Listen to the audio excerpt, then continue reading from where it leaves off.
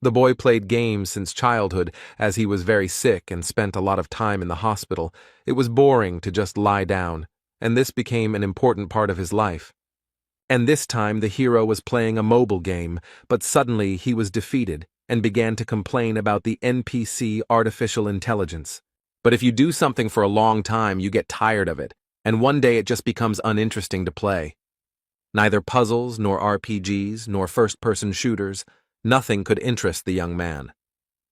The story and lore were simple and stereotypical, the system had no depth, and there were no unique games.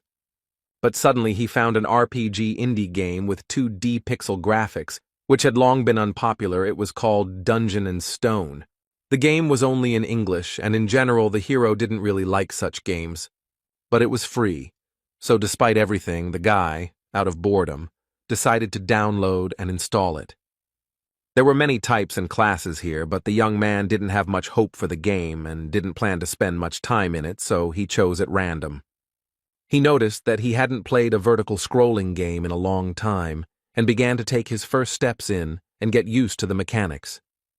So, without even noticing it, the hero spent the whole day in the game and the room began to be illuminated by the setting sun.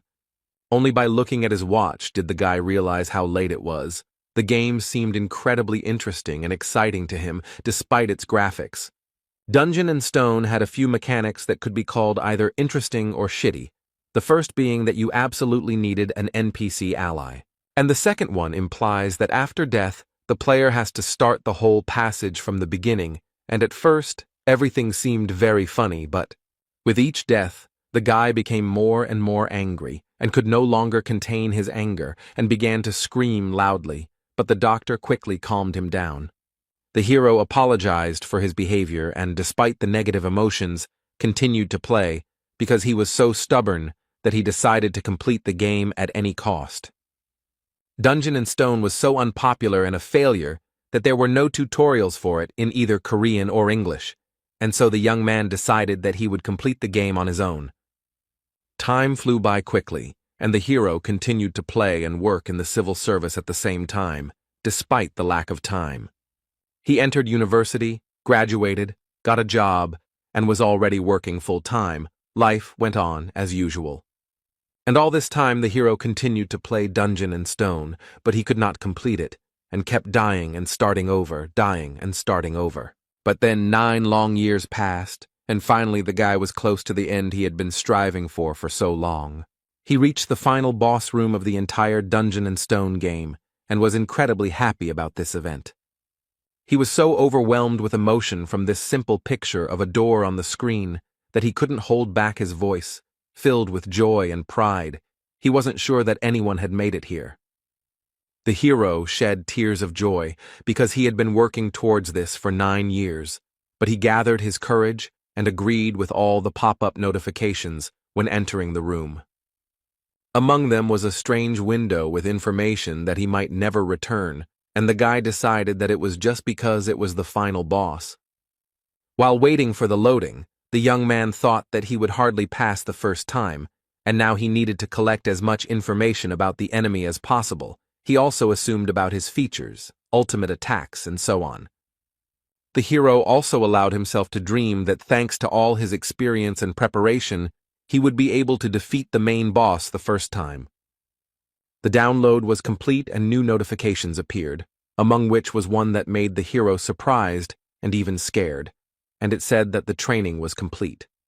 But what made him go crazy was the Korean language in the notifications, because he thought that Dungeon and Stone only had English. And he spent almost 10 years racking his brains trying to get through tons of dialogue and descriptions in English, which made him very frustrated. Suddenly, a bright light began to shine from the monitors, which blinded the hero. He did not understand what the hell was going on here. Suddenly, this light burst out from the monitors and swirled around the guy like a beam, causing hellish pain throughout his body. A moment later, the hero's body disappeared without a trace, and the rays rushed back to where they came from, into the monitors. The guy lost consciousness, but through his oblivion, he heard a voice congratulating the young fighters and saying that they would soon become real warriors, and when he opened his eyes, a crowd of savages appeared before his eyes. The hero found himself in an unimaginable situation. The darkness was illuminated everywhere, not by the usual LEDs, but by real, smoking torches. There was a crowd of wild, pumped-up barbarians standing around, wearing a variety of very primitive clothes and covered in tattoos. And some strange and no longer young, judging by his gray hair, man reads out an equally strange speech, and now he called for choosing a suitable weapon for himself. The hero was completely confused. He did not understand what kind of weapon was being talked about. He did not understand where he knew the language that the leader apparently spoke, and why the young man was here at all. The guy quickly pulled himself together and decided to sort out the situation and gather information, and the first thing he noticed, remembering the recent terrible pain, was his body. And I couldn't help but be surprised again. Rough hands, powerful muscles, tattoos, all this was extremely strange. The guy couldn't believe all this, but he couldn't think forever, because the situation continued to develop, and the leader shouted out to those who would be called to come out. Despite the complete confusion and lack of understanding of what was happening, the young man began to observe the situation because a cry was heard calling a certain third son of Vanon, Karak, and the barbarian standing in front of the young man walked forward. Standing in front of the gray-haired man, he began to quickly look around, as if searching for something. It soon became clear that the young barbarian was choosing a weapon, for he picked up a double axe and raised it upward, to which the chieftain praised his choice. And with all the power of his mighty lungs he declared him a warrior, after which he shouted the next name in the same style, only now it was Fenelon's second daughter, Einar. And then a strange thought came into the hero's head. Because he remembers something like that, this is a familiar situation for him. The young fighters choose their weapons and are recognized as warriors, the boy thought as the ceremony continued. And with the leader's words about blessing Raphonia, it was as if a city from his fantasies and memories appeared before his eyes. An incredible guess pierced the guy's head, his pupils narrowed, his breathing became intermittent, and cold sweat appeared.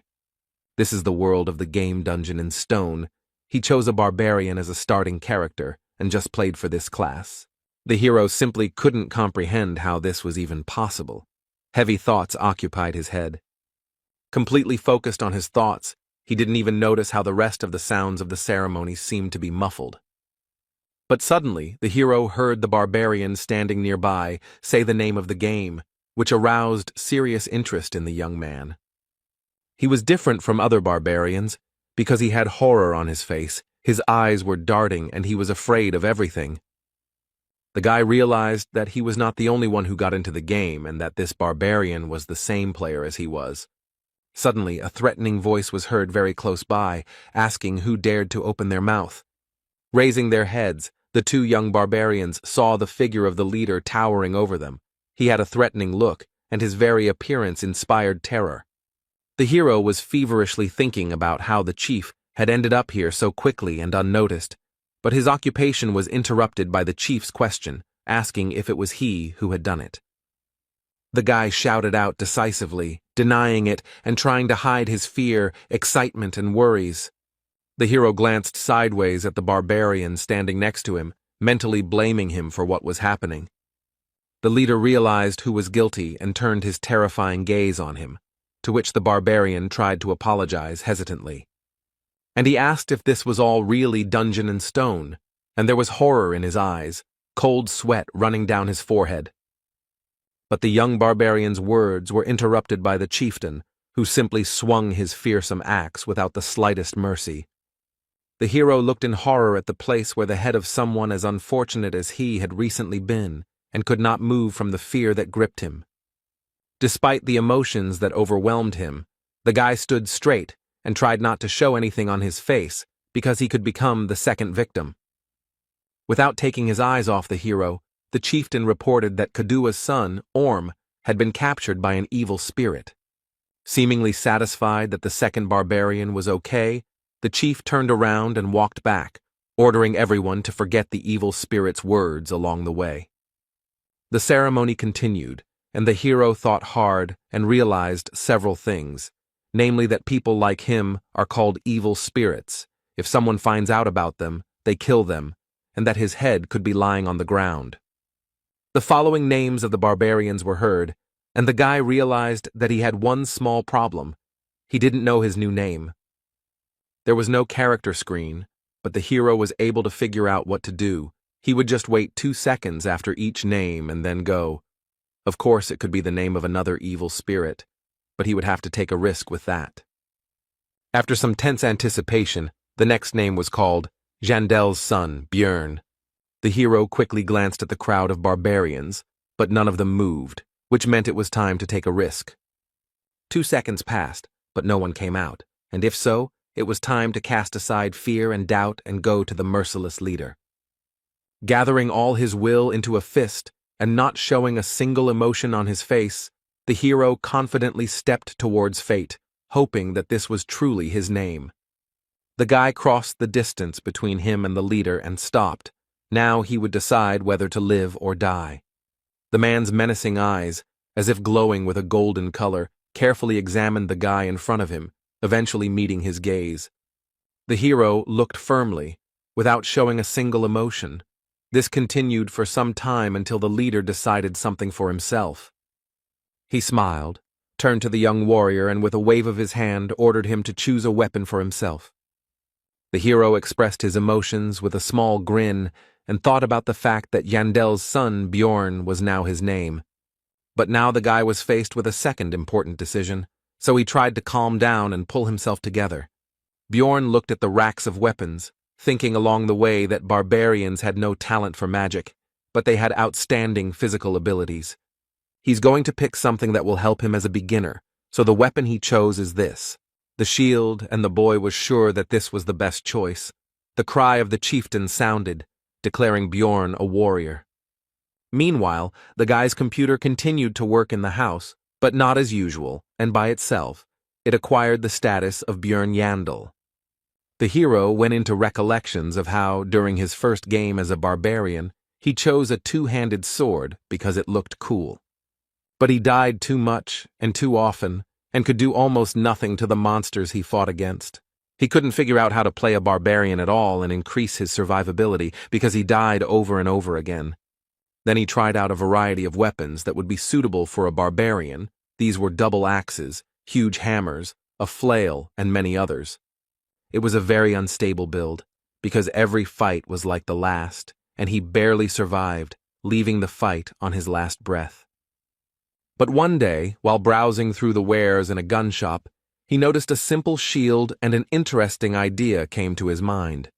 And the barbarian should definitely be a damage dealer, because they are tenacious and strong, and although dwarves are better suited as tanks, his class also has everything needed for this role. The hero didn't like this fighting style because it required training, but he didn't want to waste time, so he decided to try it. And surprisingly, with such a strange build as a barbarian with a shield, the guy managed to fully implement this playstyle in a serious fight with one of the bosses, a basilisk, and defeat him. And although in reality the graphics and dry lines of what was happening on the screen were not at all impressive, in the player's head all this turned into an epic battle with a huge monster.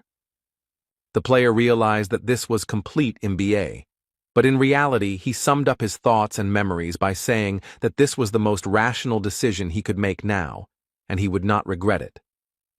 Björn was brought out of his thoughts by the loud voice of the chieftain, who ordered the gates to be opened, which the adult barbarians immediately began to obey.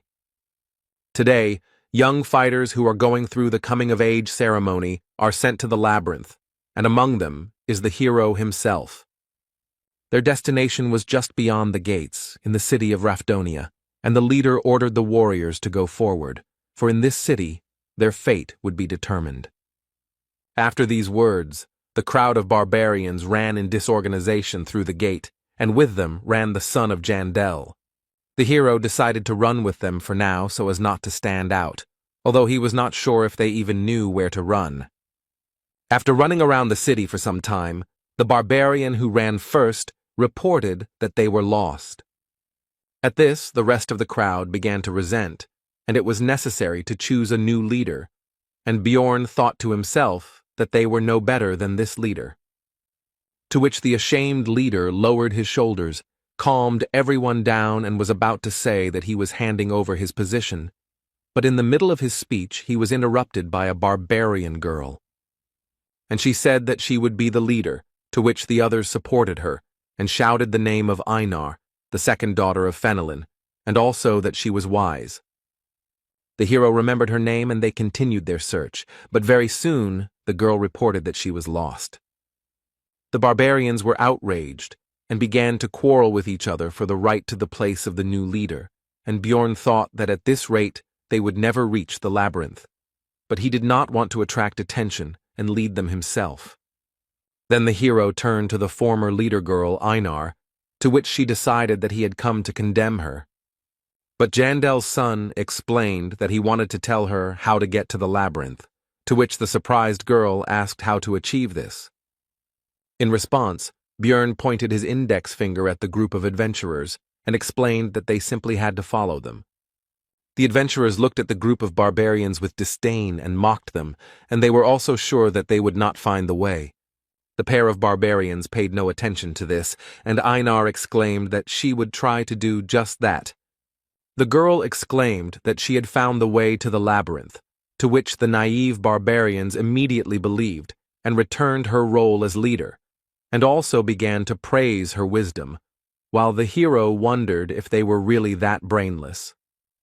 Soon, following Bjorn's advice, the group actually reached the entrance to the labyrinth, and a huge crowd of various intelligent beings had already gathered there.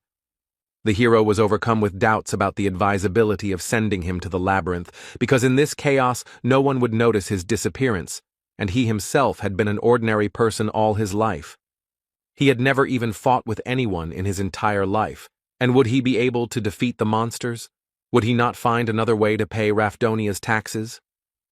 Taxes are one of the strange systems of Dungeon and Stone, the essence of which is that upon reaching 20 years of age, each resident must pay money to the state, but the peculiarity is that if you do not pay, you will be executed. There are several ways to earn money. The first is by fighting various monsters in the labyrinth. The second is to go to work in the most ordinary positions, for example in bars or somewhere else, but the hero will have certain problems with this. He is a barbarian, and in this world, barbarians are not preferred for employment and are generally viewed extremely negatively. Because of this limitation, at the beginning of the game, the barbarian, unlike other classes, immediately receives a weapon. If not for this, Bjorn would not have to fight monsters. The entrance to the labyrinth is closing soon, and you need to think faster, because you can only get inside once a month, and if you don't go now, you'll have to survive here for another month, which, given the difficulties with earning money, will be difficult. Even if he survives this month, he will be in terrible condition, so he needs to leave right now, but his legs won't budge because this is not a game, and his life is at stake. Suddenly the same Einar turned to Bjorn.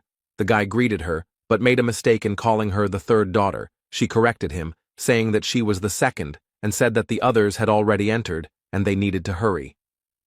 The last adventurers, except for a couple of barbarians, were already running through the portal, and the man next to him said that it would close in 5 minutes, while the guy noticed that the passage was getting smaller. Bjorn told Einar to go ahead, and he followed her, but she stopped to thank him for his help. The girl also wanted to ask what she needed to do to become as wise as he was, because she had never seen such wise barbarians and wanted to become the same. Bjorn thought that she would have to be reborn for this, but decided to give a vague answer and said that before doing something, you need to think first. In response, Einar said that if she returned from the labyrinth, she would thank him, but the hero seized on this reservation and realized that, unlike in the game, barbarians are also people and can be afraid of death. Putting on a serious face, Bjorn asked the girl if she was afraid of death, to which he received a rhetorical question about whether this was abnormal. Einar immediately continued that she was afraid, but she was born a warrior and would die if she did not fight, and the hero realized that he was in the same situation and would have to fight to live. The girl decided to say goodbye with words about how they needed to survive and meet again, and the guy thought that this is why barbarians learn to overcome their fear, and they are incredible. He took his shield in his hands and began to gather his courage, and also mentally shouted that he was now also a barbarian. A warning sounded that there was 1 minute left before the labyrinth closed, and the hero immediately took off at an impressive speed. Bjorn is afraid, but he has no other choice. He has not only the body of a barbarian, but also the mind of a dungeon and stone player who has raised thousands of characters, and with this knowledge he will definitely survive, he thought, running into the labyrinth. Having run into the ever-shrinking passage, the hero found himself in a place completely devoid of light, and did not understand where he was at all. Standing in the darkness, Bjorn reflected that he was an expert in the world of dungeon and stone, and he came to this conclusion for a simple reason. Because the body of a mighty barbarian was combined into it, with his strength, durability, and so on, he has a good advantage, and knowledge of 9 whole years of playing for different classes and builds, which gives simply a huge amount of information. Bjorn tried to make out at least something in the pitch darkness. He hoped that his eyes would soon get used to it, and at least something would be visible. But no. In the game, on the first level, in the crystal cave, there were crystals on the walls that gave off enough light that torches were not needed. Suddenly the hero remembered that on the first level there was a location with no light called the Dark Region. But in the game, this is not the starting location. But since this is the real world, then nothing can be guaranteed. And even in such places, you can end up at the very beginning. In the meantime, you can finally try to call up the characteristics window or something similar, which is what Bjorn did, starting to pronounce various terms, from inventory to daily log. But, as expected, nothing came of it, which did not stop the hero from beginning to resent the injustice of life. There was no point in standing, the barbarian decided, and began to move, but due to the darkness, progress was extremely slow.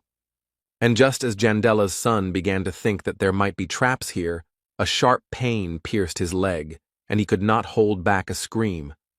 But the next moment, Bjorn began to hold back his moans, and tried to calm his emotions and ignore the pain. Goblin, this is a monster that uses traps on the first level, and it may be nearby. After these thoughts, the hero began to carefully look and listen into the darkness. He could have gone somewhere, and the barbarian would have been lucky, but such thoughts are extremely dangerous, and if he is not sure of the situation, then he needs to assume the worst possible outcome. If his trap is here, then its owner is nearby, and if he hears my scream and sees that I am caught in the trap, he will wait until I weaken from blood loss. Since this is the situation, then you need to do what is necessary, Bjorn thought, and began to remove the trap from his leg. He also noticed that it was smeared with a paralyzing poison, and if he had been given normal boots and not sandals, then everything would have been easier. But in any case, it's useless to think about it now. You need to quickly get out of the trap and be ready for battle.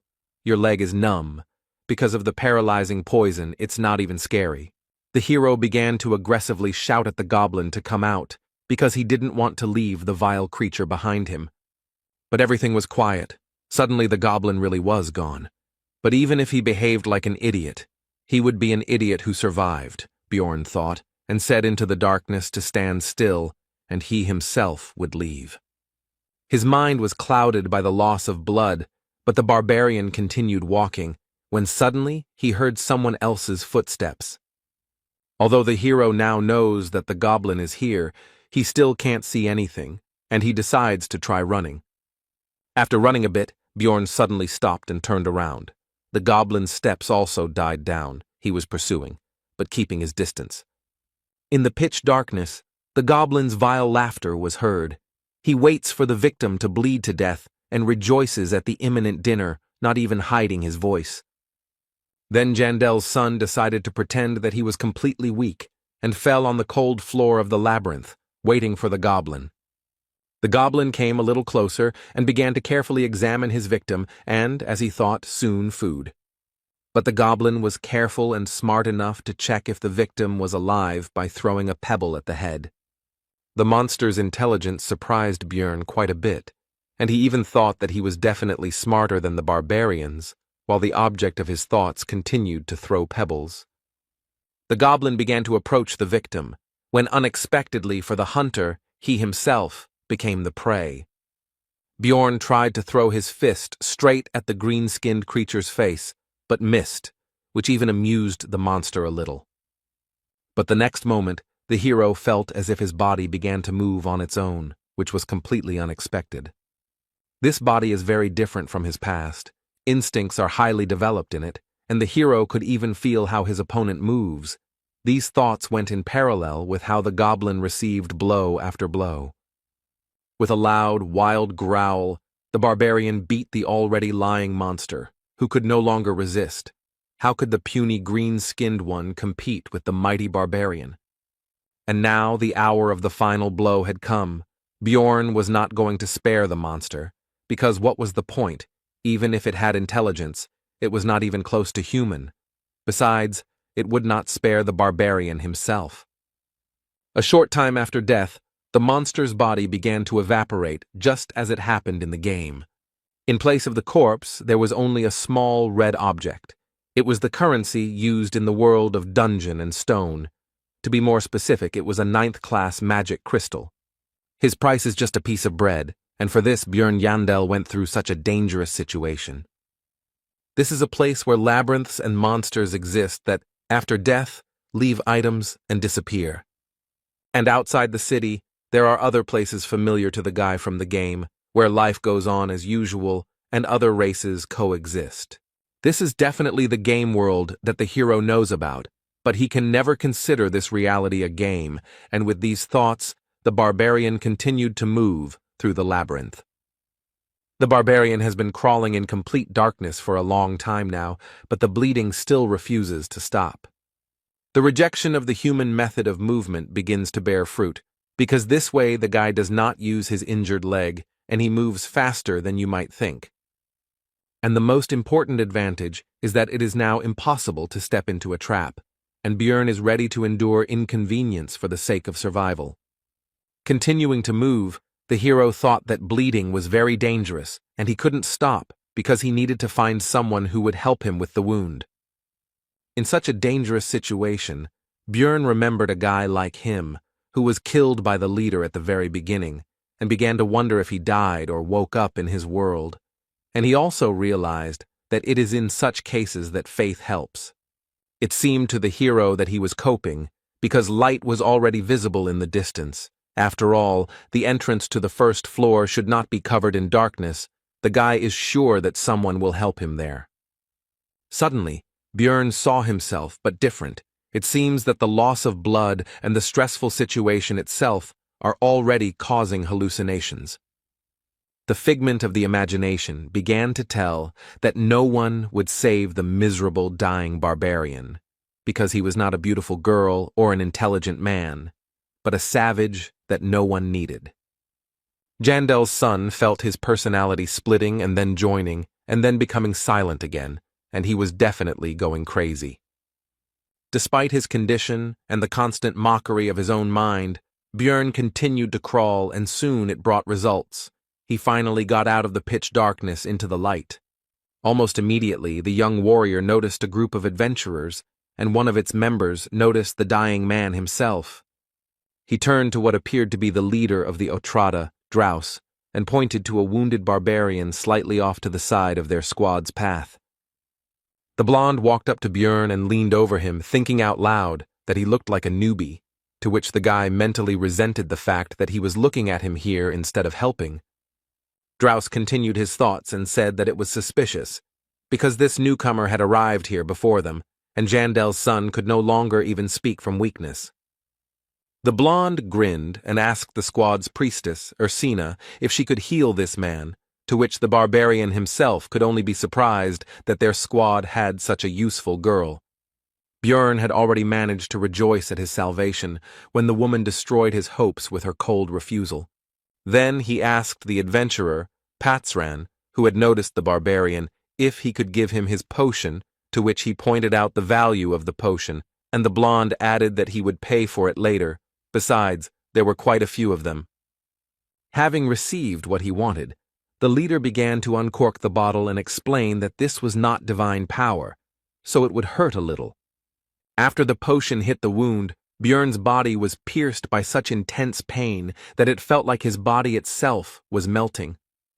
After some time, the pain went away, and the wound on his leg was gone, the weakness almost receded, and the hero began to rise from the floor.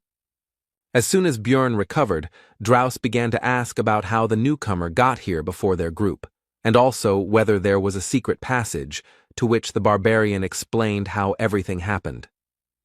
The blonde began to think out loud about the fact that once every few hundred years, due to spatial instability, there is a chance to end up in the dark region.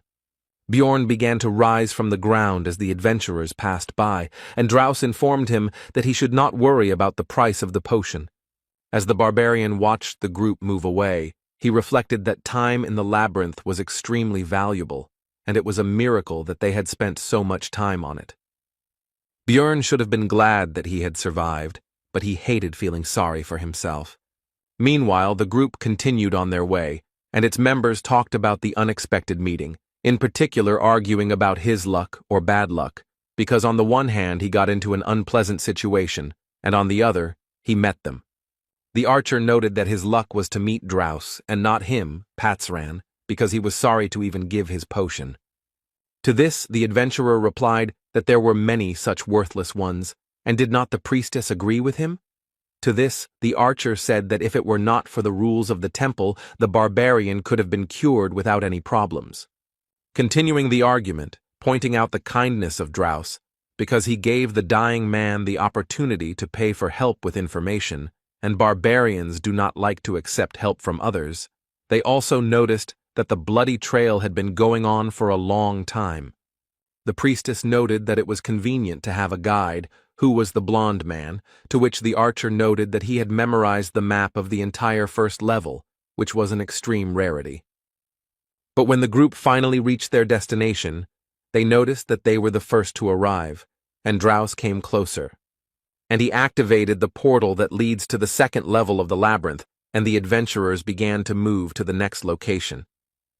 But the archer made everyone pay attention to the sandals of their recent acquaintance and the trap nearby.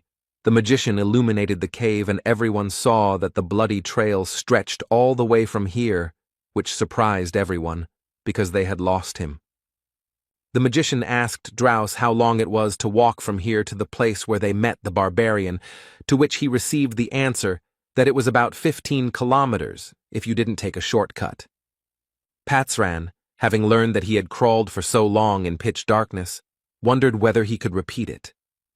He also remembered that the barbarian had then pulled his magic crystal towards them, which he carried with him all the time, no matter what.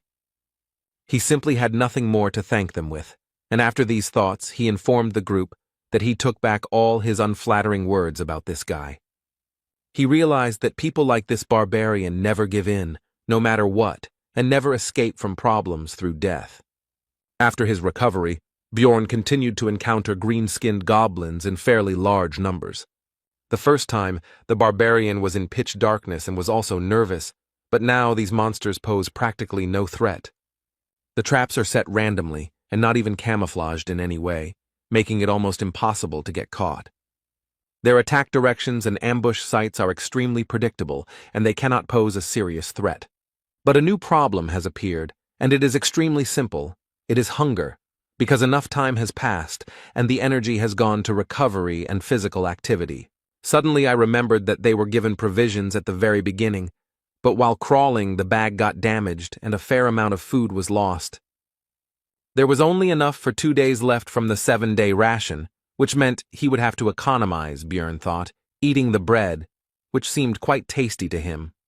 Only the first problem, the need for food, was more or less solved, as I wanted to drink, but this will be more difficult. Dungeon and Stone only had a hunger system, which worked in the labyrinth, and it had no information about water. But this is not a game, but the real world, and since they were not given water to take with them, it means that there must be natural springs somewhere, and the hero went in search of them. After some time, Björn heard the sound of water and went there, where he met a lonely adventurer resting. It was the first time he had met anyone outside of that blonde guy's group, but in the labyrinth there was an unspoken rule not to interact with others unless absolutely necessary. Having quenched his thirst, Björn decided to count the crystals he had obtained from the goblins, of which there were 44, which turned out to be quite a good haul for him. And now, the third problem has arrived, also connected with the needs of the body, namely, the need for sleep. And there are two ways to rest in the labyrinth. The first is to simply go to bed and hope for luck. The second is to find people who can protect you in your sleep. In other words, temporarily unite with someone.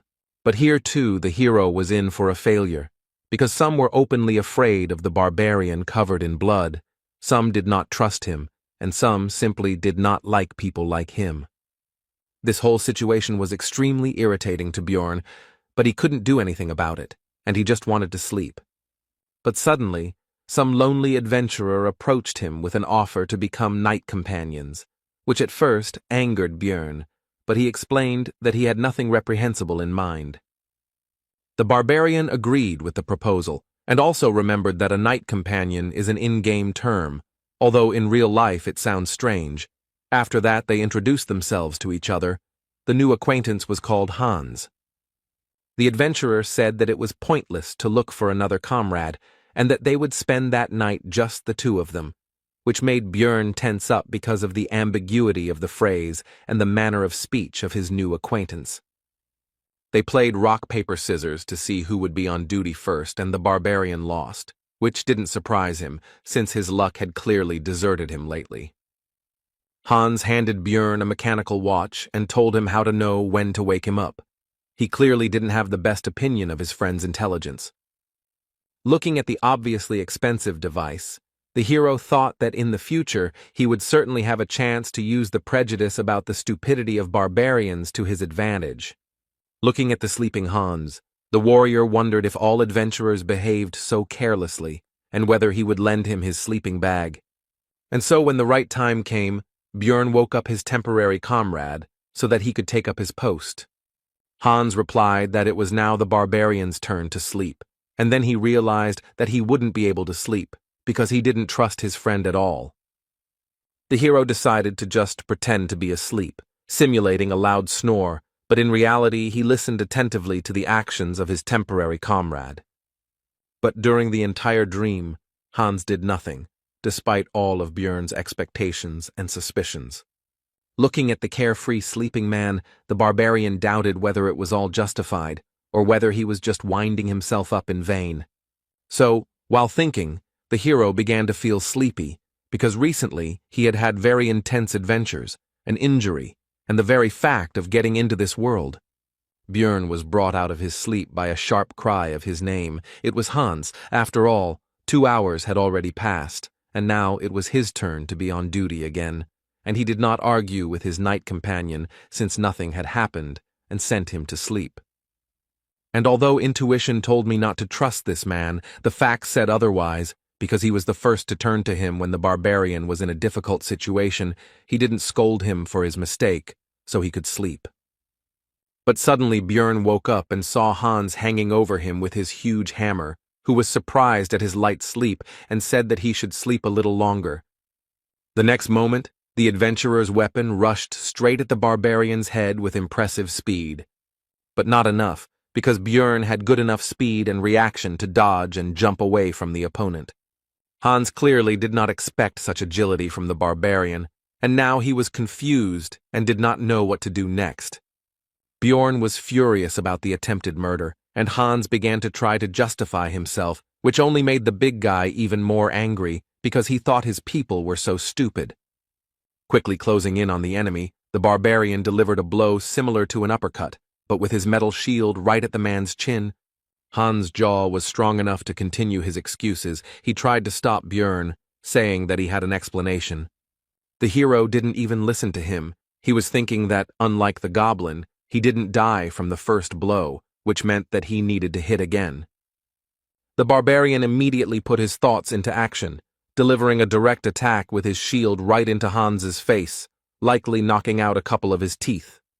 He flew away from the force of the blow, but before he could recover, the terrifying figure of Björn appeared in front of him, the mere sight of which made him lose all will to fight. Hans began to beg for mercy, but the hero was not concerned with these screams. He was interested in the reasons for this vile attack in his sleep. The man began to explain that he needed magic crystals, and the hero could not believe that they tried to kill him for this. Seeing the distrust in Björn's eyes, Hans continued that he also wanted to take the shield, since the barbarian's equipment was considered to be of very high quality and was quite expensive. The hero decided that this man was hiding something else, and decided to loosen his tongue by kicking him in the head. Putting his foot on Hans's body, Björn threatened that this was the last chance to tell the truth, but he decided that this was not all, because in the world of Dungeon and Stone, killing an adventurer is a serious crime. Then the would-be assassin confessed that he also needed his heart, the barbarian's heart. They sell for a good price, and he heard that it was an ingredient for some new spell. Then Björn realized that for this man he was like a goblin, just a very difficult but also valuable prey. The barbarian also learned that Hans had not attacked the first time only because he also wanted to sleep, and the former knight companion asked that since he had told everything, would they forgive him. At first there was a few seconds of silence, and then Björn explained that he would probably meet more people like him later, and he was not going to forgive anyone. These were the last words that this man heard. 2 days had passed since entering the game. Despite his first kill, the hero tried to find some positives. Among them was that he received new equipment. These were shoulder pads, a backpack, a hammer, and leather boots. In his backpack he now carried a flask of water, a compass, that same watch, bandages, and potions, and he got all of this by killing a man, which did not improve his mood, but he himself was to blame. With the new weapons, it became much easier to kill goblins, and during the fight, the instincts of the body took over, which on the one hand felt like being in someone else's body. On the other hand, it made it easier to fight. It's already the second day of the labyrinth's life, so the goblins began to appear in pairs, but the hero also became stronger thanks to equipment and some experience. Also, the young warrior's progress became much faster than before, which could not but please. But there was one serious problem among this news, because he had not slept for a long time, and this threatened significant problems, and remembering the previous experience of searching for a comrade, the hero decided to sleep alone. But as soon as Björn began to fall asleep, these green-skinned people appeared, which irritated him greatly, as a result of which they lost their lives. Then the barbarian tried to kill all the goblins in the area, hoping that they would not appear again, and fell asleep. He was awakened by a sharp pain in his chest, and opening his eyes he saw a monster in front of him who plunged a dagger straight into his body. But the green-skinned man did not rejoice for long, because he received a fist in the face and died instantly. His friend, seeing the fate of his comrade, hastened to flee, and the barbarian did not even have the strength to pursue the fugitive. Reflecting on the fact that due to overwork, he did not notice the danger at all, the hero decided to use a healing potion, which brought even more suffering than the injury itself. It's been 14 hours since the meeting with Hans. At this time, the adventurers begin to look for companions for the night, which Björn decided to do, but now he decided to look for a fellow barbarian, because only he can be trusted. This time, other groups of adventurers also invited him to join their company, and at first, the hero, due to exhaustion, did not understand why. He refused everyone and explained that he was looking for a relative, and he also understood the reason for such hospitality, simply and trivially. With new equipment, he looks not like a tramp without one sandal, but like a completely reliable comrade. One of the people I met explained that it would be difficult to find a barbarian on the first level of the labyrinth, because all of them, 3 to 4 months after the ceremony, go to the second or higher levels, and it is difficult to meet young ones. Then the hero decided that since he couldn't find his relatives, he would look for representatives of other races. For example, elves who kept their promises, or dwarves who were as lively as he was, but not people. They wouldn't attack other adventurers, blinded by the thirst for profit, Björn thought, and after an hour of searching, he was lucky enough to find the elf sitting right on the floor of the cave, with a bow and quiver lying nearby. The barbarian asked the elf if she was alone, to which he received a tense silence, She was clearly afraid of the big guy who had suddenly appeared. Björn also noticed that the girl was wounded in the stomach, and it did not look like the damage was caused by goblins, so he asked if a human did it. The elf suddenly fell to her knees and asked for mercy, which greatly stunned the hero. Her eyes began to water, and she continued to beg for him to let her go, and also said that she had a little brother at home. Björn just stood there the whole time, thinking that in the game all the elves were very cold and very different from this representative. In order to calm the elf down, the hero tried to smile kindly, which clearly didn't work out, and on the contrary, he scared her even more, and even added that he didn't plan to kill her, as if an even worse fate awaited her. The next moment, the girl burst into tears and began to say that she knew that the warrior opposite her was a barbarian, but he did not have to kill her.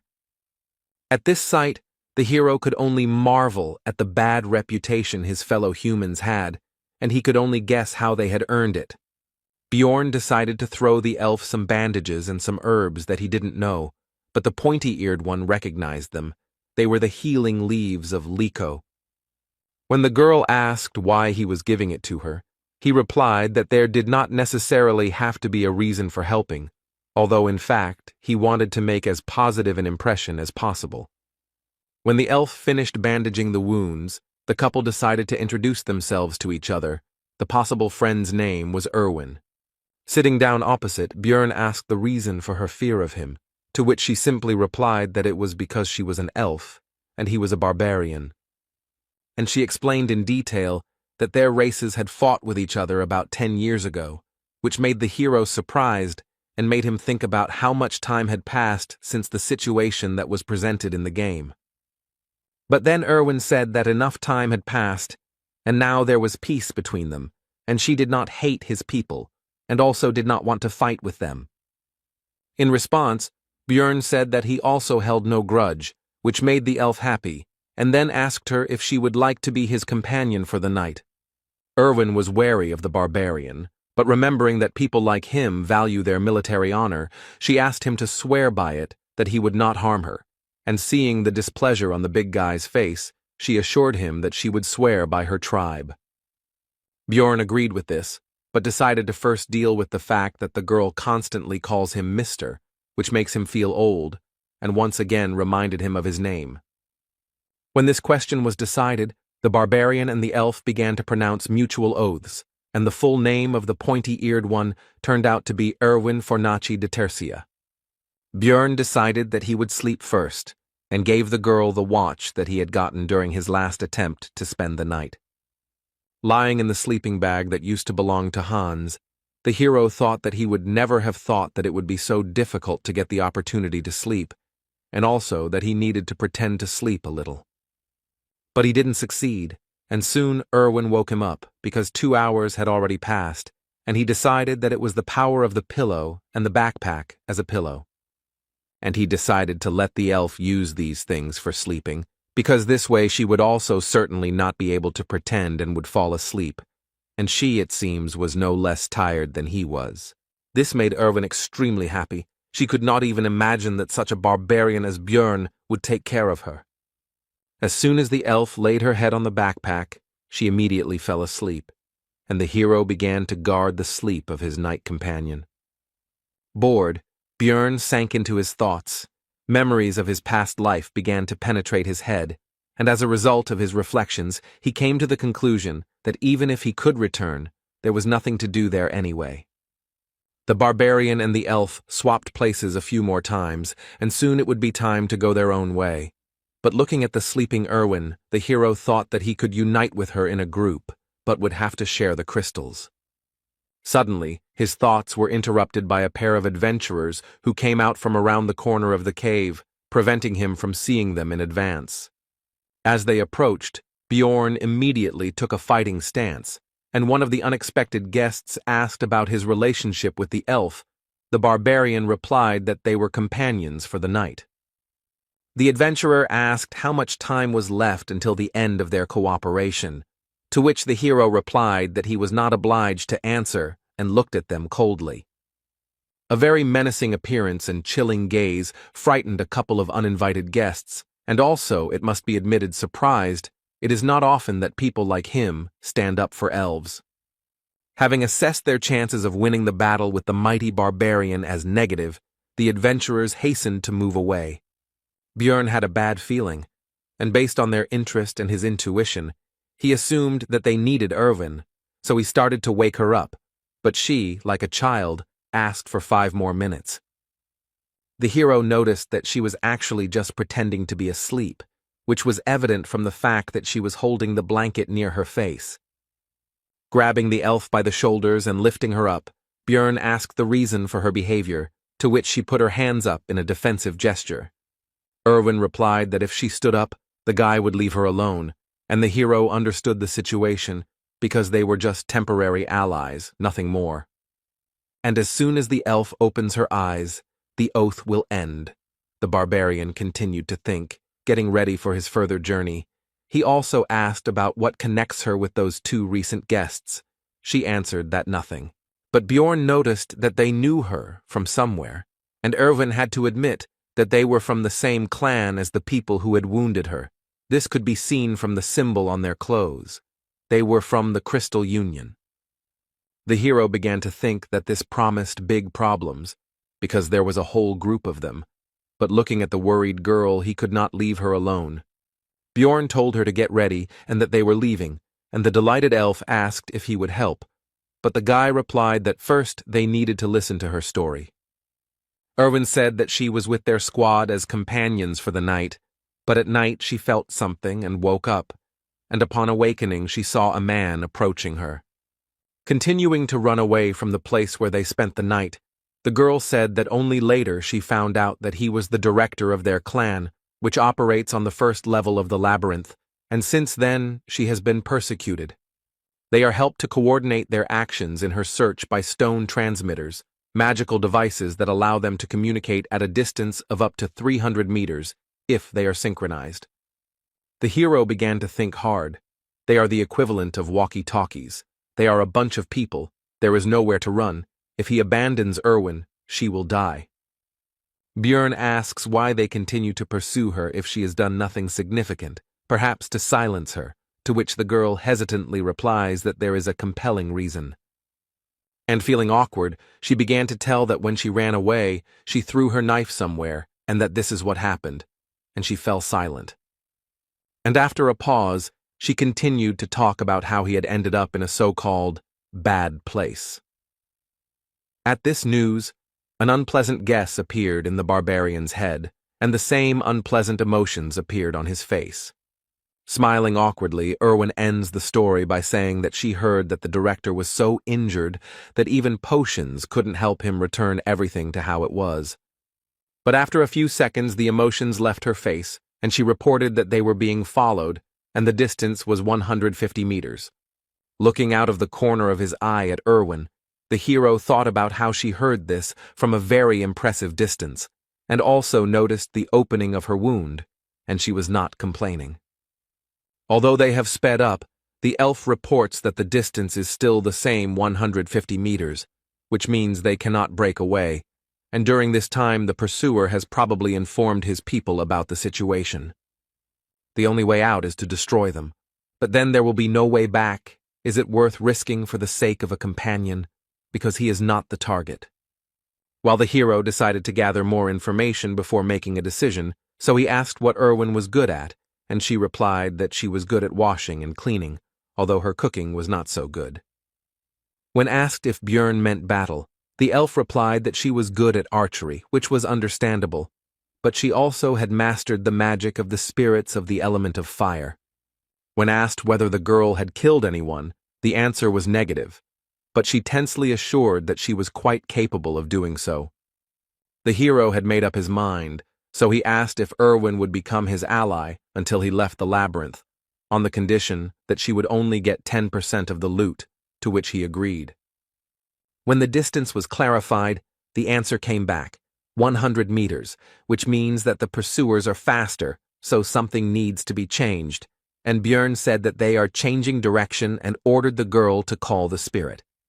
The fiery spirit illuminated their path to where the hero did not expect to return so quickly, to the dark region, and as soon as they had gone deep enough there, An order was given to cancel the summoning, after which they were left in the darkness. The pursuer had his own source of light, which left him in plain sight, but he could no longer see those he was pursuing, so Erwin gave a short order to shoot. A moment later, an arrow, torn off the bowstring at great speed, pierced the enemy's head and got stuck in it. No one can live with such injuries. The barbarian tried to cheer up the elf after the first kill. Coming closer, Björn picked up the stone transmitter, after which he began to listen to the negotiations of the opponents, from which he learned that in connection with the loss of the man they had killed, everyone was ordered to gather in the goblin district. The barbarian had hoped for a decent haul, but received only a bag of crystals, 2 knives, and 1 potion from his belt. And also, plus the leather armor that Erwin took for herself, because it's better than what she had before. When Björn asked how to use these stone transmitters, the elf replied that there should be a button on the side. Soon a voice was heard from the magic object, telling that one of them had been killed by a barbarian and a pointy-eared one, and a reward of 1,000 gold had been announced for the latter. This news did not please Erwin at all. Rather, on the contrary, it caused feelings of fear and uncertainty. Björn, however, did not lose his head, ordering the spirit of fire to be summoned, because they would be moving through the darkness to go to the 2nd floor, which surprised his companion. Erwin hastened to clarify that the level they are at now and the next one are fundamentally different. The barbarian explained that they would succeed, because they were a great couple, and continued mentally in game terms, a tank melee and a damage-dealing archer. Besides, in any case, it would not be possible to earn much here. But Erwin doubted it because this was their first trip to the labyrinth, and she made a comparison that they were running from goblins to end up in an orc's lair. But the conversations coming from the stone transmitter about what the clan fighters would do to the elf if she was captured made the girl decide that it would be better to go to the 2nd floor than to stay here. While moving through the dark region, or alternatively known as the Goblin Lair, the pair talked about how to get to the 2nd level, and Björn told them that on the way north, they would definitely come someday. After all, based on his knowledge, the dungeon is designed in such a way that by continuing to walk into the darkness, you will reach the portal in any case. Soon a goblin trap appeared on the couple's path, which Erwin immediately noticed thanks to her excellent eyesight. Based on the fact that they encountered the trap quite late, Björn decided that he was unlucky to encounter it at the very beginning, and while the hero was lamenting his failure, his companion said that she would disarm the trap. The barbarian called out to her and told her not to use the fire spirit for this purpose, to which the elf agreed with an uncertain look, inwardly surprised at how he knew about her plan. As soon as the girl came closer, those who had set the trap jumped out of ambush. The monsters decided that she would be an easy target. But they were wrong, and a moment later an arrow pierced the head of one of the greenskins, causing him instant death. The 2nd goblin tried to strike with his claws, paying almost no attention to the death of his kinsman. But the attack was unsuccessful.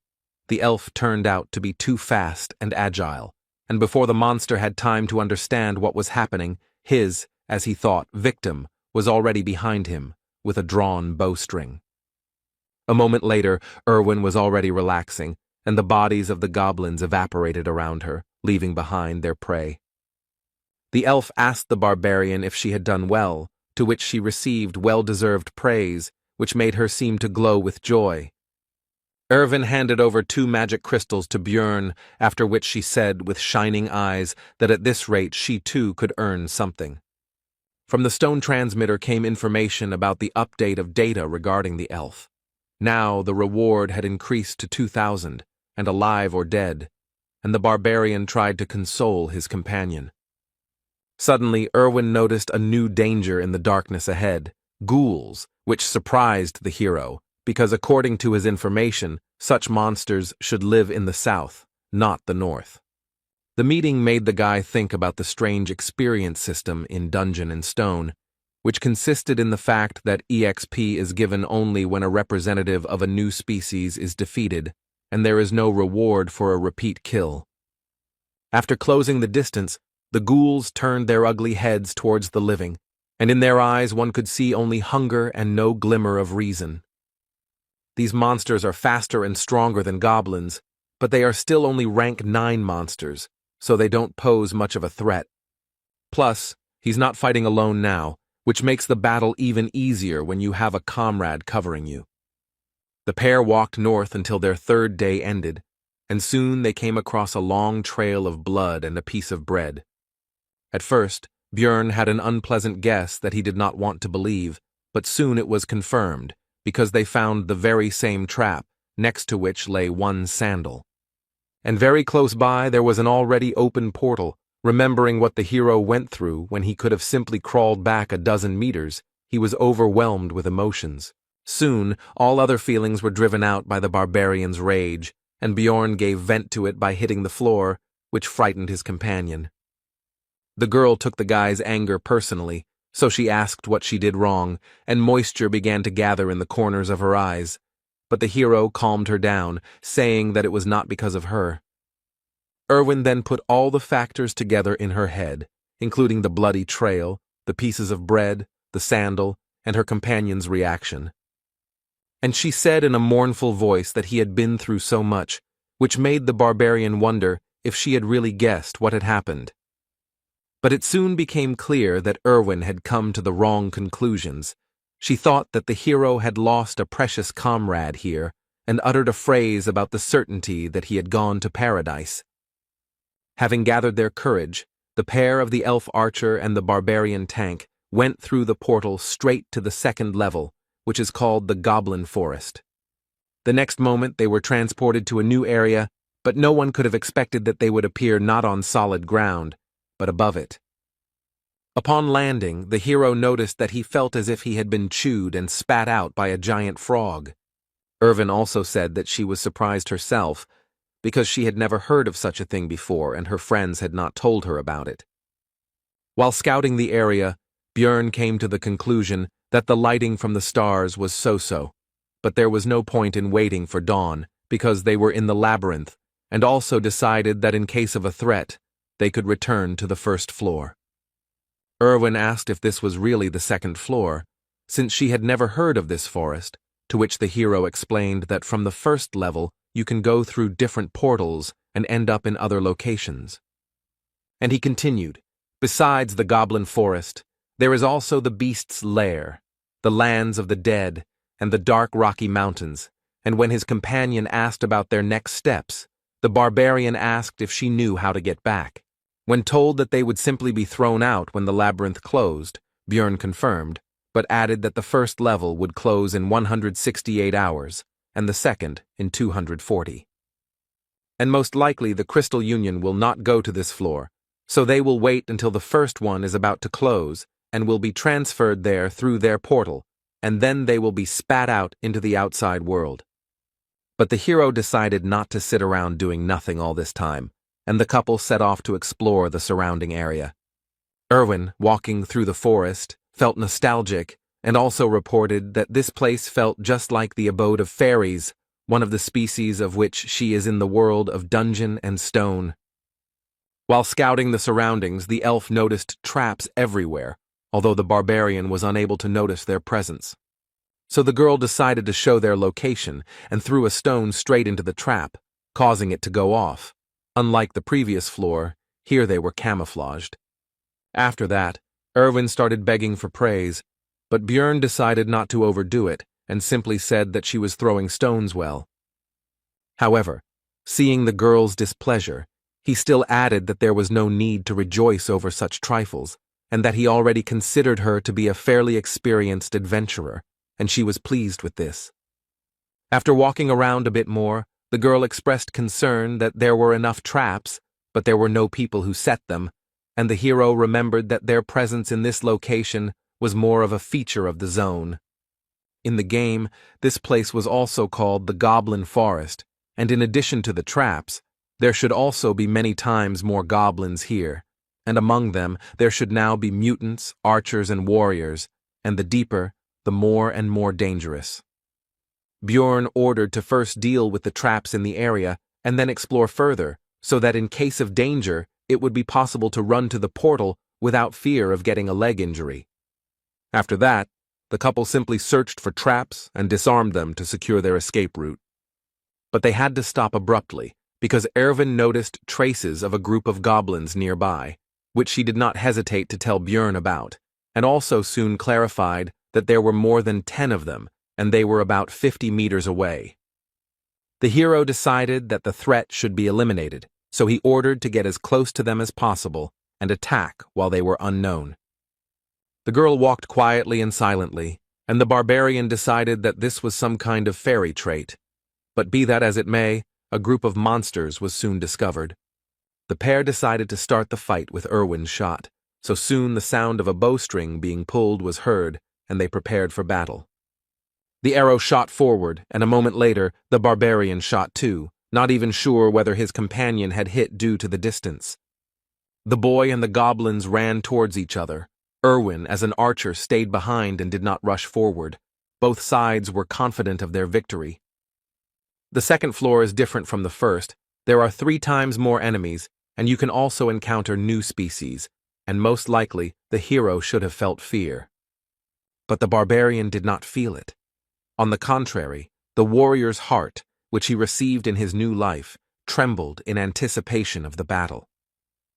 With a loud battle cry, the hero burst into the crowd of greenskins and began to scatter them in different directions.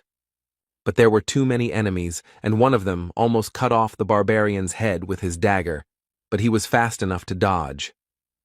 And Björn jumped back, thinking about the situation, because if he had been a little less agile, his head would have flown off his shoulders. The enemy has the advantage in numbers, and injuries would be inevitable if he were here alone, but it's good that he has an ally. To prevent the goblins from running to Erwin, the hero began to shout loudly, attracting the attention of the green-skinned shorties. It was time to finish. From defeating the group of goblins, 11 magic crystals were obtained, which was quite good compared to the first floor. After all, Björn earned about 44 in a whole day, and although he wanted to take the armor or weapons, they dissolve along with their bodies. The barbarian decided to give Erwin 2 crystals, because those that fell from the goblin warriors were more valuable, which made the girl happy. After which he ordered them to move on, because he was impatient to see the results of the whole day's monster hunt. As the pair went 3 kilometers into the floor, groups of goblins began to appear every 5 minutes. This time they had a new type of enemy with them, a goblin archer, whose specialty, among other things, was camouflage, with the help of which he could disappear right before your eyes. The barbarian and the greenskins rushed towards each other, because even though the shooter would make things more difficult, he would not lose. While the battle was going on, the archer took an advantageous position in the bushes and began to aim at the hero, and now the right moment for the shot arrived. But thanks to the excellent reaction of the new body, the guy managed to notice the arrow flying straight to the target. At the last moment, Björn was able to dodge the dangerous projectile without receiving any injuries, after which he began to search for the shooter's location. The goblin realized his mistake too late and could no longer hide, so he was killed with one powerful blow of the hammer. After 15 hours of continuous fighting, both were very tired, so they finally decided to rest. This time Björn was the first to take up duty, because despite the fact that they were very well prepared, the elf could not boast of the barbarian's endurance. It seems that it has already become a tradition to reflect on duty, and this time the hero did not break it. They hunted for 15 hours and earned more than they could have dreamed of on the first floor. But the further they went, the more often they encountered other adventurers, who not only often had numerical superiority, but also included different races. Adventurers are much more dangerous than goblins, especially now that the guy has someone to worry about. Björn said out loud his thoughts that the biggest problem was that he was very beautiful, which embarrassed, in fact, only the girl who was falling asleep. In the following days, the couple actively hunted goblins to earn crystals and gain experience. Together they rested from physical activities and protected each other's sleep from monsters and other possible dangers. So the 6th day of their stay in the labyrinth passed, and the 7th came. The couple decided to get out of here because there were only 2.5 hours left before the first floor closed. They were both very tired these days, but it affected Irwin especially strongly. She already dreamed of going to bed immediately after returning. Soon they came across a group of goblins on their way, and despite their fatigue, the adventurers decided to fight their opponents.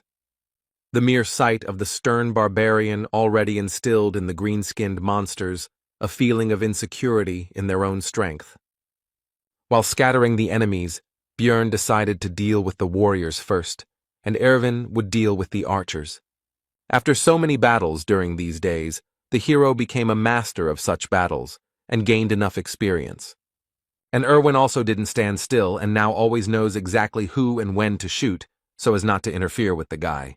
Although there were 2 archers among the goblins, not a single arrow flew towards the barbarian, and the enemies were already defeated. The pair had already worked together perfectly. The time it took to kill goblins had been significantly reduced, and looking at Erwin and noticing how much she had grown in recent times, Björn even began to feel proud of her.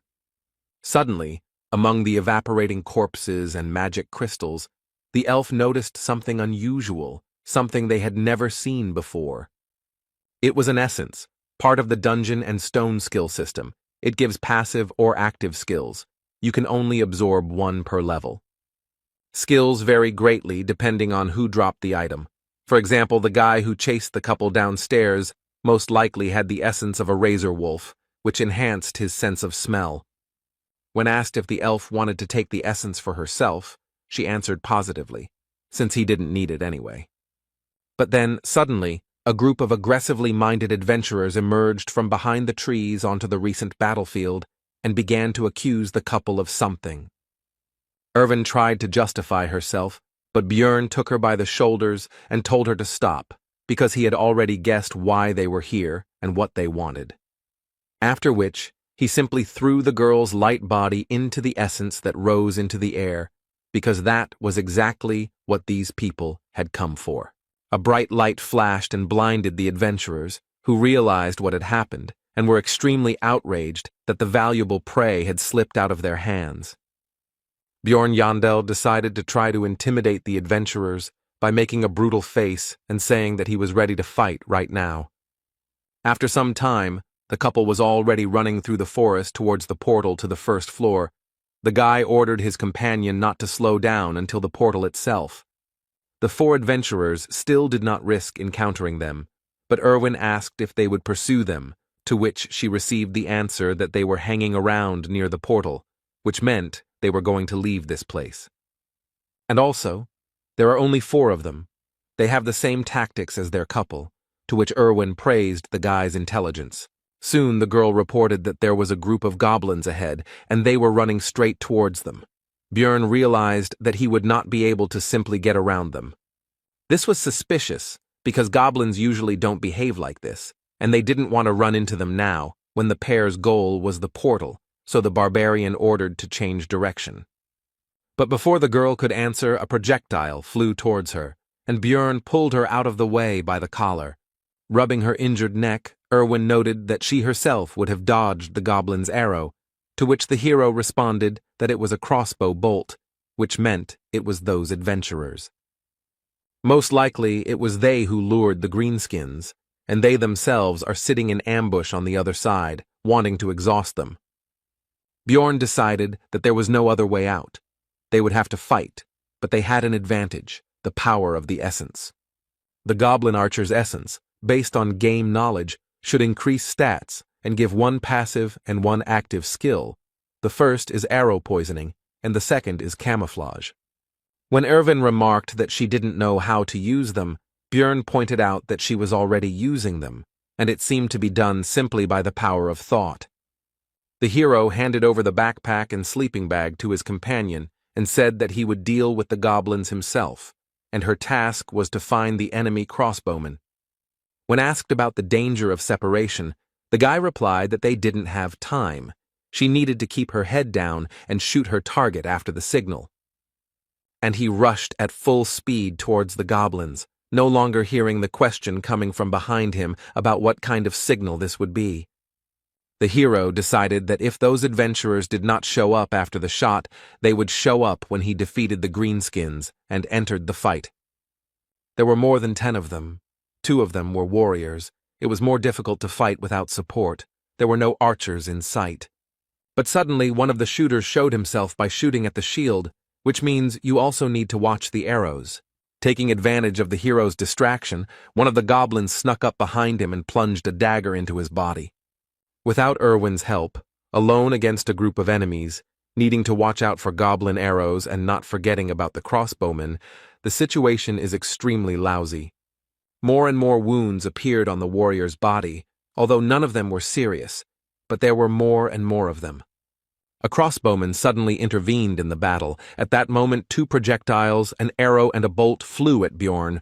Both could not be blocked, and there was no way to dodge. The hero decided to defend himself from a more powerful crossbow shot, and he will have to take the goblin gift on his body. The arrow pierced right into the elbow, and it also turned out to be poisoned. Now one arm is not working, which means I will have to choose what to throw. The hero decided to leave the shield, because although it would be easier to kill goblins with a hammer, the real threat comes from the crossbowmen, and without a shield it will not be possible to defend against a bolt. The battle with the greenskins became even more ferocious and difficult, but despite the advantage they had gained, the monsters could not win. Very soon, there were only a few goblins left, and they decided to run away. This man had instilled fear in their little hearts. As soon as the battle was over, how did the adventurers who had been watching the hero's battle all this time show themselves? The crossbowman was not with them, the barbarian noticed, and their leader began to ask about Erwin's whereabouts. But the hero was not going to answer and simply said to attack. There was nothing else left anyway, because he was not going to give up. The adventurer gave a speech about how, although the barbarians had a lot of energy, this representative of theirs already had enough wounds, and now they would defeat him and find out where the elf had gone. Finally, the leader said to imagine that they were fighting a huge monster. The group rushed towards the hero. Choosing a unique gesture for this world, suitable for giving a signal, the guy decided to raise his hand higher and put out his middle finger. Seeing the suspicious movements, the adventurers became wary and stopped, and the hero wondered whether Erwin had understood the signal. But in any case, it doesn't depend on him, and all that remains is to trust his companion, thought Bjorn, making a dash towards the enemy. He met his onslaught and blocked the blow, but realizing that he would not be able to compete in strength with the barbarian for long, he called his comrade for help. An elderly man with a katana named Elias intervened. He drove the hero away with a blow from which he had to move away and break the force contact. But despite the less than ideal situation, Bjorn could not retreat, because in order to help Erwin, the enemies needed to be distracted. So the son of Yandel entered the battle against the 3. But everyone had to turn away from the battle because some kind of projectile was flying towards them, and no one knew whether it would be a crossbowman's bolt or an elf's arrow. The above-mentioned projectile would have hit one of the adventurers, if not for the shieldman, from which it was concluded that it was Erwin. The warrior with the shield shouted to his comrades to focus on the barbarian, and he himself would protect them from the arrows, and the hero realized that this was his original plan, and that was why he almost did not interfere in the battle. And since you can no longer count on help from Erwin, it's enough that she practically took one of the 3 enemies out of the battle. You need to win yourself. But despite the barbarian's strength, the battle was not in his favor. His opponents were noticeably stronger, more skilled, and more cunning than some goblins. The hero decided that in order to win, he would have to sacrifice something, and perhaps by exposing his non-working hand to the blow, he would be able to incapacitate the red-haired leader of the squad. He succeeded. Elias's blow failed to penetrate deeply into the barbarian's muscles, but the guy's target received a powerful blow to the face from the shield. Taking advantage of the moment of vulnerability after the blow, the older man attempted to cut the hero in half with a downward swing of his katana, but Bjorn was able to dodge. Elias was extremely surprised that such a mass of muscles could move so quickly, although he seemed like a clumsy brute, and froze in surprise. Erwin tried to take advantage of this, but the shield man covered his comrade and urged him to be more attentive and not get distracted. But this arrow turned out to be a trick. The elf was counting on the warrior taking the shot, because this arrow carried fire magic, and now the wooden means of protection would soon burn out. Erwin's next attack pierced the shoulder of his opponent, who was now unable to hide behind his shield, while Bjorn was thinking about how extremely skilled his archer was. The situation on the battlefield changed dramatically, and now the scales tipped in favor of the hero, although victory was still far away, because the red-haired man was already recovering from the blow to the face. The adventurer decided to deal with the elf first, and the barbarian could not stop him, so he only believed in his companion. The fight continued, and in an instant Elias opened himself up for a strike, which Bjorn couldn't help but take advantage of and tried to strike.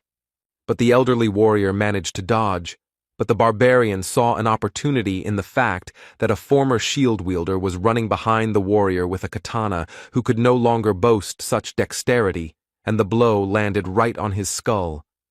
Now they were left alone. The other driver was unlikely to get up. Bjorn was thinking about the fact that Elias was very strong, and it was unclear how he ended up on this team. They fought each other. In this battle, the fury and strength of the barbarian met with the dexterity and technique of the swordsman, and no one gained the upper hand. They were worth each other, although they were almost complete opposites.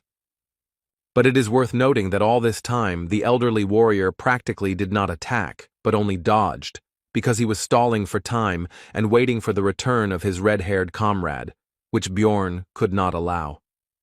The hero came up with a trick. He pretended to hit, but in fact threw the shield straight at the enemy's head, which he did not expect and was unable to dodge. The barbarian's primal rage took over Bjorn's entire being, and he bit off a piece of Elias's throat with his teeth, thereby condemning him to a very painful death. Soon the rest were finished off, and while the hero was recovering from the feelings that overwhelmed him, Erwin approached, who, apparently, dealt with the red-haired one. Noticing Bjorn's condition, she gave him a healing potion and advised him to drink it, since it was more effective, and besides, he was also poisoned. The hero felt like his insides were boiling, all his veins were hurting badly, and his skin was burning and itching, but the wounds were healing, and that was the main thing. Bjorn asked about the time, and after receiving the answer, the guy realized that there were 40 minutes left before the first floor closed, which meant there was no time to rest. The hero ordered Erwin to take everything off. She was embarrassed, but obeyed, to which the barbarian clarified that he meant to take all the loot from the enemies. But he soon realized that there was no time for this, so he said to take only equipment, magic crystals, and backpacks. By the time they finished sorting through the trophies and ran to the portal, there were only 50 seconds left before the first floor closed. After the transition, the hero landed unsuccessfully again, but Erwin showed her agility, and she also said that it was fun. Bjorn wanted to meet and talk with his companion on the other side, but he couldn't get the name of the tavern out of his memories of the game, and there was less and less time left. And only in the last seconds he remembered that it was the Black Whale, about which he hastened to inform his friend before they were transported. And finally, after going through many dangerous situations, the hero finally returned to the city, to Rafdonia. Although it was expected, since all the adventurers appeared here at that moment, Bjorn was still surprised by their number. In the labyrinth, time does not pass like in the city. No matter how much time you spend there, you still return at noon the next day, so the hero immediately moved the hands of his pocket watch to the correct position. Making his way through the crowd, one of the barbarian comrades, Karak, son of Vannin, hurried towards Bjorn and shouted his name along the way. Soon the rest of the relatives began to gather nearby, and the one who found the hero was very popular in their circle. The entire disorganized crowd of savages headed out of the square, and Bjorn decided not to lag behind and not stand out from the group. Soon all the barbarians began to take turns exchanging magic crystals of various values for money, while simultaneously finding out who had managed to earn more. The woman behind the counter worked extremely quickly and professionally. Her vast experience was clearly visible. It turned out that the hero had earned significantly more than the others. The amount was over 180,000, which was significantly better than the others, in connection with which the relatives began to congratulate one of their own. The barbarian did not hesitate and accepted the praise, and also raised his hammer and shouted that he really was the best warrior. Others also noticed that he returned with better equipment, which only added to the joy. The savages began to throw Björn up in the air and chant his name, but the workers of the establishment did not like this noise, so they were soon calmed down. Soon the group of barbarians left the building and sat on the stone steps, waiting for everyone to receive their money, and the hero decided that he would follow the others, because he did not yet know the local layout. While examining the city, Jandel's son noticed a small detachment of elves, and among them he managed to discern Erwin. The girl also noticed her friend and waved awkwardly to him. Björn also greeted his friend and quietly asked to meet tonight, and despite the distance, the sharp ears heard everything.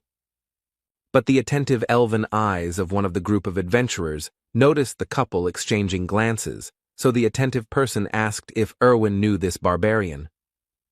But only the pointy-eared can boast of excellent vision, so Karak also noticed what was happening and asked Björn about his acquaintance with this girl. Both began to deny the connection between themselves. As soon as the two groups turned their attention to each other, it became possible to notice with the naked eye the enmity between the two peoples. The tension grew. The last barbarians left the establishment just in time, and Björn hurried his relatives to leave, since in such a situation it would not be possible to have a normal conversation with Erwin anyway. Walking through the streets of Rafdonia, the hero noticed touching reunions of relatives who had returned from the labyrinth. But also everywhere there were grieving people who were unlucky enough to lose loved ones on this day. They cried, blamed themselves or others for what happened. Many did not wait for their parents, children, brothers and sisters, and loved ones that day. The hero had already seen all of this in the game Dungeon and Stone many times, but looking at all of this in reality, and not in a 2D picture, caused completely different emotions. But be that as it may, life went on. So soon the barbarians reached the tavern, where they began to celebrate their successful return with the spoils. Björn didn't like all this because he followed them because he thought he might accidentally miss some necessary step, and not for this reason. Therefore, he decided to leave without even trying the drink, and some of his relatives decided to see off the most successful warrior. Walking through the streets of the city, Björn's tension gradually eased because there were no monsters or hostile adventurers here, so there was no need to fear attacks, and he could finally relax a little. The hero became interested in the clothes shop. He wanted to buy himself a clean shirt, but his things needed to be cleaned of blood and other dirt. Lost in his thoughts, Björn didn't even notice how he had reached a quite decent hotel. His head was occupied with thoughts about the serious differences between the two worlds. Having paid for the room, the guy went to the shower to finally wash properly after so many days in the labyrinth, and also thought that living in this city might not be so bad. But lying in bed, the hero admitted that he was deceiving himself, and had done the same thing before, because in fact he wanted to go home, even though no one was waiting for him there, and with these heavy thoughts, he fell asleep. Björn woke up already at night and decided that now was the time to go meet Erwin, so he started getting ready. Having asked a local resident about the Black Whale Tavern, the hero received the answer that this place had had a different name for 10 years already. Finally, Björn became convinced that the game world was lagging behind this in time, and having learned about the current name of the tavern, he went there. Nowadays it was called Python's Paths, and the hero noticed that he could read the local language because he understood what was written on the sign, which meant that he should visit the library soon, but now he needed to go inside. The tavern had a good atmosphere, there were many customers, and finding Erwin here would certainly not be an easy task. But the hero was lucky. The girl was the first to notice and call the guy, but there was another elf sitting next to her. He had seen her during the day. She was clearly in a negative mood, and when asked who she was, the answer was that the pointy-eared one was Erwin's older sister. When the guy asked if she had a name, He answered Tessia, which was part of his girlfriend's full name, from which it was concluded that she simply did not want to introduce herself normally. The hero asked why she was here, to which the girl flared up and said that it was because the barbarian invited such a young elf to such a tavern. And she continued that the meeting was scheduled for last night, but the guy never showed up. He's just an insensitive barbarian. The hero was surprised why it was last night, and Tessia thought that he was just making a fool of himself. Björn decided to make sure, so he asked Erwin how many hours had passed since leaving the labyrinth and received the answer 30 hours. The hero thought that only 4 had passed, but it turns out that he had slept for more than a day, which made him feel guilty. Jandel's son decided to apologize and explained the situation he found himself in. He didn't think it would turn out like this. Erwin's elder sister was shocked. She couldn't even keep her face. It seemed like she had never seen barbarians apologize. After this, Tessia asked about the reason for the meeting, but the hero did not want to talk in front of her, so he said that she could find out everything from her sister after the meeting. Further dialogue did not take place. Sparks seemed to fly between the two of them, and Erwin was torn, trying to calm her friend and relative. During the argument, Tessia suddenly slammed down a heavy bag and said that these 350,000 magic stones were payment for the essence. Björn began to explain that he would like to continue hunting in the labyrinth with Erwin, and she could earn the necessary amount with him, and they would divide the spoils in half. At first the girl was happy about this, but a moment later she became gloomy and refused, and the hero could not understand the reason because they made a good team. Tessia explained that now Erwin would be on the same team with her, and before that he was alone, due to the tradition that the first entrance to the labyrinth should be solo. The hero realized that now his girlfriend had people who would take care of her and decided to take the money, but noticed that based on the agreement he had made with his girlfriend about dividing the spoils 1 to 9, there was still 280,000 missing. To this Tessia responded with a bag she had prepared in advance, and Björn realized that she was simply trying to trick him, but he kept it all to himself and asked her to leave, because he still wanted to talk about something with his friend. But she didn't want to leave her little sister here and was about to start objecting when Erwin herself intervened. She really appreciates her sister's concern and is glad that she came here with her, but she needs to thank Björn and say goodbye to him. Tessia agreed, but only on the condition that the barbarian swear that he would not sleep with Erwin, which embarrassed her sister. Björn calmly swore an oath on his military honor, because he didn't give a damn about it anyway, just like he didn't give a damn about the oath itself in principle. Tessia was satisfied with this and was already heading for the exit, but halfway there she turned around and thanked the hero for saving Erwin's life. Left alone, the friend said that she had never contradicted her sister before and asked if she would be angry about this. The hero calmed Erwin down because Tessia didn't look angry when she left and even thanked him with a smile. The girl tried to apologize for having already decided to be on a team with her sister, but Björn stopped her, and also thought that he himself would not have refused if a high-level elf had invited him. After that, Erwin handed the hero a bag with the red-haired man's and the crossbowman's magic crystals, and she had already taken her share. She also left the rest of the equipment in her house, and tomorrow they should sort it out and decide what to do with it.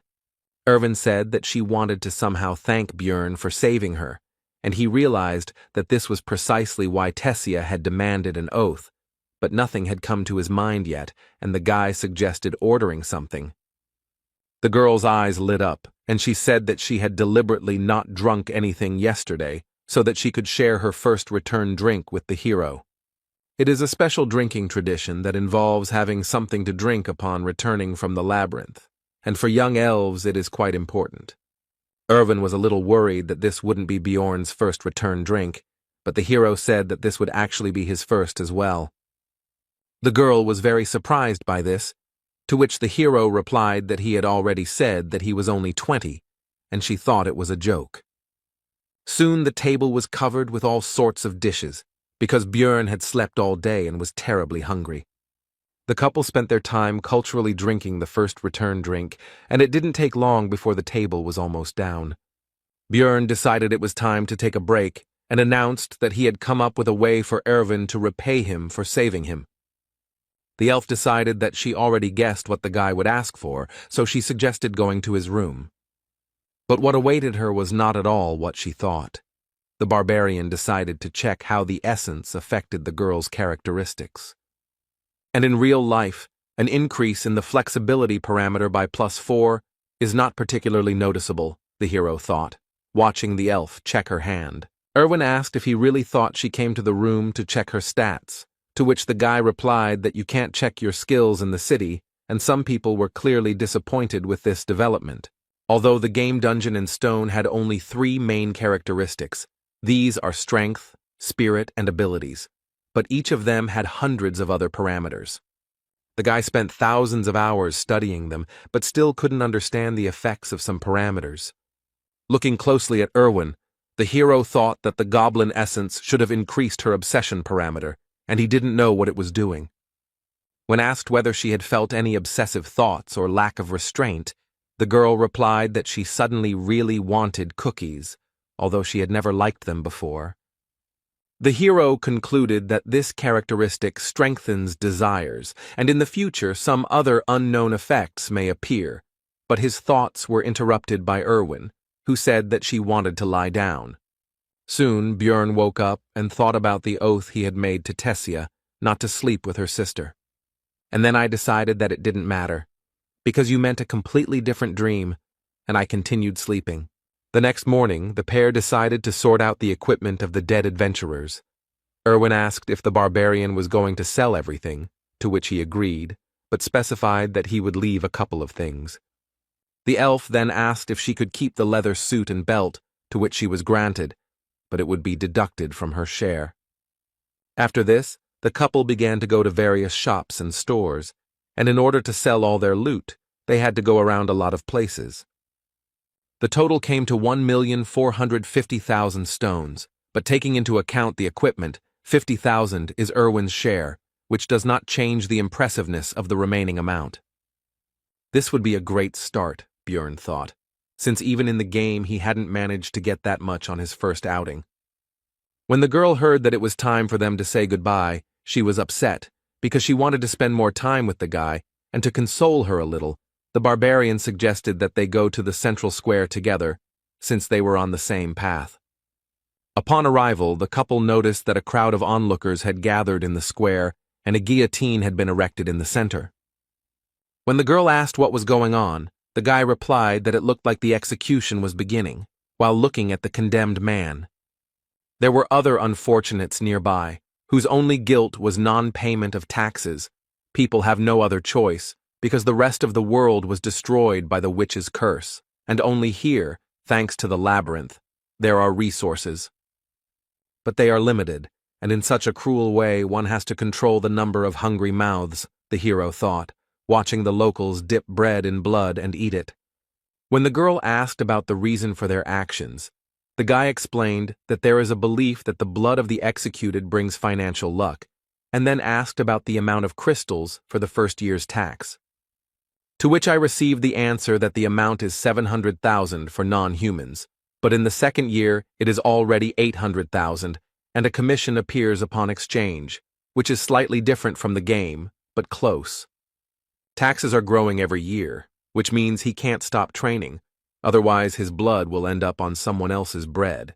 You need to save up as much money as possible so you don't have to worry about it, so you need to get to at least the 6th floor in order to avoid execution and survive. After saying goodbye to Erwin, the hero went to the library, where he continued to collect surprised glances from other visitors, since barbarians are rare guests in such a place. Walking through the reading rooms, the hero suddenly noticed a familiar girl.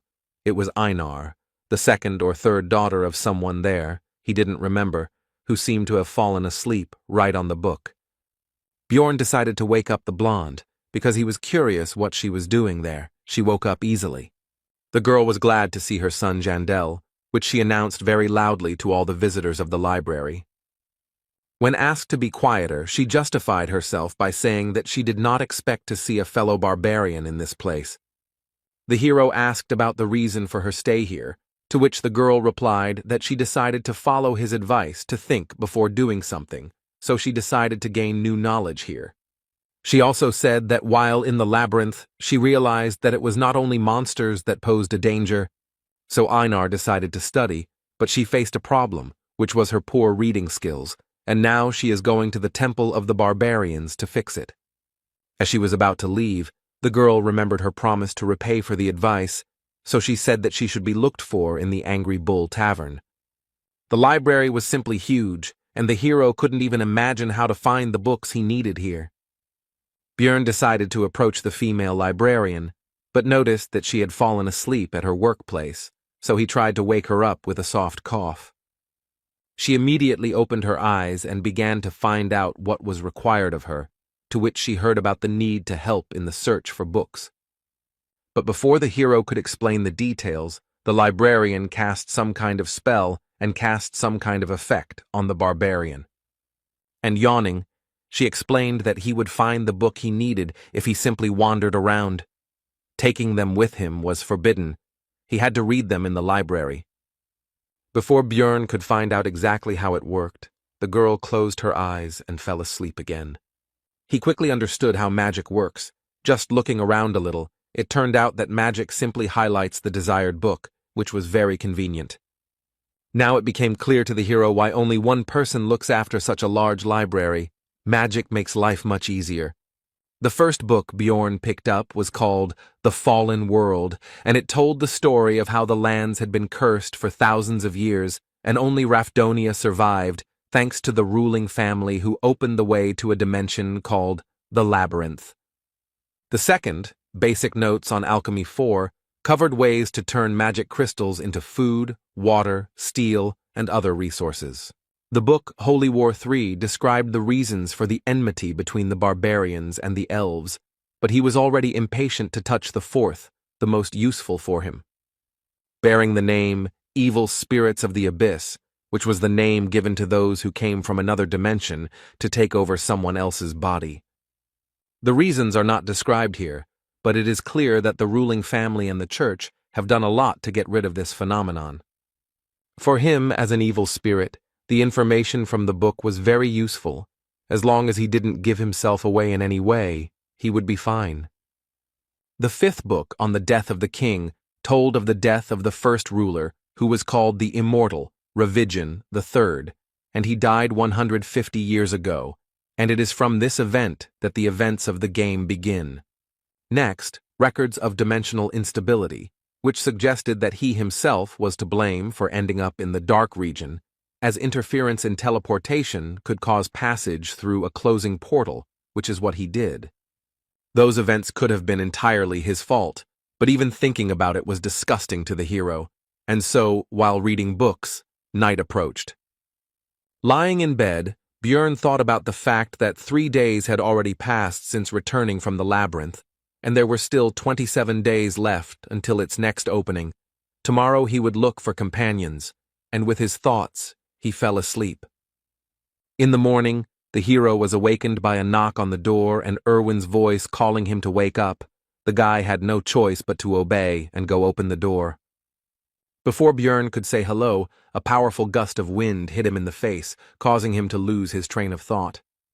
Erwin began to happily tell that she managed to make a contract with a new spirit. This time it was the wind element, although she spent 10 spirit stones. Showing a creature that looked like a small tornado, she continued to say that she was very lucky because the elements of fire and air go well together. The hero remembered that spirit stones are a rather expensive item, which allows you to make a contract with a spirit, a 10% chance. After finishing his thoughts, Björn asked to call the creature back, as a strong wind was currently causing a disturbance in his room. As an apology, Erwin decided to confirm her words about her good cleaning skills, and the barbarian admitted that she really did it very quickly and efficiently. After this, the hero asked the girl about the reason for the visit, because she has more important things to do, for example, preparing for the trip to the labyrinth. Erwin explained that she wanted him to be the first to know about her successes. Based on these words, Björn decided that he was her first friend, or something like that.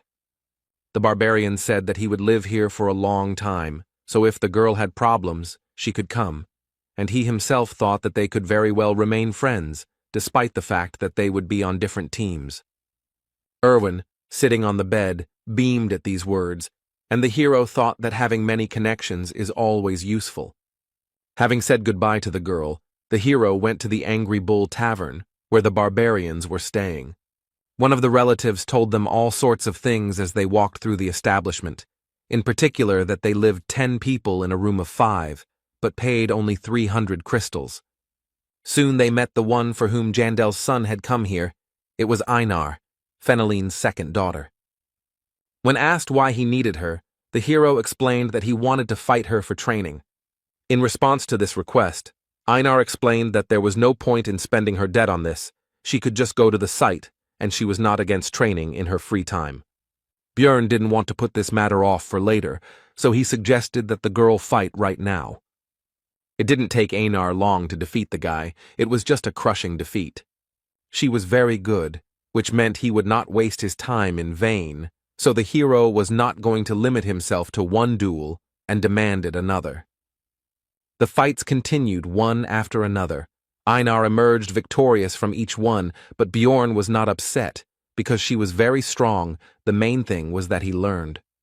The moon had already risen in the sky and both fighters were tired, so they decided to finish training. Looking at the girl, the hero found her very strong, smarter than the other barbarians, and she was also unlikely to betray him. Björn decided to find out if Einar had a team, to which he received the answer that she was going to go alone, because she did not have the money to assemble a group. Having learned the information he was interested in, the hero decided that the best choice would be to invite the girl to join him. And he began to explain the conditions under which he would take 80% of the spoils for himself, but would pay for the creation of the team himself. But in the middle of the speech, Einar interrupted Björn and said that, not a word more. She looked determined. The hero tried to explain the benefits, to convince. But this was unnecessary. The girl meant by her words that she agreed without any words, since she wouldn't understand anything anyway, and simply trusted him. This brought a smile to Björn's face.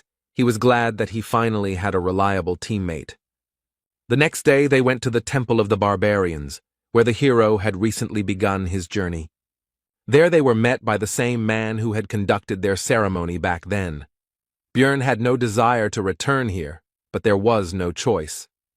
The man recognized them and asked the hero if he was following in Einar's footsteps in wanting to learn to read and write, to which he received a negative answer. When asked why he was here then, Björn replied that he wanted to obtain a certain spiritual seal, or more precisely, the seal of the immortal. The non-human races have different features. For example, elves can make contracts with spirits to borrow their power. Dwarves can also gain the blessing of armor, which increases the effectiveness of their equipment. Beastmen have the ability to form contracts with ancient beasts, called spirit beasts, and the barbarian race has the ability to apply a spiritual seal in the form of a tattoo on the skin of the back. The man began to question the source of information from which Björn learned about this method of amplification.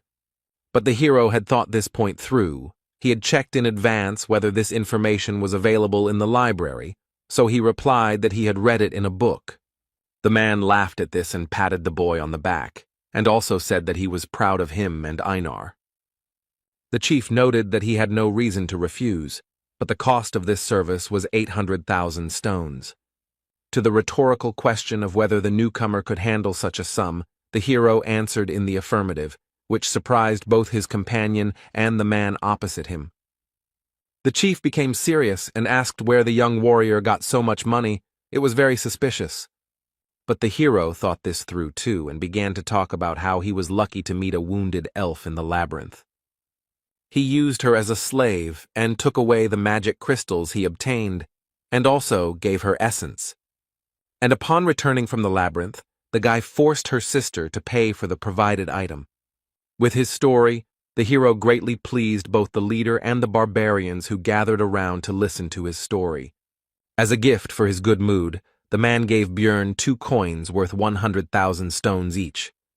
The hero shouted that he would continue to bully these useless elves in order to become a cool warrior, and the more he looked at his new relatives, the more he became imbued with their spirit. Spiritual seal is a kind of strengthening technique, the purpose of which is to fill the body with special ingredients that will give special strength. Barbarians tattoo newly born children when their souls are still pure, so that the paths of the soul are visible even after they grow up. So every one of his kind has tattoos. The shaman gave the young warrior a chance to think better, because he would not be able to choose another spiritual seal, but would remain with this one until the end.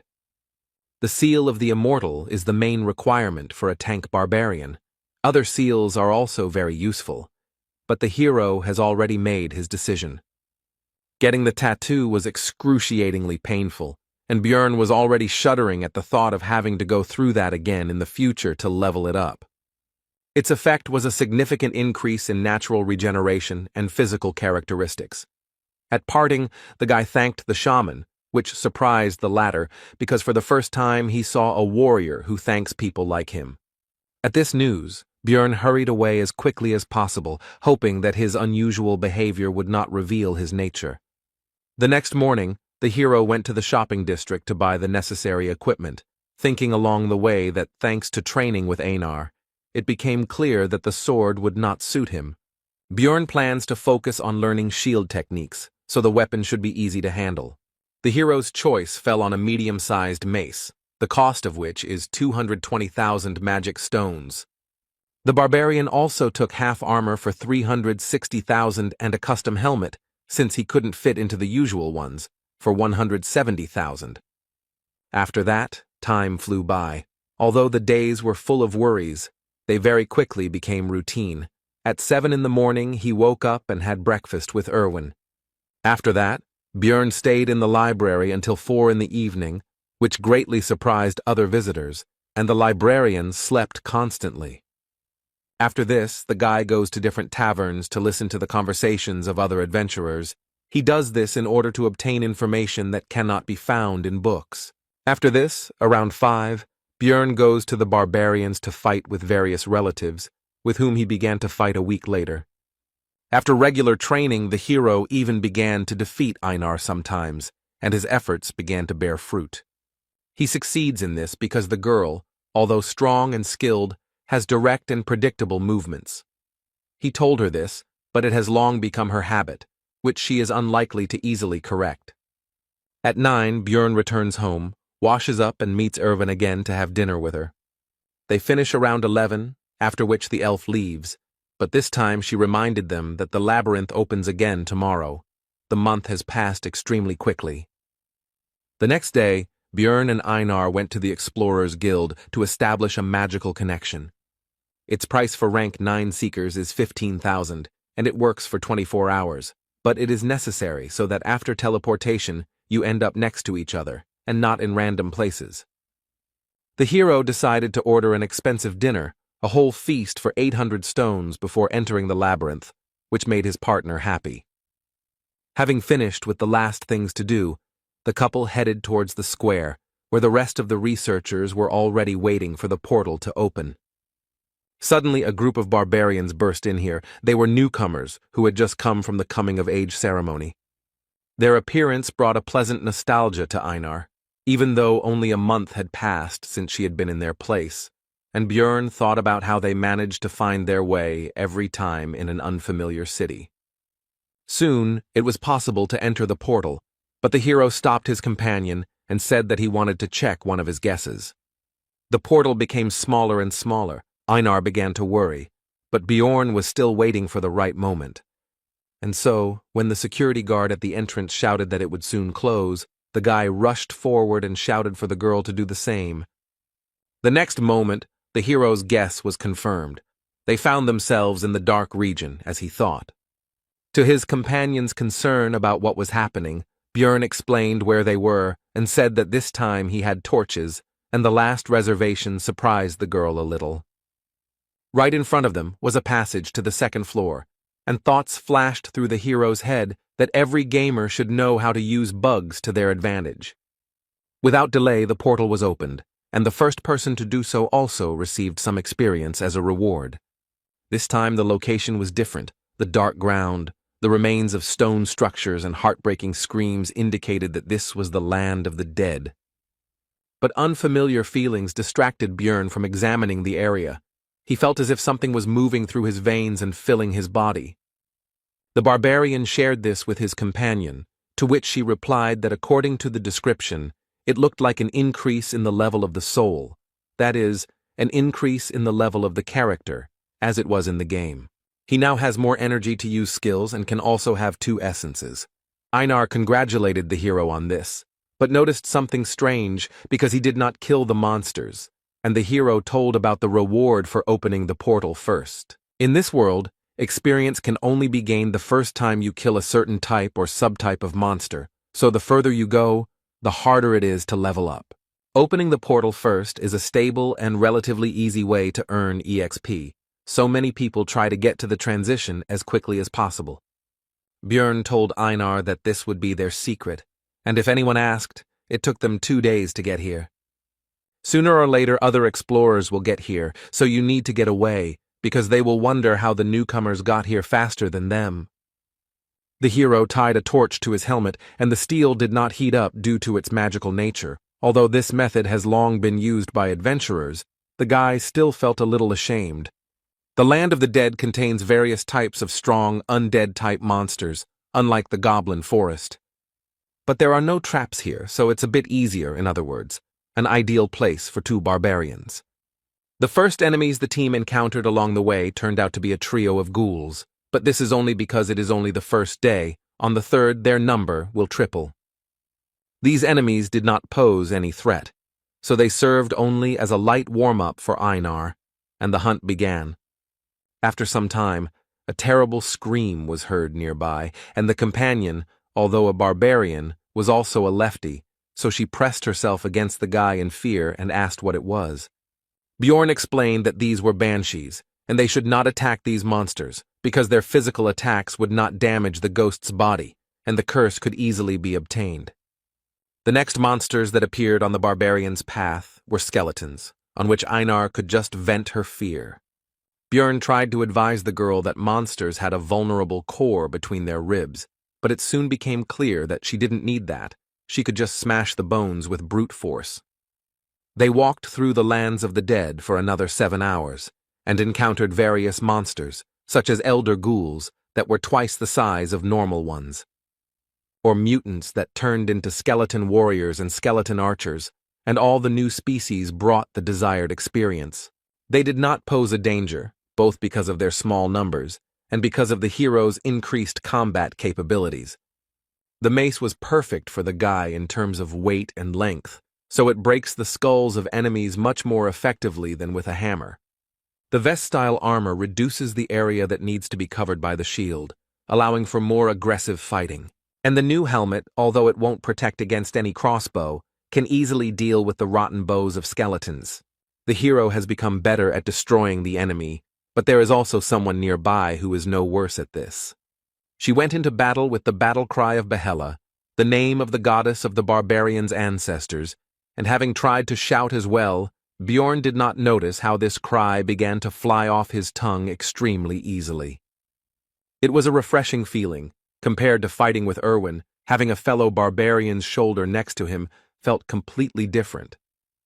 During the fight, Björn received a small wound on his arm, but it closed very quickly, causing delight in Einar. The seal of the immortal improves natural regeneration. Healing a wound half a centimeter deep takes only a minute, and stamina is restored faster, although the pain is terrible. Soon the earth became dry, the soil changed, and the banshee's cry became much louder. All this meant only one thing: monsters of the 8th rank would appear soon.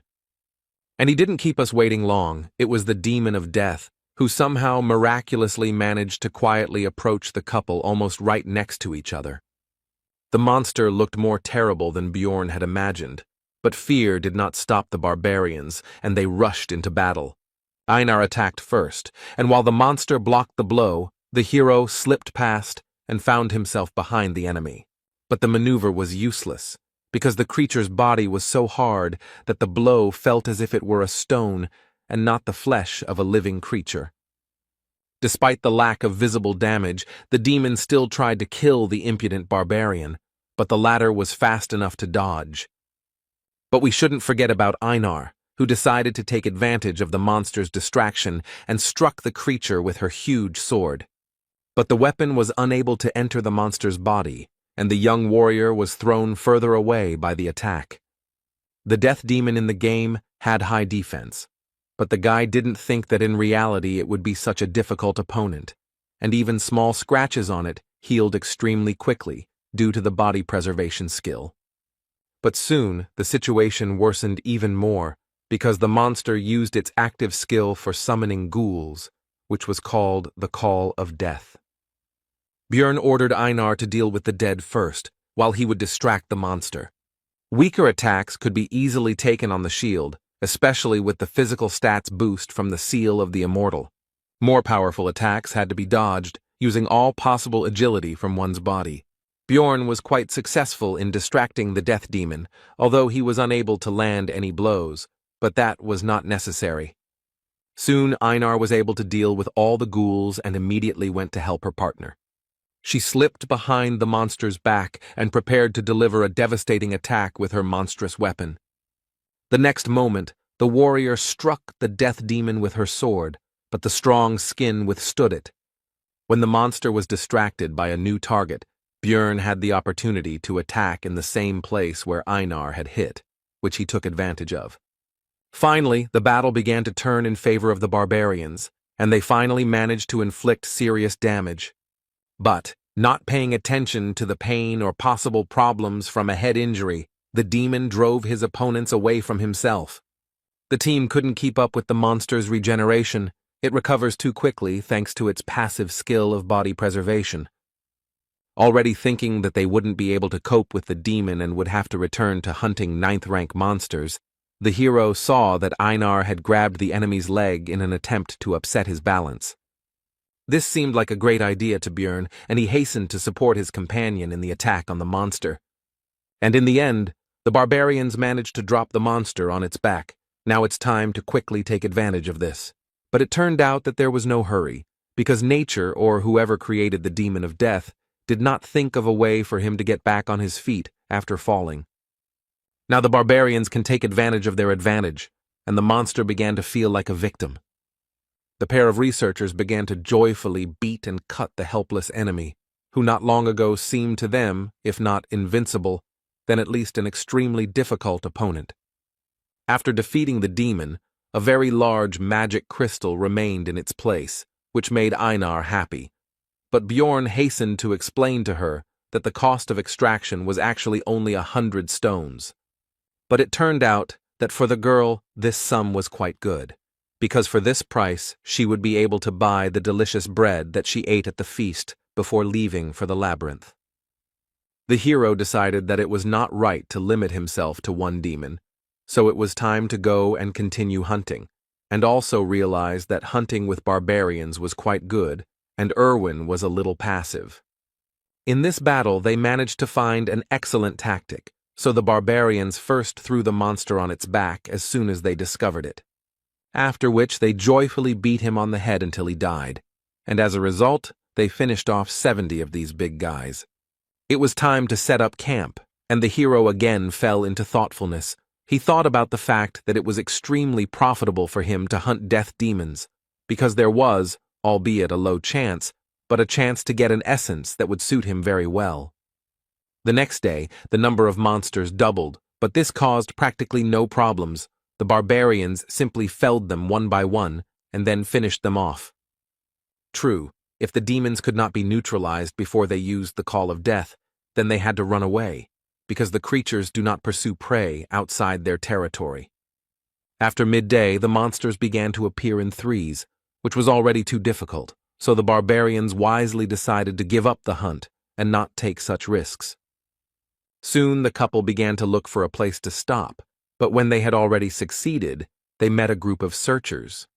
With a threatening expression on her face, Einar informed the uninvited guests that since they had no business here, they should get lost. The group decided not to mess with the terrible barbarians and decided to leave quickly, and the girl watched them go. Einar said that now they would have to change their camp location, because these guys now knew their location, and people cannot be trusted. Walking after the girl, the hero recalled that she had previously disliked them, and also came to the conclusion that some story had happened to her during her first exploration of the labyrinth. Björn decided to ask Einar about this another time, and in the meantime his companion complained that they most likely would not be able to find such a good place for a camp.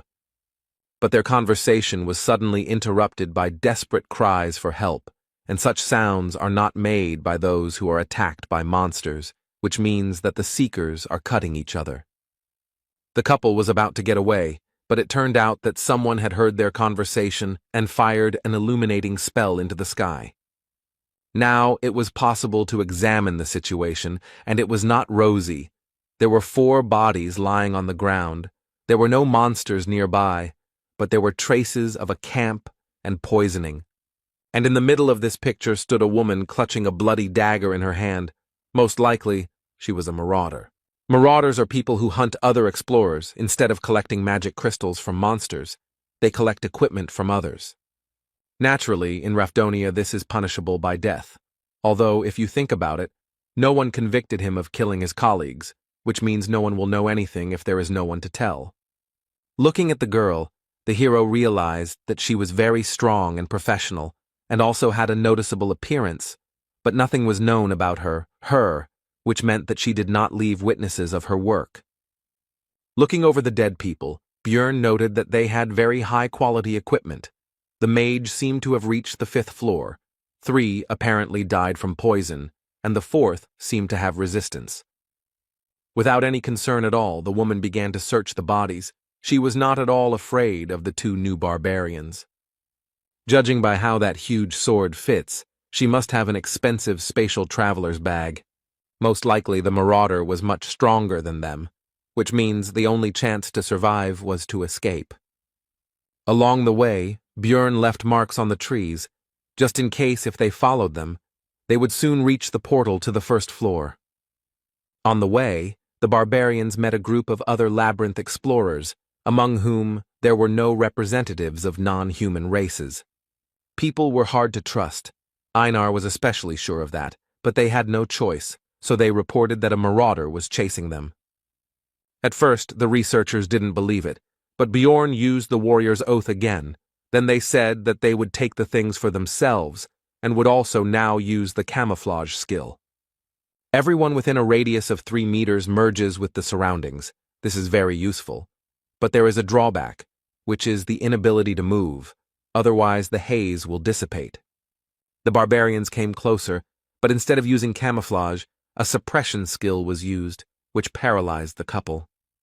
These people also turned out to be marauders, and this skill was obtained from a high-level stone golem monster. The victims would be paralyzed until they took any damage, the hero thought, as the researchers quickly searched their backpack and other belongings. They were also already anticipating the huge amount of stones they would receive from selling the valuable barbarian hearts. The man with the dagger was going to kill them both with one blow, as he always did before, so as not to free the victims from paralysis. The next second, the blade rushed straight at the hero's neck, but he already had an idea about how to get a chance to survive. As soon as the dagger penetrated Björn's flesh, he took enough damage and began to tilt his head back before it could penetrate deep enough. Now the paralysis had lifted from the barbarian, allowing him to grab his mace and kill the man who had just recently been about to take his own life. The searchers were shocked and even slightly horrified. They had never encountered such an extraordinary situation before. Taking advantage of the confusion of his opponents, Björn pulled the dagger from his neck and threw it straight at Einar in order to bring her out of her paralysis as well. But this also accelerated the blood loss even more, and the barbarian began to weaken quickly, so he had to leave everything to his partner. The warrior took full advantage of the opportunity and immediately released her anger on the people, instantly cutting one of them in half. Soon the rest of the enemies lost their lives, except for one, who, seeing the quick reprisal against his comrades, decided to escape. Einar was about to chase after him, but she heard Björn's request for help, so she hurried to use the healing potion. The hero was able to survive thanks to the seal of the immortal, but now there will be a scar on his neck that is unlikely to heal. His partner was only happy because he would be the only barbarian with such a mark, which could be considered an excellent reason for pride. Soon the barbarians caught the escaped enemy. Einar held him tightly, and they were already about to interrogate him. But suddenly, from behind their backs, a small dart flew at the man, which killed the man almost instantly. All this time the female marauder followed and watched them. They were never able to break away, which is an extremely bad sign. If they couldn't escape, then the only way out was to fight, so the barbarians rushed towards their new enemy.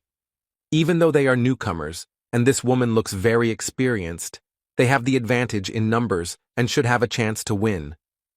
The next moment, the marauder dodged the young warrior's blow without any noticeable difficulty. And then she took on the dagger and attack of Bjorn, who, although he expected something like this, hoped for the best. Since she can compete with him in strength, it means she has probably absorbed more than one essence, and this once again confirms how high a level it is. Since the barbarian cannot overcome her in a normal confrontation with force, he will use his superior mass and start pushing. But the marauder did not expect that the enemy would pierce his armor with a simple, albeit poisonous dagger, which indicates that the woman knows how to use aura, which means there was no chance from the very beginning. Einar tried to correct the situation. She tried to stab him in the back with her huge sword. But the enemy flew past at lightning speed, inflicting serious wounds on the warrior, much worse than those received by Bjorn. Throwing a dagger into the air, the marauder addressed the hero with the words that the basilisk's paralyzing poison had already spread throughout the body, which meant it was time to surrender. The hero feverishly thought about the fact that the enemy was superior to them in strength, speed, and in everything, so would they really die here?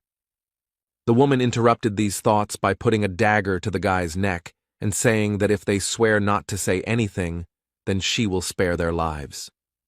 The marauder continued by saying that she had intended to suggest this from the very beginning. She didn't want to kill the barbarians because she was indebted to them. Now it became clear to the hero why she simply watched their fight. She wouldn't have had to kill them personally if those researchers had succeeded. The wounded Einar extended her hand and said that they couldn't trust this woman because she would definitely deceive them. When asked about the consequences of refusal, the marauder replied that in this case they would die, so there was no choice. The hero once again took advantage of the oath of military honor, and now it was Einar's turn to have her say. But the girl did not want to do this. It seemed that her dislike for people was extremely strong, as was the pride of wine, and even in such a situation, she could not agree with this. Since Einar has spoken her word, it means the woman has no other choice, and today the warrior will leave this world. But Bjorn categorically disagreed with this, so he began to persuade the girl to take the oath anyway.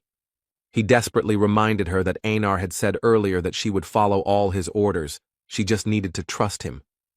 The warrior did not want to swear by her military honor, but still gave in to her partner's persuasion. The marauder was satisfied with this and was about to leave, but the hero finally asked what floor she had reached, to which he received the answer that she had reached the 8th, which meant that there was no hope of victory. Soon the pair of barbarians returned to the first floor, and the guy noticed that Einar took it all much worse than he thought. It seemed that for his kind to beg for mercy, with the honor of warriors, was extremely shameful. Bjorn tried to console the warrior with the words that they survived, and that was the main thing. And in the future they would still have a chance to defeat that woman in the future. Einar responded to this by saying that she would endure the shame and the desire to kill herself in order to become as strong a warrior as the hero. Seeing his partner's attitude towards this situation, the hero understood that he would hardly ever understand her feelings, and the reason for this is simple. He is not a real barbarian. They began to rest, and Bjorn again plunged into thought. After these events, he was morally destroyed, although Einar was even worse. The guy felt about the same as he did on his first trip to the labyrinth when he hoped for help from that blonde guy's group. When the priestess refused to heal him, and the swordsman threw the potion as if his life was worth nothing, as if he were a wounded dog, Although he was happy to survive, he cannot forget that feeling. Björn believed he was making the best choices in the situations he faced, focusing on survival, and he didn't understand what he could have done wrong. As soon as the hero got into this world, a man was beheaded before his eyes, and then unpleasant things continued to happen, and the barbarian decided that something needed to be changed. He had a new plan. Björn woke up Einar and asked her if she would agree to try to become stronger if it involved great risk. The warrior agreed, because if they didn't achieve this, they would most likely die anyway. This life will always be filled with chaos, no matter which path you choose, so it is better to attack first, Björn thought, and told his companion that they would go into the rift. The team headed to an area that was also shrouded in darkness, but there were 4 types of monsters there. In addition to the goblins and ghouls they had already encountered, there were gnomes and razor-maned wolves. Soon, an ancient monument appeared before them, and when Einar asked what it was, Björn told them about the memorial to the man who first found the labyrinth, dedicated to Deflon Grandel Gabrielius. The hero said that he was going to open the rift and asked to keep it a secret. His partner agreed, but asked to tell what it was. Roughly speaking, it is a labyrinth within a labyrinth. In the game it was called an instanced dungeon, which was cleared by a selected number of characters. To open the rift on the first floor, you need to place the magic crystals of 4 types of monsters on the memorial, and with the stone of the death demon, 1 specific instance for 5 people will be opened. The difficulty depends on the number of participants, and the hero was interested in who else would be included in their temporary cleanup group. The rift is a passage to another reality that appears randomly on each floor, and they also have a recovery time, and the passage on the first floor opens once every 3 months according to city time. On the first level there are 4 rifts. The one they are going to has a red sky, clouds of crows flying across it, and a dark castle rises up ahead. This place is called the Bloody Citadel. Björn knew where they would end up because he used the death demon's magic crystal, but in real life it all looks much scarier. The most important thing now is who will appear here next, because the rest of the group members will be chosen randomly. Meanwhile, Erwin and his sister were on the first floor, and the elder was teaching the younger that she needed to be able to defend herself without a bow and spirit, but with just a dagger. To this, the girl replied that Björn told her that you need to concentrate on what you are good at and leave the rest to the team. Everyone should do their part. Tessia explained to her sister that he was also right in his own way, but you can't always trust your companions because this world is not particularly welcoming. Walking through the labyrinth, the elder elf told them that before heading to the second floor, they should look for a rift, because although it was difficult to find them, 8 months had already passed since the last one, so they had a chance. Erwin said that it was interesting. Björn didn't tell her about it, to which Tessia thought that it was natural. After all, he was just a barbarian, and a newbie at that. He probably got to the top in the most ineffective way. Their conversation was interrupted by some suspicious sound, and when they followed it, they realized that this was exactly what they were looking for, a rift. This was their chance to become stronger and make some good money, so the elves immediately rushed into the rift before anyone else got there. The girls had almost reached it when the entrance to the rift closed right in front of their noses. It looked like some researchers in other places had managed to get into other entrances earlier. Meanwhile, in the Bloody Citadel, the barbarians waited for the first comrade to appear. It turned out to be a dwarf. And after him, a sorceress and a guy with a backpack stepped into the passage. The hero was surprised and glad about the presence of a magician. Einar noticed this and asked about it, and learned that magicians are valuable for the city, and only the strong can go to the labyrinth. In other words, she was strong enough to be here. The blonde heard this, so she praised the barbarian's intelligence. After which, she introduced herself. Her name was Aloa Raven, and she was a 6th-rank mage. The hero noted that she looked a little arrogant, but in the game all the mages were crazy, so the girl looked almost like a saint. The sorceress meanwhile introduced her companion. He turned out to be a professional porter whom she hired. His name is Tarjan. The explorers continued their acquaintance. The next one was a dwarf. His name is Hikuro Murad. He has been exploring the labyrinth for 3 years. After the introduction of the barbarians, the hero asked about the fact that they were not like those who would work on the first floor, since they ended up here. They decided not to reveal the details. They both just heard that a rift was about to open, so they were here.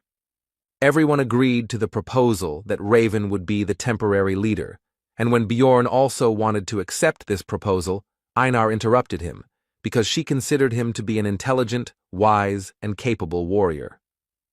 All this praise went on, causing the hero to feel ashamed and awkward. After hearing all this, Hikuro Murad laughed and said that it was difficult to find a wife who would respect you so much, and he was even jealous, which embarrassed the warrior. Their conversation was interrupted by the sorceress, urging everyone to move forward. It seemed she was not interested in this dialogue, so she changed the subject. The dwarf noted that they still needed to learn about each other's abilities, but Raven arrogantly noted that there would be monsters of the 7th rank and below here, and she and the porter alone would be enough. The sorceress continued by saying that she would also take the spoils from the keeper, which caused a conflict with Hikuro Murad, who was dissatisfied with the distribution of the spoils. The argument grew more heated, and the hero reflected on the fact that for successful magicians, research comes first, while for simple adventurers it is money, and here their interests clashed. Alua Raven tried to compromise. She said that she would give them all the magic crystals from this rift. Bjorn noticed that the argument was causing tension in the sorceress. She was very depressed. It seemed that she did not expect such a development of events. Raven agreed that she would give up some of the items, but the essence would be hers. The dwarf agreed to this, and also said that they would roll dice to decide who would get the rift stone. But Bjorn didn't agree that they were thrown out of the discussion altogether. But the two didn't agree that he had the right to the stone, but they did agree to give 2 essences from ordinary monsters. This was the maximum that could be bargained for. There would be no suitable essences for their level here anyway, and Murad and Alua had already resolved their differences and calmed down. Looking at the Blood Citadel, Bjorn became determined to conquer its peak and become stronger, so that he would no longer get into unpleasant situations, and so that high-level researchers would not treat him with arrogance. This rift is divided into 4 parts: a drawbridge, a battle zone behind the walls, an underground prison, and a place of worship for demons in the Lord's room. These thoughts flashed through the hero's mind as the squad approached the entrance to the fortress. On guard were gargoyles, rank 8 monsters that stand still most of the time and look like statues. But once you notice the enemy, they attack them and use their active skill petrification, which covers the one it was applied to with a layer of stone. Usually, explorers have to sacrifice one of their own, exposing him to the gargoyle's ability. But if there is a mage in the team who knows the magic of removing curses, then everything changes. And without their skill, these monsters turn into very simple opponents that can be dealt with without any problems. Hikuro Murad showed what his skills and 3 years of experience are worth, crushing his opponent without any problems. The magic crystals that remained in place of the enemy corpses began to fly up on their own and go to Tarjan's backpack. It was a spell for collecting stones. It would make their lives much easier. Now that the guards were down, the team could enter the citadel, which was quite dark, and magic helped with that as well. Now the researchers could see that they were not alone here. There was a group of ugly monsters nearby. These were the dead, monsters without a rank that do not give experience or crystals, and their bodies do not disappear unless an essence drops. The part of the squad that was melee fighters took aim at the opponents, because it would be wasteful to waste mana on such weak monsters. These opponents could not cause any difficulties for any of the squad members except, perhaps, the porter Tarjan, but he did not participate in the battle. As a reward for exterminating the enemies, the researchers received a forge, which they took with them, because they would soon need it. After walking a short distance along the corridor, the team encountered an obstacle. It was a steel door. The sorceress volunteered to solve this problem.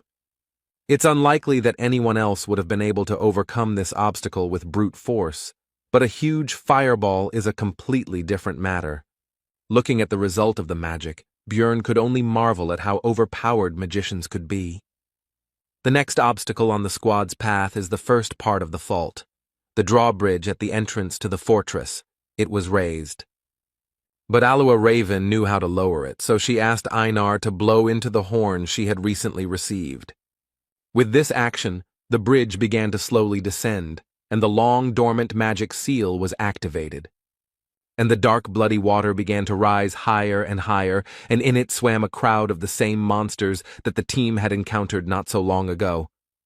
The goal of this test is to survive the onslaught of countless undead. This is a pretty difficult part, but only for those groups that don't have an experienced mage who has area attacks. The next moment, Raven destroyed the crowd of enemies with her magic, making it much easier for the group to pass this test. Bjorn guessed that the sorceress was quite powerful, but he didn't think there was such a big gap between them. The first part of the Blood Citadel was completed, the bridge was lowered, and the team was about to move on. But Bjorn was tense, because it had been ridiculously easy to deal with, which, given his luck, was highly suspicious, and there was certainly trouble ahead. The group of explorers easily crossed the drawbridge of the outer wall and headed towards the inner castle. Normally, they would have had to fight their way through a lot of monsters, but they had Raven, which was a big help in conquering this rift. Soon, she was no longer destroying all the enemies with one blow. This time, there were about 10% of the enemies left. Among them, the most dangerous were the death demons, who survived thanks to their durability and regeneration. Einar and Björn had already worked out their tactics for fighting these monsters on the second floor very well. This sight greatly surprised and discouraged Hikuro Murata, but the barbarians seemed to be having fun. Raven also decided to contribute to the victory over the monsters by hitting them with the spell Worsening Wounds, which negated the monsters' regeneration. Without one of their greatest strengths, the death demons have been reduced from fearsome foes to mere lumps of meat. Having seen the possibilities of magic, Einar understood why wizards are treated specially, which she told Bjorn. The dwarf supported her in this matter. Hearing the praise directed at her, Raven simply beamed and said that they study hard for this, but talent is also essential. Now the hero began to better understand her character. She pretends to be modest, but loves to brag and conduct research. The sorceress asked for help in collecting some materials, which no one refused her, and soon Targan's backpack became almost full. Björn noticed that she had examined the entire area, but had not paid attention to the statue. Did she really not know about it? Some gamers have a habit of pressing the interaction button when they see a unique object or a suspicious wall, and the hero was one of them, so he discovered a lot during 9 years of playing Dungeon and Stone. But it might hurt the sorceress's ego if a common barbarian knew something that she hadn't discovered, even though she had spent her entire life researching, so she would avoid things that might arouse suspicion. Soon, the group of adventurers entered the inner castle, which lay in ruins, and there were no monsters or possible prey nearby. So they did not stay here long, and quickly found the steps leading down and went under the thickness of the earth. The group fearlessly entered the first floor of the underground prison, the third part of the Blood Citadel, and began to explore it. Hikuro began to ask Raven about the monsters encountered in this location, to which he received the answer that they were a skull rat, a banshee, a death demon, a ghoul lord, and a corpse golem. To this, the dwarf noted that he had fought with all of these species except the last one, since it was found only here in the Bloody Citadel, after which the sorceress began to talk about its features. Soon the terrifying cry of a banshee echoed through the dungeon, and Einar again showed that she was not only a barbarian, but also a girl. She was afraid of these ghosts, and pressed herself against Bjorn. Raven couldn't help but scare the warrior, and began to ominously talk about how meeting these monsters would be terrible and indescribable. But Bjorn reassured his friend that magicians actually have ways to fight banshees, so there is nothing to be afraid of. The sorceress was surprised out loud at the barbarian's knowledge, after which she decided to stop joking and lured a group of ghostly monsters with her spell. And as soon as all the banshees gathered next to her, Raven used fire magic and incinerated all the opponents. Even their intangibility did not help them. and standing right in the middle of a branch of the fiery hell, she invited her companions to follow her, as if she did this every day. This display of strength, coupled with her behavior, caused surprise and even fear among the rest of the team, except for Targan, who seemed to have long known what his employer was capable of. Soon, the researchers found themselves on the second floor of the underground prison, where they encountered new monsters, such as a chimera wolf. Or the Lord of Ghouls, and the interior of the environment began to resemble the laboratory of an evil scientist, since there were ugly monsters and objects everywhere. The sorceress did not feel fear, because she herself carried out autopsies. Aloha Raven had previously researched the first floor's rift maps, so she knew where to go and had no problem finding the secret door behind which the corpse golem's lair should be. Having prepared themselves, the group opened a passage, behind which they were met by endless piles of corpses, and a terrible smell instantly filled their nostrils. In the past, the hero would have definitely lost consciousness from all this, but the effect on the barbarian's strong body is not so strong. The first to succumb to the nauseating smell of rotting bodies was the porter Tarjin, and he parted with his breakfast. Next was Raven. She was used to looking at something like this during autopsies, but it didn't change the disgusting smell. Björn, Einar, and Hikuro were more resilient, so the squad moved on, with the melee fighters in front and the rest behind them. Soon, they reached the largest pile of corpses, and suddenly began to hear strange voices that became louder and louder with each passing second, and soon it became clear that these were the bodies talking to them.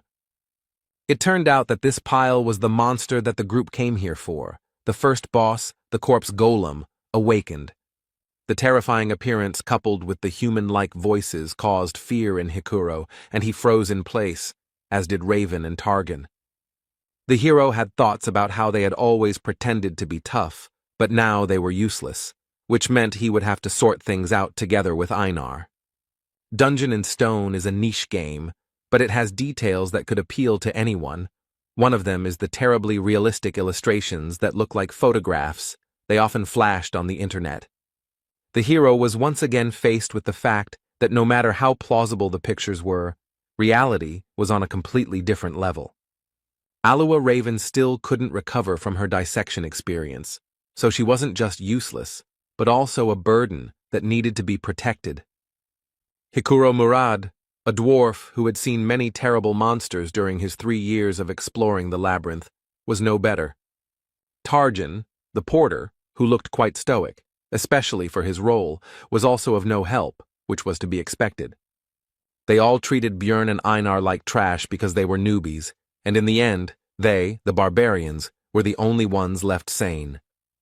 And the corpse golem was not going to wait for the researchers to come to their senses, so it attacked them, releasing acid mixed with corpse poison from its body, from which the warrior protected herself with a broadsword.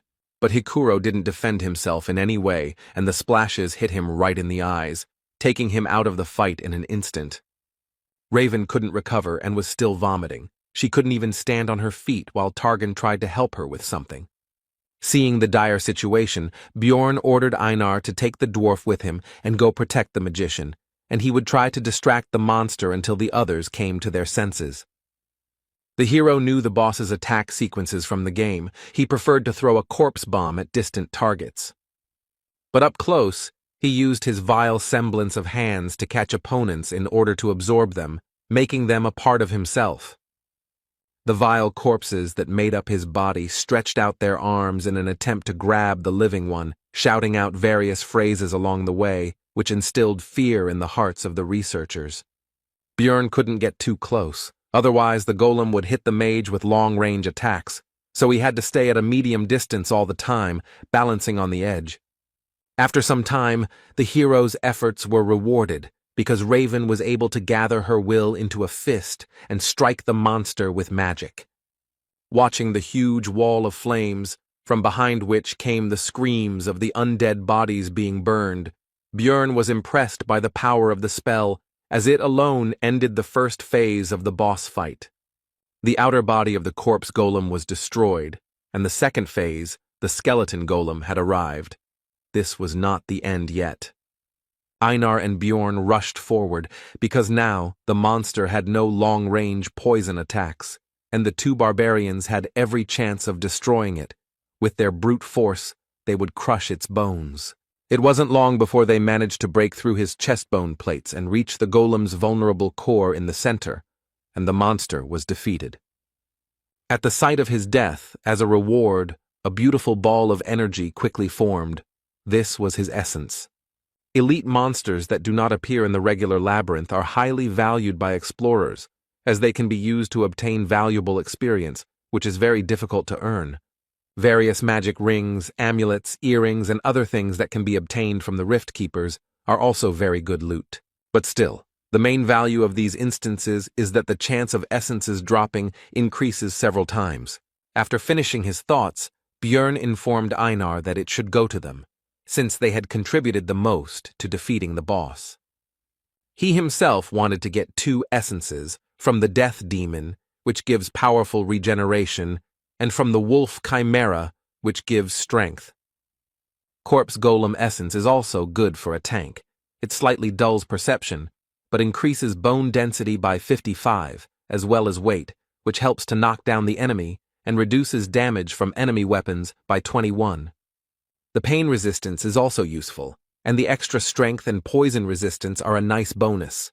But the main problem is the essence skills. The active skill Flesh Explosion deals a lot of damage, but the price is your health points.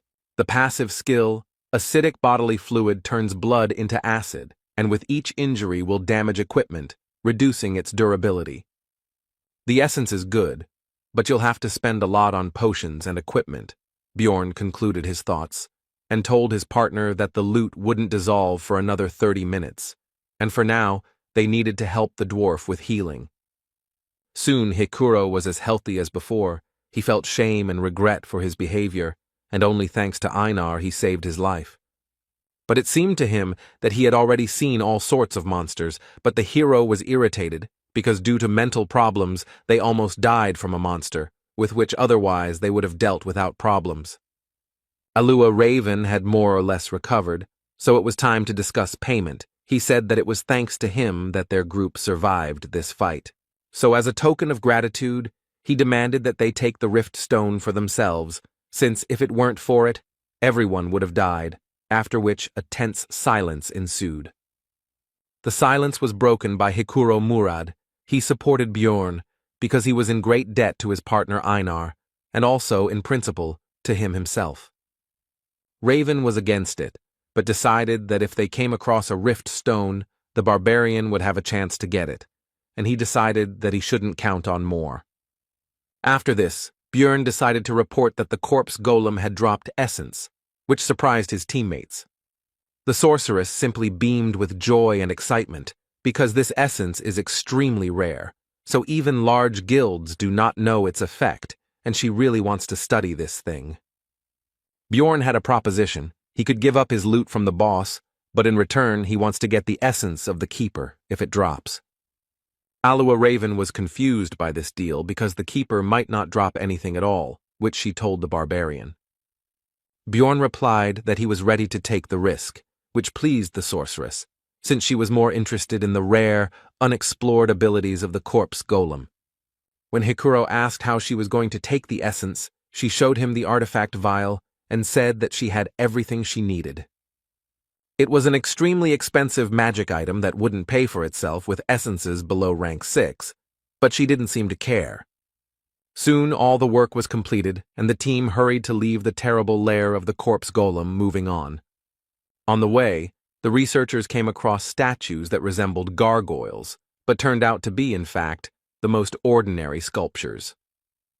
Coming closer to examine them, Raven reported that the Lord's room should be very close now. After touching a certain point on the statue's face, a book fell from somewhere on the ceiling and was deftly caught by the sorceress. It seems she had read about the cache in advance, and the volume itself was called the Necronomicon and contained rich knowledge about black magic. Raven said that she was taking the book for herself. The dwarf agreed with this, because none of them possessed the magic of distortion, which was needed to carry out of the labyrinth what should usually disappear. These are usually the weapons and equipment of monsters. But this book was actually an ordinary item, and the sorceress decided not to report it, and the barbarian was forced to remain silent so as not to reveal his excessive knowledge. After that, they wandered around the rift and destroyed monsters until they finally met the second intermediate boss, the Bone Rider. Raven noticed that luck was clearly on their side, since they had obtained the essence of the corpse golem, and now they had also encountered a successful opponent. She was right, because the monster of the 7th rank, the Bone Rider, is divided into several types. The first one is called Sadness and uses fog, which causes psychosis, annoying the enemy. The second is Hatred. He uses the Soul Kill skill, which lowers the target's level, the hardest enemy. The team encountered a Desire type that could regenerate using the Life Force Absorption ability. Normally this would cause some problems, but the party's mage knew the spell Worsening Wounds, which could negate the effect of his skill.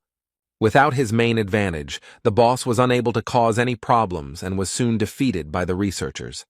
And they were lucky again. The second elite enemy dropped Essence, which happens very rarely. By agreement, this was the spoils of the barbarians, and Björn decided to give it to Einar, since it did not suit him very well. Since the life absorption skill is only fully revealed with swords, and he is not going to change weapons, it is better to try to get another essence with the help of the enhanced warrior. And during the adventures, the hero realized that Einar could be trusted, and the girl herself, meanwhile, beamed with joy and hurried to devour the prey. The only thing the hero forgot to do was to tell about the side effect of the Bone Rider's essence. At first, Einar did not understand what had happened, and why all her companions began to seem larger to her, but Björn explained that it was she who had become smaller. Raven explained in more detail that this is a standard effect for the essence of the Bone Rider.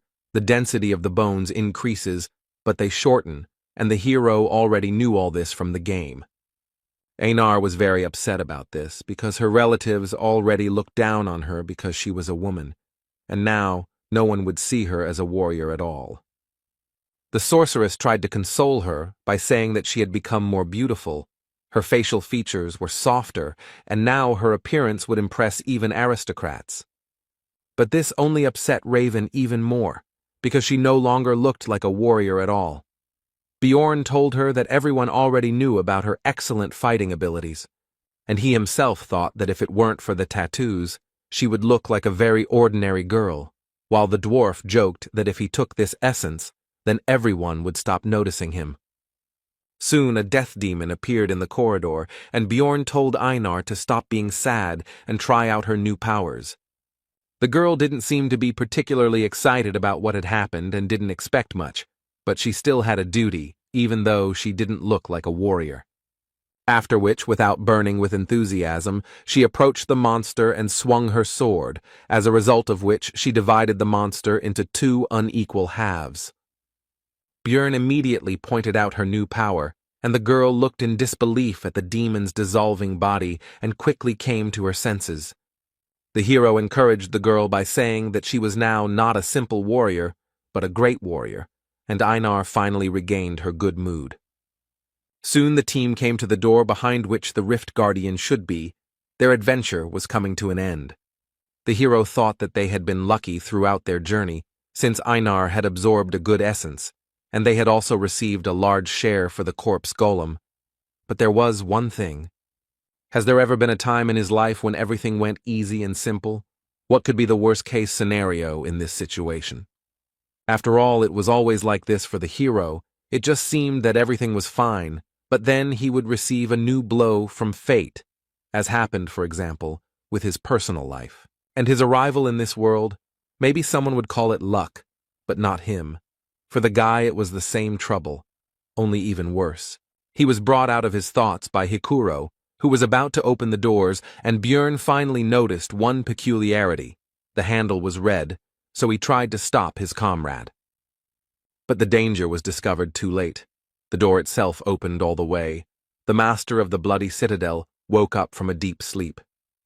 And it was not the Death Rider that was usually found here, but a vampire, a monster that only appears after the 6th floor, who greeted them with the words that he had not seen living beings for a long time, and also an advanced mutated version, with intelligence and a named monster, the vampire Duke Cambermere. In general, monsters are divided into 4 categories. The first is mutants, which do not change race or characteristics, but receive a new class, such as goblin swordsmen or goblin archers. Advanced monsters, the rank significantly higher than the average for the floor. These include, for example, the Death Demon, a rare category like the Corpse Golem which can only be found in rifts, or the Mimics, which are very difficult to find on normal levels.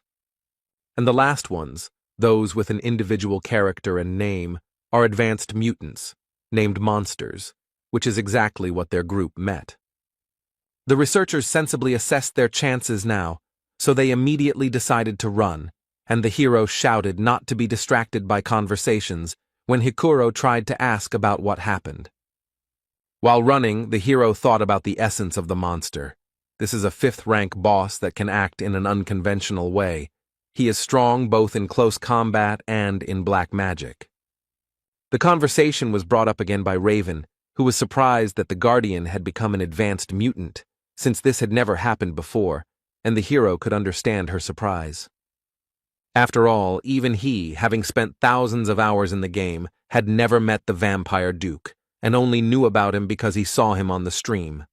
Even in such a situation, the sorceress could not suppress her curiosity, so she asked how he guessed about the trouble, because he said to close the door in advance. Björn couldn't come up with an explanation for his gaming knowledge, so he blamed it all on his well-developed intuition. And he understood everything thanks to the red pen, because he had tried many times to find the Vampire Duke himself, and when he watched the recording of his appearance again, he was able to notice this small difference from the usual rifts. Björn partly blamed himself, because if he hadn't been distracted by his own thoughts, he could have noticed this in advance and changed something, but now it was useless to think about it. Hikuro noted that they wouldn't be able to leave without finishing off the Guardian anyway, so shouldn't they turn around and fight, to which he responded that they needed to get to a place with sunlight. But their conversation was suddenly interrupted by the voice of the vampire in front, who said a phrase about ill-mannered guests. It was one of the spells of black magic, spiritual form. A frightened Raven began to prepare some kind of spell, and before using it, she called on everyone to close their eyes. After using magic, the vampire disappeared, which surprised Einar greatly, but it was clear to everyone that everything could not end so simply. Spiritual form is one of the spells available to vampires. It allows them to move quickly, but their real body remains in place. Only with the help of release he can switch the real and spiritual bodies, and they would have been in huge trouble if Raven hadn't reacted in time, but they gained about 3 minutes. But it seems that the meeting with Cambermere did not pass without a trace for the group. He somehow managed to cause internal bleeding to the sorceress, which surprised the hero because vampires do not have such an ability. This means that the boss has the essence of another monster, which the hero does not know about, because in the video, the player did not have time to not only win, but even do anything, so he could not show his techniques. Bjorn interrupted his thoughts and urged everyone to continue running towards the exit, to which the dwarf noted that only Raven knew where to go, as she was studying the map of the Blood Citadel. The hero shouted that he also knew, which surprised Hikuro, and the latter asked how he knew this, since this was the barbarian's first trip to this rift. Björn replied that he had simply memorized the route, thinking to himself that he did not want to seem like a suspicious barbarian, but right now survival came first. On the way to the exit, the hero thought that technically he had told the truth, but he had only received this knowledge after visiting this dungeon hundreds of times in the game. Soon the exit was already visible ahead, but the Vampire Duke was also already close and, if such words are appropriate to apply to the undead, was practically breathing down their necks. But the researchers still managed to run out into the street, and the boss's spiritual body still caught up with them a little, but quickly dissipated. The weakness of this spell is sunlight. Like vampires, their group was very lucky that the sun had not yet set, and it was also very good that the fake luminary inside the rift has the same properties as the real one. Now that they were temporarily safe, Hikuro noticed that Björn had indeed remembered the entire route the first time, and asked if he had really completed the ceremony just a month ago, causing the barbarian to tense up. The situation was defused by Einar, who began to praise the hero, saying that he was a great warrior who was capable of more, which amused the dwarf, and he said that in the future he would truly become one. Putting aside idle talk, the group began to think about further actions, because the sun would soon set and the monster would emerge from the dungeon in search of prey. Although Raven was wounded and needed rest, Bjorn said that they needed to find at least some cover, so they needed to retreat to the outer wall. Soon a place for a camp was found, and the hero decided to temporarily leave his companions to take something that could help in their situation. He went to the statue that was located near the fountain, where he knew there was a hiding place that Raven had not discovered. Inside was the so-called tear of the goddess, a disposable item that heals well and is also useful in fighting monsters that have the attribute of evil. Upon returning back, Björn found that the sorceress had already woken up, so he decided to find out what happened to her. She replied that the vampire's attack was similar to the skill pain sharing, a low-level skill. The hero asked how much time she needed to heal, and received an answer about 20 minutes, after which she would be able to use a 7th rank spell 5 times, which was not enough to fight the boss. Then Björn asked about the presence of solar-type magic, and although in this world it was rude to ask a mage about his arsenal of spells, he took advantage of the reputation of barbarians. Raven accepted the uncouth savage's behavior and replied that she knew the Sunspot Sphere spell.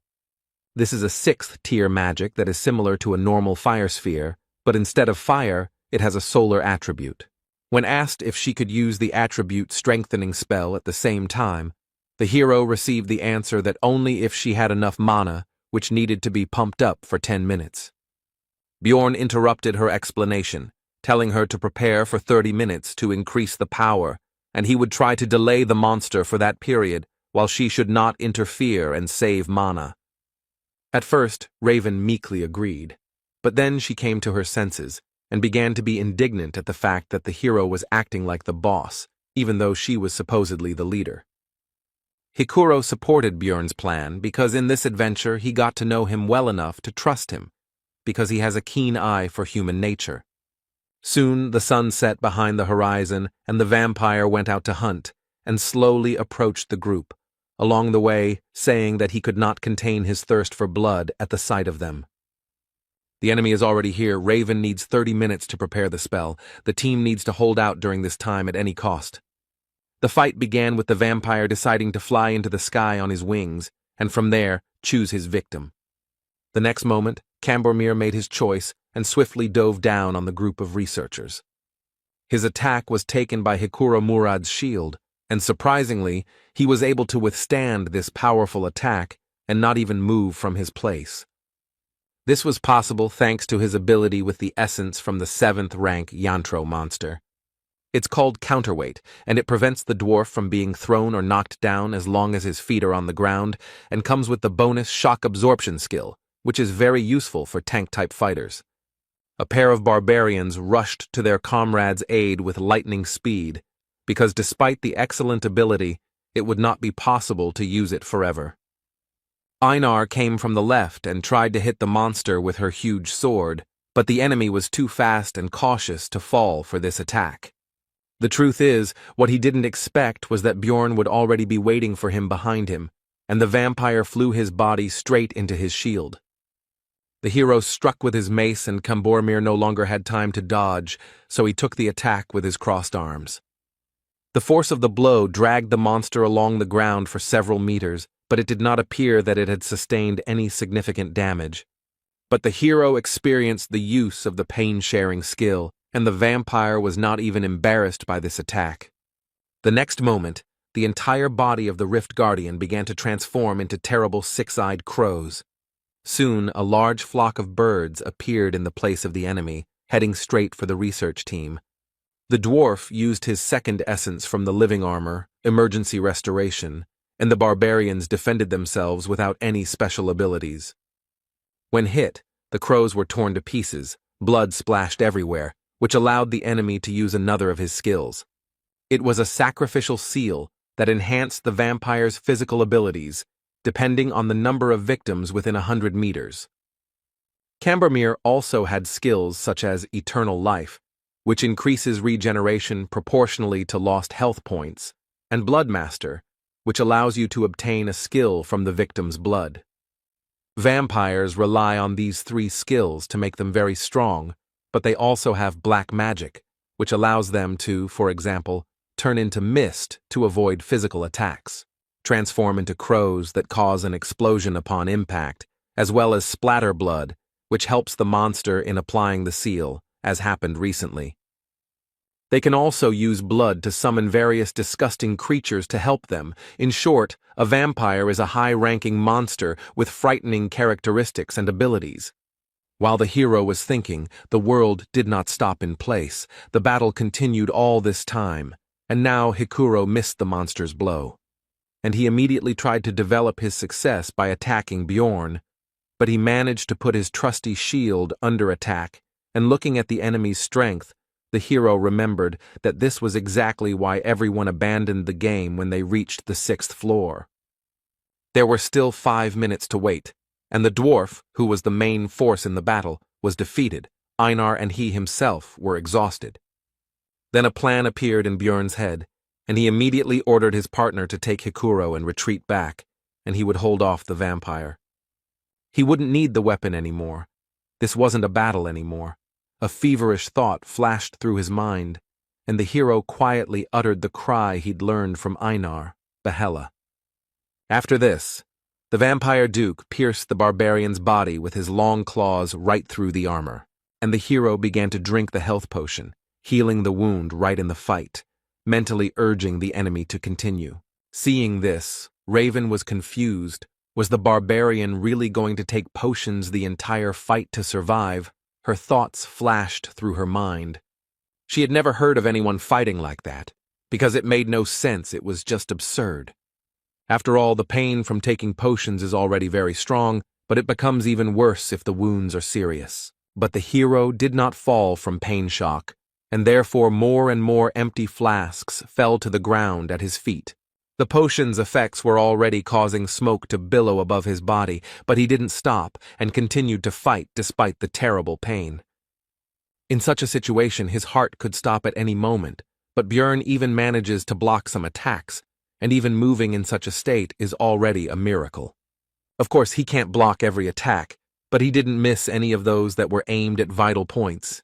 It was now, looking at what was happening, that Raven understood the expression she had once read in a book about how the real value of a barbarian was not in his physical strength, but in his strong mind. Tarjin said that the situation was becoming too dangerous, so it made sense to get out of here, but the sorceress responded sharply negatively because there was nowhere to run. They were locked here until they killed the monster. Raven wondered what she was doing. Even a young barbarian could think rationally and make rational decisions. But what was she, a wise sorceress, doing? She made a decision, so she sent Tarjin to help Einar with healing the dwarf, so that the warrior could quickly return to the battle. As Raven rummaged through her backpack, she thought about how mages weren't just about firing spells from afar. They were also supposed to analyze the situation based on their knowledge and choose the best path for the team. She found what she was looking for, that very test tube, and made the best decision in this situation, in her opinion, because she wants to live. Raven conjured a number of magic circles that increased accuracy, helped with range projection, and performed automatic targeting. And when everything was completed, she threw a vessel with essence at Bjorn with magical telekinesis. This should help in defeating the Keeper. The test tube shattered on the barbarian's armor, and he instantly absorbed the loot from the corpse golem, which instantly increased many of his stats.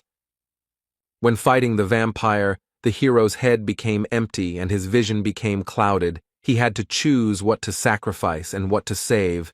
He forcibly threw away his weak heart and fought with all his might. He had to ignore such insignificant things as his arms and legs and protect only his vital points. But suddenly something changed. The picture of the battle changed. The vampire duke's claws couldn't cut through the bones. Could it be that he was fed essence? The hero thought. It was painful for Björn to think about how he would have to change his training and development plan because of this, but if we look at the current situation, it is a very fortunate development. After all, the doll that was beaten one-sidedly can now move, and even such a small thing increased the guy's chances of survival by an order of magnitude. The thought flashed through the barbarian's mind that he couldn't just keep taking damage, and suddenly someone seemed to hear it, and a restoration potion hit him in the back, increasing his regeneration. It was Raven, who had already come to her senses and seemed determined to use up her potion reserves in this life-or-death battle. If he can regenerate at the same level, then there is still a chance the immortal barbarian mode is activated. Björn no longer cared how his muscles were being cut, because the main thing was that his acidic blood from the essence of the corpse golem would cause damage to the vampire. And the damage will be immediately healed with the help of Raven's potions, so he doesn't care about his own wounds, he just needs to keep fighting. Finally, Einar was freed and immediately rushed to help her relative, which distracted the monster's attention. Björn dropped his weapon when the enemy began to hold him back, so now he had to attack the enemy with just his bare hands. The fight went on, and for the two barbarians the battle lasted for hours, although in reality it had not even lasted 5 minutes. And then Raven's voice was heard, saying that the spell was ready, and the hero realized that the time had come. The barbarian lunged at the vampire and grabbed him, briefly stunning him, and then tensed his entire body. And with a cry, Yahello threw the body of the monster high into the sky. Although Cambormir had enormous strength, he was still quite light. After this, Björn shouted at the light Murad to use another of his skills to hit the vampire. The dwarf began to charge the lightning. Discharges gathered around him, hitting his shield, and the power grew. To strike the airborne Rift Guardian with full force in the next instant, inflicting a stun effect on him. After this, Björn decided to use his trump card. These were the very tears of the goddess that he pulled out of the statue. In the confusion of the battle, he was able to save this item no matter what. Running up to the vampire, the barbarian shoved the flask into his mouth without even opening it. But that was not necessary. After all, immediately after this, the hero delivered a powerful uppercut to the monster's jaw, which damaged the flask, and the liquid was released. At the place where the item was destroyed, grace was formed, which temporarily sealed all of Duke Cambormir's resistances and increased the damage dealt to him. The monster's intense shock changed its stunned status to paralysis, leaving it temporarily defenseless. Raven finished preparing the 6th-tier Sunspot Sphere spell, so she shouted at Björn to get away from the Guardian. But it was too late.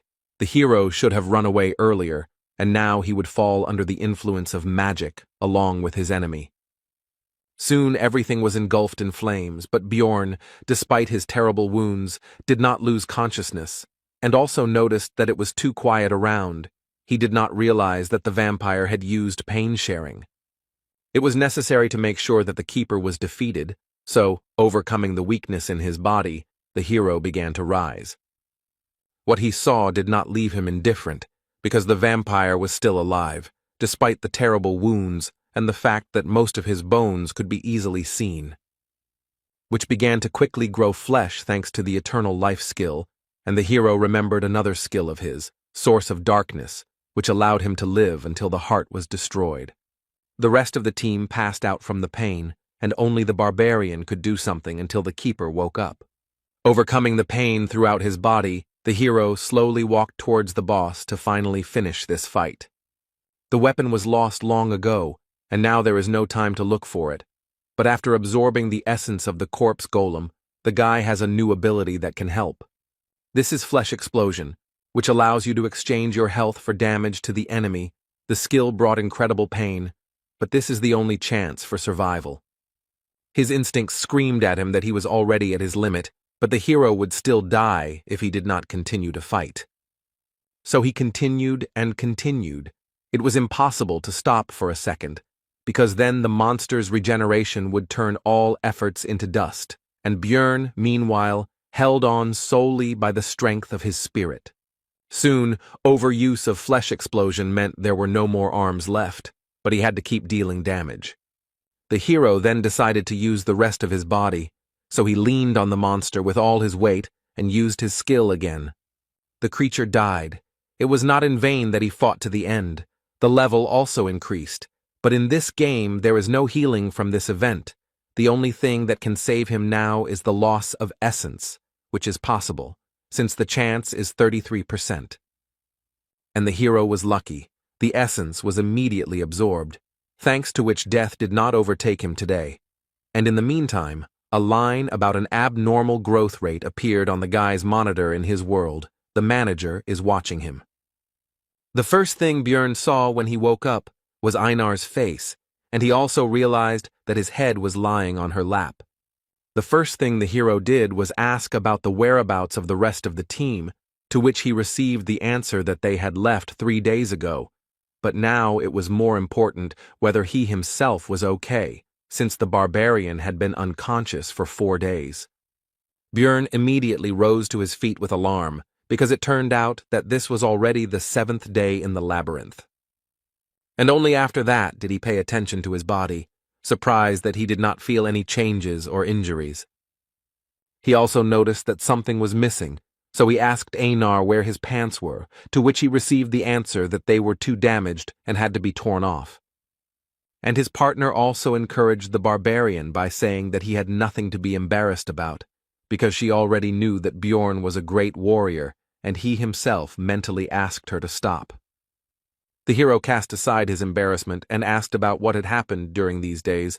Einar replied that Hikuro Murad had taken the numbered item, and Raven Alua had taken the rift stone. Björn thought about the fact that since he survived, it meant he absorbed the essence of the enemy, and this meant that they had all 3 items of the keeper, and the warrior was indignant that they had actually agreed on something else. But Raven was very insistent on her right to possess the rift stone because she had huge expenses, and the dwarf withdrew from the discussion, leaving them to sort it out themselves. And then the sorceress said that Björn had already taken the best thing, so he would not complain that this thing did not go to him. The hero realized that it seemed that she was the only one who realized that the guy had absorbed the vampire essence, and also mentally agreed with her sorceress, because Raven had spent her potions, test tube, and golem essence. Einar continued the story by saying that the sorceress then walked along the rift and collected various items and then simply walked through the portal without even waiting for the barbarian to wake up. After that, Björn thanked the girl, saying that he was glad to rely on her, and she replied that they were partners, so it was natural. The hero decided that even if Raven had gutted the place, some items should still have remained, but before starting the search, he decided to dress up, so he asked the warrior if she had any extra clothes. Soon all the business was completed and the barbarians returned to the city. There were a lot of problems this time, and the guy hoped that at least the profit would balance it out. This time, a little more than 230,000 stones were earned, but the hero did not complain, because he was able to absorb 2 essences. But suddenly, the girl behind the counter said that this was somehow too much for a 9th-rank researcher, and that it was in his backpack. The barbarian asked why he should answer, and suddenly a detachment of guards appeared behind him. Björn did not understand what was happening, and in the meantime he was informed that they would speak in the interrogation room. Meanwhile, Erwin, who went there with her sister, also returned from the labyrinth. She didn't think that it would be so hard on the 3rd floor. The strength of the 7th-rank monsters was astounding, and the senior elf was able to handle the 6th-rank monsters.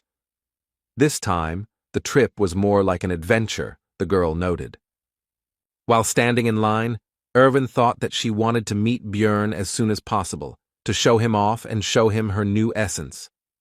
She managed to earn 184,000 stones, and the guy behind the counter remarked that it was a bit too much for a researcher of her rank, to which he received the answer that she went to the labyrinth with her sister. When the clerk asked about the relative's name, Erwin replied that her name was Daria Wittenberg de Tercia, and after checking the list, the man concluded that she was already an experienced researcher, so everything was in order. Once at home, the girl was thinking about when Björn would return, because she definitely needed to treat him to dinner for the stones she had earned and listen to him about his adventures. But upon arrival at the hotel where the barbarian was staying, news awaited her that he had not yet returned, so the girl decided to wait, because what could have happened to him? He was strong. The girl visited there every day, and a week later she witnessed the owner of the establishment taking Björn's things somewhere, so she went to sort things out. The man said that he had already waited longer than he should have for the client. The labyrinth had closed a long time ago, and he had not returned, so everything was obvious. Erwin had been trying her best to push these thoughts away from herself all this time, but the innkeeper himself voiced what should have been obvious anyway. He had died during the investigation. Daria found her sister sitting in the rain near the same building she had just left, and said that the situation had already been explained to her, but that sitting there was not right. Erwin said gloomily that she had to become much stronger, so much so that she could protect everyone she cared about. Meanwhile, Björn has been sitting in a cold and cramped cell for a whole week, accused of being a looter. During the first interrogation, he was asked where he got the crossbow in his backpack, since barbarians don't use such things, to which he received the answer that this is a weapon of real marauders. But the investigator said that first, they still needed to find out who actually attacked first, to which the hero asked if they were really going to keep him here for such a stupid reason.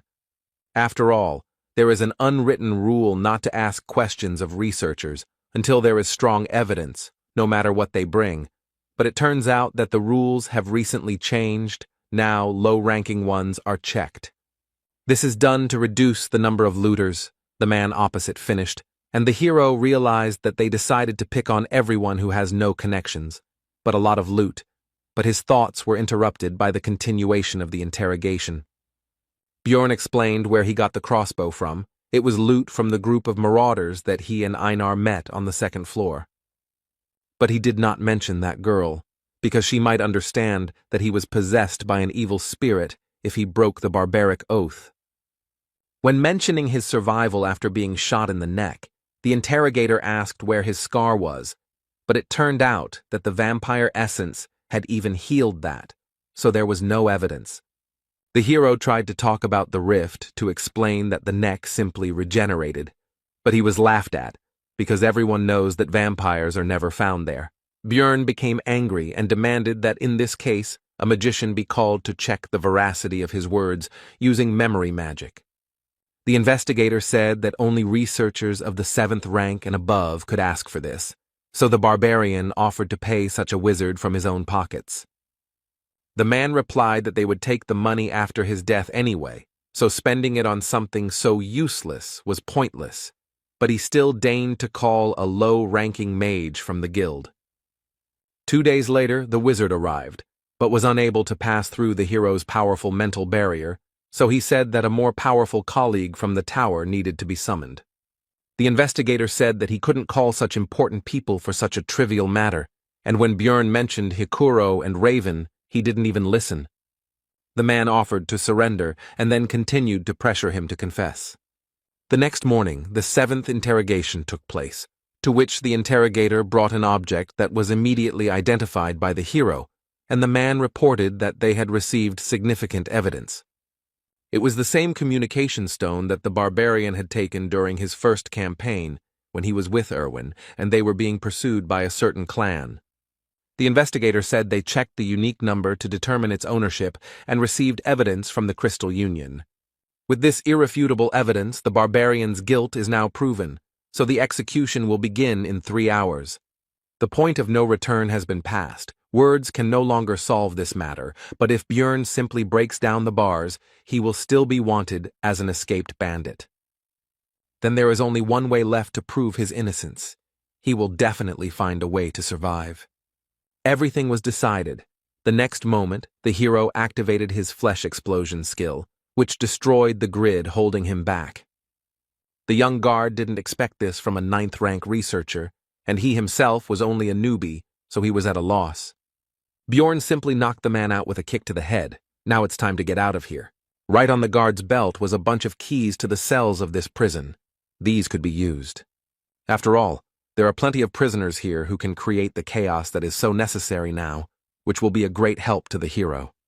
Surely a significant portion of them committed some crimes, but the innocent researcher doesn't care about that now. Soon all the prisoners came out of their cells, and then began to shout the word barbarian, and someone soon added freedom, and a chorus of voices began to chant the phrase barbarian freedom. Directly above them, the usual life of the Explorers Guild continued, visitors and employees not yet even suspecting what had happened on the floor below. Their peace was suddenly disturbed by a crowd of prisoners who broke down the doors and began to wreak havoc. One of the guild workers called on the researchers to help subdue the criminals, for which there will also be a reward. The hero understood that the former prisoners would not hold out for long, since they did not even have any weapons, and only some were able to get hold of some improvised means, so he rushed to the second floor. Bjorn had a plan. He didn't just want to escape, so he instantly passed this floor, but at the entrance to the third, a small detachment of guards blocked the way forward.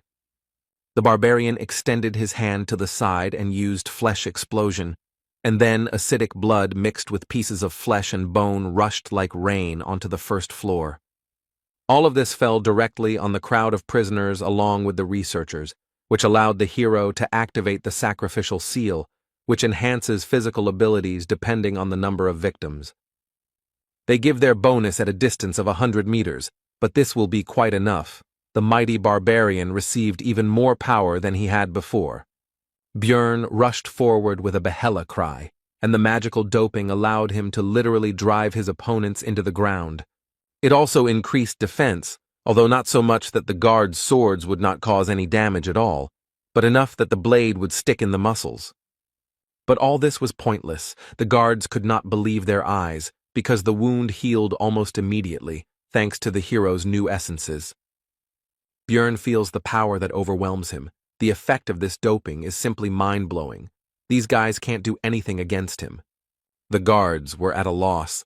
How could a 9th-rank barbarian be so strong, since only low-ranking researchers were locked up in the branch? There is a prison for high-ranking people, but today they were just unlucky enough to meet a hero. They were clearly not ready for something like this.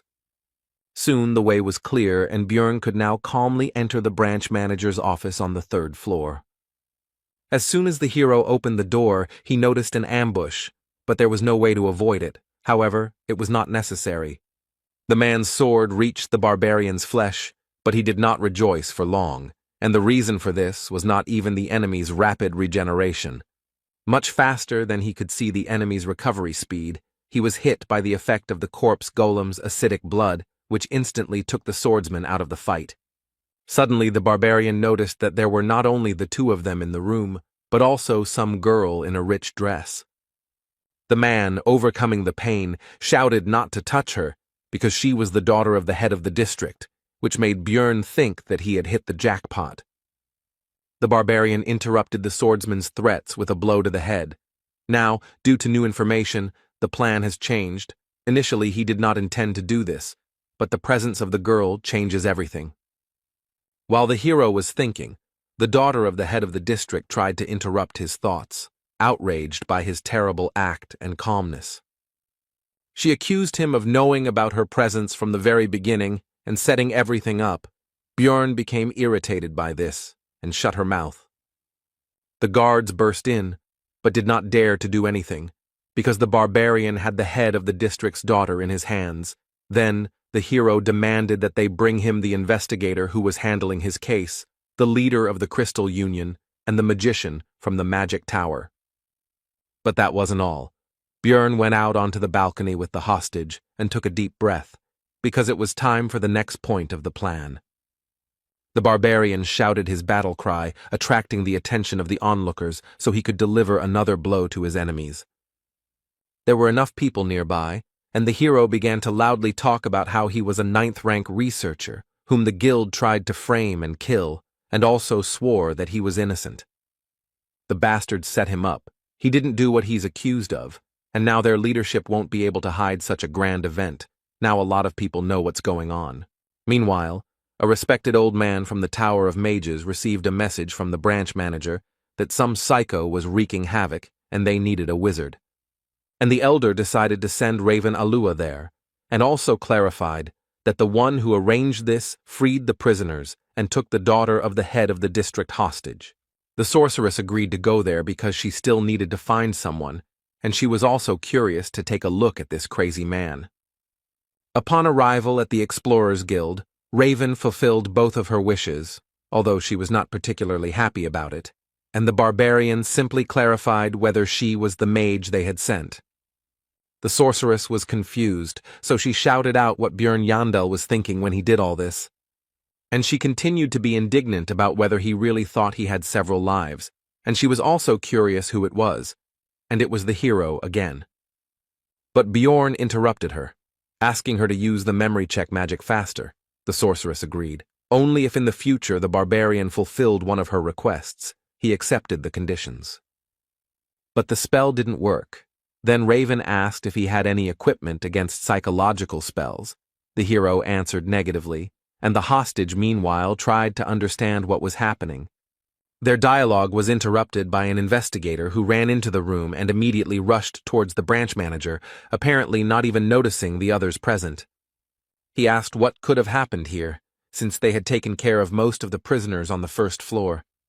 And only after that did the investigator notice the others, and immediately pointed at Björn and shouted that it was he who had caused the disturbance, to which the manager replied that he was already aware of this. And he continued his explanation, saying that this barbarian speaks of his innocence, and it was precisely the investigator who was conducting his case, and what evidence there was. The man in glasses began to say that no one had set him up, because it was impossible. Too much evidence proved that the barbarian was a marauder. The first piece of evidence is that he brought too many magic crystals for a 9th-rank researcher. Also, in his backpack, there were various equipment, such as a crossbow, swords, a shield, which seemed to have been stolen. The investigator also found the owner of the message stone that was found on the barbarian, and received information from the Crystal Union that Bjorn Yandel was killing innocent people and stealing their things. The hero noticed that this testimony was not only from a member of the same clan, but had not yet been verified by magic. This news surprised the branch manager, and he asked if these words were true. The investigator screamed that this was because the barbarian continued to lie about being wounded in the neck and surviving, and also said that there was no scar because he had absorbed the vampire essence. The interrogator continued by saying that this was complete nonsense, and that Bjorn had lied because he knew that memory magic would not work on him, and how, under such circumstances, could he bring the precious magician from the magic tower there? The man was confident that his arguments were irrefutable and was already anticipating the end of the annoying savage. But Raven indifferently reported that the information about absorbing the vampire essence in the first-floor rift was true. This news surprised the head of the branch and the investigator, and the latter, stuttering, asked what she meant. The sorceress explained that she had been there and seen everything with her own eyes, and ironically asked what to do now, since he would not be able to verify the truth of her words with magic. The interrogator did not take this information seriously and told Raven that even if she knew the barbarian, she did not have to protect him with lies. But the blonde sorceress interrupted the man and threateningly asked if he really doubted her words. And, without changing her tone or facial expression, she continued to talk about whether investigating the cases of low-ranking researchers with his pitiful powers had forced the investigator to look down on magicians as well. The interrogator, after Raven finished speaking, immediately fell to the floor and began to make excuses and ask for forgiveness. This was because the wizards of the magic tower were close in status to the aristocrats. There were many different schools of magic, but they united into a group to protect their rights. A simple guild worker dug his own grave. Björn finished his thought, and the branch manager suggested that they stop this argument already. After all, even for her, a sorceress, this might have seemed absurd if she had not been aware of the situation. Raven made an indifferent face and said that there really had never been vampires on the first floor before, to which the man began to thank her for her understanding. As a loud no came out of her mouth, this was not something that the manager of the branch of the Explorers Guild should say, placing special emphasis on the last word. And she continued her explanations by saying that even now, many years after the discovery of the labyrinth, there are still mysteries that have no answers. One can never predict what might happen there. So how can a man be confident in the impossibility of anything, and at the same time head a branch of the Explorers Guild, again emphasizing the last word? The hero, looking at the girl's passionate speech, could confidently say that she really was a magician to the core, and also ruthless even to a very influential person.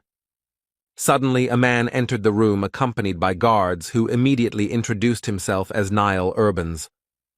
At first, Björn couldn't understand who it was, but soon everything became clear, because his hostage shouted the word father, which meant it was the head of the district. The Explorers Guild is run by clans, uses command spells, and trades information for the benefit of other explorers. Its management system is simple. Each of the hundreds of branches has its own leader. Above them, one step higher in the hierarchy, were 13 regional managers, one of whom was the man who had just entered here, and at the top was the guild master. The guards behind Niall Urbans pushed a man forward, and the high-ranking guest himself said that this was the one Bjorn had requested.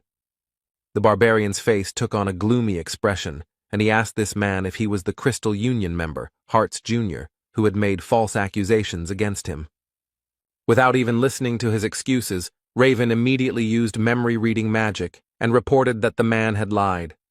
Now he definitely won't be able to get out of this situation, since the sorceress from the Tower of Mages confirmed his slander. After this, the county chief said that Björn Yandel was found innocent, so there was no longer any point in keeping the hostage, and the barbarian released the girl.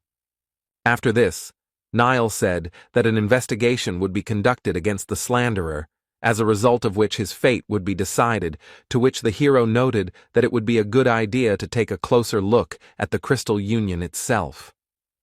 Urbans agreed to this, and also added that the investigator responsible for his case would also be fired, to which he began to justify himself by saying that he had acted according to the rules. The regional manager interrupted him and threatened him not to try to shift the blame onto the guild, and that all matters he had handled would be investigated. And he ended by saying that if any discrepancies were found, the investigator would be punished accordingly, which made the latter break out in a cold sweat.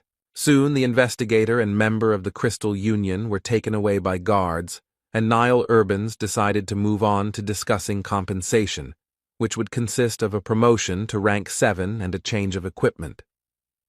But this did not suit Björn because he himself could advance to the 7th rank with the help of the essence of a vampire guardian, which he was quick to report. Niall tried to say that the barbarian only had 2 months of experience, to which the hero said to bring him a researcher of that rank, and then it would become clear who was stronger.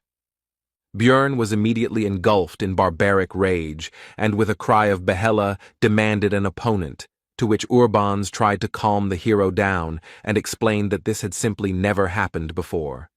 Unexpectedly, Raven decided to support the hero. They met eyes, and the girl smiled at him, after which she began her speech.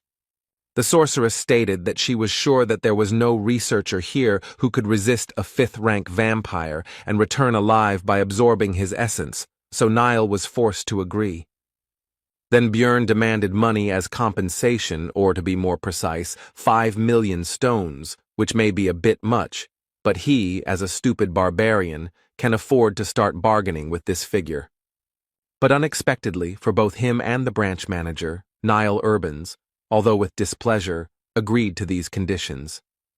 Björn thought that it might be related to the presence of Raven here, who just now demanded another 1,000,000 stones as a reward for her services. Could this really be the influence of the Tower of Mages? Soon all the issues were resolved, and the barbarian and the sorceress went to the latter's laboratory, which was in disarray. The girl offered the guy some water to drink, although it was from a test tube, but that's simply because there are no mugs here, and if he doesn't want it, then she can offer basil concentrate. The hero did not risk drinking this liquid because, most likely, this flask had previously contained strange liquids and monster organs. Putting the vessel aside, Björn asked why he had been invited here to the magic tower. Raven reminded that the barbarian had promised to fulfill one of her requests. The hero had only agreed because he was in a hurry, and there was nothing wrong with making friends with a mage. Bjorn agreed with this. The main thing was that it was within his power. The sorceress was happy with his words, and said what she wanted. It turned out that Raven wanted to study the essence that the barbarian had absorbed, and also explained that there was some benefit to it for him as well. Listening to the sorceress's story about how this would help him discover some unknown features, the hero noticed how the expression in her eyes changed. One could see a desire for knowledge in them. The corpse golem she wanted to study was indeed rare, but it was nothing compared to the vampire essence, since it had never appeared before, or there was no one to tell about it. And then the hero guessed something, so he asked if her words when signing the agreement were true, and were precisely because of this. We are talking about the moment when Raven studied the agreement between the Explorers Guild and Bjorn, which contained a clause about the secrecy of everything that happened. The sorceress then demanded that a clause be added about not revealing that the barbarian had absorbed the essence of a fifth-rank vampire, and he was grateful for her attentiveness. The hero was right, and the girl said that in any case, now let him come once a week and help for about 3 hours for 6 months. Bjorn said that he agreed to 3 months and to share the results of Raven's research with him, to which she said that he survived thanks to her, and therefore he should be grateful. Looking at her, the hero thought that in principle this is true, but this is a separate topic, because in order for the cooperation not to end in a short time, the guy must show the girl what kind of person he really is. Bjorn stood up and told Raven that she was the one who should pay the money, which confused the sorceress. Thinking that anyone who doesn't stand up for their position is just an idiot, the barbarian loomed over the girl and said that she actually fed him the essence of a corpse golem. Raven tried to push the hero away from her and asked how that could be a problem since she gave him his powers for free. Bjorn said that she fed the essence for her own survival, to which the girl replied that she saved him as well. The hero responded indifferently that he didn't care. Raven had to pay 10 million, because that was exactly the amount needed to remove the essence in the temple. The sorceress asked in bewilderment why he was getting rid of such a precious thing, and exclaimed that he was a crazy barbarian. Bjorn explained that it was not the essence he wanted, meaning it had caused him serious damage, to which the girl responded that she had heard about the value of this thing to researchers. The hero said that this is the mage's biased opinion, since they cannot absorb essences. If he does not believe, let him ask other adventurers. Raven said that he was just sure that she didn't know any other explorers besides him, but that wasn't true. He should just wait a little. After this, the sorceress took out a magical communication item from somewhere and called a certain Patsran to resolve their dispute. The girl asked him how he would feel if someone fed him an essence he didn't want, to which he said the answer was obvious. To begin with, Patsran would be very angry, because despite the possible value and uniqueness, the essence, which was not in the plans, would only interfere. It's hard for mages to understand, but researchers can't just absorb everything and hope to move up the floors that way. And when asked about possible compensation, Patsran replied that he would demand 15 million, because the more essences a person has, the more expensive the removal, and if they cannot pay him, he may kill. This news worried Raven, and while she was collecting her thoughts, Bjorn decided to think about this Patsran.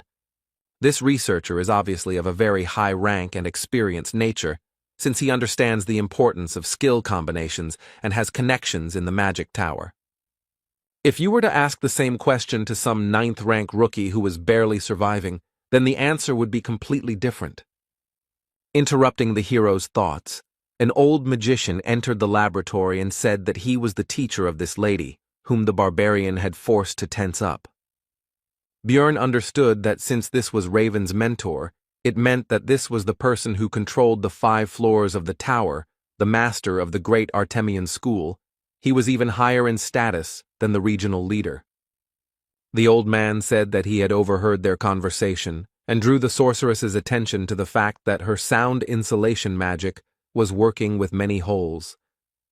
And he explained that he did this to satisfy his curiosity, because his youngest student had dragged a man to her for the first time, and even a living barbarian, the hero, paid attention to these last words.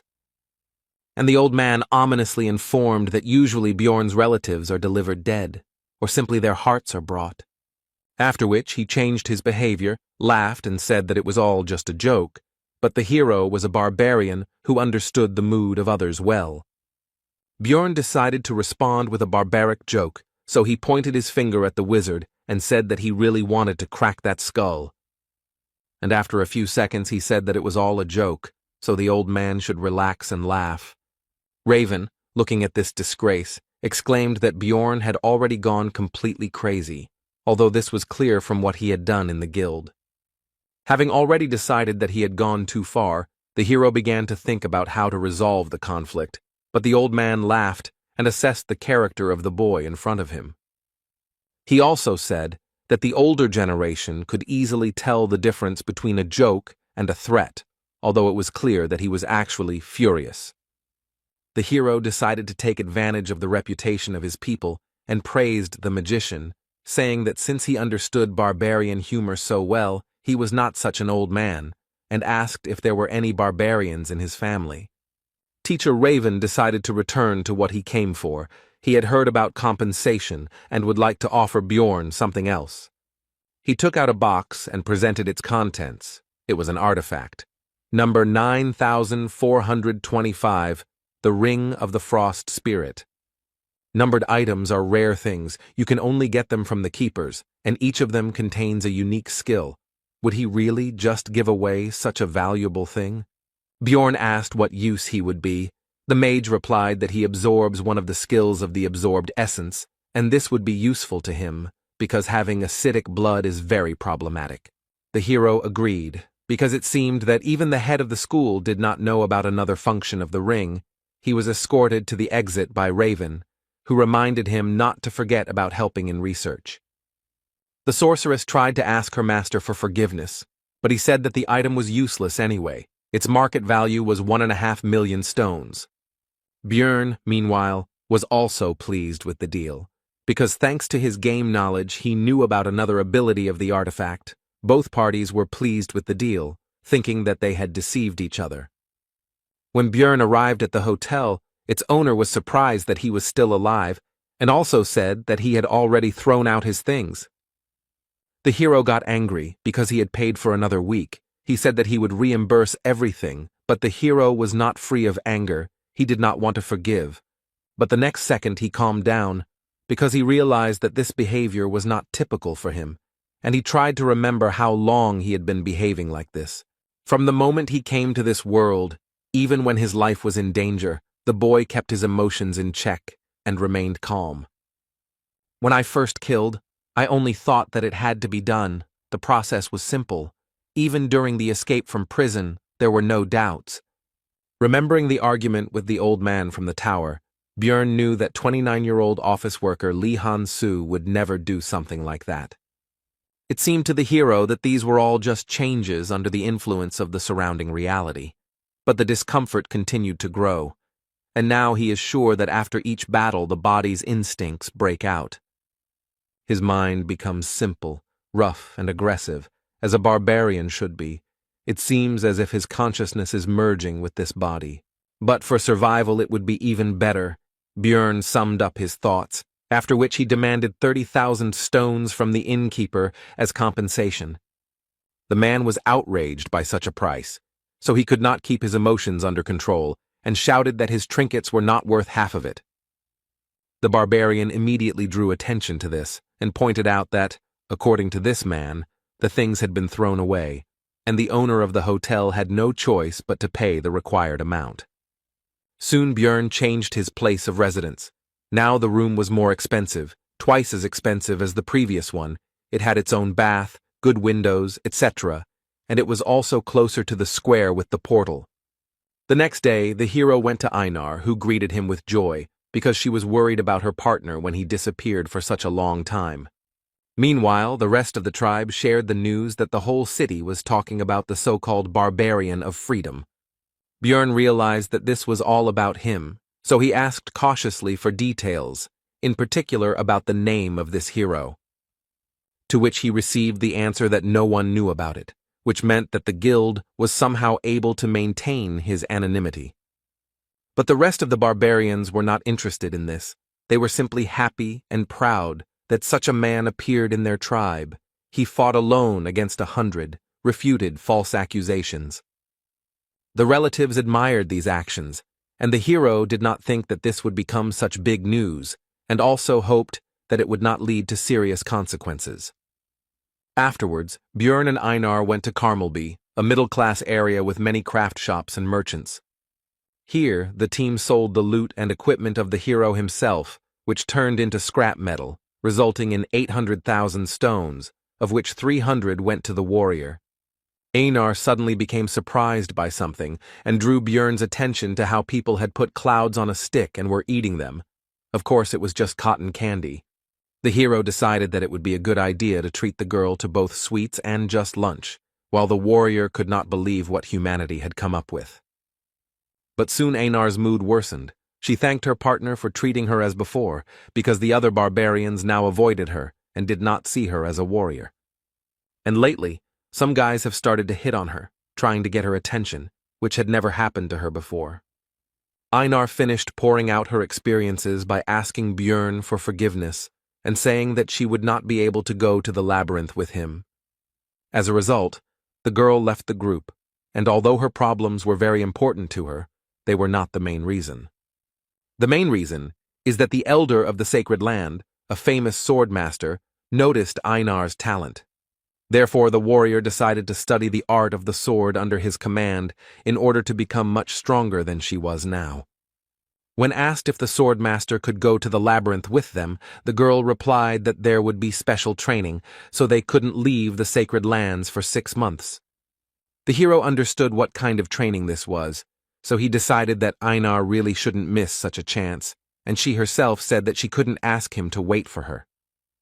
And she doesn't necessarily ask to take her back when the time comes, but she will try and come back so strong that she will no longer pull Björn back. He couldn't hold her back, because during the second exploration, she was defeated by the marauder, and she also had to use the oath. In the rift, Einar could only watch as others took the initiative while she remained at best in the background. It all hit her hard, so she agreed to the training. Björn will have to look for new companions, although there is an option to go on his own because he has grown a lot in 2 months. Namely, he absorbed 2 essences, thanks to which his characteristics have greatly increased. But from the 3rd floor, it is impossible to travel alone, because as the floors increase, the absence of other roles in the team becomes critical, so finding comrades is a necessity. The hero needs companions of a similar level to climb higher and hunt higher-level monsters, and his first target for recruitment was Raven. After completing the research, Björn spoke about it, but nothing came of it. She didn't even listen and refused. She demanded to invite her only if the group was larger, everyone at least 6th rank, and there must also be a priest. Raven told him to put this nonsense aside and handed the research subject the result of this very research, which he began to study and came to the conclusion that he already knew this from the game. The growth of characteristics, among which the most prominent were regeneration, magic resistance, and soul power, as well as all of his active and passive skills, he studied and tested, except for Bloodmaster. This allows one skill of the one whose blood is absorbed to be temporarily used. Source of Darkness, Sacrificial Seal used when escaping from prison, Eternal Life, increases regeneration depending on damage. Before Björn left, Raven decided to inquire about what that thing was that the hero had shoved into the vampire's mouth during the battle in the rift. The guy decided not to say anything and said that the situation was quite chaotic then. She probably messed something up. The sorceress began to say that she saw everything with her own eyes, but the barbarian interrupted her, saying that he was hungry after which he quickly ran away. Raven was unhappy with this. She realized that Bjorn was hiding something, so the girl intended to find out everything on her own. To this end, the blonde headed to the huge library of the Magic Tower with confidence to find answers in the books, which she did. She read that it was similar to a goddess Tyr, a consumable relic of unknown origin that, when destroyed, bestowed a powerful holy blessing on the surrounding area. 150 years ago, during a dimensional collapse, Cardinal Andron used 3 such objects to save the Holy Pope, and it was never mentioned publicly again. Suspicions grew stronger, because how could a barbarian who had recently undergone the ceremony know about the location of the relic, as well as its effect? Upon arriving in his room, the hero began to think about another artifact, the Golden Mask, which drops after defeating the boss of the Bloody Citadel when many conditions are met. It changes the wearer's face for 30 days, the number of uses is 5, the item dropped for him in the game, but there was no point in changing the appearance of a 2D character, so he sold it. But this is reality, which means that in the event of a clash with the forces of law or with someone extremely influential, this may come in handy in the future. Meanwhile, Daria Wittenberg de Tercia, Erwin's sister, sat in the tavern, calmly eating and resting. But she was drawn to the conversation of the other visitors, as they talked about the Crystal Union and its disbandment in just one night. This clan created a huge information network with the help of communication stones and offered various services to newcomers on the first floor. It grew very well. At first, everything went well.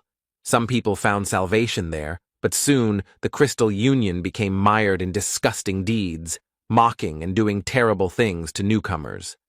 Take, for example, what almost happened to Erwin. The elf did not want to admit, but if it were not for the barbarian, something terrible could have happened. Daria finished her meal and was about to leave, but decided to listen to the curious information when she heard that they fell apart because of some barbarian of freedom, because it seemed ironic to her. The researchers talked about the recent incident in the Explorers Guild, and one of them said that the rule about increased search for marauders among newcomers will be revised due to the growing problem. They continued their conversation, and when it came to the fact that it was a 9th-rank barbarian, Daria decided that it couldn't be a simple coincidence. If this barbarian of freedom is that same Bjorn, then the situation with his disappearance becomes completely explainable, the elf thought, heading home. But should she in that case tell her sister about her suspicions, who still can't get over the shock? The next day, Bjorn Yandel went to the Explorers Guild to find out about the gathering teams, active above the 3rd floor.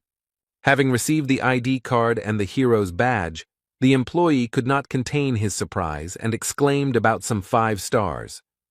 When asked what it meant, the man tried to change the subject, but Bjorn already guessed that it was some kind of internal guild code, and as a result of recent events, he received the status of a VIP client or something like that. Among the list of proposals, the hero noticed a familiar name. It was Hikuro Murad, so he immediately decided to meet him. They greeted each other and sat down at the table, but the dwarf suggested not to talk about anything for now, because another person should arrive soon. It would be a magician. He didn't keep them waiting long. He immediately introduced himself. His name was Lior Wabdvalki, and when Hikuro asked if he was the one they were waiting for, the wizard replied that it would be good luck to meet another sorcerer here and now. Murad didn't seem to be very good at understanding clever words, so Bjorn explained that the magician meant that everything was correct. They introduced themselves again. Hikuro added that he was 6th rank, and Dvalki said that he was an 8th rank wizard of the ruling family of Rafdonia. The barbarian had to explain again that he simply did not work for the guild. The hero decided to ask directly why a mage of such a low rank would go to the labyrinth, since it was dangerous for such people, and it was more profitable and stable for them in the city, to which he replied that he wanted to glorify the family of Baron Martuan. Hikuro Murad was surprised that he turned out to be a nobleman, to which he received the answer that his mother's sister's husband was the 3rd brother of the Baron's wife, to which Bjorn thought that he was not connected to them at all. Lior Wabdvalki himself continued by asking them not to be nervous, because he was not going to act arrogantly, which made the barbarian think that he looked like a fraud with these stories. From the subsequent conversation, it became clear that the magician knows how to use daily and administrative magic, knows a couple of spells like curses, and is well versed in cold magic, a wizard without experience. There are nuances, but the very presence of a mage in the team will become bait for good fighters, so Hikuro and Bjorn decided to accept Dvalki. As expected after that, requests from various researchers poured in, so they met several times a week to review documents, but it felt like the hero was doing all the work. Be that as it may, but soon the composition of the future team was approved, the group was assembled, and soon there will be their first trip to the labyrinth. On this occasion, Bjorn even decided to update his equipment, as he had some extra money as compensation from the Explorers Guild. With this, he decided to go to the Abode of Knowledge. The librarian asked what this meant, to which the hero replied that he would have to explain, since she asked. And Bjorn began to boast that this was his brand new armor and shield, made of good material, lithium, and behind his back is an extended backpack, which was not too expensive, so it was bought. But the indifferent Miss Librarian took a step back and said that the hero would be complained about by other customers, so he should not come in armor anymore. Bjorn was already returning home when he noticed one of the barbarians who was simply sleeping in the alley, but he would not have paid much attention to this if not for one thing. This kinsman has no weapons, and yet they store their weapons as if their lives depended on it, no matter how hungry, weak, or poor they are.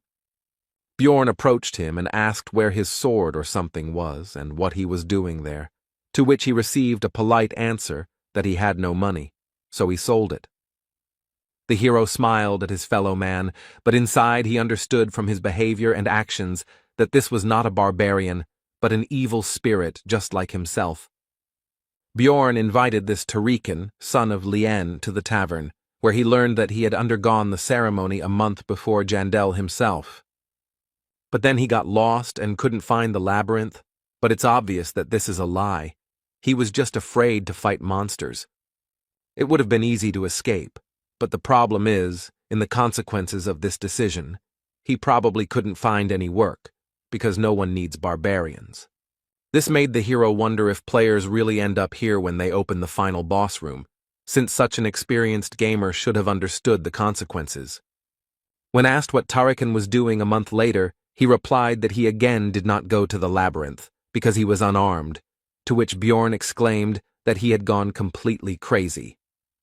That's why it was necessary not to lose him, the hero wondered. Did this man even play the game? And if so, how did he make such mistakes? Then Tarikan went through hunger, cold, and illness, and Bjorn thought about how he had managed to last 3 months under such conditions, and also if he had run away on his first day, the same fate would have awaited him. The barbarian, on the contrary, finished telling his story and asked how he liked it, whether the hero felt sorry for him, whether he would help his fellow man, whether they would go to the labyrinth together. Bjorn refused this, but gave Tarikan 150,000 stones so that he could buy himself a weapon and go on the campaign himself. When his relative said that they should meet again next time, the hero responded with a sharp refusal, saying that he didn't care what would happen next, but that he shouldn't even try to look for him. Already in his room, Bjorn analyzed what had happened, and his behavior. He had behaved disgustingly. Did he remember the past? A logical person would say that this Tarikan is nobody to him, and the hero is stupid for giving him his money, but an emotional person would be angry at the weak help to that barbarian. Both points of view had a right to exist, but Bjorn believed that he had made the best decision, and now he could only hope for the survival of an evil spirit like himself. Soon, the newly formed team set out on their first expedition into the labyrinth. The squad's wizard, Lior Wab Dvalki, an 8th-rank mage, 25 years old, was inspired and ran around everywhere. Brown Rothmiller, human, rank 7 researcher, 34 years old, 8 years of research experience, seems to be the most normal member of their group. Hikuro Murad, a dwarf, a 6th-rank explorer, a tank and the leader of the group, and right next to him stands the second tank, Bjorn himself, a 7th rank. The last one is Misha Karlstein, a 7th rank beast woman, 25 years old, 5 years of experience exploring the labyrinth, and someone also said that she is the 13th princess of some tribe. She has a strange habit of saying Nia at the end of her lines. She claims that it is an innate trait, but the hero has never encountered this. Thus began their team's first exploration of the labyrinth, and under Rothmiller's leadership, they reached the portal to the 2nd floor in 10 hours.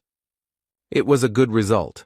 Although someone still came earlier than Brown was unhappy, soon the group entered the portal. Bjorn regretted that he could not use his method, because he does not trust them. This time the team got to the location of the beast's lair, in which, as can be understood from the name, beast-type monsters were found, and there was always a terrible smell here. But almost all members of the group could handle him, except for the newcomer Woba Dvalka. He felt bad. He vomited. This caused an attack of disgust in Misha. Since Rothmiller had an essence that was related to the sense of smell, Bjorn asked him how he was feeling, and he replied that he had gotten used to it during his entire time exploring the labyrinth. The beast's lair is a canyon, so you'll have to find a way through a natural labyrinth. There are no traps here, but a guide is needed even more than in the goblin forest. The local monsters could not become a problem due to the strength of their team, so they became only a source of experience for the hero, because he had not encountered local species before. Thanks to Dvalka's signal magic, 4 people could sleep at once, which meant 6 whole hours of sleep for Bjorn. When the magician asked why he should be on duty at all if he had his magic, he received the answer that the spell only works on monsters. But Dvalki didn't get the hint, so Hikuro said outright that the explorers could be much more dangerous than the monsters, which was clearly not what the naive wizard expected to hear. The 3rd floor is a huge space called the Pilgrim's Path. On the 2nd floor, everyone ends up in different locations depending on the portal they choose, but on the next floor, they end up in the same place again. On the way, the squad started talking about each other's experiences. It turned out that it took Misha a year to get to the 3rd floor, while Bjorn had only been here for 3 months. The girl and the dwarf also had a playful spat about how she was more experienced than Hikuro, but was still at rank 7 while he was at rank 6. Their quarrel was interrupted by Brown Rothmiller. The hero thought that it was because of his habit of working alone that he reacted so sharply to noise behind him. Soon, the team moved to the 3rd floor of the Pilgrim's Path. They came out on a location called the Hill of Steel Rocks, and almost immediately, Bjorn, as the squad's tank, had to block the attack of a massive monster, although usually no monsters live right next to the portal. The enemy was not alone. Hikuro began to hold back the 2nd one. They were strong, and if it were not for the hero's lithium shield, it would have been bad. The dwarf had worse equipment, but he compensated for this with skills. He restored the damage with emergency recovery, and he also had the essence of the same monster, so he used its counterweight skill, which gave resistance to knockback. Thanks to all this, even a small dwarf could resist a huge monster called an iantro, which was not so easily restrained even by the barbarian Bjorn. This power struggle did not last long. The team's mage, Lior Wobdvalki, used an 8th rank spell, Corrosion, on Murad's opponent. The effect manifested itself almost instantly. The monster's tusks began to melt. Hikuro instantly saw an opportunity to attack, which he took advantage of. He delivered a crushing blow from above straight down to the Iantro's head, finishing him off. And Misha decided to help Bjorn's opponent. Using her agility, she jumped into the air straight from the barbarian, after which she attacked the monster from above. The fight was over. It was suspicious to meet monsters right next to the portal, so the hero asked Brown to check the area for people nearby. Then Rothmiller used his heat search skill. No one was found, but he informed Bjorn that their scent was still strong. They were a maximum of 2 minutes away from here. Then the barbarian assumed that these people were watching the fight, and then left. When Hikuro asked if this was a staged attack, Rothmiller replied that they were not specifically interested in their group, as luring monsters to the portal was a common tactic among marauders. Misha Karlstein suggested catching them and beating the crap out of them. Besides, they could give a good reward for them, as well as for the equipment of the scoundrels. The group continued their discussion, also considering the murder option, and listening to all this, Dvalki began to understand that this was not a fairy tale or an interesting adventure, but a harsh reality. The team continued on their way, talking about what had happened along the way. In particular, the conversation turned to the fact that there were not many opportunities to encounter marauders, which surprised Björn. The hero immediately asked about this, and it turned out that, for example, Misha met with them 8 times in 5 years, while the barbarian met them 5 times in 3 months. To this, the rest of the group could only say that Björn seemed to have no luck at all, and the dwarf said that 150 years ago, the situation was very bad, but lately the number of marauders has been less. Soon the squad decided to set up camp. It was not a very convenient place, but it was on the border of the location, where there were fewer monsters, which was more important. At the halt, Hikuro decided to inquire about Dvalka's condition, because he looked so-so, and at some point he stopped talking much, although before he never closed his mouth. Then the wizard replied that his fantasies of adventure had been destroyed. Perhaps he would be called naive, but the fact that researchers kill their colleagues in pursuit of money cannot be called a fairy tale. Dvalki continued by saying that in that case, he would sooner or later have to kill a person, so he had been preparing himself for this all the way. Then Björn asked about his success in this matter. The magician replied that he was ready, but was not sure that he would really be able to do it. When the time came, the hero noticed that the magician was full of confusion and fear, had determination without self-confidence. Björn decided that this was much better than people who acted confidently and then started to cry and wail when faced with death. Brown said it was important not to overestimate his strengths, and it was good that Wob seemed to understand everything, but now he asked the team to give him some time. He wants to show something. The group climbed to a higher ground and were treated to a beautiful sight, and Rothmiller reported that no one knew the nature of this magical phenomenon. But the reasons were not so important when you saw something like this. Soon the light disappeared, and the labyrinth was filled with the usual darkness. Everyone went to bed, but Bjorn remained at his post.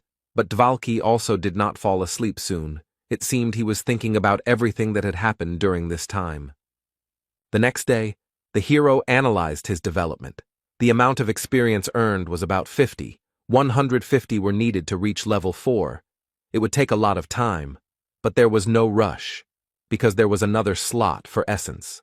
The barbarians' thoughts were interrupted by Brown Rothmiller, who said that they had reached their destination, and that the orc settlement began here. This is the area with the most monsters on the 3rd floor.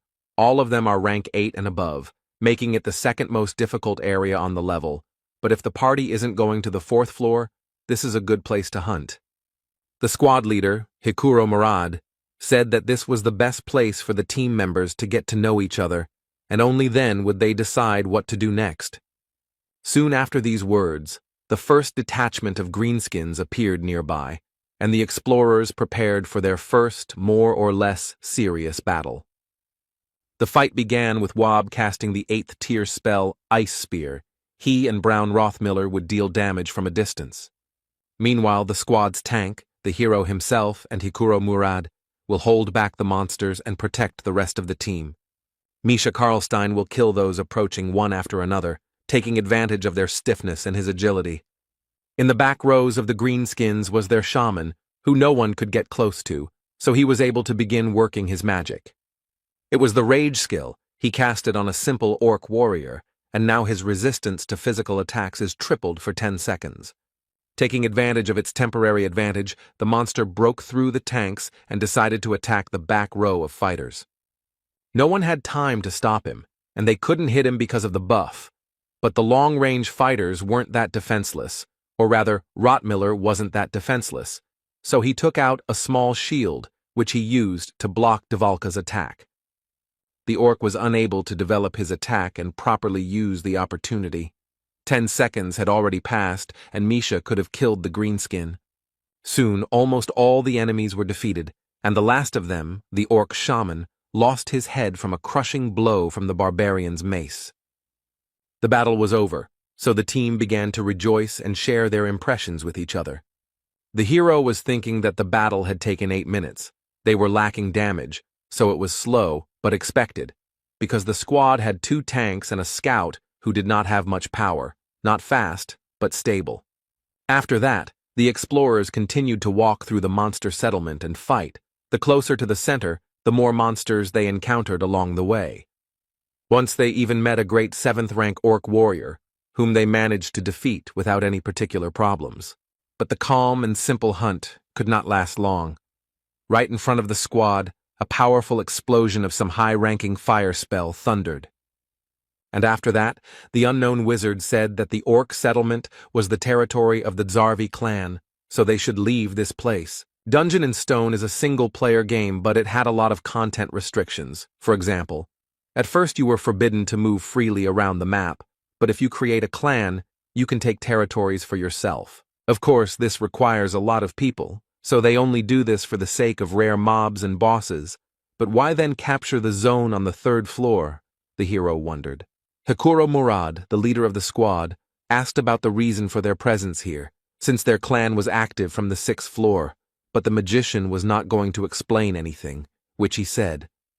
Then the dwarf said that he knew about the granting of territories to clans for their merits, but he had not heard that this place belonged to Zarvi. Whether it was the responsibility of the team leader or the famous stubbornness of the dwarves, it doesn't matter, but he decided to take the hard way. While the two were arguing, Misha, for some reason, tried to hide behind the barbarian's broad back. But it was pointless. The beast man, who had been standing next to the magician all this time, turned his attention to her and asked if she was stupid, at which the cat came out of her hiding place and said his name, Talon Orifring. The guy demanded that they not call him that outside, and the wizard said that since she was his sister, an exception could be made for her. But Talon refused, saying that he couldn't explain, but it was a family problem, so his father wouldn't mind. The magician agreed, but said that he could at least explain the reason why she was being driven away from here.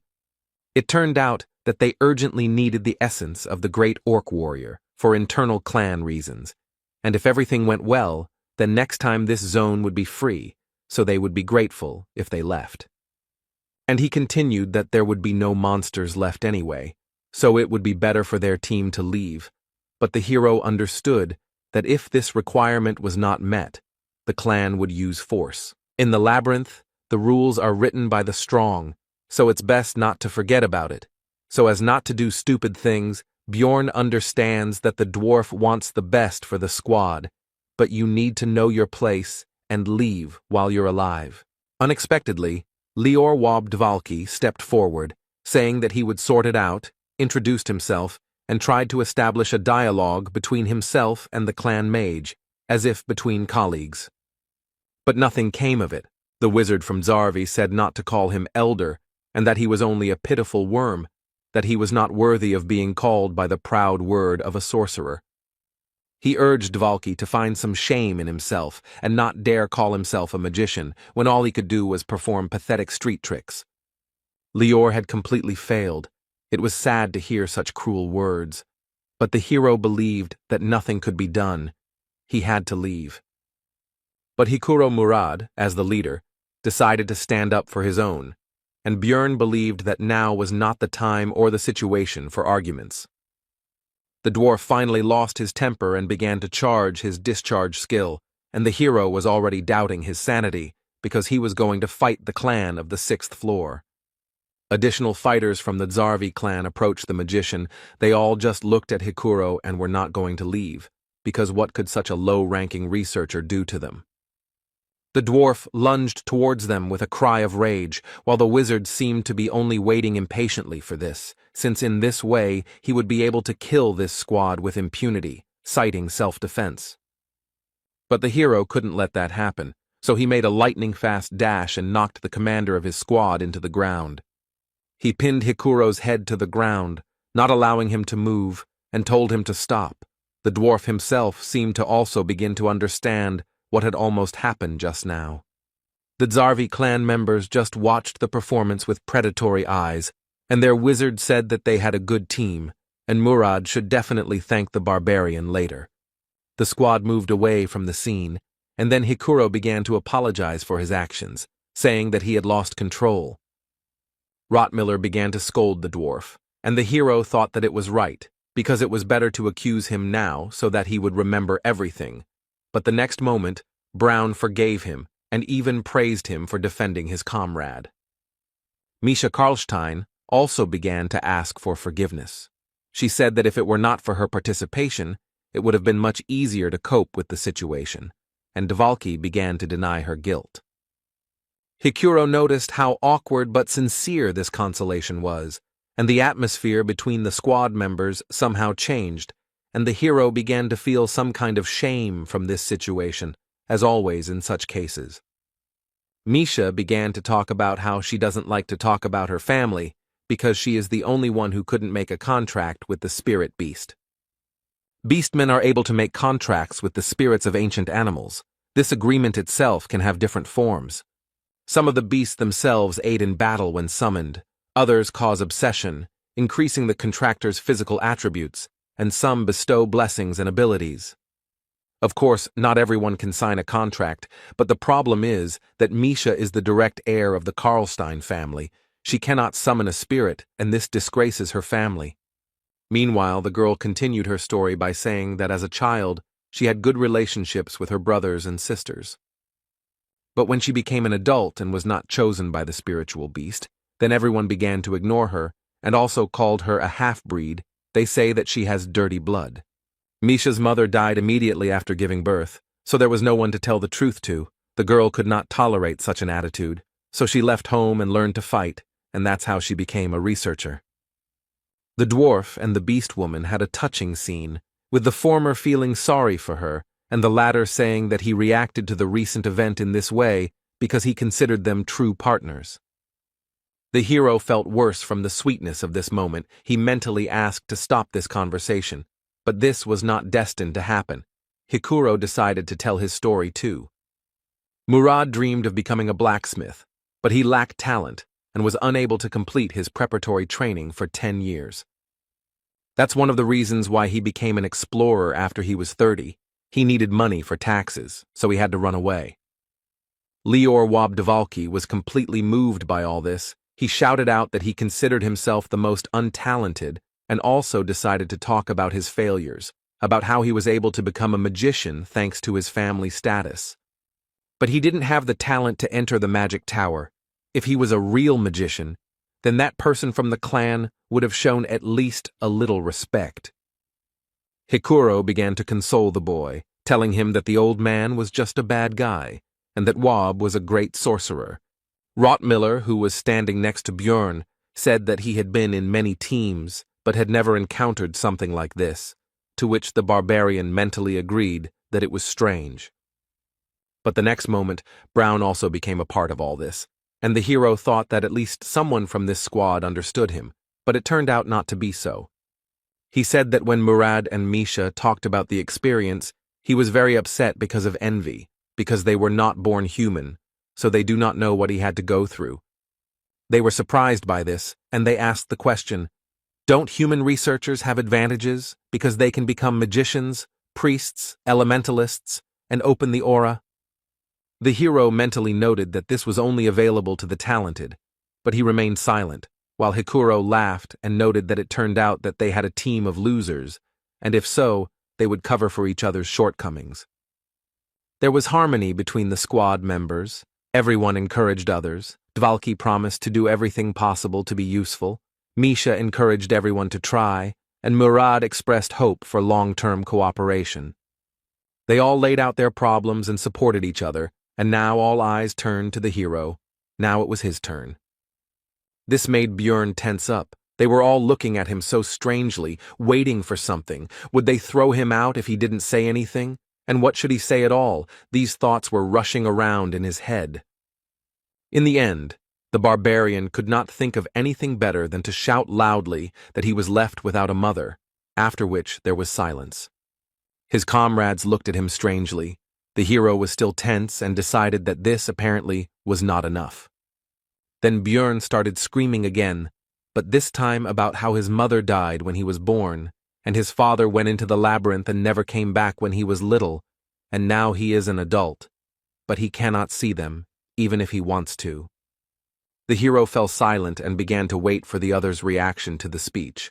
Also, technically it was all true. Einar told him about it. Rottmiller noted that it was hard for him at such an age, and Misha decided to apologize, because she complained about the difficulties in her family, and for him, everything was even worse.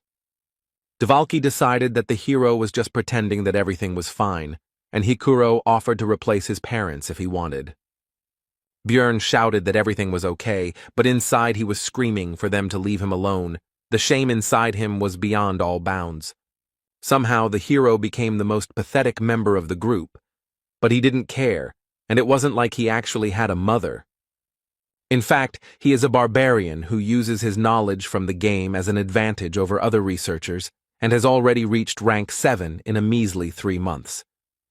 Although, if you think about it, he is a loser who somehow ended up in another reality, where he is considered an evil spirit, who are killed as soon as they find out about them, and he has already been on the verge of death. While Björn was thinking about how shitty his life was and was being consoled by Misha and Dvalki, Hikuro and Rothmiller discussed the group's next steps, eventually deciding to go to a location called the Witch's Forest. When asked why not move to the 4th floor, Murad replied that he had seen too many teams underestimating the difficulty and dying there, so they needed to work on their teamwork first. The hero remembered that the Witch Forest was a zone that was only visited in extreme necessity, a bad place for hunting, and not very suitable for warriors. But the 4th floor is no better, because in addition to monsters of the 7th and 6th rank, there are also occasionally 6th rank ones, which can be quite problematic. The hero died there many times because he went there unprepared, so the dwarf's fears are understandable. But despite this, Björn still approached the squad members with a proposal to go to the 4th floor, because Hikuro and he are pretty strong tanks, so if something happens, they can provide an opportunity for escape. He wouldn't even have to run away with the vampire essence, the hero thought. And they also had a mage and 2 experienced researchers in their squad, although the damage would be small, which would make the hunt slow, but they should be able to overcome the floor. Misha told Dvalki that Björn was saying the right things, but she was worried because he was a barbarian, but even a broken clock shows the right time twice a day, so she might as well listen. The hero didn't say anything, but he got angry because he could hear them perfectly well, and in the meantime, the dwarf suggested holding a vote. As a result, their pathetic team decided to go to the 4th floor. They had a long way to go. 3 days had passed since entering the labyrinth. Rothmiller was once again choosing a place to stop. Hikuro suggested walking for some more time, but Brown said that it would take a long time to find another suitable place. Björn noticed that they set up camp at 9 in the evening, just like the last 2 days, which was quite curious. It seems to choose its future resting place based on the remaining distance and speed, which doesn't sound very complicated, but is impressive, especially in the labyrinth, where the concept of day and night does not work. The hero asked Brown about his plan for tomorrow, to which he received the answer that they would be at the Witch's Forest before lunch, and he also advised everyone to have a good rest, because moving through the forest would require a lot of strength. Björn thought that Rothmiller didn't even think about the answer. He was just a walking GPS navigator, but he didn't expect anything else from the veteran researcher. In the middle of the night, Brown woke up the barbarian. Although it was not his turn, the hero, seeing the tension of his comrade, asked whether they were people or monsters, to which he received the answer that both. The sounds were like those being pursued. Rothmiller recalled the attack at the exit from the portal. Björn replied that the guide said that it looked like a trap for those who escaped. Brown confirmed this and said that he smelled the same scent as then, and their conversation also woke up Hikuro, who became tense from this news. It seems that for some reason they were specifically targeting them, and now they decided to deceive them by pretending to be people in trouble. In this situation, Björn decided to take advantage of the opportunity and ask the others not to interfere. Soon, 3 explorers appeared from behind the trees, screaming for help, but the barbarian stopped them with the words that if they approached, he would break their skulls. Orcs appeared behind the night visitors, and they themselves began to talk about the fact that the rest of their team had died, and also promised to reward them for their help. Bjorn demanded that they first put their weapons on the ground, but the adventurers were unwilling to do so, arguing that there were monsters right behind them. The orcs themselves were in no hurry, but simply watched and, it seemed, tried to understand whether the researchers had united into one group, but the hero decided that it was even better that way. The next moment, the barbarian threateningly announced that the choice was theirs: either throw down their weapons or get out of here straight into the clutches of the monsters. The researchers nevertheless decided to agree and threw down their weapons. Then Bjorn asked Rothmiller to collect it all.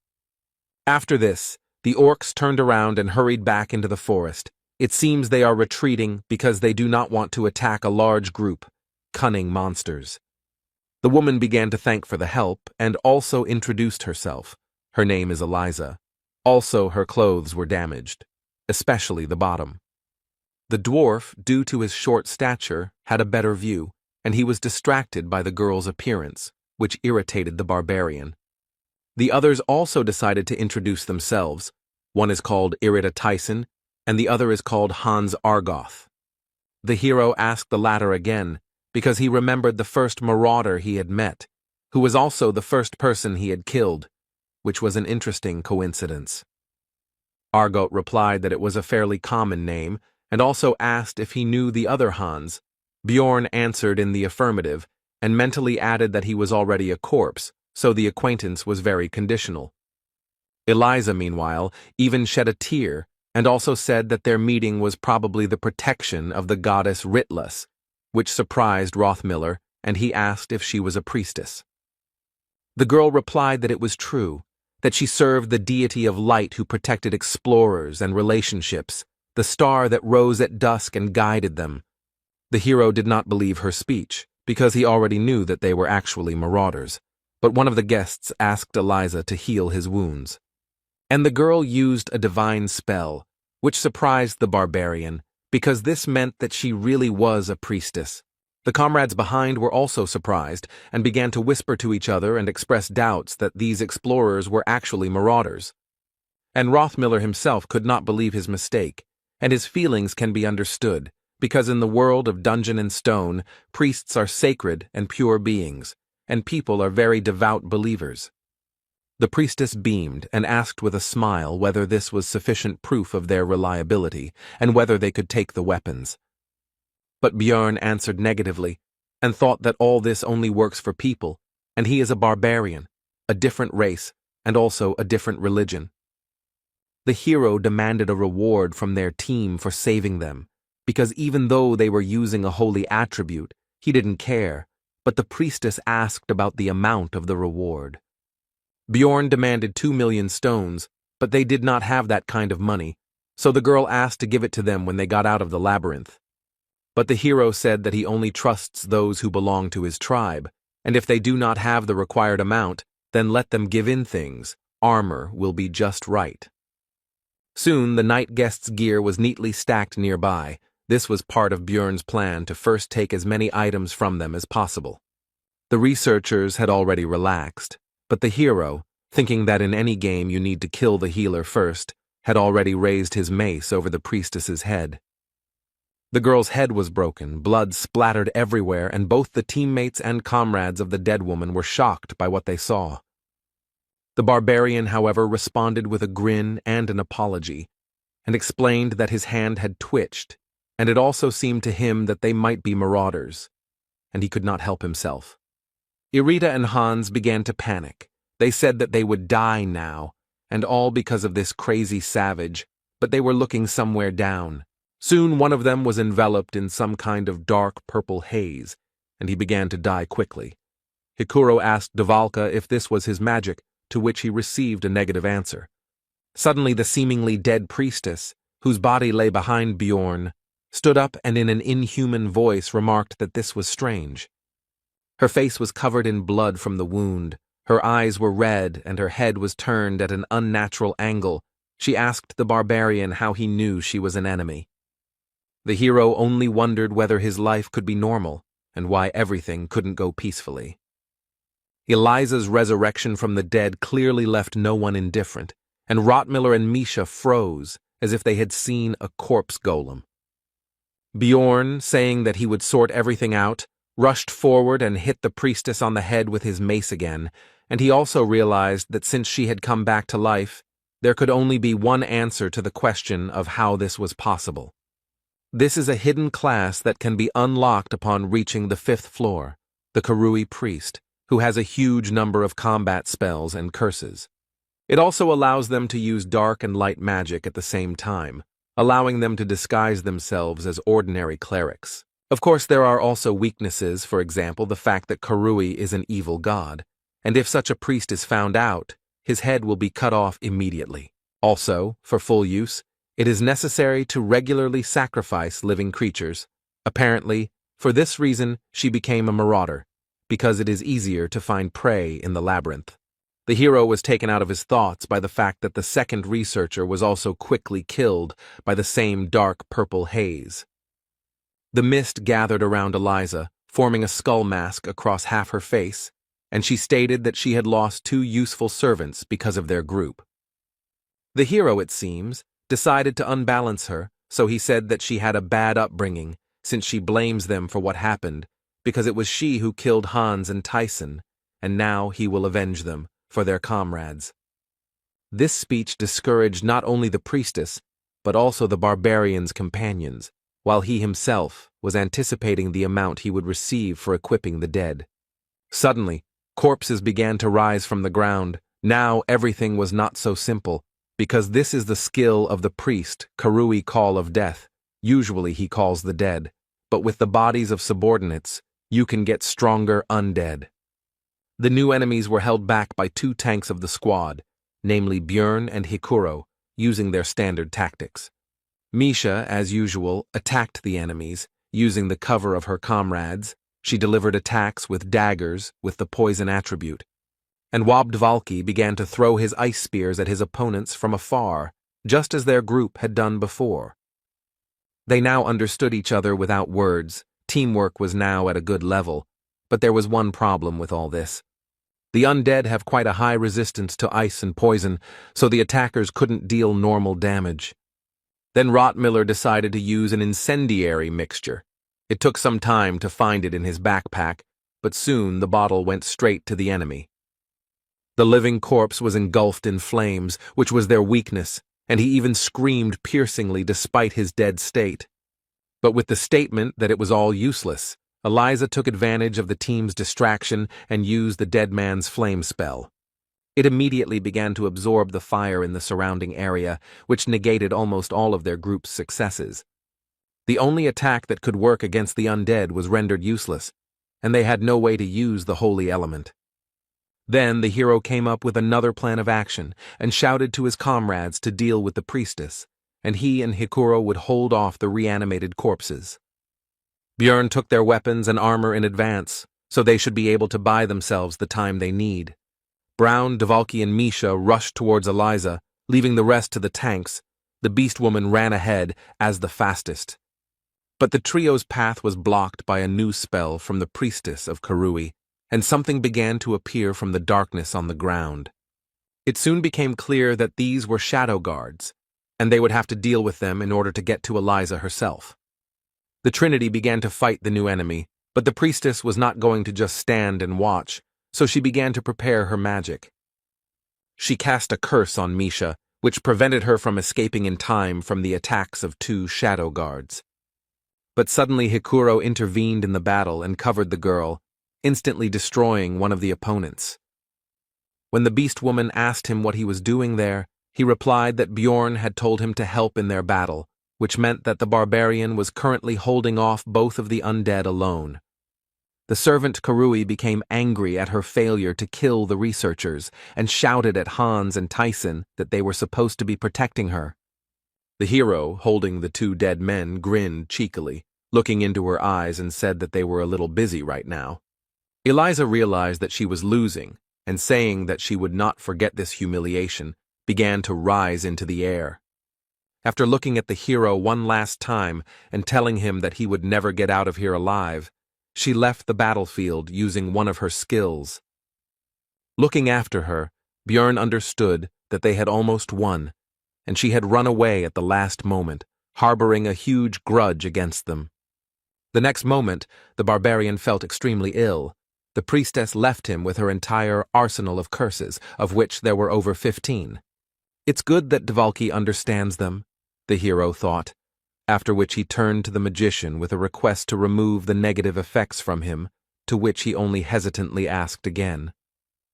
Then Bjorn said that Wob claimed to understand this magic, but he replied that he only knew a couple of spells from this school, but did not know how to remove them. This was very bad news because physical characteristics could be permanently reduced if the curses were not removed by magic or holy power. Soon the squad was running as fast as they could towards their destination. Hikuro asked how Björn was feeling, to which he replied that everything was fine, although in fact it felt like he was dying. It was all because of the negative effects. If it weren't for the vampire essence, which gives resistance to magic and darkness, he would have fallen off his feet long ago. The rest of the crew were also cursed, but they only received 2 or 3, rather than over 15 like him. It was extremely unfortunate that out of all the effects, he received one that hits stamina, but does not affect vitality, which is why high regeneration does not help. In the game, the character stopped moving when his stamina dropped below 10%, and since he was moving, there should be about 30% left, he had no idea that it was actually 5%. Soon, the area around changed dramatically. It became very gloomy. The team finally reached their destination. It was the Witch Forest. 5 hours ago, immediately after the priestess's escape, the squad discussed the battle that had taken place, and the hero noted its enormous danger, as well as the fact that none of them could have dealt with it one-on-one. Björn said that if they hadn't taken the weapons and equipment and attacked first, some of their group would have died in an instant. Misha's eyes lit up at this, and she shouted that reliable barbarians are the best. She had doubts, but the hero simply went and smashed Eliza's skull. Björn asked Rothmiller if he could track the priestess, but he replied that there were no traces, so it was impossible. The hero informed everyone that she would definitely try to finish what she started before the labyrinth closed, because they would be able to reveal her, to which Dvalki said that they did well and could do it again. Bjorn became angry at the wizard's frivolity and asked what would happen if monsters intervened in the battle, after which he said that they needed to go to the witch's forest. This is the area surrounding the portal to the 4th floor. There are monsters of the 7th and 8th ranks here, many of which have a spiritual body that is immune to physical attacks, so it is not the best place for warriors. But right now, this is the best option, because in this special zone, all status effects, except for the effects of the zone itself, lose their power, which allowed the squad to get rid of curses. Rothmiller noted that it was strange that the barbarian understood the local geographic features, and that this was his first time climbing to the 3rd floor, to which the hero replied that he had studied in the library. Misha and Dvalki took it as a joke, because a barbarian who reads books is simply an impossible phenomenon.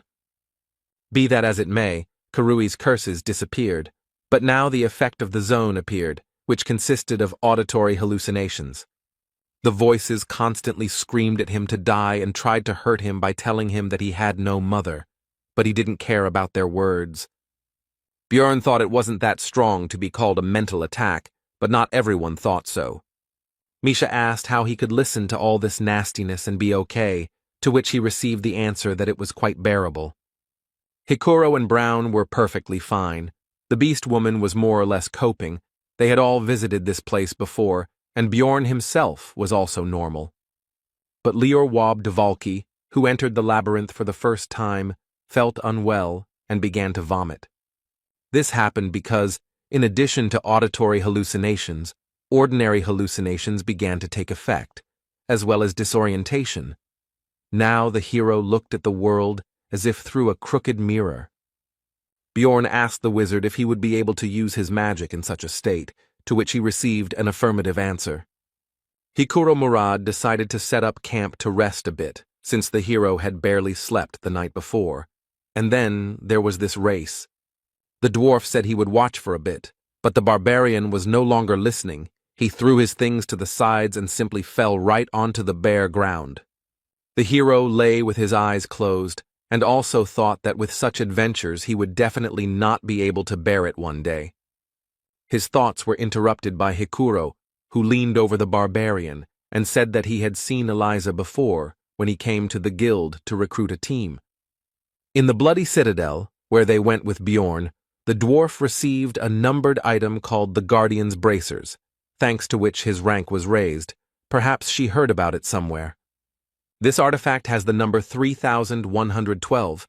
It is usually found in rifts above the 4th level. It is one of the 3000, so it is quite strong.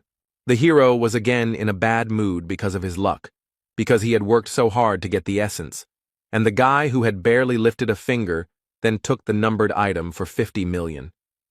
Bjorn asked his comrade why he didn't recognize her right away, to which he received the answer that she was dressed completely differently, and her clothes were so dirty and torn to pieces in places.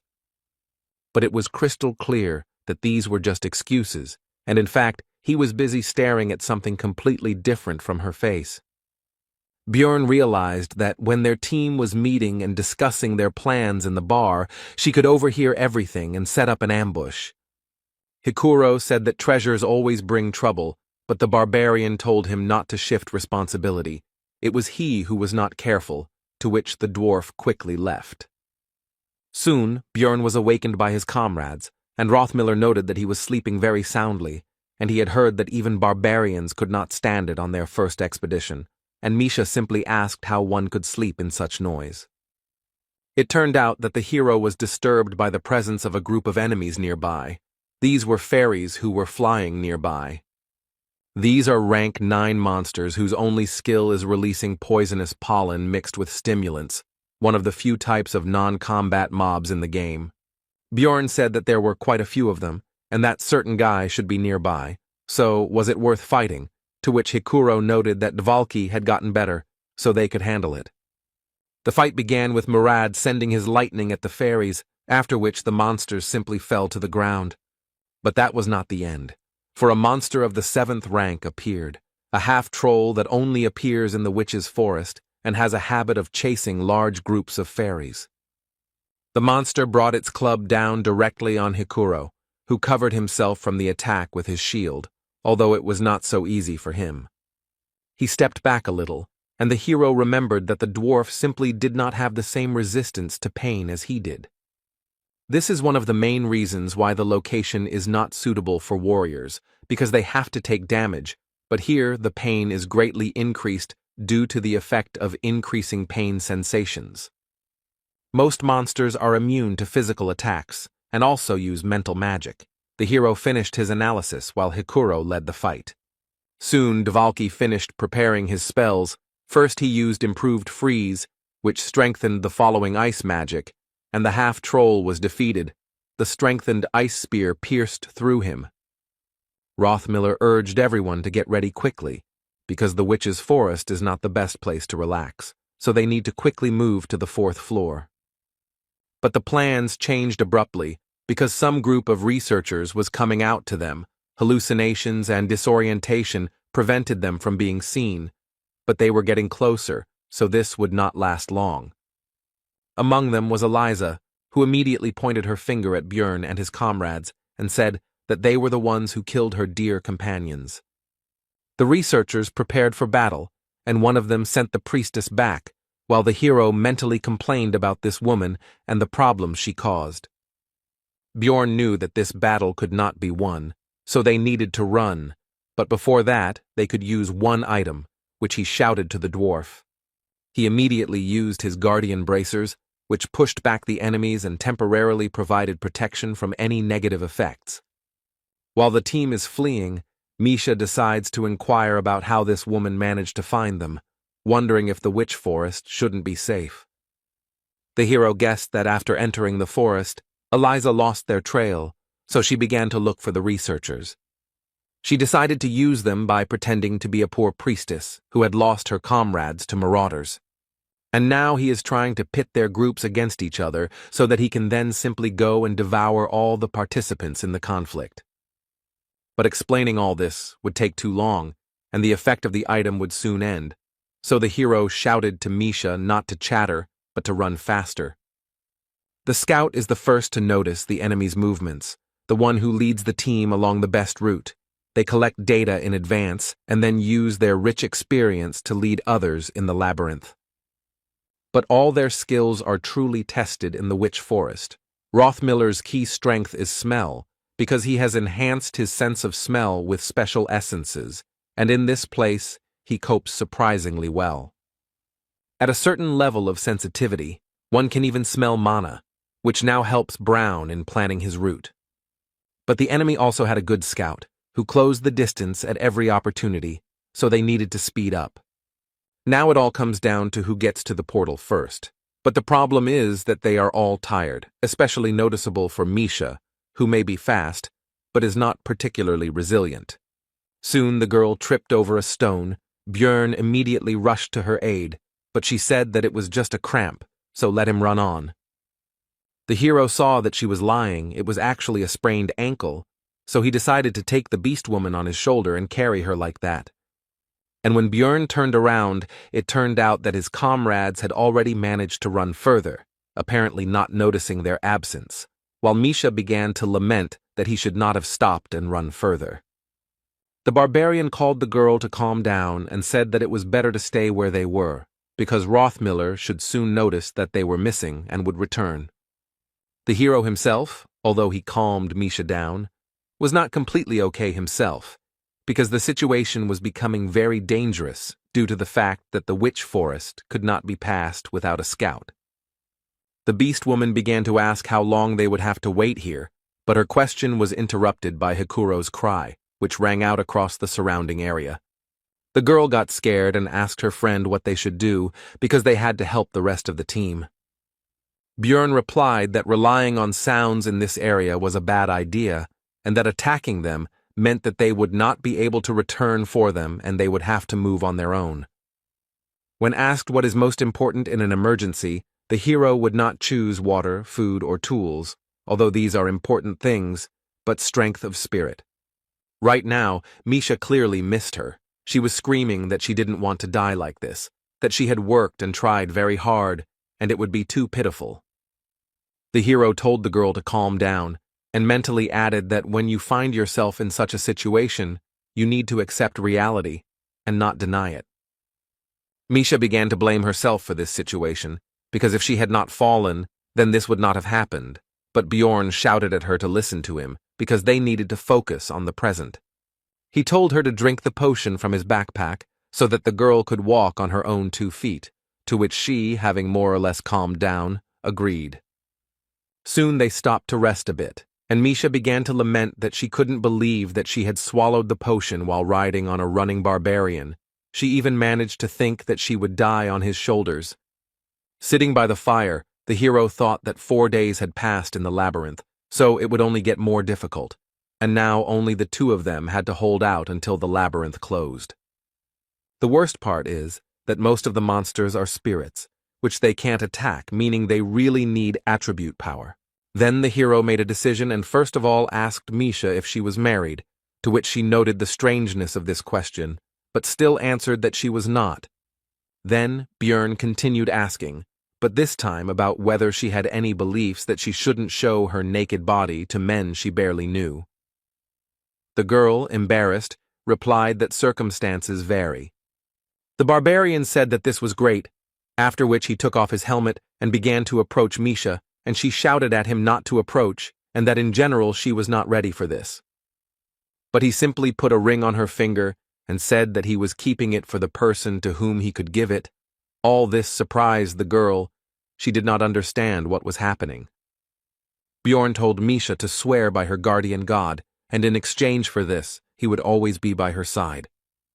And he continued by saying that from the moment she accepted this ring, then he himself would take an oath on the honor of a warrior that he would support her, and he hoped that the girl would promise the same. Embarrassed, Misha asked him about his seriousness, and then explained that it was a bit unexpected, but it was the first time she had received such an offer, so it wasn't that she wasn't happy. And then she apologized and said that she didn't think of him in that way, and then she tried to explain something else, but she was constantly embarrassed and spoke incoherently, so the hero didn't quite understand her. In the end, the blushing beast woman shouted that she generally preferred thin men, and he, a stupid barbarian, had no masculine charm at all. Bjorn explained that there was a misunderstanding. He didn't mean it, but simply asked to become his comrade, which is why he gave the ring. Misha immediately felt somehow better, but the hero continued to talk about how she could refuse it at any moment, but then she would have to return the same ring or 15 million stones. The girl began to complain about the price, because it was too much money for a simple decoration, so she began to inquire about the reason. Bjorn said that this ring could fulfill her cherished wish, and mentally thought that if he had not played Dungeon and Stone, he would never have done this. But now he is going to awaken Misha.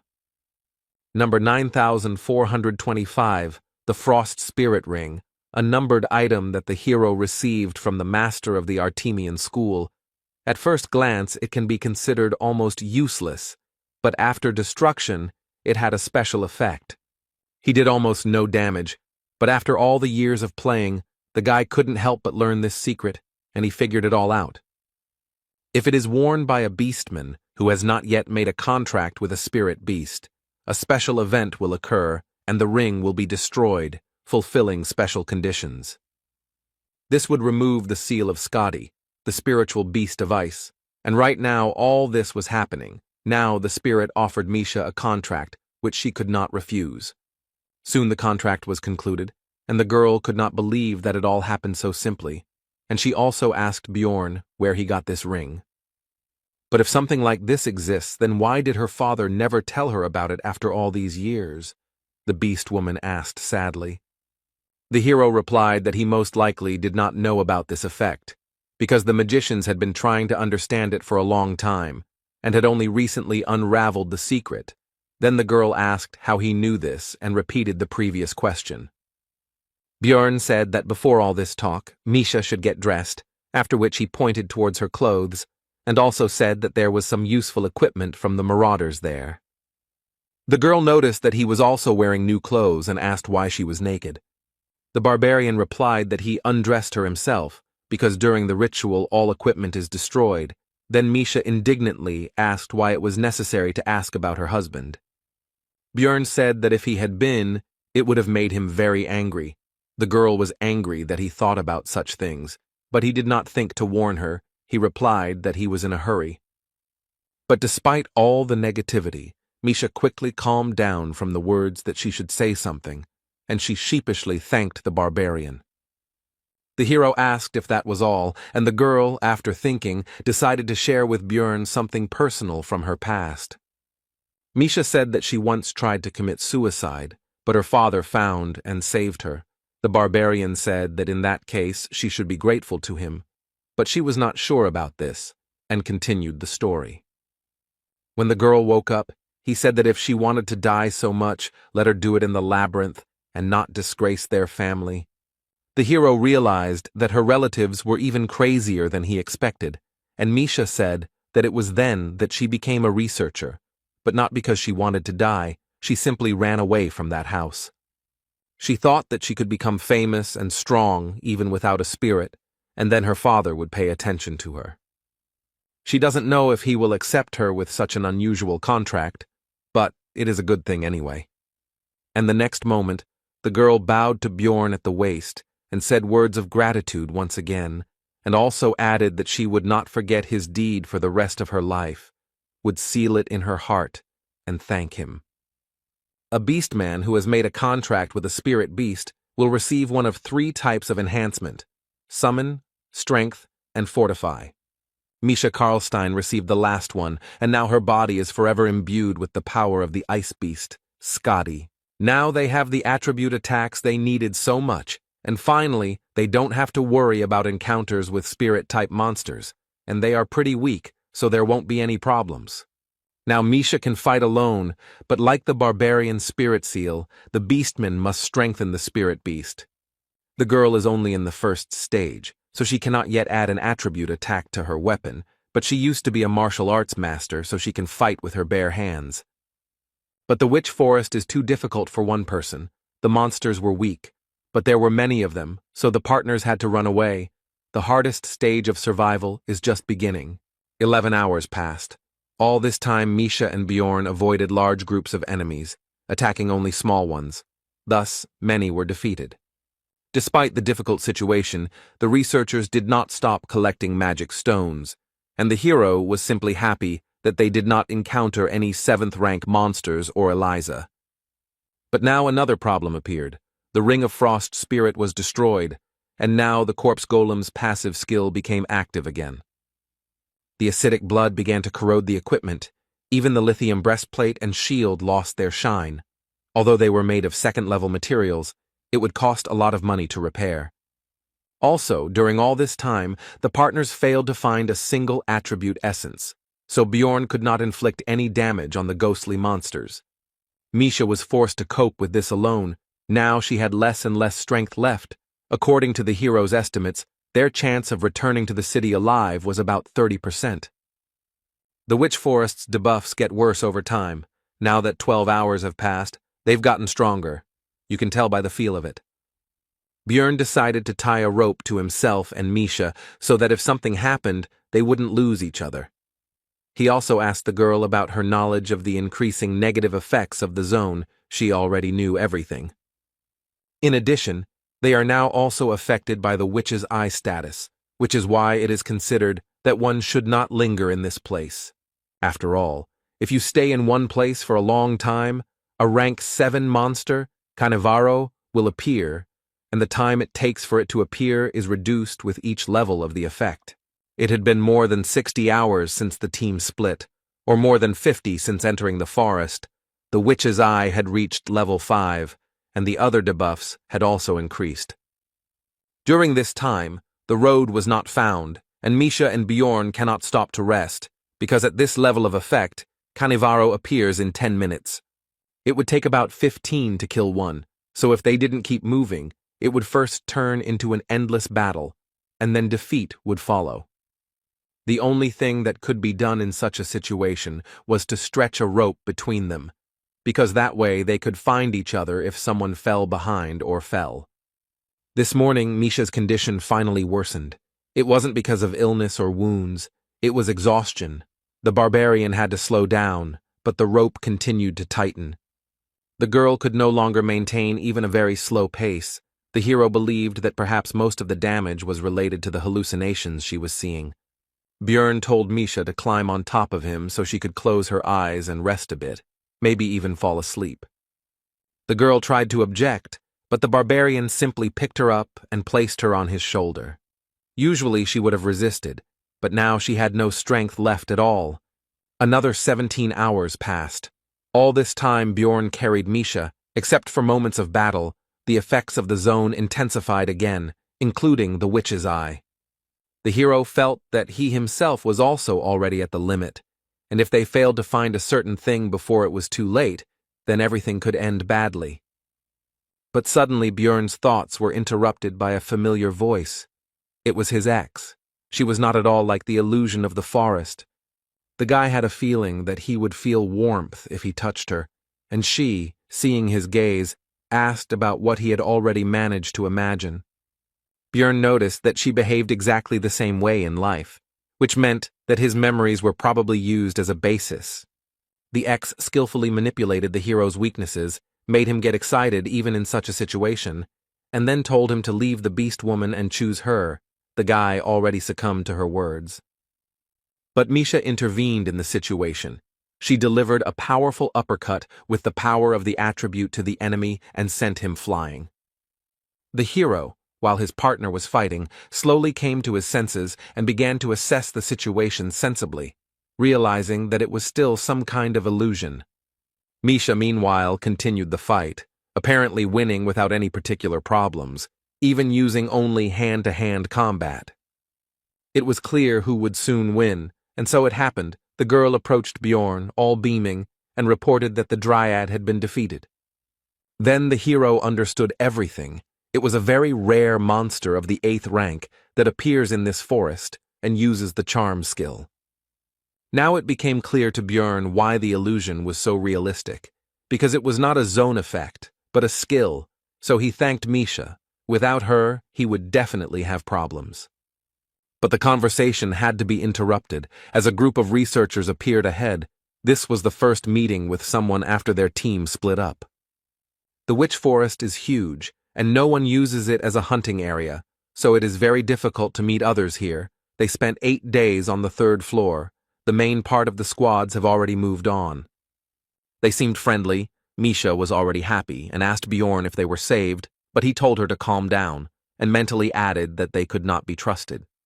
The archer woman said that there was no need to be afraid of them, because they were not bad people. They themselves had children of the same age in the city.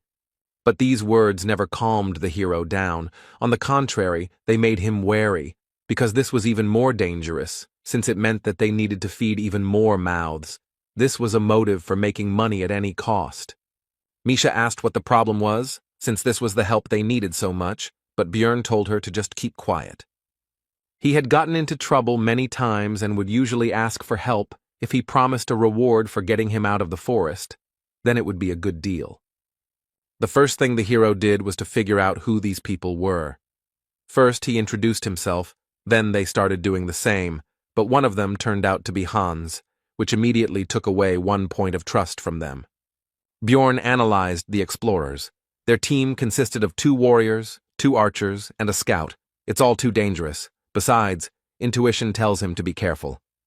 Of course, he may be worrying for nothing, but these people look suspicious, so the barbarian decided to refuse help and began to slowly retreat. It soon became clear that his intuition had not failed him, because an arrow had been fired right at them, from which the hero had covered himself with a shield, which meant that these were not simple researchers. The young man didn't seem to expect this and asked a female archer named Viet why she did this, and she told him to look at the barbarian's equipment.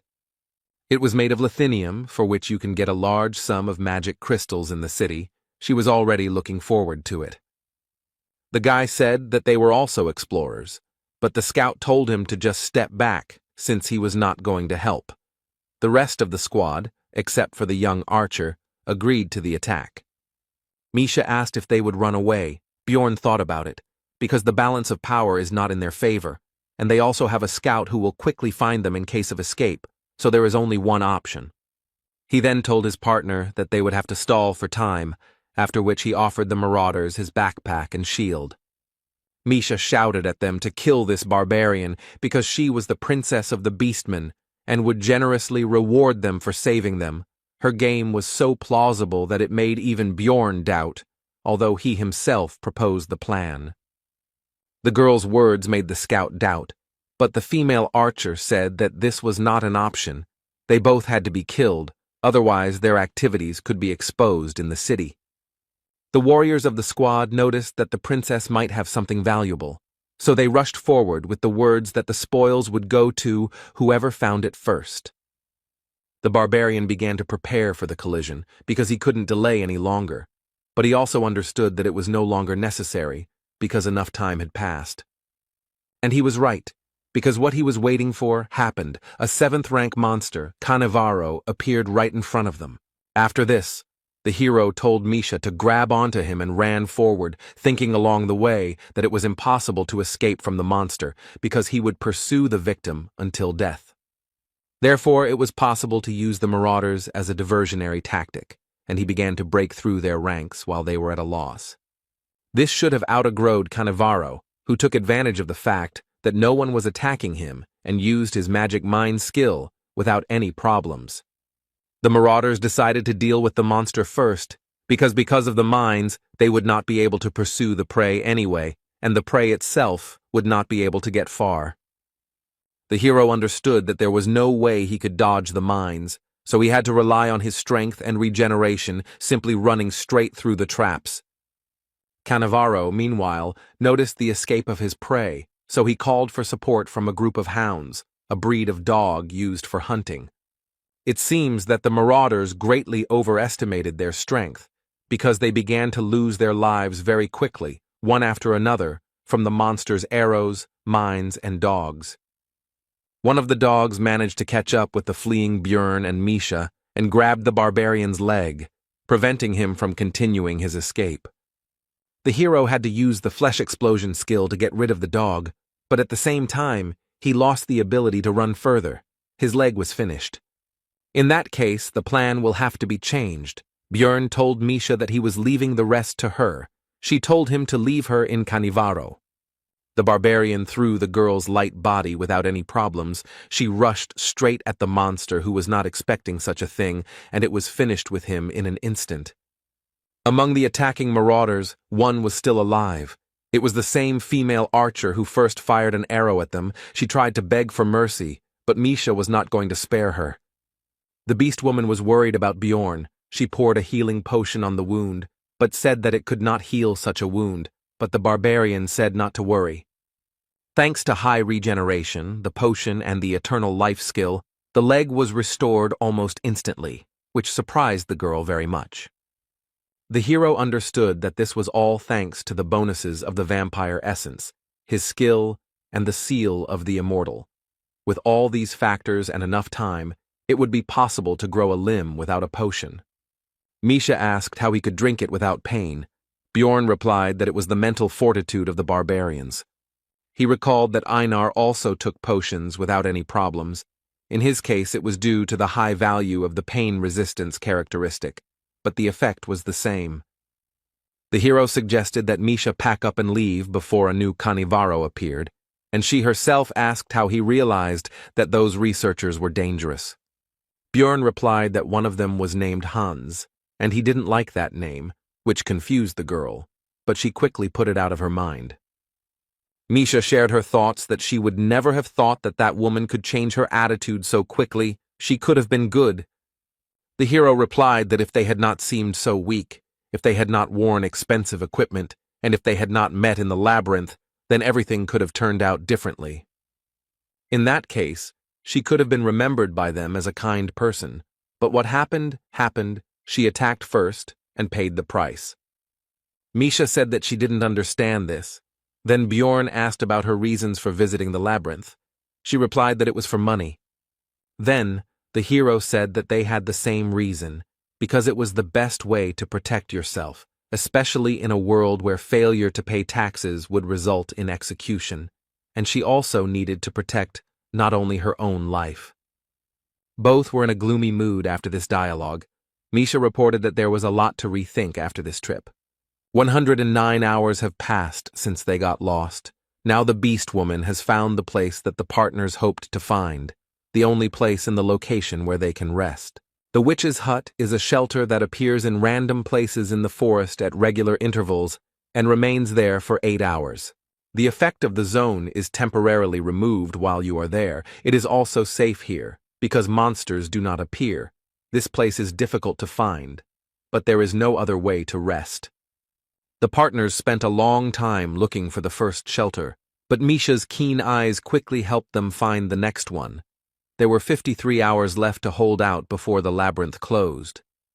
They had seen this place for the 3rd time, but the girl still didn't get tired of it. She sincerely enjoyed the local beauty and was in a good mood overall.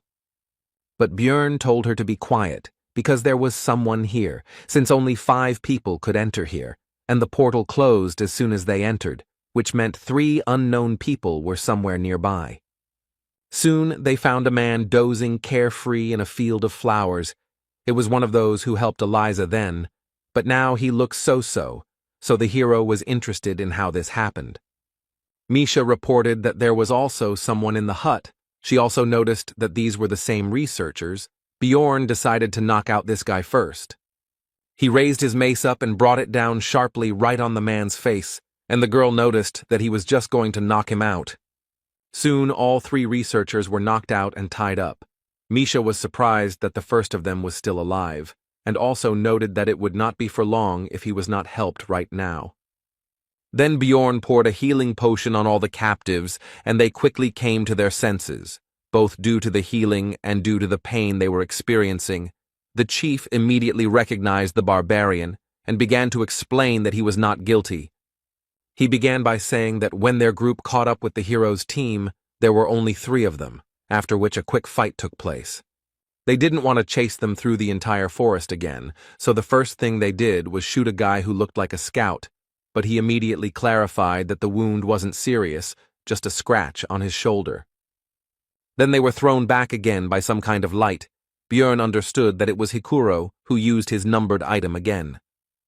When they came to, their scout had an ice spear sticking out of his head, which meant that at the right moment, Devalki was still able to kill the man. Looking at the captives, the hero thought that the rest of the team seemed to have managed to escape, and that the scream that he and Misha heard after the separation was due to Rothmiller being wounded. The man meanwhile continued his story by saying that due to the loss of the scout, they could not continue the pursuit, and simply wandered around the area. The problem started on the 2nd day after his death. Eliza showed herself. They understood everything. Only after she absorbed the life force of one of the researchers, the girl turned out to be a priestess of Karui. The man started to justify himself by saying that they had been deceived, so it was not their fault, and they had not intended to kill anyone for no reason. But Bjorn told him to shut up. Then tears began to flow from the man's eyes, and he began to apologize and say that they had been very stupid to fall for the deception, and he also promised to compensate for all the damages and beg for mercy. Misha told the hero that she would accept any decision he made, and he himself was thinking about what to do with all this, because even though he had already killed people, back then they were freaks who attacked first. They were not worthy of living. This case was different. They caused problems, but no one died. It was completely different. Björn wondered if it would be right to kill them. It was as if 2 images appeared in the hero's head, one for good, the other for evil, but not in the usual image of an angel and a demon, but in his current, savage and former, from the past world, form. The barbarian said that whether it was right or wrong didn't matter. The main thing was that they could create problems in the future, so it would be easier to kill them. The good man said that you can't kill people because of one mistake, so why does he doubt? Because sparing them would be the right thing to do. But the hero decided that the last statement only applied to his past, the civilized world from which he came, and not to this cruel and merciless one. Björn asked Misha's opinion on the current situation. She replied that she couldn't trust them, whether it was a mistake or not, but they tried to kill, and now she understands that this cannot be forgiven. Then the hero's mind cleared, as if a fog had been dispelled, and he remembered the expression that in Rome they obey Roman laws, otherwise he himself would end up in the grave. Whether it was a mistake or not, he had a feeling that they would repeat it at the first opportunity, so pity was thrown aside, and the explorers lost their lives. The hero, when he first opened his eyes in a new world and in a new body, realized that Björn Yandel was not only his new name. This is also his new essence, the essence of a barbarian, which he must correspond to in order to survive. Misha noticed his worries by his trembling hand. The hero replied that everything was fine. She shouldn't worry. It would be better if she collected the things of the killed researchers. This was soon done, but Misha was disturbed by the sight of Bjorn dragging the body to the fireplace and starting to push it straight into the fire. She asked him about what was happening. He replied that it was necessary. The fire consumed the corpse unnaturally quickly, meaning that everything was as it was in the game. The witch's hut had accepted a new victim and would now be open for another 8 additional hours. Misha was still not sure that Björn was okay, but he didn't answer, and the only thought that popped into her head was that they had 2 more so-called logs, which meant 24 extra hours. The hero pulled off his helmet and asked his companion if she was going to rest, but she simply remained silent. She was clearly uncomfortable with what was happening. Since she did not answer, the barbarian said that he slept on the bed first, after which he fell face down on the pillow and thought that sleeping on the bed was very good. But in reality, he was only unsuccessfully trying to distract himself from the thought that he was increasingly renouncing humanity and accepting the life of a barbarian, and that life was not punishing him for this, but, on the contrary, rewarding him. All night long the hero dreamed about his past life, namely work, meeting a girl, dating her and his future life, calm times. But in the morning he realized that it was just a dream, and his new reality was life in a monstrous body and fighting real monsters. Björn noticed that besides him, Misha was also sleeping on the bed with her head on his leg. He wondered when she had gotten in there, and it was also time to wake up, so he began to wake her up. Chewing the dried meat, the barbarian thought that there were only a day left before the labyrinth closed, and the hut would cease to exist in an hour. They had to hold out for just a little while longer, and soon they would return to Rafdonia. Misha said that this research was very complicated, so upon returning, she would immediately take a bath, after which she asked about her companion's plans, and he replied that he did not know. As soon as the shelter closed, it became clear that something was wrong. Everything around turned red and became even darker than it was before. This meant only one thing. The special condition of 7 sacrifices in the witch's hut had been fulfilled, and now the Chaos Lord Riakis was wandering around the floor. The hero explained to his companion that this was something like zone bosses, but much stronger, and also each level had such a floor lord. The girl had never heard of such a thing, so she was surprised. Björn explained that she didn't know because the method of summoning was kept secret, because if some psycho summoned one, then a couple of deaths wouldn't be enough. When Riakis appeared, erosion began. All the monsters began to dissolve into chaos. The Lord has an effect on the entire floor and kills everyone he meets until he dies himself. Also, his call closed all the portals. You won't be able to escape. If you were here when this monster appeared, then prepare for death. Misha asked about the reason for his appearance right now.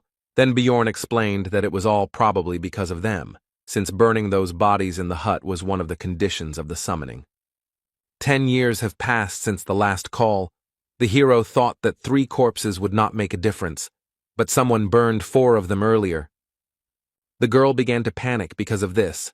The barbarian said not to tell anyone about this, because if someone found out about their participation in the conscription, it would not end well.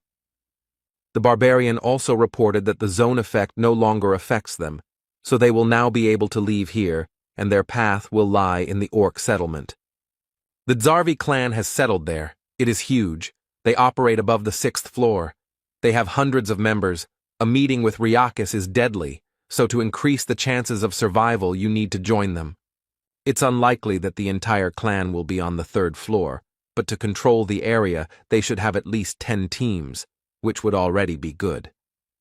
A huge crowd of researchers had already gathered here. The clan leader tried to call for order, but from everywhere came requests for help, promises of a reward for saving, accusations, and lamentations.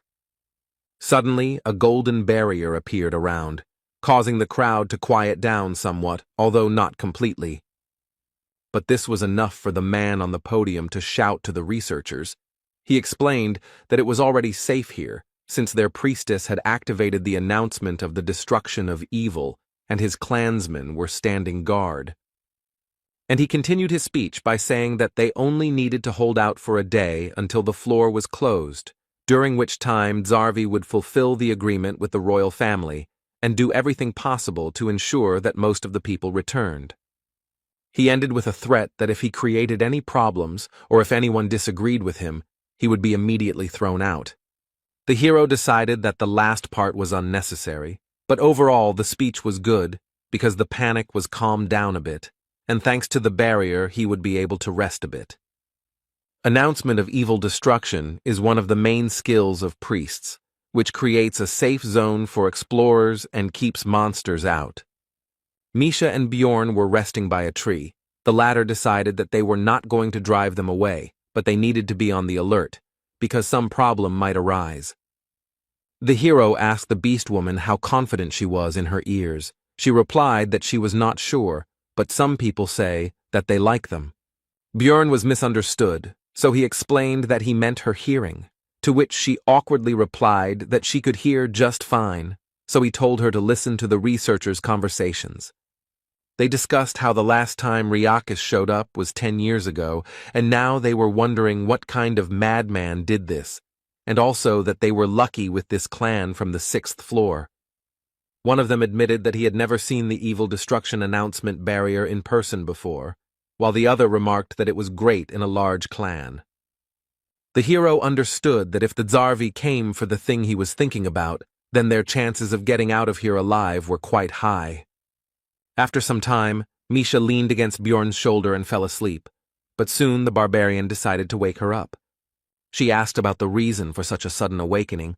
The hero answered that more than 500 researchers had gathered here, a huge crowd. Misha didn't understand what that meant, but Bjorn explained that there were only 50 people from the Zarvi clan here, so they needed to see how they could handle controlling that many people.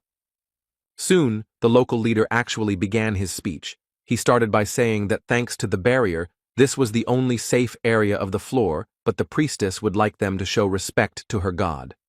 It should be 1,000,000 stones per person. You need to pay now. Not only crystals will do, but any equivalent items.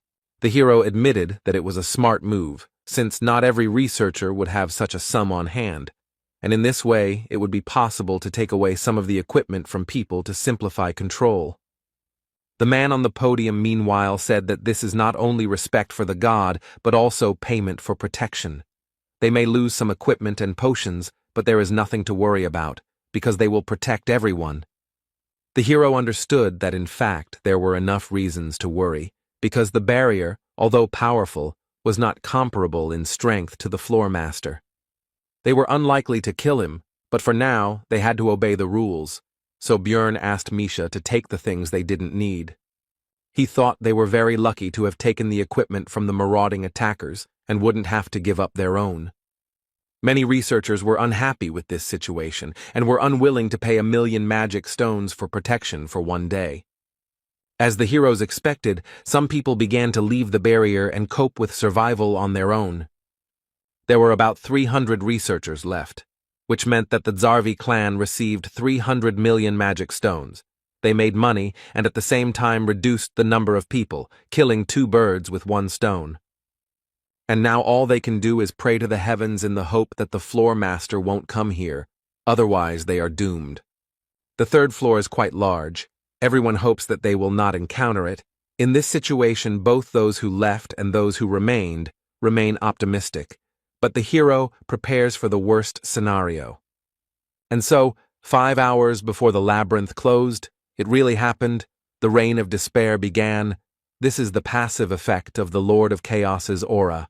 This skill not only deals damage to the area, but also turns it into an erosion zone that removes all effects. It also reduces magic resistance, deals minor damage, and can cause confusion. Soon the floor's ruler, the Chaos Lord Riakis, appeared on the horizon, causing panic among the researchers with his appearance. The leader of this expedition was disappointed, because this expedition would now cause a lot of damage, but despite this, he still ordered to use everything that they had prepared earlier. The next moment, the clan members began to apply various buffs to themselves, using scrolls that increased stamina or energy regeneration. Also used was the numbered item banner of the Lord of the Sun, which imbued the weapon with the attribute of holiness, the light of the god Ursium. The hero was stunned by the number of different consumables that were used at that moment, because not even a minute had passed before things worth tens of millions of magic stones had been used and disappeared. Bjorn realized that they were going to destroy the Floor Lord, and for the first time he was glad that he wasn't the only one preparing for the worst. There are many experienced researchers gathered here who have walked on the edge of a knife more than once to become who they are now, and it is not only a matter of luck, which means that they really should have a chance. The majority of people were amazed by the size and power emitted by the monster. They did not believe in their survival. Watching the battle of the Zarvi clan, the hero began to understand how game raids differ from those that happen in the real world. For example, the fact that tanks and melee attackers always try to avoid direct combat, they can barely deflect even the lightest blows from the monster.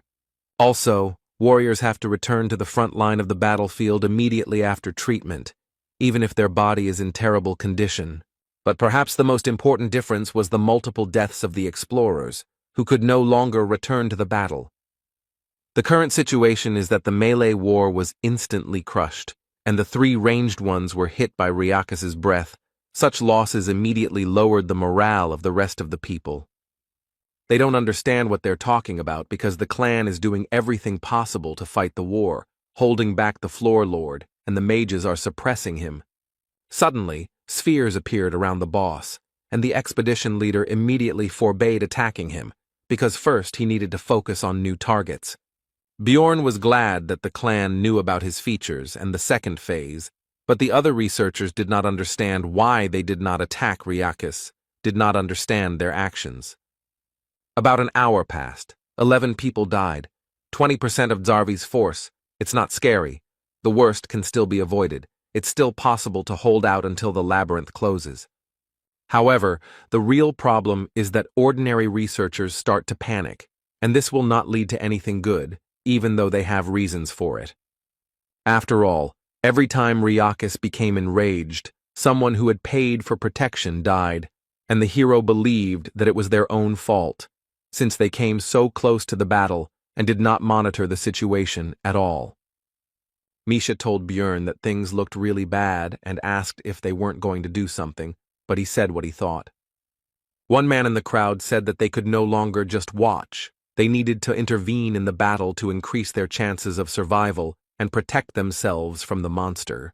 At first, they countered that the clan had taken their equipment, but very quickly the crowd's eyes turned to the pile of armor and weapons they had paid Zarvi with.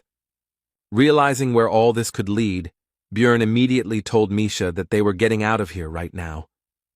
Now that the entire clan was busy fighting the boss, only 2 guards were guarding the equipment. They decided to negotiate through dialogue. But the panicking crowd did not listen. They attacked even the high-ranking and experienced researchers, but the numerical advantage was on their side. Soon the clan fighters were defeated. The hero knew that things would only get worse, since ordinary fighters had no idea how to properly fight Ryakis, so he urged Misha to run faster. Soon spirits of chaos appeared on their way, but there was no time to fight them. They needed to run away, so they turned in the other direction. But it was all useless, because soon they were swallowed up by complete darkness, which meant that the floor master had swallowed all the spheres and used his ultimate skill. Evil Cleft is a reactant skill that appears after absorbing 10 spheres. The radius of action is 5 kilometers. The term is 45 minutes. If you do not have time to escape, then death awaits you. There are also many chairs, the peculiarity of which is that it attracts all those who fall under the effect to the center of the zone. Soon, Misha and Bjorn found themselves there along with other researchers. There were about 200 of them left. Of the Zarvi, who were originally 50, only 20 remained. With 11 dying in the few hours of battle and the rest in the last minutes, it was obvious what happened when the pair escaped. Now the clan fighters were aggressive towards the other researchers. They bared their blades in their direction and refused to let them get closer to them, because it was because of them that many people died. They also said that they should be grateful that they were not finished off immediately, and that there would be no protection now. The ordinary researchers were at a loss, and then one of them said that they needed to get out of here as quickly as possible, otherwise everyone would die. He had read about this in ancient texts. He also said that they needed to get out of the 5-kilometer zone. There would be monsters in their way, but if they acted together, then they would have a chance of salvation. Bjorn understood that the main problem was that if you move away from the center, the clones of Ryakis and the spirits of chaos will attack like crazy. More than half of the researchers left, but the hero and the girl were not going to bet on such low odds. They would bet on what looked more reliable, on the clan. So they headed there, but Talon blocked the way. Bjorn started the conversation in a friendly manner and asked if they had received the essence of the orc hero. He first answered that they had, but then came to his senses and asked how he knew this. Meanwhile, the vice-captain of the Zarvi clan, Iraz Magrain, was later informed that 23 people had survived, including 3 priests, 6 mages, 12 ranged attackers, and 2 warriors. He was especially saddened by the fact that only 2 fighters survived, many of whom died when the commotion occurred, and many were unable to get support from the others. They tried to buy time, but Ryakis still absorbed the spheres, and now the lack of melee warriors will be fatal. Only 2 of them will be able to clear the way for everyone else, especially this spear swordsman. The vice captain was constantly asked to give orders, asked about something, reported new problems. Everything was very bad. Iraz Migraine could not come up with a plan of action, but suddenly a cry from the entrance to their temporary camp distracted him from his heavy thoughts. The vice captain asked who it was, to which the fighter replied that it was a barbarian from Karlstein's sister's team, and that he had somehow learned the information that they needed the essence of an orc hero. And he said that he could clear a path with her help. Then Migraine used his skill survival instinct, which can highlight targets that can increase this very chance of survival, and Bjorn glowed brightly. Iraza application saved from many situations, and now it said that this barbarian was a chance for salvation, so he came closer and first of all asked the name of the guest. After that, he introduced himself and asked how he knew about the essence of the orc hero. Bjorn replied that it was an assumption, but why else would such a respected clan occupy a zone on the 3rd floor and take so many expensive consumables with them? These items are clearly not for ordinary orcs, which means their target was higher, a rank 5 monster, an orc hero, a hidden boss that can be summoned at the altar in the orc settlement, and 777 magic crystals of these same orcs. And such a large number of supplies was due to the possibility of calling the orc lord instead of him, and since these things are still there, it means that he did not come. Then Iraz asked the reason why he should bet on the hero. He then replied that he was a barbarian with the seal of the immortal, who had absorbed the essence of a vampire guardian from the rift and a corpse golem that gave pain resistance. The vice captain interrupted him, asking him not to go into details, since he already understood that he could drink potions and fight at the same time. Migraine said that was pretty good for a 3rd-floor explorer, even excellent compared to his remaining warriors, so he was betting on the hero. Talon tried to remind the leader that the nobles had ordered the essence, but he replied that they could always say that they simply had failed to extract it from the monster. By donating crystals, 3 orc heroes can be summoned, each of them a different named monster, in other words, high-level opponents with inconvenient essences. That's why the group that hunts them must be strong and special, even though this monster is only a rank 5. Each orc brother drops an essence of a certain color. Danish drops a red one with the Cry of Passion skill, and Velt drops a blue one with the Banner of Struggle. But the hero hoped that the clan had met Targus, with one special skill that could become the basis for his build. And Bjorn was lucky. It was what he needed, the green essence. Such luck makes him think that something very bad is about to happen. The barbarian absorbed the essence of the orc hero, which instantly increased many of her stats, such as strength, agility, morale, bone strength, and physical defense. The hero felt his body filling with power, and although his pose seemed funny from the outside, no one laughed at the situation. The vice captain only reminded him to take off his equipment before using the new skill. On Migraine's orders, potions and scrolls were quickly brought. Bjorn understood that the former clan would indicate the appropriate support. After this, the hero used all the consumables he had brought, which temporarily significantly increased many of his characteristics. It was not necessary yet that all the clan's mages, as well as their priest, also began to impose their blessings and magical enhancements, among which was something that increased his aggro level, that is, attracted monsters specifically to him. After that, it was time to use his Bloodmaster skill, which allowed him to temporarily use someone else's skill by absorbing the owner's blood. The best target was Talon Orifring of the Karlstein family. Judging by the redness of the eyes, it was the Unholy One, which reduced the maximum amount of essences by 1, but increased the effectiveness of active skills by 1.5 times. After that, the hero finally used the skill he received from the orc hero's essence. It was Gigantification, which increased his body size, his aggro level, and his physical characteristics. All his clothes were torn. The people around him had different reactions. but the blushing Misha covered her eyes with her fingers and then peeped through them.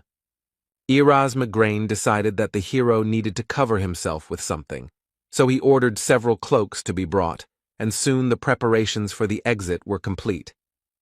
There were 30 minutes left before death, so the giant barbarian, with a cry of Yahello, rushed forward at maximum speed. Behind him ran 23 members of the clan, Misha and 40 researchers who decided to stay here. They were allowed to join in exchange for all the equipment. Migraine also suggested using the sacrificial seal on them, which increased their characteristics depending on the number of victims within 100 meters.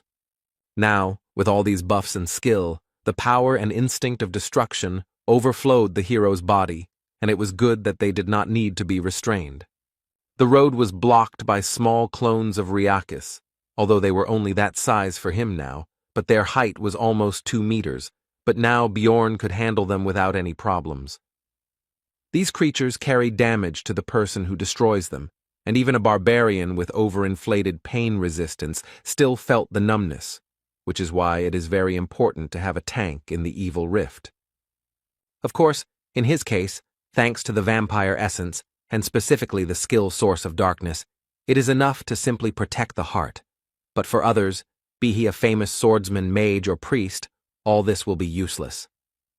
All the monsters attacked only him, because gigantification increases aggro proportional to body size, and barbarians are already very large, so it is very difficult to imagine his level. Talon Orifring entered the battle, and after destroying one of the clones he immediately received a blowback, so he asked the priest to heal him so that he could continue the battle. The hero shouted at him to stop getting wounded for no reason and get out of here, because he should be the only warrior on the front line. This is because he has the Orc Hero's Path passive skill, which increases all defense when health drops below 50%, with the maximum effect being achieved at 20. And to use this skill to its full potential, no one should approach the front line. He will deal with everything himself. The giant barbarian was breaking through the path for the rest of the explorers, and he was doing it as quickly as possible. The others were also hurrying after him, because soon this place would collapse. The vice-captain decided to send Tylon to the back of the crowd, because you never know when monsters will appear from behind. He himself was worried that just one single attack had caused him unbearable pain, so he had to retreat like an idiot, and he didn't understand how the hero could stand it. The Beastman wondered who this was, because at first he seemed like a simple third-floor explorer hanging around his sister. He seemed like a simple barbarian warrior. No matter how much resistance he has, even though he is a tank, how can he not hesitate at all? In the crowd of researchers, conversations began to break out about how it was true what they said about the barbarians, that in bravery there was no equal among them, and also that with such a person in the clan, they would be like behind a stone wall. They were surprised that he was still unknown, and no one knew his name. They were afraid to think about what they would do without him. Mac Klana noted that if there was a barbarian hero among them, the famous Balkan, then Bjorn would most likely be like him, while Tylon thought that everyone would soon be talking about him. Soon the exit from this location appeared ahead, so everyone gathered their remaining strength and hurried to leave it as quickly as possible. Immediately after leaving there, Bjorn's soul power was depleted and the gigantification skill was immediately cancelled, and he began to return to his usual size.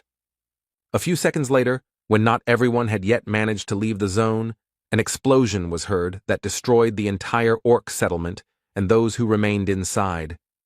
They were very lucky that gigantification ended immediately after their exit. It's a real miracle that they managed to escape. But Erasmus said that it was too early to relax, because after escaping from instant death in the evil cleft, one of the survivors would be chosen as prey. The chance that it would be Misha or Bjorn is 1 in 15. And again, the hero's failure showed itself in the video. The partner was chosen as a victim and could no longer move. The so-called prey is a person who is affected by the paralysis effect and becomes the sole target of Ryakis. In other words, he will pursue her until her death. Erasmus offered to help protect her, but on the condition that the hero would want to join their clan. Bjorn replied that he couldn't work with the others yet, to which the vice-captain expressed his regret and said that he hoped to meet him alive in the city, to which he replied that if he got out, he wouldn't mind. Iraz replied that he had a gut feeling that he would succeed, and as a parting shot, he ordered his subordinates to give her buffs that would speed up her movement speed and improve the restoration of her soul power. Björn said words of gratitude, to which the vice-captain replied that it was not necessary, because if they died, Ryakis would run after them, and they would serve as a diversionary tactic, so he also had an advantage in this. There were 15 minutes left before the floor closed. The Chaos Lord had awakened, and the hero hoped to hold out for that time, so he quickly ran away from here. The roar behind them was getting louder and louder. Misha understood that they would soon die like this, and it was also clear that they were chasing her, not Bjorn, so she asked him to stop. And she explained that he had done enough for her, and he didn't have to die for her, because they weren't that close. Without him, she would have died much earlier. He had even already fulfilled her wish. She could die without regrets. But the hero refused, because she really doesn't want to die at all, and doesn't necessarily have to tell him all this nonsense, and he also understands that the girl is afraid of being abandoned. The beast woman shouted that the barbarian didn't understand anything, and she didn't want to be a problem for others. Then Björn said that this feeling was not more important than her life, so if she wanted to survive, she just had to ask him, and then she would have a chance. These were simple words, like the barbarians themselves, but the girl still understood them, because even from the forest he had constantly tried to help her save her life. In his eyes, the beast woman was definitely pathetic and whiny, and simply giving up and saying such stupid things was not what the man who was trying so hard for her wanted to hear. Misha said that if Bjorn saved her, she would be there for the rest of her life to help, to which the barbarian noted that she had already said that before in the forest. Then the girl replied that in that case, she would give him all the money from this study, and the hero replied that this already sounded better. This exchange of words raised both their spirits. But their high spirits didn't last long, because the buffs from the Zarvi clan ended. A rain of despair began to fall, which meant the presence of Ryakis nearby, and more spirits of chaos were getting in the way. The hero was going to use it later, but he had no choice, so he used his skill called gigantification, which raised his stats, but now what was more important to him was that his steps became bigger. With the remaining soul power, the skill would last for another 2 minutes, and there were 200 seconds left before the labyrinth closed. Bjorn told Misha to give the countdown. The further path was blocked by the spirits of chaos, so the hero had to engage in battle with them, but he did not experience any problems thanks to his increased characteristics. There were only 90 seconds left before the labyrinth closed, but things became more complicated because they were now within the radius of its deadly breath. On the plus side, some of the chaos spirits also died from Ryakis' actions as he cleared the way for them to escape. But there was no point in thinking about it, because he was already at a sufficient distance that he could simply take and lower his paw directly onto the giant barbarian. Fortunately, he managed to jump away. The huge floor lord, the Chaos Lord Ryakis, was at an impermissibly close distance. He carried a deadly threat, and his size allowed him to simply crush Bjorn, even under gigantification. In this situation, Misha again began to persuade him to leave her, but the barbarian was unwavering, because she would die in this case, while the girl believed that it was not worth it, and he himself should save himself. The hero told her that he would not break his promise, and also thought about who would return the money for the ring. He also said that they would not die today, they would get out of here alive. But their conversation was interrupted by a blow from Ryakis, which instantly deprived the barbarian of his hand. It happened so quickly that he did not even have time to feel it. Misha, with even greater force after what had happened, began to persuade him to leave her, but the barbarian simply demanded to clarify the time. There were 60 seconds left. Now Bjorn has to hold out for 1 minute without an arm. He can't escape, which means it becomes a little more difficult. The hero turned around and ran straight at the floormaster, which scared Misha, but demanded that she continue counting the time. He attacked with his breath the place where they had just stood. He wouldn't shoot under his feet. The main thing was that he didn't move. After that, the hero managed to dodge this monster normally, because he had managed to study its behavior during the battle with the Zarvi clan. All this was very difficult for the barbarian, because for a very long time he had not been able to rest normally. Even the time spent under the barrier could hardly be considered normal rest. At some point the monster still managed to strike, which the hero could not dodge. Even a light attack from such a monster was very powerful. Bjorn no longer had any strength to dodge, so Riakis was already preparing to cut him with his claw, without any problems. The thought flashed through his mind that this was the end. But just at that moment, the soul's village dried up and the gigantification skill began to cancel, returning the hero to his normal size and displacing the monster's blow. Bjorn was surprised at how timely it happened, because a little more and he and Misha would have lost their lives. In a desperate struggle, the wounded hero, with his last strength, jumped onto the monster's claw and grabbed it, with 10 seconds left before the labyrinth closed and salvation. To somehow compensate for the absence of his hand and to hold on here more securely, he sank his teeth right into the monster. Riakis began waving his paw back and forth to shake off the pathetic bugs, but Bjorn couldn't hold on very tightly. Soon the actions of the huge monster had an effect, and the hero and Misha went flying. There were 4 seconds left before the labyrinth closed. Riakis showed that despite his size, he remains very agile, grabbing his prey out of the air and then wanting to devour it. The hero smiled, because he understood that the enemy would not have time to do anything, because right now, his mental countdown was approaching 0. Meanwhile, the residents of Rafdonia were waiting for the researchers in the square. They were wondering how much money their families would bring this time. The children were simply waiting for their parents. Soon the portals were opened, but the townspeople were faced with a picture they did not expect. Many people were injured and were now simply lying on the ground.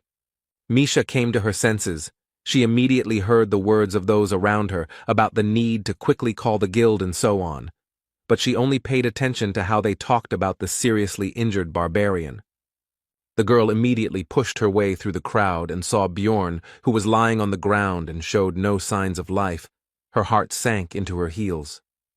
She was already expecting the worst, but when she put her ear to his body, the beast woman heard his heartbeat, which immediately caused tears of joy to flow from her eyes. Soon, talk about what happened on the 3rd floor began to spread through various taverns and other places. The victims of the tragedy numbered in the hundreds. And the survivor said that they got out thanks to one barbarian who got to this floor in 3 months of research. His name is Bjorn Yandel. He was given the nickname Little Balkan. It didn't take long before this news reached someone high up. He didn't remember such a rapid growth during his entire career, and besides, the hero's essences go beyond the scope of simple researchers. There have been similar cases in history. They were intelligent, born under the star of a special destiny. They were forever remembered by everyone as heroes. The man was interested in who the researcher who interested him, Bjorn Yandel, was, such a hero or an evil spirit. 2 days passed. The hero finally woke up, and the first thing he decided to do was gather the whole team and discuss everything that had happened. Everyone was happy to see each other alive. Rothmiller began to apologize, because if he hadn't been wounded, they wouldn't have had to abandon Misha and Bjorn in the forest. But the barbarian interrupted him, because first they should place an order. The hero inquired about the events that had happened after their separation, and Hikuro then told him that with the help of his emergency recovery skill, he was able to use the Guardian's bracers without recharging. When they ran far enough and healed Rothmiller, they tried to find the missing team members, but nothing worked, and then they ran into the priestess of Karui again. This news excited Misha, so she demanded to continue the story. It turned out that the group had to run to the 4th floor, taking advantage of the entry restriction. This level is called the Sky Tower. The color of the portal that leads there changes periodically, and those who enter before it changes begin to climb 100 floors together, and there are also safe zones there. Hikuro reported that just sitting there for 10 days was unbearable. And also, in the very first test, they got the essence that Rothmiller absorbed. The hero was outraged by the difference in their positions at that moment. The monster whose skills Brown mastered was a rank 7 mimic. It gives the skill Treasure Warehouse, which gives a personal spatial warehouse. The key point here is that when you first open this space, there are various things to find inside. This time, it was 2 million stones, 3 top-quality potions, and numbered items. Hikuro decided to sell the last ones, since there was nothing useful there, and the hero was irritated by their luck, because at that time he was suffering in the witch's forest and fighting for his life, but decided not to take it out on his comrade. He decided to justify the bent cutlery by saying that he couldn't control his strength because of the new essence. Misha said that she hadn't noticed this in him, but Murad changed the topic to the adventures of the girl and the barbarian. After this, the hero told about all their misadventures and the struggle for survival, while leaving out some details that he decided not to report. This impressed the others. Rothmiller decided to congratulate Misha on signing a contract with the beast because she was very worried about this, and also asked about what merit Bjorn had in this. Then the girl said that she would not have survived without him. The dwarf was surprised to receive a new essence, and also that the protection fee was only 2 million, so as an apology, since they were somewhat responsible for this, they would provide 1 million. Dvalki regretted that he was not there himself, because this was the greatest and most amazing story of those he had heard, and Hikuro supported him in this, and also added that he was worthy of the title of Little Balkan.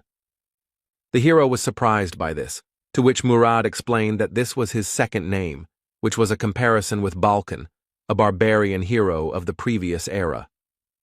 Bjorn was not happy with the fame that had fallen on him, which had come too quickly, because this was not a game, but reality. Now his name would become famous, and he would receive too much unnecessary attention. Misha interrupted the ongoing conversations and suggested moving on to the most important thing. It was necessary to discuss the distribution of the spoils from the labyrinth as well as the reward for the message about the priestess of Karui. In the end, Bjorn and the girl received 7.65 million stones, but the barbarian took everything for himself because his partner promised to give him her share. After that, several days passed. The hero had a lot of things to do. He picked up the equipment that was sent for repair, replenished consumables, and even dropped by the auction house, and all this time Misha went with him. The barbarian did not understand why she was constantly hanging around him. She must have her own things to do. He thought that it might be about the money he took. Maybe she regretted it. The hero also decided to invest money in Misha's growth, because now she is his main comrade. His thoughts were interrupted by the fact that the girl was going to go to her family, while she looked like she did not want to talk. Bjorn decided that this was her family business, and he couldn't interfere. He encouraged his partner, and she told him goodbye to eat right, eat vegetables, and so on. She began to take care of the guy after what happened. On the way home, the hero thought that he himself, with his characteristics, can move further along the floors. But before that, he needs to strengthen Misha, update her equipment, get essence, improve the contract. On the way, Bjorn accidentally came across an execution process. At first, he was going to move on, but he heard onlookers discussing that this time an evil spirit was on the chopping block. After that, he could not pass by. The man sentenced to death turned out to be an acquaintance of the hero named Tarikon, the son of Lian. It turned out that he had not bought the weapon with the money he had received earlier. The poor fellow was terrified. His eyes caught sight of Bjorn's figure in the crowd, and he tried to shout his name, but it was impossible because of the gag. Then the barbarian turned away, unable to look. A moment later, the execution took place.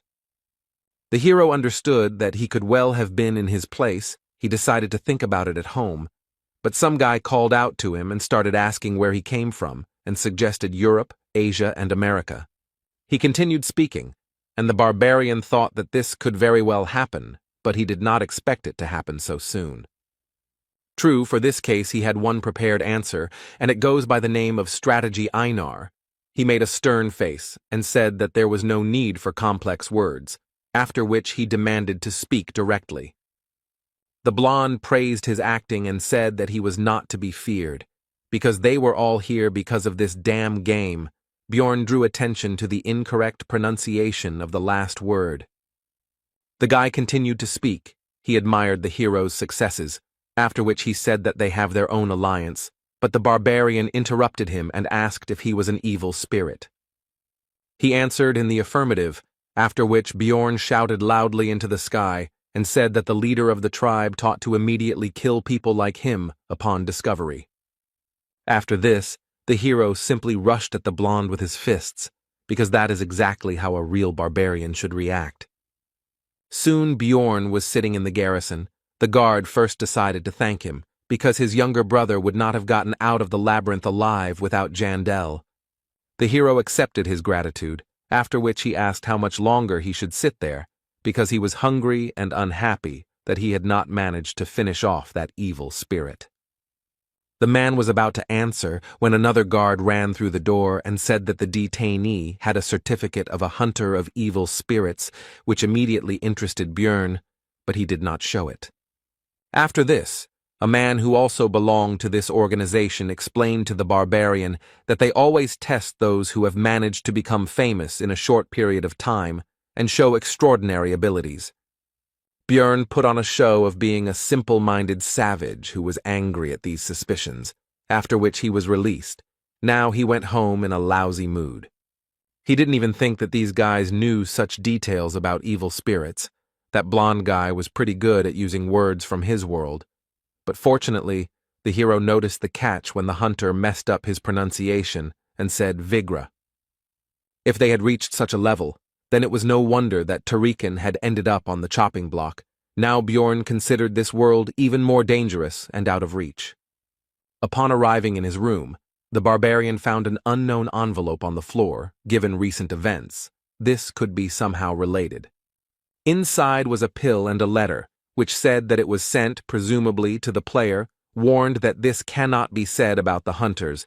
They also have their own community. It guarantees complete anonymity, and to get there you need to take a pill. It is signed by ghost hunters, and at the end there was an insult to the king of Rafdonia. Meanwhile, in the secret Ministry of Public Order, which reports directly to the ruling family, a subordinate bowed before his superior and began to briefly recount what had happened. After which he said that it would be better to see everything with his own eyes and turned on the magic device, which showed Bjorn's meeting with that blonde man. At the end of the screening, the chief said that in such cases, evil spirits prefer to flee, and he attacked without a doubt, so by all indications, Jandel is found innocent. Standing by the open window, the man was surprised that Bjorn had become famous in just 3 months. He thought that fate might have prophesied a hero's path for him, and that was good, because the city had always lacked talent. The barbarian decided that yesterday's letter was not a fake, but in any case he had to show potential observers that he did not understand anything and wanted to get to the bottom of the truth, so he went to the magic tower. He went to the only competent mage he knew, Raven Alua, who said that this is what all researchers get when they become famous enough. She also felt sorry that it had not come to her, because she would have immediately checked the letters, which had now disappeared. She would have been curious to read what the evil spirits were writing in these letters. Raven also told about the pill. It was made by an extremely talented magician who must have mind control magic, other dimensions, and deep knowledge of alchemy. By swallowing it, you can enter a special world of spirits. Only the mind gets there. The body remains in place. This happens at midnight on the 15th day of each month. There, they most likely exchange information. And those who tried to get in there later died in a pool of bloody vomit. Bjorn asked about the possible toxicity of the pill, but Raven said that the magicians had studied it a long time ago, and there was nothing like that in it. Then the hero asked the reason for the death of these people. Then the sorceress answered that evil spirits, it seems, can distinguish between their own and others, and then separate the souls of the intruders from their bodies. Raven also added that in that place, everyone has the appearance of their soul, so they cannot recognize their appearance. And it is also impossible to establish that the pill was swallowed by someone, otherwise everyone would have already been caught. The sorceress began today's research into the hero's essence, and he himself was thinking about how he could remain anonymous in this world and obtain information, perhaps even about the method of return, maybe take a risk. After this, Björn weighed all the risks and possible benefits before deciding to swallow the pill, because if it was so dangerous, the community would not have created it. However, he wasn't going to accept it right now, because anonymity was anonymity. But the sender of the invitation probably had a way to find out who had joined. For example, it may be that he is the only one who received such a letter in a certain period of time. Then he will be immediately found out as soon as he joins, so it is better to wait 3 to 6 months. 15 days after the labyrinth was closed, in one of the laboratories on the upper floors of the magic tower, a mage asked a certain Queen of Souls if a newcomer had joined, and she answered negatively. He had to send the delayed letters further. The wizard was disappointed that it was again not the one he was looking for, although he took the shield at the coming-of-age ceremony. But it was not the player. Björn didn't notice how time flew by. He was promoted to a 6th-rank researcher. Every day he was busy with various things, and the magic stones flowed away like water, but it was necessary, so he didn't regret it. A new mace was purchased for 400,000. It was gigantic in size and mass, and a spell of immunity to acids was cast on the armor and shield for 510,000. Also, the hero couldn't show off naked with every gigantification, so pants with automatic restoration, size change, and the same immunity to acids were bought. It cost 900,000.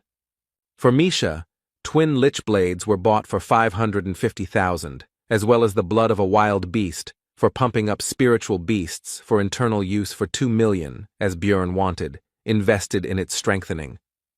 The beast woman had upgraded her contract level and could now imbue her weapons with a human attribute, which was noticeable from the haystacks used as dummies. Another million went into the second stage of the immortal seal for Björn. It only took 10 minutes, which compared to the 12 hours of pain of the first stage seemed like a fairy tale to him. But the indicators of endurance and resistance to magic increased significantly. The spirit also increased, and the special ability improved.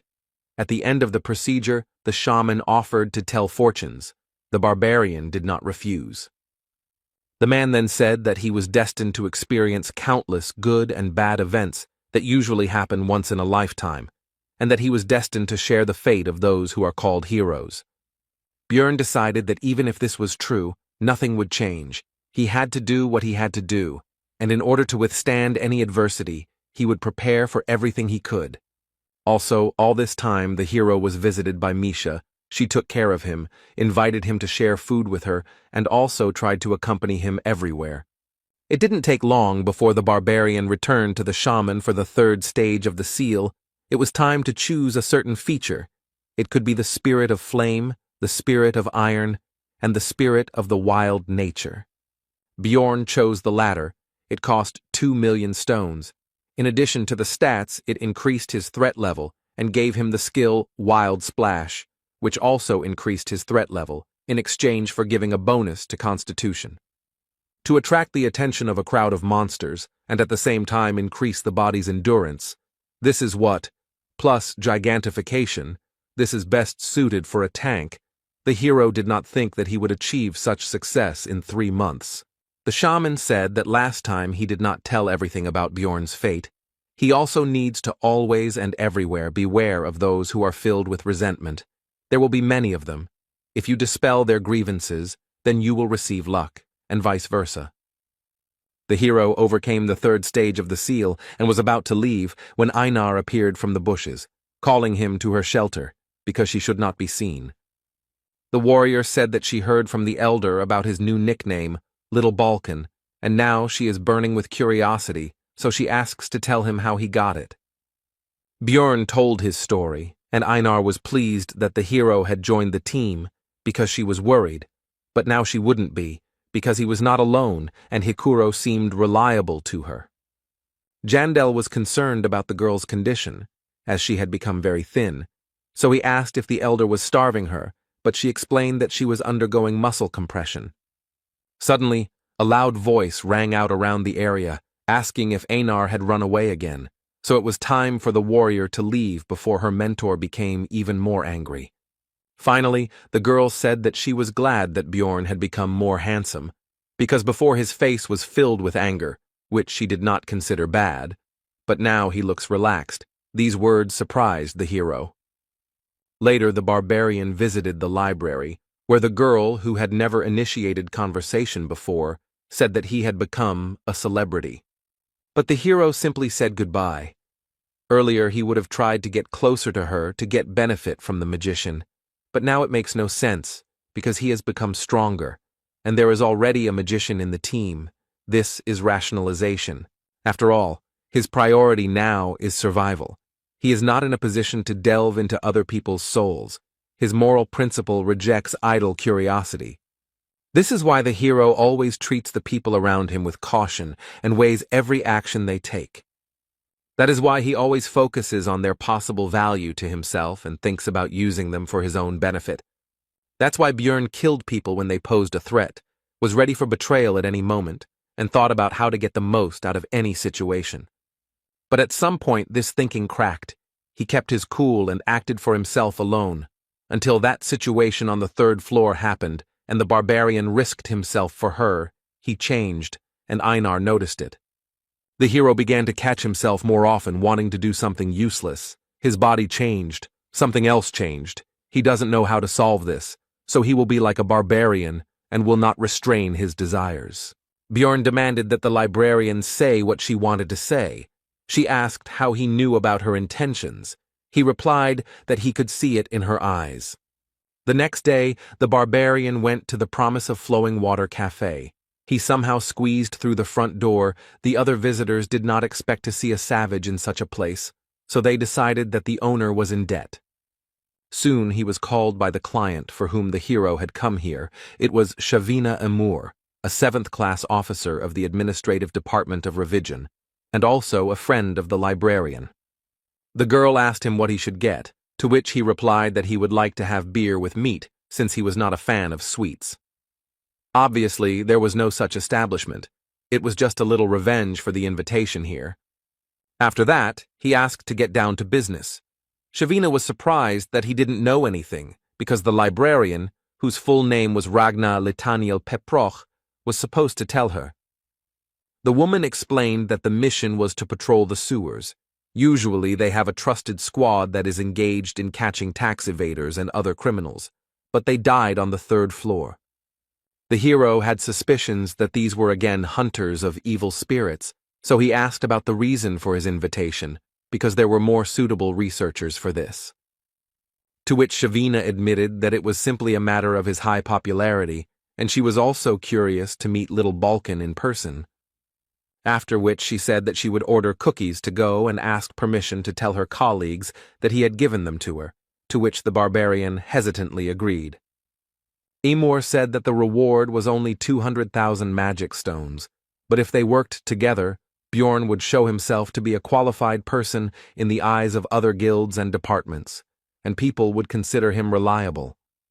Shavina thought that the hero was already up to his ears in tasks, with his fame, but in fact his title in this matter turned out to be useless.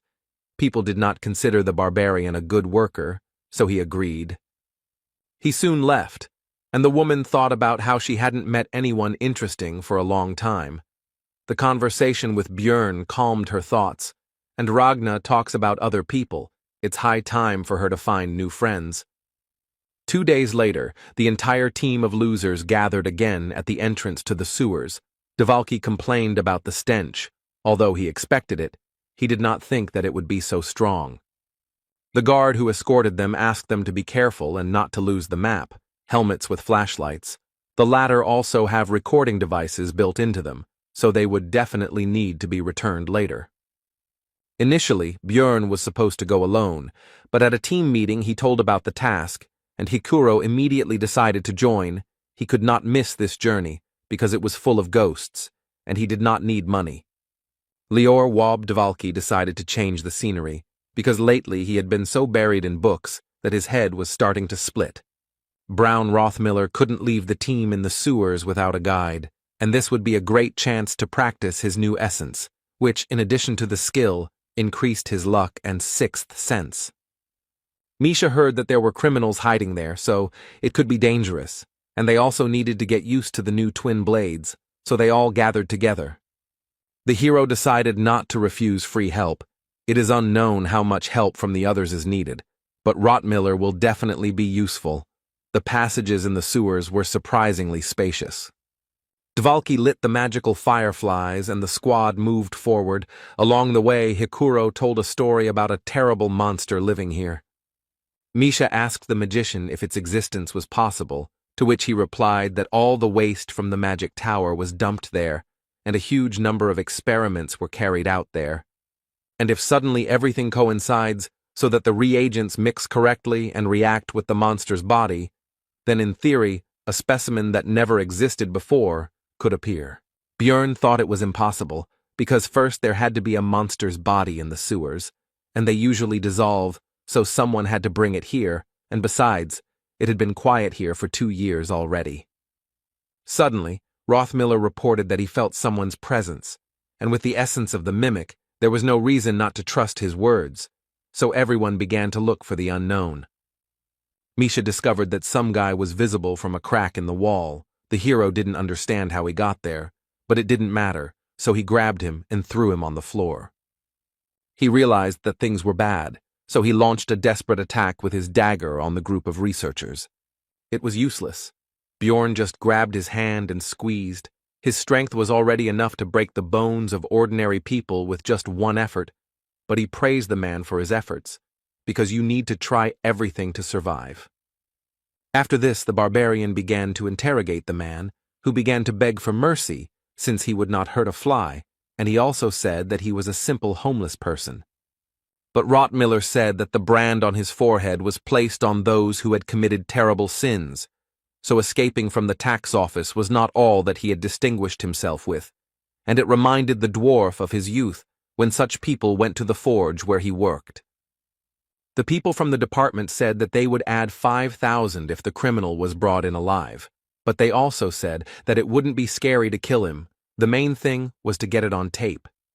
The squad was deciding the fate of the criminal. Hikuro exclaimed that he had expected something like this from the administration, and Misha did not want to drag him because he would be executed anyway. The man himself was shaking with horror. Then he exclaimed that he would tell them everything he knew. Just let them let him go. Björn at first decided that he did not have any interesting information, but he said that they would get much more for some bitch. The criminal said that a few days ago, a woman had driven him out of his hiding place, apparently using evil black magic, because she was accompanied by a pack of corpses, and they did not look like the undead of the labyrinth. The hero was surprised by this news, because all this is very reminiscent of the priestess of Karui, Eliza Behench, who created problems for them on the 3rd floor.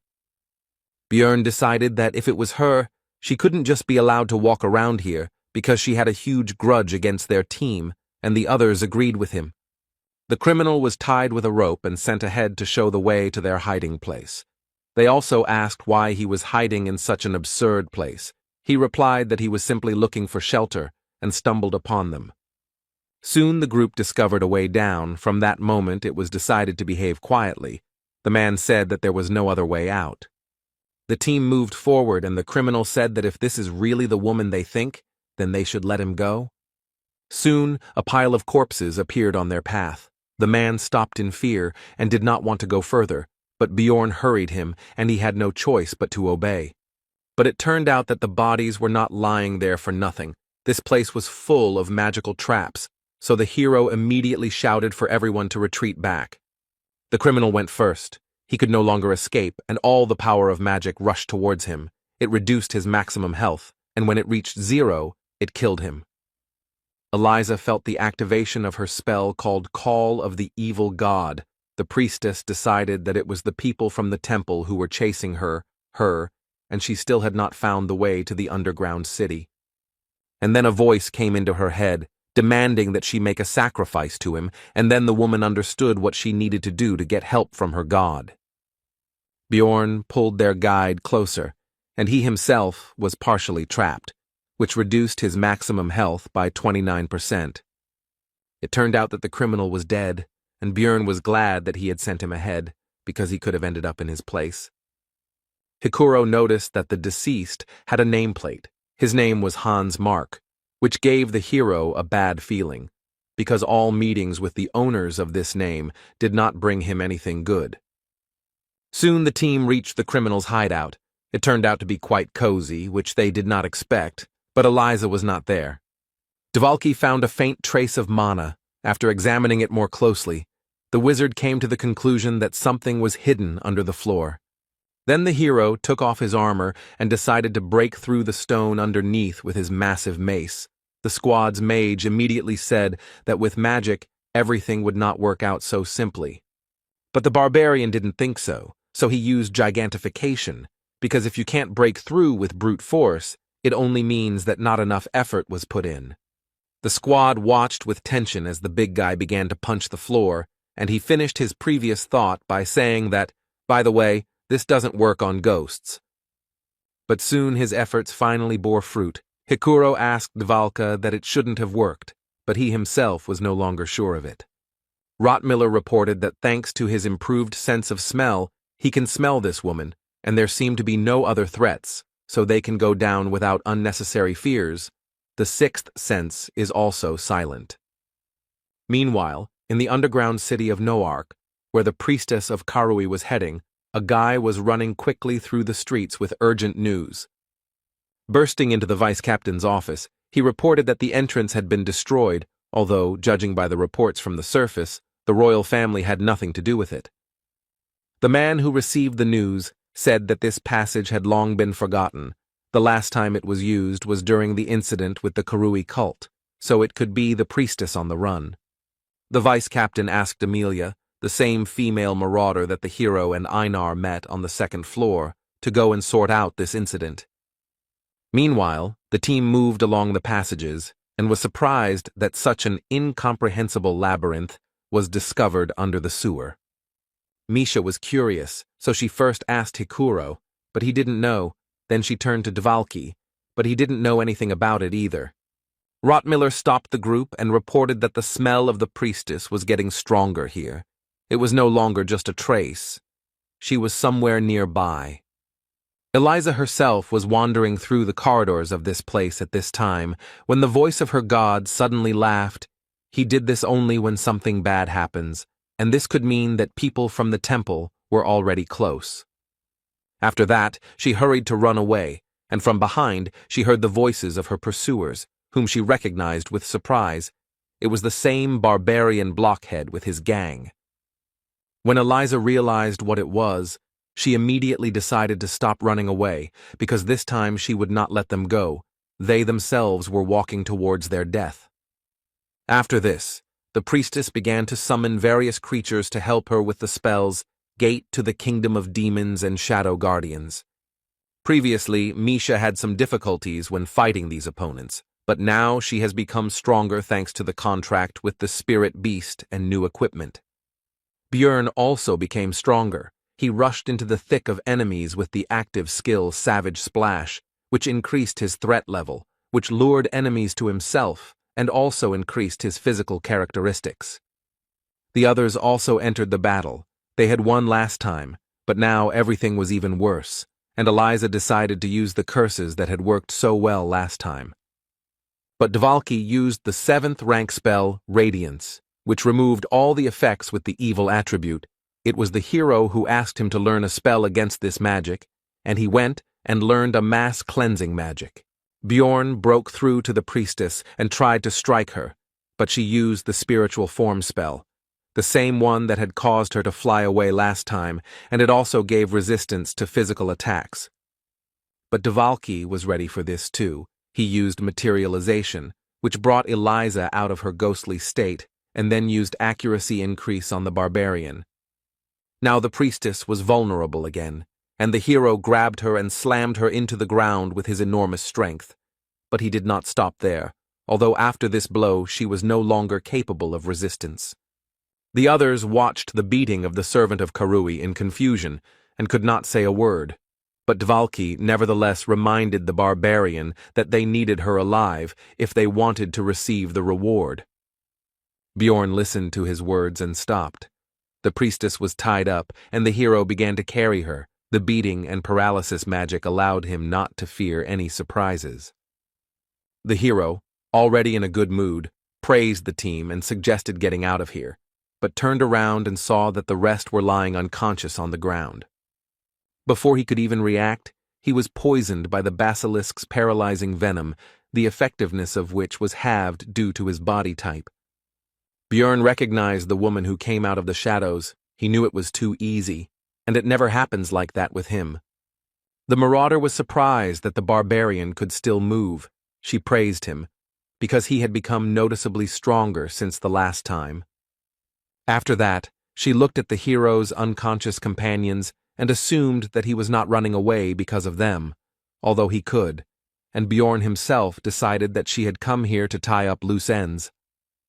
Then the woman let him go only because he was a greenhorn, but now he has become a celebrity with a nickname, and since he himself descended into this cesspool, it would be a sin not to take advantage of the opportunity, so thought Jandel.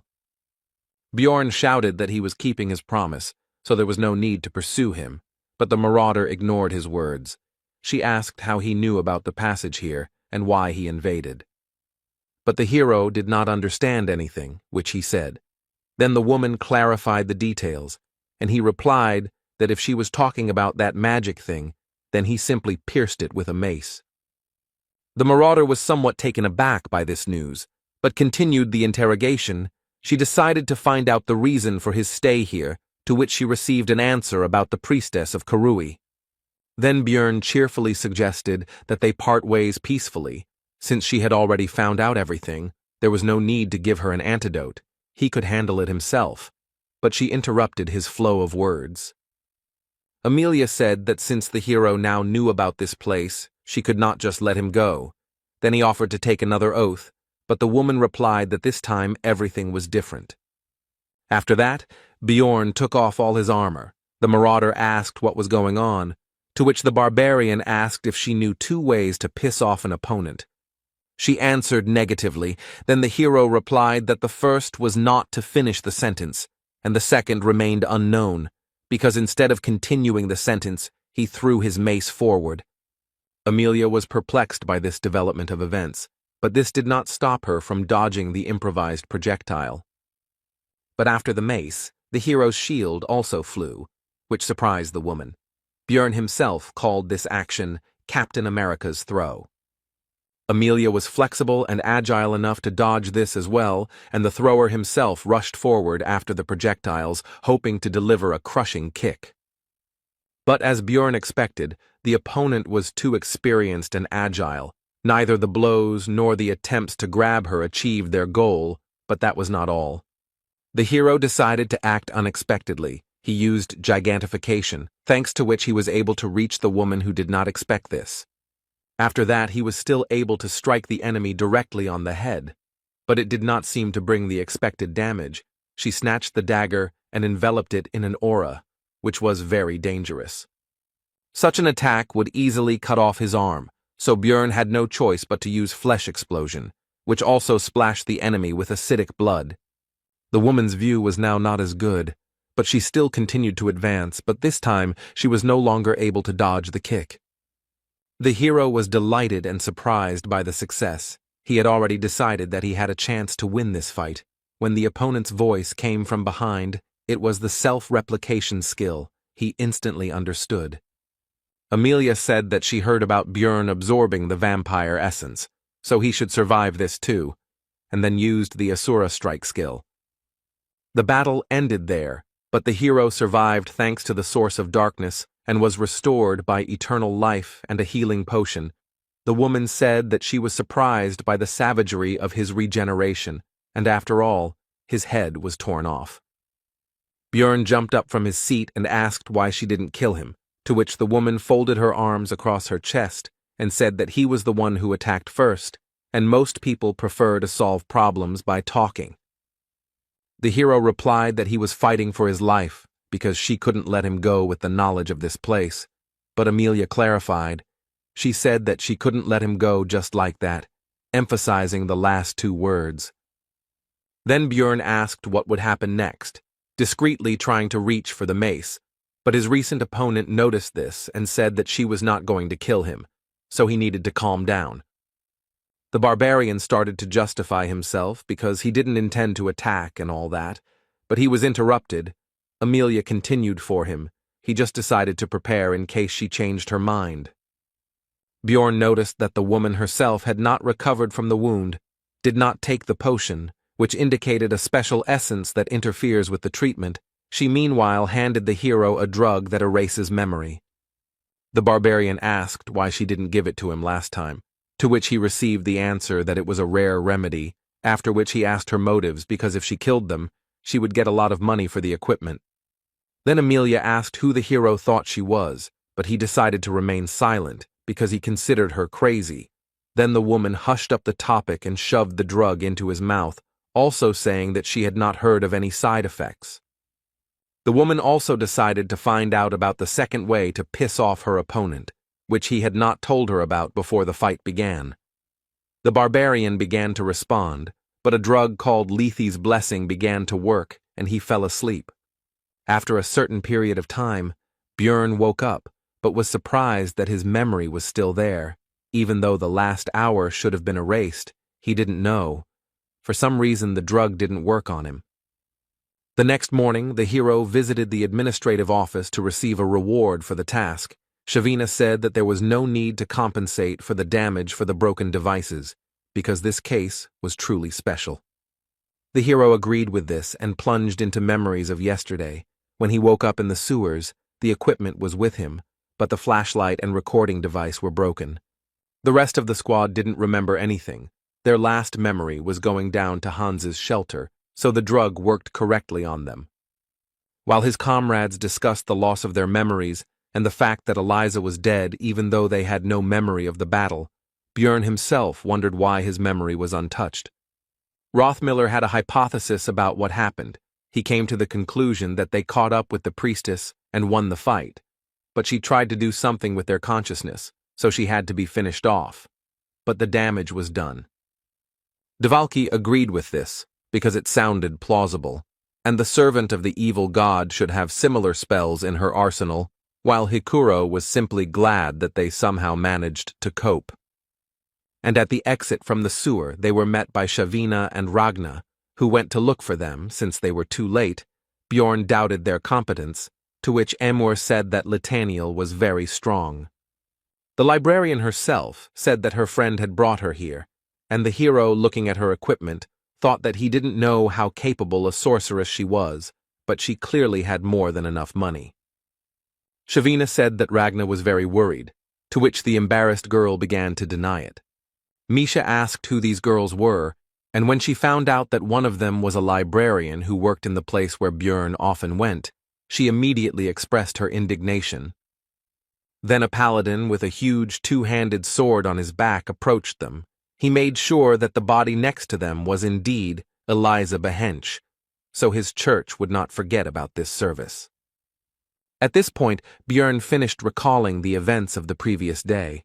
While he was talking to Shavina, he heard the young female employees of the administrative department whispering about him, Little Balkan. One of them told her friends that something becomes really big when he uses the skill. The hero heard this and the rest, and was unhappy that they looked at him like an animal in a zoo. Shavina quickly scolded the girls and calmed them down with a threat to file a complaint for sexual harassment, to which they, covering their red faces with their hands, apologized and ran away. Bjorn decided that he would forgive her for inviting the barbarian to a nice little cafe, and he was about to leave when Amor said that Ragna had something for him, so he should stop by the library later. The team gathered to celebrate the successful completion of the mission, as well as the reward for the priestess of Karui, which amounted to 2 million for each. Everyone was in high spirits. Except for Bjorn, because the rest didn't remember anything and thought it was easy money when the hero tore his arm apart in a fight with that woman. Then she cut off his head, and his comrades thought they had won the lottery. Misha interrupted the barbarian's thoughts. She wanted to whisper something into his ear. She started to say that her dad wanted to meet him, but suddenly a loud voice rang out, and she was not heard. A guy came up to the table. It was Hans Hodge. He once advised the hero to go to the guild after Einar left the team. Maybe it was because all the Hanses Björn had met so far were assholes. But this man didn't give him any good feelings, so the barbarian chased him away. Not even a minute had passed when the Moslans burst into the tavern door. They belong to the organization of knights of noble origin of the same name. They are very powerful. The hero had already decided that it was all because of the meeting with Hans, and that they were bringing him bad luck. But it turned out that this time the problems had not overtaken him, but Dvalki, who was taken into custody for insulting the dignity of the nobility. 3 hours later, outside Moslin's office, the team waited at the gate for the investigation to be completed, everyone in a mood that was the exact opposite of what they had recently experienced in the tavern. Hikuro had already asked the others whether Dvalki would survive, but when the wizard finally came out to them, everyone rushed to him to find out the details of the incident. Half an hour later, in the tavern, the magician said that he would have to leave the team, after which he decided to explain the details, starting with the fact that his older brother is Baron Martuan, but Wab himself is not quite a nobleman. He is the son of the previous baron and a servant, and since the wizard turned out to be a disgrace to the family, immediately after birth, he was adopted by the third brother of Baroness Tirva, although only on paper. In reality, he was raised by his mother. Hikuro didn't understand what this had to do with their team, to which Dvalki replied that his father had died a year ago, and his second brother had taken the vacant place. And after the death of the former baron, his eldest son died, like everyone else in the indirect line of succession, and now his brother sent Moslans to him as a warning so that he would not stick his neck out and live in the shadows. He believes that he was angered by the fact that he had become part of the team as a good researcher, especially considering the presence of a celebrity in the squad. Bjorn clarified that Dvalki was leaving them out of fear of his brother. The wizard answered in the affirmative, but also added that in exchange for dropping the charges of insulting the nobility, he was forbidden to enter the labyrinth. The team members agreed to continue the discussion tomorrow. Rottmiller went one way, and Hikuro and Wab decided to talk some more. The hero decided to go to the library, because he had business with Ragna. Misha wanted to go with him, since she had nothing to do anyway. But Björn drove her away and also said that since she had a lot of free time, then let her train, he was in a bad mood because of the change of plans. Soon the hero arrived at the library, after which he said that he and Ragna had not introduced themselves, after which he began to, in fact, introduce himself, to which the girl replied that she obviously knew his name anyway. She said that she was closing the place soon, but Bjorn said that he didn't come here for books, and offered her to join the team as a magician. She refused without thinking. The hero with an innocent face said that since the librarian was such a worthless sorceress that she couldn't even enter the labyrinth, then nothing could be done. But Ragna didn't rise to the provocation, so Bjorn had no choice but to retreat. It was time to take an interest in what, as Shavina said, there was something for him here. The girl launched into an explanation that it was not from her, but from Emor, because she had raised her status, and Peprok had a debt to her, so she asked her to do this. The hero was not sure of the need for these excuses. Bjorn asked what it would be, to which he received the answer that it was books, after which a spell was cast on him that allowed him to find volumes of high secrecy, and it was allowed only to nobles and the chosen ones. The hero asked if this was possible. Ragna replied that if he didn't blab about it, then no one would know. She had only used this spell a couple of times anyway. No one cared about what was happening here. The top secret books were definitely different from the regular ones. Their contents were incredibly useful, so the barbarian wanted to read all the works he could get his hands on. Bjorn almost missed his chance to start reading because he arrived at closing time, but Ragna let him stay after closing while she put everything back in place. With the help of the girl, the hero managed to read a lot of useful literature. He started with the organizational chart of Rafdonia, which contained information about various organizations, even about hunters of evil spirits. The next book was about the latter. It was called The World of Evil Spirits. It was written by an agent who described a journey into the spirit world from which he barely returned alive. Björn appreciated the security system. Next was the complete book of Rifts 2, which described 4 of them due to volume restrictions. It contained details that the hero had been extracting from the game for 9 whole years. For the locals, it was a real treasure. The barbarian decided to find out the name of the author, who turned out to be Oral Gevis, causing shock to Björn, because this is the creator of Dungeon and Stone. This meant either that the player wrote the book or the real developer. If it is the second option, then everything becomes much more complicated, because it would mean that the reason why the hero ended up in this place was not an accident, but someone's intention, which is much worse. If that was the case, then the developer must not be a mere human, but some sort of divine being. But be that as it may, Björn was glad to know it, even though the world had once again reminded him of his ignorance. If he could track down that name, he might one day find his way back, since opening the gate to the abyss might not send him home, but asking everyone he met about it was a dubious idea, so he had to be careful. The barbarian was so immersed in his reading that he didn't even notice how morning had come. He asked Ragna why she was silent, because he would have left immediately if she had asked. She replied that she had decided to rest after work. Björn didn't believe her explanation. She told him not to imagine anything unnecessary. The hero looked at her face for a while and decided that she was actually a kind person, even though she seemed indifferent to everything. A few hours later, the barbarian was already in the magic tower. He came to Raven, who was unhappy that he came so early. Björn immediately started talking about joining the team, but the sorceress immediately slammed the door. Then he shouted that there was one more thing, after which he gave a piece of Oral's book and asked to find out the time of its writing. Raven invited the hero into the room and demanded that he first tell her where he learned about the tears of the goddess, with which he killed the vampire. The barbarian replied that he had no idea, but he found this relic in a statue. He broke it simply because he was bored, which shocked the sorceress a little. Raven noticed the oddity, because how did the hero know how to use it then? Then Björn replied that he thought that since it had the sign of the goddess on it, then it should help against the godless vampire, and swore on the honor of a warrior. The girl was upset by this, because she had already hoped that she would be able to get a copy of the complete Book of Rifts, but the hero decided not to say that there was one in the library, because it was a secret. Then Björn asked about his request, to which Raven replied that she would take care of it, but he would help her research supervisors with the research, since they were bothering her, and he would receive the results of the paper analysis next week. A little later, at a meeting of the Outcast team, Misha immediately attacked the hero with questions about where he spent the whole night. He replied that he was stuck in the library, which only made the beast girl tense up more. The barbarian explained that he had only read books, after which he remembered that his partner had wanted to tell him something yesterday, but then events had taken a turn and he had remembered it only now. But she was interrupted again, this time by the rest of the team.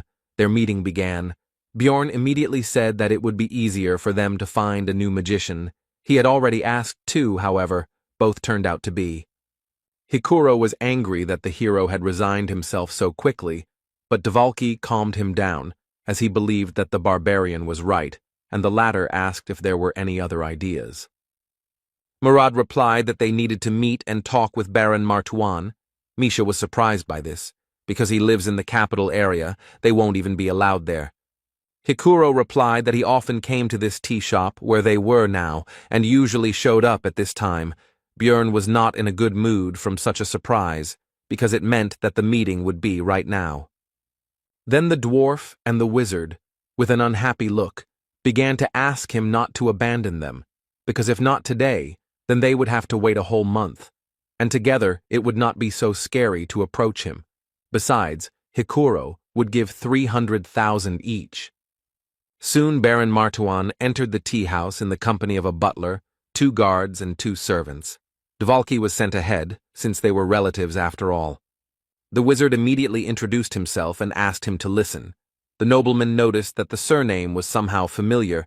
Then one of the accompanying people explained that it belonged to the family of the third wife of the previous baron. Dvalki seemed to have spent all his determination on the first phrase, and then became completely confused by the fact that his brother did not even know about the existence of the wizard. So Bjorn entered the conversation. The baron noticed that he hadn't communicated with the barbarians for a long time, and this was at least something new and would dispel his boredom.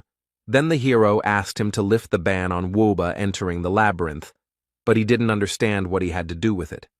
Bjorn decided that he had no idea what had happened, and the butler meanwhile told him that Dvalki was a bastard, and he did not include this whole story in the report because he did not consider it a particularly important matter. Martuan agreed that it would be a waste of time, and decided not to grant the request, but the servant informed him that this barbarian was the famous Little Balkan, which immediately raised the spirits of the master. Then he said that he would lift the ban, but in return, Bjorn would do him a favor. In 2 months, the count would organize a large banquet, and at this event, the hero would become the baron's companion. Martuan also asked if the barbarian had any talent that could be demonstrated to the public, such as bending metal with his bare hands, which at first angered Jandel. Who do his people think he is? But the baron offered him 1,000,000 magic stones for this matter.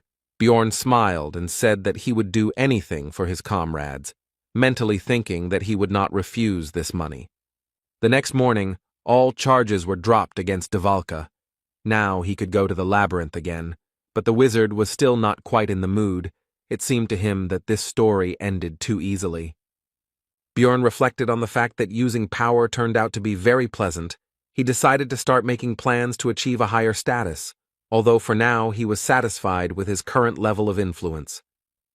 Then Hikuro began to distribute the promised magic stones, but the rest of the squad refused the money, and the barbarian was embarrassed to agree to the reward alone. After this, the dwarf thanked Bjorn for humbled his warrior pride and agreed to the baron's offer. The hero himself did not understand why he would refuse 1,000,000, how his relatives lived at all. Hikuro said that he would definitely repay him, but Dvalki interrupted him because he owed the barbarian. Both tried to convince each other, and the object of their discussion himself said that he did not need it. Time flew by quickly, and the day of the opening of the labyrinth arrived. Bjorn again came across a new group of relatives whom he helped to get to their destination. He also gave them a great deal of advice, from how fire burns to warnings about the dangers of evil spirits and marauding people, and they were happy to learn from the famous Little Balkan. The barbarians joyfully saw the hero off on his journey and wished him luck. Hikuro was touched by his sincere concern for the newcomers. Bjorn replied that he was simply helping in any way he could, since learning only from one's own mistakes was quite harsh, and the dwarf agreed with him. The hero also recalled how a few days ago he met with Karak, the third son of Fanun, who reported that the rest of his relatives had mostly died, because due to traditions they had not been properly taught. Meanwhile, Misha asked Rotmiller where his weapon was. He replied that it was in the treasure vault, because he had already gotten used to his new skill and now takes out all the things only when necessary. Bjorn was thinking that his last 3 trips to the labyrinth had been pretty shitty, and now it was time to see what awaited him today. He was not going to relax and was ready for anything. Thanks to a lucky spawn point, the team reached the rocky desert on the 2nd floor in just 9 hours, where they hunted new monsters for experience and reached the next portal in 4 days. On the 8th day, the squad reached the 4th level, where all the monsters from the 3rd appear, but among them were also 6th-rank opponents, unique to this location. In other words, this is a great place for gaining experience en masse, because it's not for nothing that this location is called the Training Tower. Having taken up the hunt in earnest, the team earned 3.9 million stones, 780,000 for each. This amount came only because of Rothmiller's greed skill, which increased the chance of crystals dropping by 30%. It was less than Bjorn's first foray into the labyrinth, and he was beginning to understand why there were so many marauders here, since that was what most people usually got. But the hero was not upset and continued to spend his time usefully. namely helping Raven with research and visiting the library. From the sorceress, he learned that the complete Book of Rifts 2 was created 150 years ago, which is also the date of the death of the first king of the dynasty and the beginning of the game. All this happened at the same time. Even in everyday affairs, Björn continued his thoughts. He would like to know what happened then, but he did not have such an opportunity. There was no choice. He had to continue his trips to the labyrinth. Time passed. Soon his fifth campaign ended. This time 790,000 stones came out per person. Nothing extraordinary happened inside, except that the level was raised, and now there is room for another essence. The hero tried not to be nervous because things were still going well, so little by little his strength was increasing. He was getting new skills, equipment, and so on. But suddenly he interrupted himself, indignant about the course of his thoughts, because one should not forget that if everything is good, then the situation only gets worse, because always when he relaxed, some shit happened. He couldn't stop. He had to keep pumping. That was the only way he would have a chance to survive. If someone saw him now, they would think he was crazy, but Björn believed that he should always prepare for the worst. The next morning, Misha noticed that something had happened to the barbarian, because his gaze had become somehow cruel. Then he decided that this was only his personal problem, that he could not sit still. The hero thought that he needed to improve, but his thoughts were interrupted by the girl's offer to touch her ears, which surprised Björn greatly. Misha explained that her brother always felt better from this, although they were very young then, she says by the way about the older one, who still treats her well. Looking into her eyes, the hero saw only a sincere desire to help, which is why the environment in which you grow up plays a key role, and she doesn't even understand what's bad about this situation. Björn said that Misha shouldn't say such things to strangers because they might misunderstand her, which somewhat discouraged the girl. If the barbarian hadn't found out in the witch's forest that she liked skinny guys, he himself could have thought up something wrong, like that she wanted to seduce him.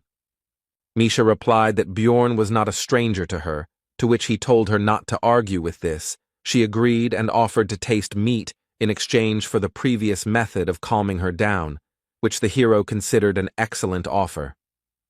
Later, he went to the library, where he started a standard conversation about nothing with Ragna, after which he said that if she had any business, then she should ask. The girl was surprised at how he guessed her intentions every time.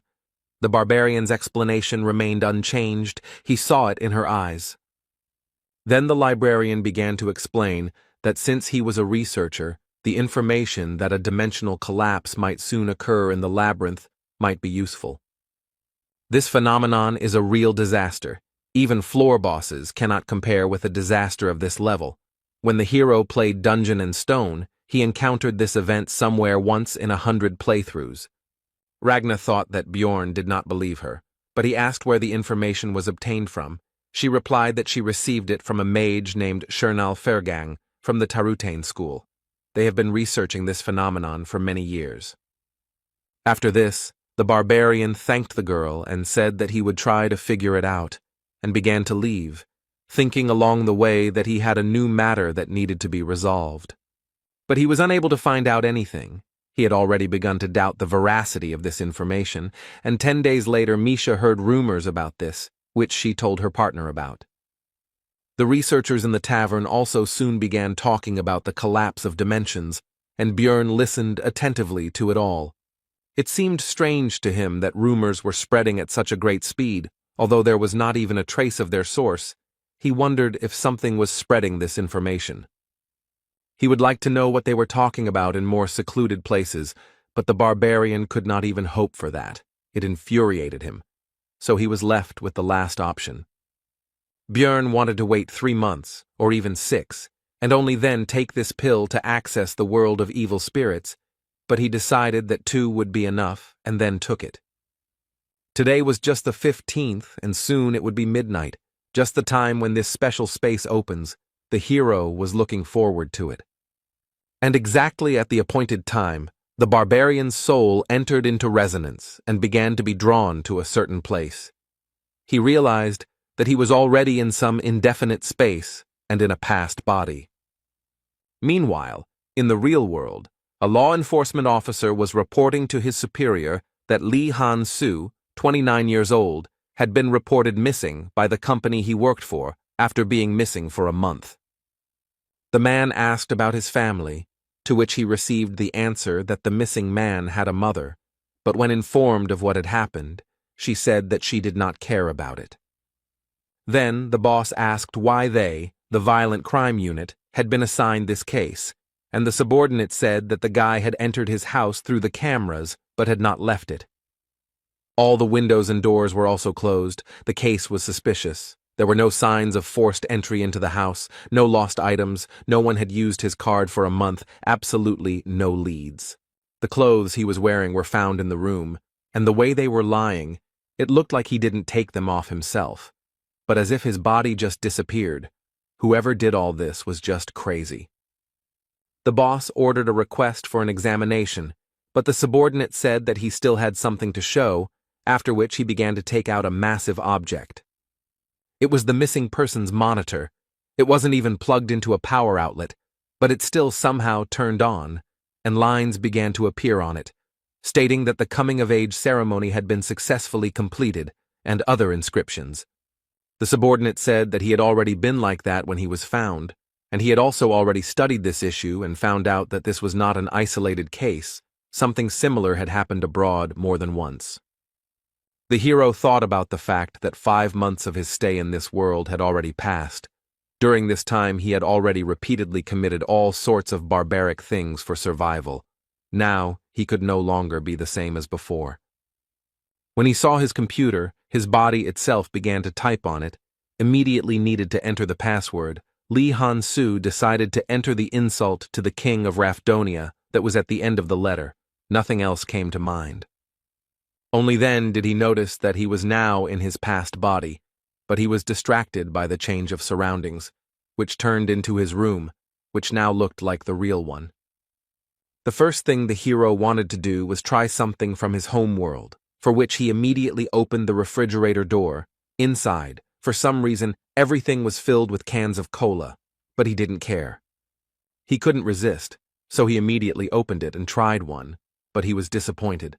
There was no taste at all. It was as if it was not soda, but ordinary water.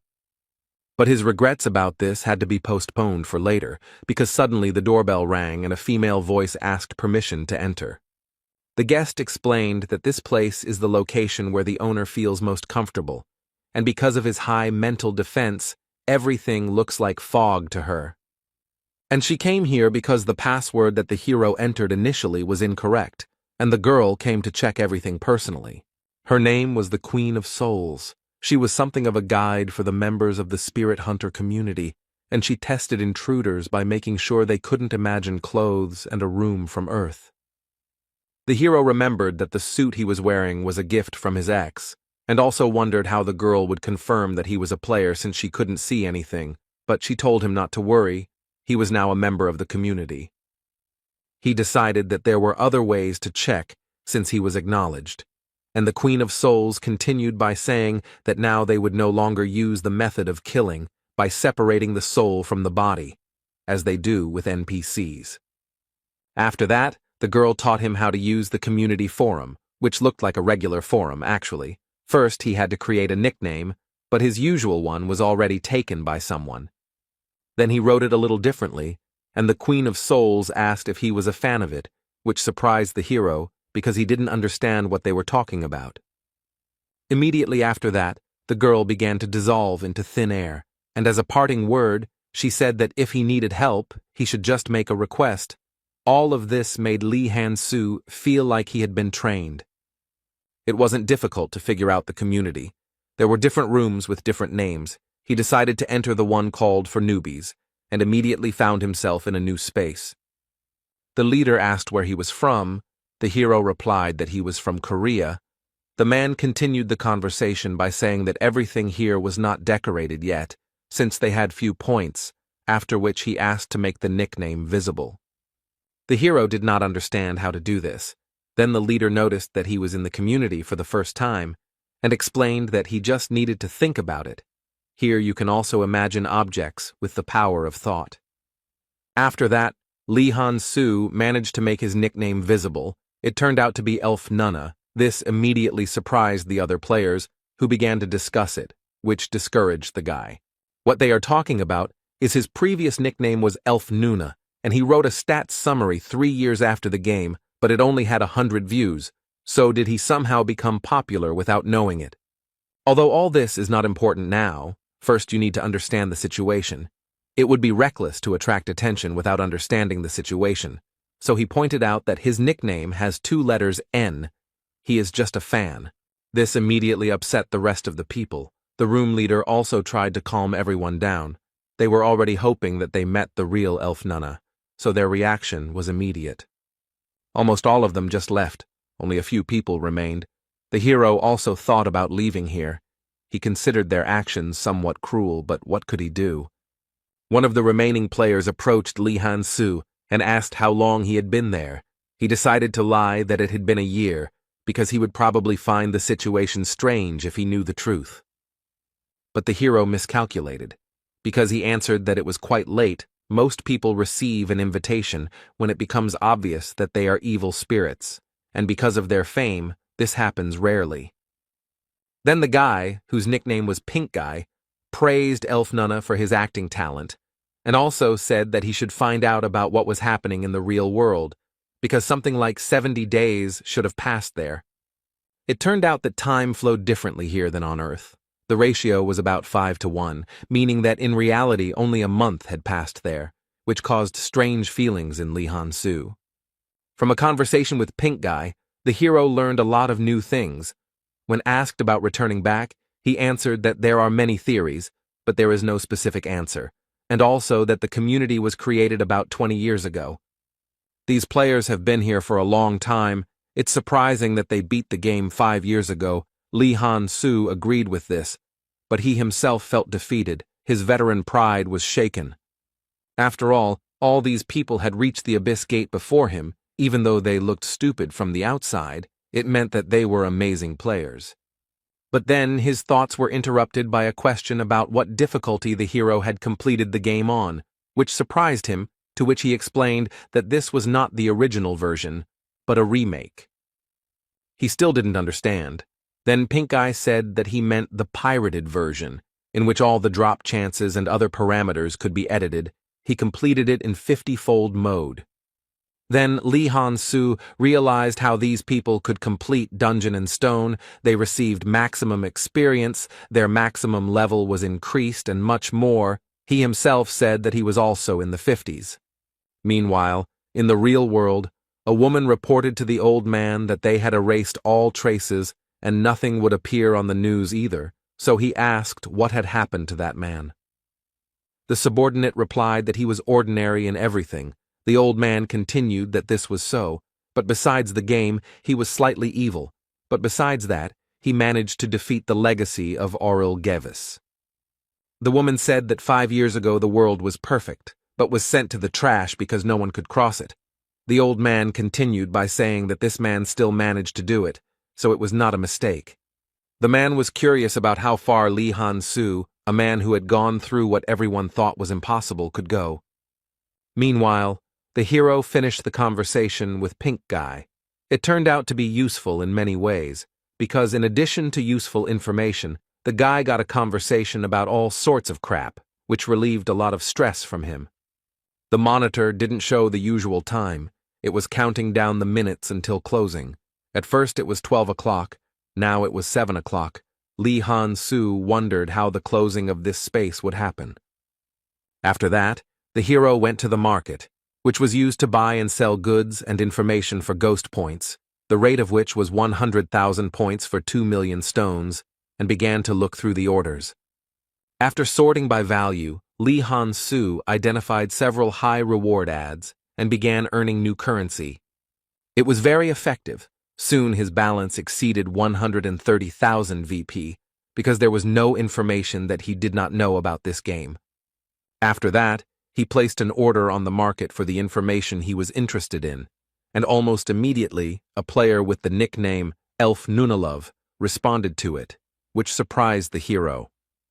In his post, he did not ask specifically about the collapse of dimensions, but about the Tarotane school and the mage Shernal Furgang who belongs to it.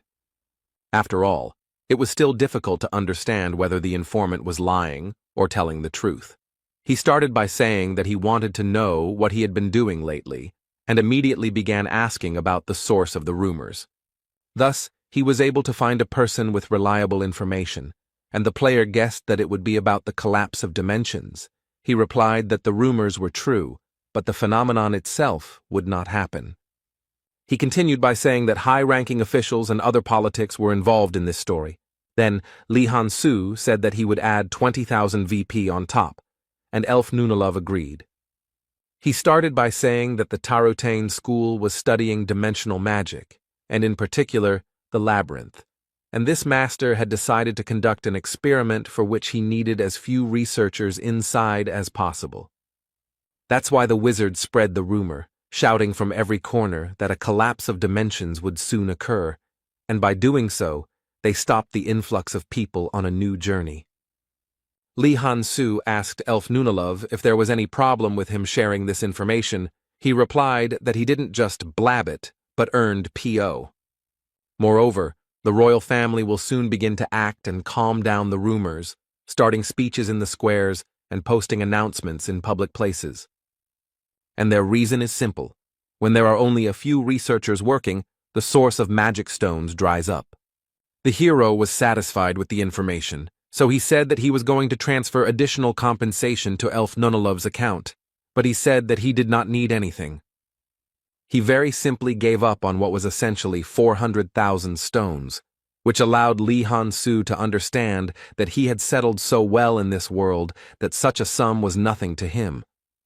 This explains why he is aware of all the details of what is happening.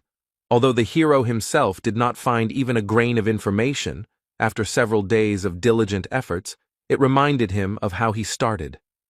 He realized that it didn't matter what difficulty they had played the game on, because this was the real world, which followed the rule that the strongest would survive, and in which many of the evil spirits had already succeeded.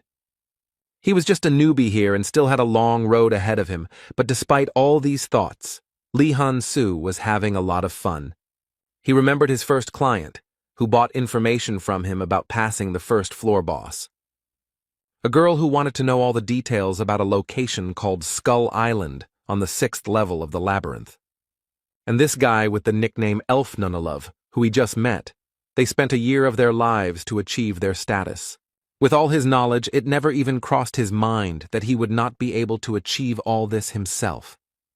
Meanwhile, in the real world, the old man read the logs that appeared as the hero's adventures progressed and could not believe what he was seeing.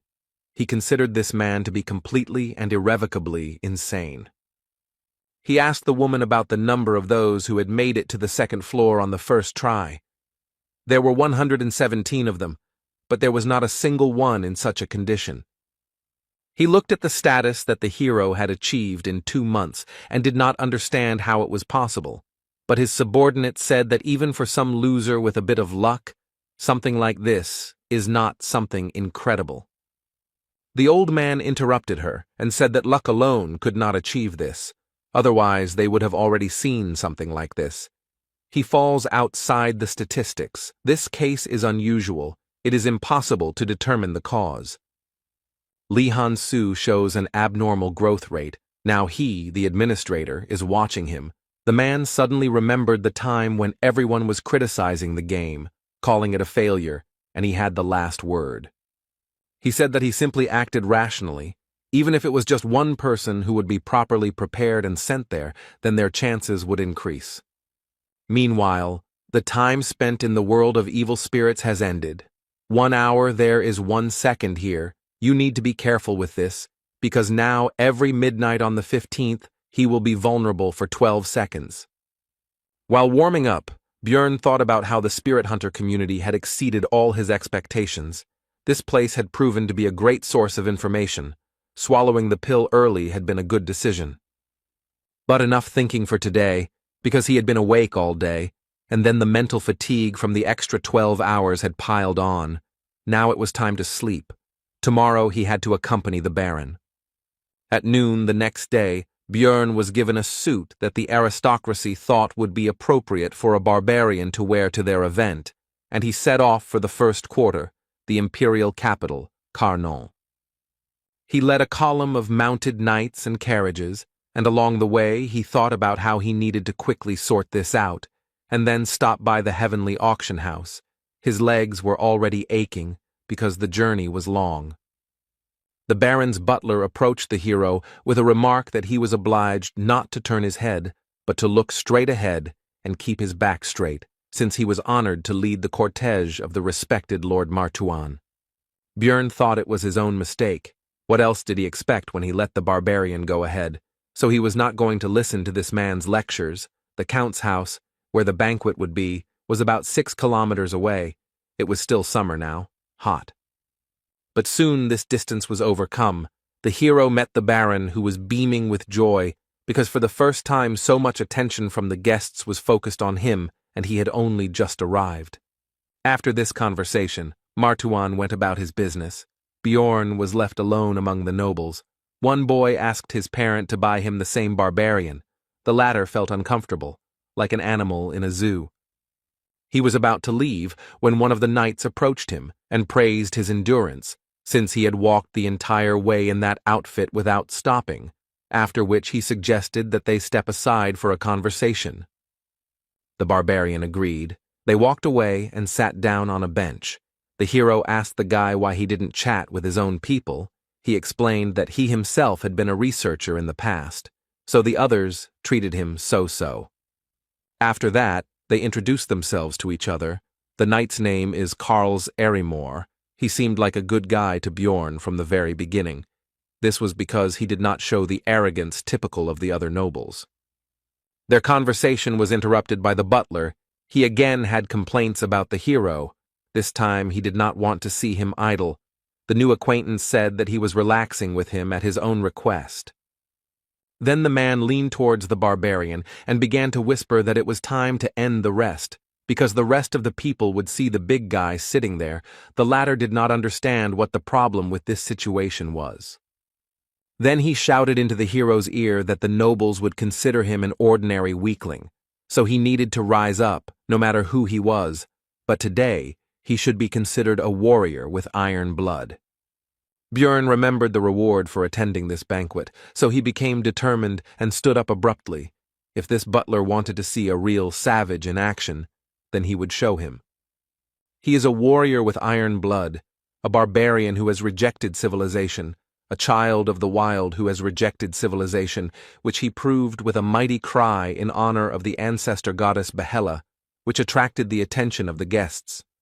The butler got angry at this prank and asked the hero about the reasons for his sudden action, to which he replied with a bright smile that he simply suddenly wanted to shout. After this, Björn, as befits a true savage, began to grab various dishes from the tables, mostly meat, and, in the literal sense, devour them. Of course, there was no talk of any manners or etiquette. This fueled the interest of the nobles who were watching the barbarian. They began to discuss what they saw, his wild lack of restraint, how he gnawed even bones, and also the fact that he could not even control himself. All this attention and their reaction was exactly what the butler wanted. He was sincerely happy about the situation, when suddenly the hero's strong hand was on his shoulder. Chewing the bone with his teeth, the barbarian threateningly addressed the man, saying that he was burning with the desire to break his shiny skull. The butler immediately broke out in a cold sweat, and stuttering asked if he was going too far with his jokes. With a loud crunch, the bone in Björn's teeth was bitten through, and he said that these words were not a joke. This was his sincere desire. The butler had already managed to forget all the obscenities that the barbarian had committed in the Explorers' Guild, but now he remembered it and was horrified. After that, he hurried to get away from there.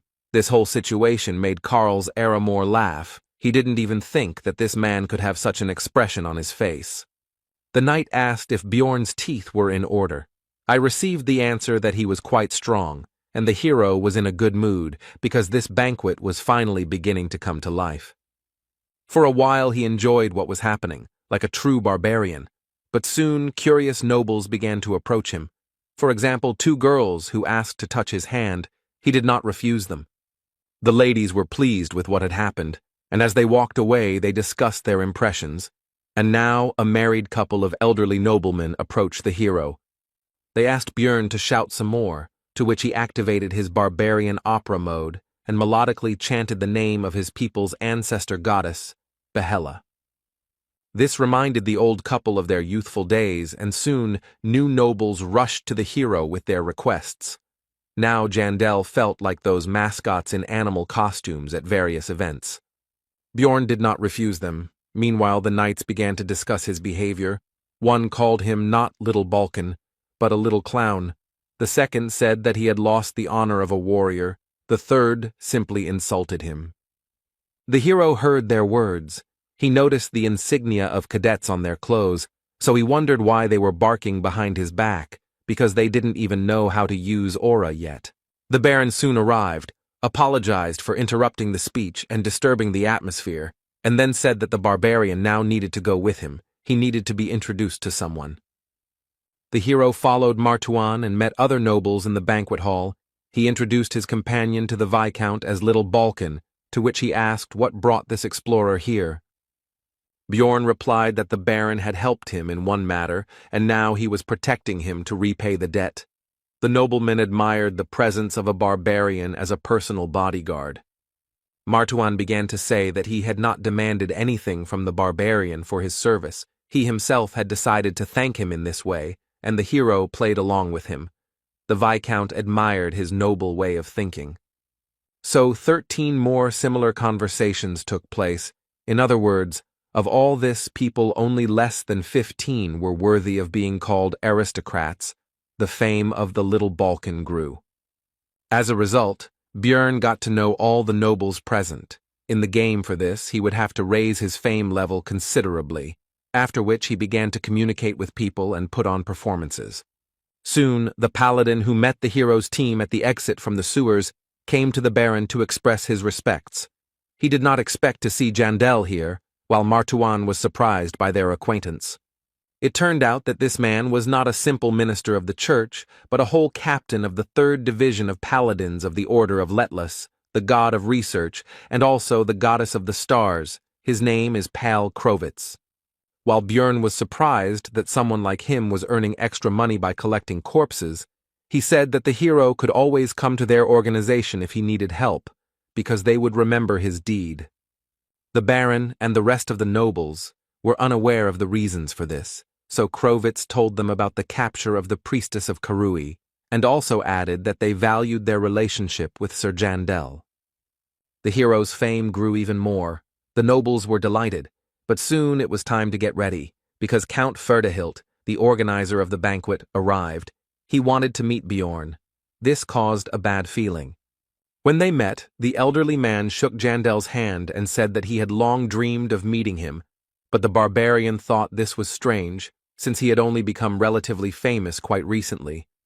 Even in the game, such an event was not triggered until quite a long time had passed, and the Count was sticking to him, meaning he wanted to appease him, which made the hero uneasy.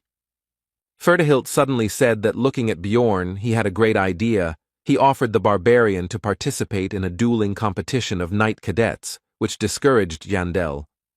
The hero had a bad feeling about this sudden quest, but he still agreed to it, because he was promised 2 million magic stones just for participating. And for the victory, there was a prize. It was a numbered item, 7,777, the necklace of Garfus, which turns the crystals placed in it into a random substance, can only be found in the cracks on the 5th floor, very rare. In many ways, this artifact is similar to the Frost Spirit Ring. It also has a low number, and the unique property is considered not very valuable, which is why it is considered useless, and it also has a secret. The hero remembered his recent worries about the future. Now he decided to send it all to hell. He was still tense, but he decided to accept his fears and move forward. He was not going to avoid problems. The Baron said that Bjorn didn't have to win, just hold out long enough to keep his reputation intact, but the barbarian said he could smash his opponent's skulls in 10 seconds. Martawan said that if he wins, he will give an additional 1,000,000 stones as a reward. Jandel did not expect such financial injections. His body was suddenly filled with motivation.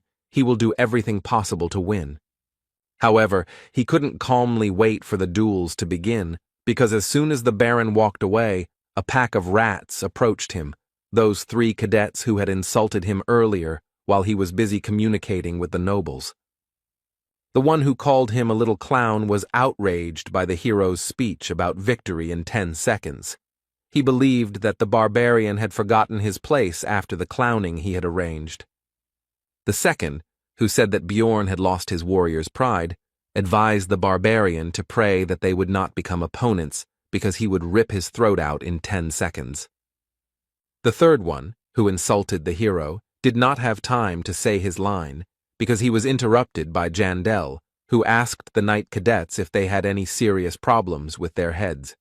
After which he said that they pounced on him like a pack of cowardly rats, and even a baby warrior would not act like that. The knights were offended by this statement, but Bjorn shut them up again, pointing out that their courage had only awakened when the Baron left, and that this was their honor and dignity. Before they could respond, the barbarian began to shout to the whole area that the cadets had attacked another participant in the competition in order to try to scare him with their numbers, and added that they had problems with their heads. The surrounding nobles, of course, heard all this, so they began to discuss the situation. Some began to say that knights should not behave like this. They were ashamed of it. Therefore, the 3 cadets hurried away, and the hero said goodbye to them with the words that the next time they met, he would solve all their problems with their heads. He hoped that they would understand his hints. Soon the tournament itself began. The participants came out and fought each other, and when it was Bjorn Jandel's turn, he realized that his hopes were justified. One of those knights was his opponent. And he was also lucky that it was the most infuriating of them, the one who insulted him, although he himself was nothing special. After this, the opponent raised his blade up and began to swear by his honor and dignity that he would only use fair methods in combat, but then he was interrupted. This was Jandel, who once again used his battle cry praising Yahello. The sympathies of the audience were clearly on his side. This rudeness did not please the knight, but what did he expect from the barbarian? The fight began quickly. The cadet immediately began to rapidly attack his opponent with his sword, and due to the speed, after-images remained. It was not clear which of them was real. But this was not a problem for the hero. The solution was simple. He decided to simply fight them all off, which he successfully did. Now Bjorn is a true barbarian, but the enemy is definitely not one to be underestimated. Or rather, it wouldn't be worth it if they were in the same conditions. After these thoughts, Jandel used his skill Wild Splash, which increases the threat level by 3 times, and physical characteristics increase proportionally to this value. He remembered his recent conversation with Baron Martawan, after which he told his opponent to go to him, because there was still a lot of time left until the end of the agreed 10 seconds. Wild Surge increases the threat level, which provokes monsters, but it affects people differently.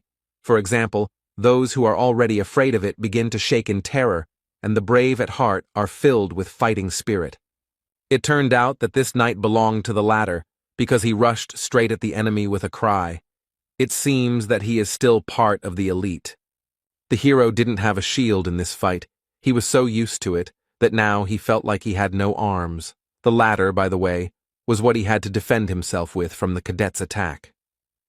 But it didn't do much damage. The blade cut through the barbarian's skin, but didn't go too deep. The enemy didn't understand how that was even possible. The hero, seeing all the worries on the enemy's face, explained that he was simply too weak, while simultaneously pulling his hand back and yanking it, splashing blood.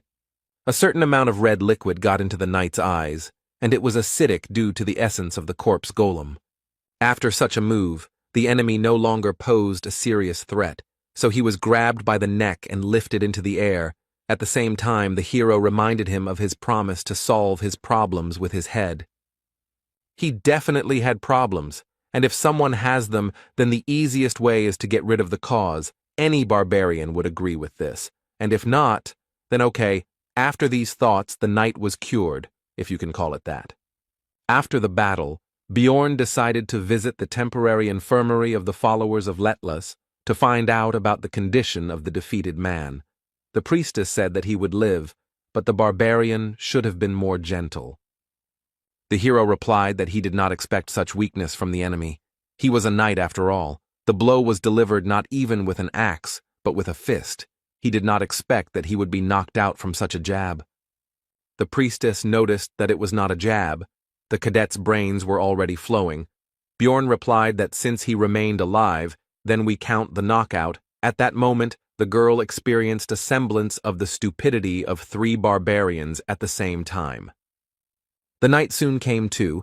He decided that he had to go to the competition. The minister of the church explained that he seemed to have lost some of his memory due to the injury he received in the duel, but it should return soon. The barbarian hovered over the victim and asked if he really didn't remember anything, to which he answered in the affirmative. The hero decided that he wasn't lying. Then Jandal asked him for a favor, after which he would immediately get out of here. He reminded him of his own statements addressed to Bjorn and told him to repeat them word for word. The knight agreed with this, but the further he spoke the phrase, the more uncertain his voice became, and soon he fell silent altogether, grabbed his head with his hands, and exclaimed that he remembered, but there was no joy in his voice. Bjorn was pleased with the patient's memory return. He smiled and encouraged him to continue speaking. This made the cadet quite tense. He was already covered in sweat while speaking, but now there was more of it. The knight knelt down right in his bed and began to apologize, admitting his wrongdoing and asking for mercy, while the hero said with satisfaction that his problems with his head had passed. The cadet was horrified. In an attempt to save himself, he crawled under the bed. The girl was stunned and kicked the barbarian out, and he himself was satisfied, because today he had healed injuries that even the priestess could not heal. As it turned out, the Baron was just looking for Bjorn. He asked where he had been. He replied that he had been visiting the knight with whom he had fought. Martuan was surprised by this act, because in battle he had beaten the enemy without mercy. Jandal refuted his thoughts. He said that if it had happened in the labyrinth, then that cadet would not have left alive, but as it was, he expected that he would be stronger, since he was so slow. The hero asked about possible problems. The knights were from noble families. The Baron replied that there would be no problems even because of deaths. If such did appear, he would sort it out. He should focus on victory. The barbarian was pleased with this answer, so he said that since that was the case, he would crack open all their skulls. And in the next battle, Bjorn was again pursued by luck. This was also one of that trinity of rats. This representative of them then spoke about the loss of military honor. As soon as the start of the duel was announced, the knight began to accuse his opponent of lack of shame, because he entered the ring after the previous dishonorable beating and warned that this battle would not be so easy. He still didn't attack, but continued his speech. He began to say that the barbarian's previous opponent was the weakest of their 3, but the hero was not going to conduct a dialogue here. He moved forward. The knight didn't have time to react to Bjorn's sudden attack right in the middle of his speech, so he got hit right on the head with an axe. The battle ended in 3 seconds. The treatment of the problems with the head continued. After his victory, the barbarian again shouted the name of the ancestor goddess Yahello, and it came out so naturally to him as if he had been in this body all his life. The spectators of this competition were only delighted by the bloody spectacle. Many shouted the name Little Balkan, but there were also many who shouted the phrase Night Crusher. The hero was surprised that they actually enjoyed watching someone get their head smashed in, and he wondered which of them was supposed to be the savage here. After that, fight after fight continued. Bjorn invariably emerged victorious. His reputation grew, and in the semi-finals, he showed the audience how spines are broken. The only thing the hero regretted was that he never met the 3rd rat, and he was the only one who had not yet undergone physical therapy and had not been cured of his head problems. But soon this unfortunate omission was corrected. It is also worth noting that the second one also survived after the opening of the skull. All of them expressed a desire to join the faith, apparently thus saving themselves from Bjorn. During the break, the Baron approached the hero. He praised Jandel because he was truly amazing, after which he asked where he knew the latest technique from. He could not answer because he saw it in cartoons. So Bjorn got out of it by saying that he needed to rest before the next fight. The Baron bowed out, and the barbarian realized that this would be his last opponent. It turned out to be a cadet who had sworn allegiance to Count Ferdehilt. The hero had previously observed his battles. He had the essences of an orc warrior, a giant golem, and a cyclops. This was a typical combo to increase strength. Before the fight, Jandel took off all his equipment. The enemy could not help but notice. He asked about it. The barbarian answered that it was somehow uncomfortable for him. Then the opponent decided that it was difficult for him to constantly fight with such a load. He was already worried that it would be too easy and was glad that this fight was taken seriously. After the fight began, he called his opponent to him. But his attempts were obvious to Bjorn, and judging by the way he relaxed, the hero came to the conclusion that it was not in vain that he did not reveal all his cards until the very end. At first the knight was almost certain of his victory, but soon the smile on his face, as well as his face itself, froze. He realized that something had gone wrong. He raised his head higher and higher, a shadow gradually moved over his face, and his posture became more and more tense. The hero used gigantization and wild splash. The first increased the threat level and physical characteristics proportionally to the increase in size, and the second increased the same parameters, but without turning into a giant. This was a great combination of skills that greatly increased Bjorn's main stats. Now he was like a monster himself. Perhaps the threat level had increased so much that it had affected even the experienced knight, or perhaps he was not particularly brave, but whatever the case, he began to tremble in fear before the colossal barbarian. The enemy did not stand there in a stupor for long. He could not gather his courage, but threw his sword to the ground and, screaming for salvation, rushed to run through the crowd of spectators.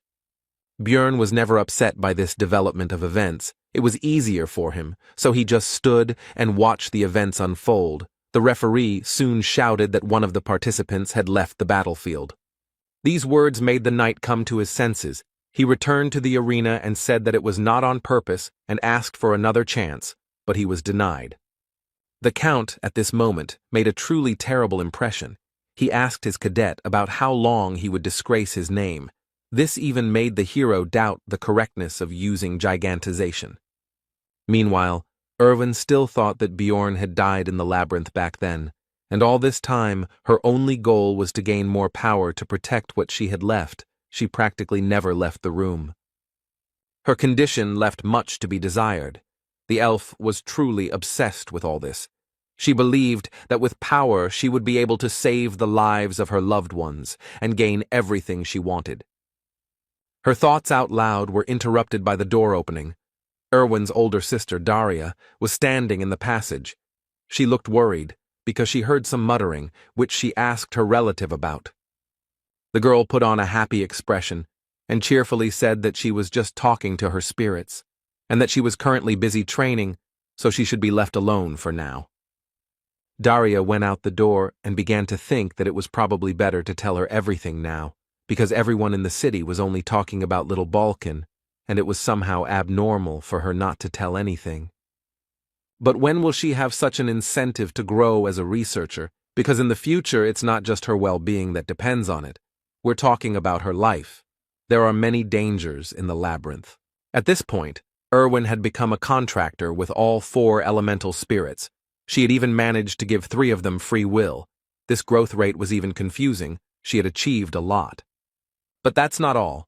She now has extraordinary abilities in combat, both in archery and in wielding daggers, and she can now engage in combat with rank 7 monsters alone. As a result, Daria decided not to tell her sister anything for now, because she could grow even stronger, although she has become much worse lately. At that moment, the elf was struck by the guess that Erwin's condition could be partly due to the essences of various monsters she had recently absorbed. In search of answers, the girl turned to books. Recently, her sister had acquired the abilities of Canevaro, and as a result, Information was found that, in addition to other indicators, this greatly increases obsession. It soon became clear that her other two essences also enhanced this characteristic, and it is now clear that her obsession with strength arose not least because of this. Daria didn't like it, but she couldn't just take it all out of her, so she decided to do it only when essences were found to replace the current ones. Only then they would be removed. And in the middle of the night, the girl had a thought that it could very well happen that Ervin would find out that Björn Yandel was alive before the essences were removed, and in what direction her obsession would turn in that case. At the same time, the hero returned to his 7th district of Rafdonia by carriage. It was now already 2 o'clock in the morning. He would finally be home. Despite his fatigue, the first thing the barbarian did was not go to sleep, but to sum up his task and distribute the money he had earned, which amounted to 4,300,000. It was an unthinkable sum for just 1 day of work for an aristocrat. When they parted, Baron Martuan said that high society would talk about this for several months to come, and suggested that they contact him in case of problems. In other words, he was happy with their cooperation, but there was also a negative aspect. Ferdihilt looked quite angry. At first everything was fine. The Count congratulated Bjorn on winning the competition, and then said that he would call him when he was more prepared. The hero asked what it was all about. Then Ferdihilt said that he would not explain the details. The barbarian simply needed to ignore requests from other nobles. Jandel felt that something terrible would happen if he refused, so he nodded. The hero was pleased that he was able to obtain item number 7777 Garfa's necklace. So early, it is usually extremely difficult to obtain, even if you really want it. Then Björn reminded himself of his luck. From now on, he was going to even breathe carefully. The next morning, what the Count had spoken of happened. The barbarian received many letters from various nobles, all of them asking for the same thing, to accompany them to all sorts of events. The reward might have been small for the aristocrats, but it was impressive for the hero. But he remembered Ferdihilt and had no intention of angering him, but he couldn't just ignore them either. After the written refusals were written for each of the nobles, Björn thought about the Count. He considered him a dangerous man. People like him seem calm, but it is better not to cross the line. And it was so bad that he couldn't figure out his intentions. Jandel wondered what reason he could possibly have for being interested in some barbarian explorer. He decided to find out more about the Count in the community. Meanwhile, it was already the last month of helping Raven with her scientific work. Upon arrival at the magic tower, the girl looked somehow nervous. It turned out that the same old man, the sorceress's mentor, was already waiting for him here. During their last meeting, he had not made the best impression, so the hero was unhappy with his presence. Raven justified herself by saying that the master insisted on this. He himself reported the reason for his arrival. It turned out that he wanted to test his new magical device, which should detect evil spirits. Björn instantly pulled himself together, not showing a drop of worry on his face, and began to prepare himself for the worst. It seemed that this old man believed that he had figured out his true nature. The barbarian was not going to give up so easily. He decided to react first of all, not to the words about evil spirits, but to clarify about the magical device. This is a logical reaction, considering the experiments conducted on him. The wizard was outraged that the hero did not believe in the safety of his invention, did not trust the master of the Altemian school, but there was no need to worry. Everything would be checked by his student. She was surprised by this, but did not object. Björn decided that she would most likely side with her master. It was difficult to trust them both, but after analyzing the old man's behavior, Yandel decided that he himself was not yet sure of the outcome. Moreover, such a device most likely does not exist, and it did not exist before.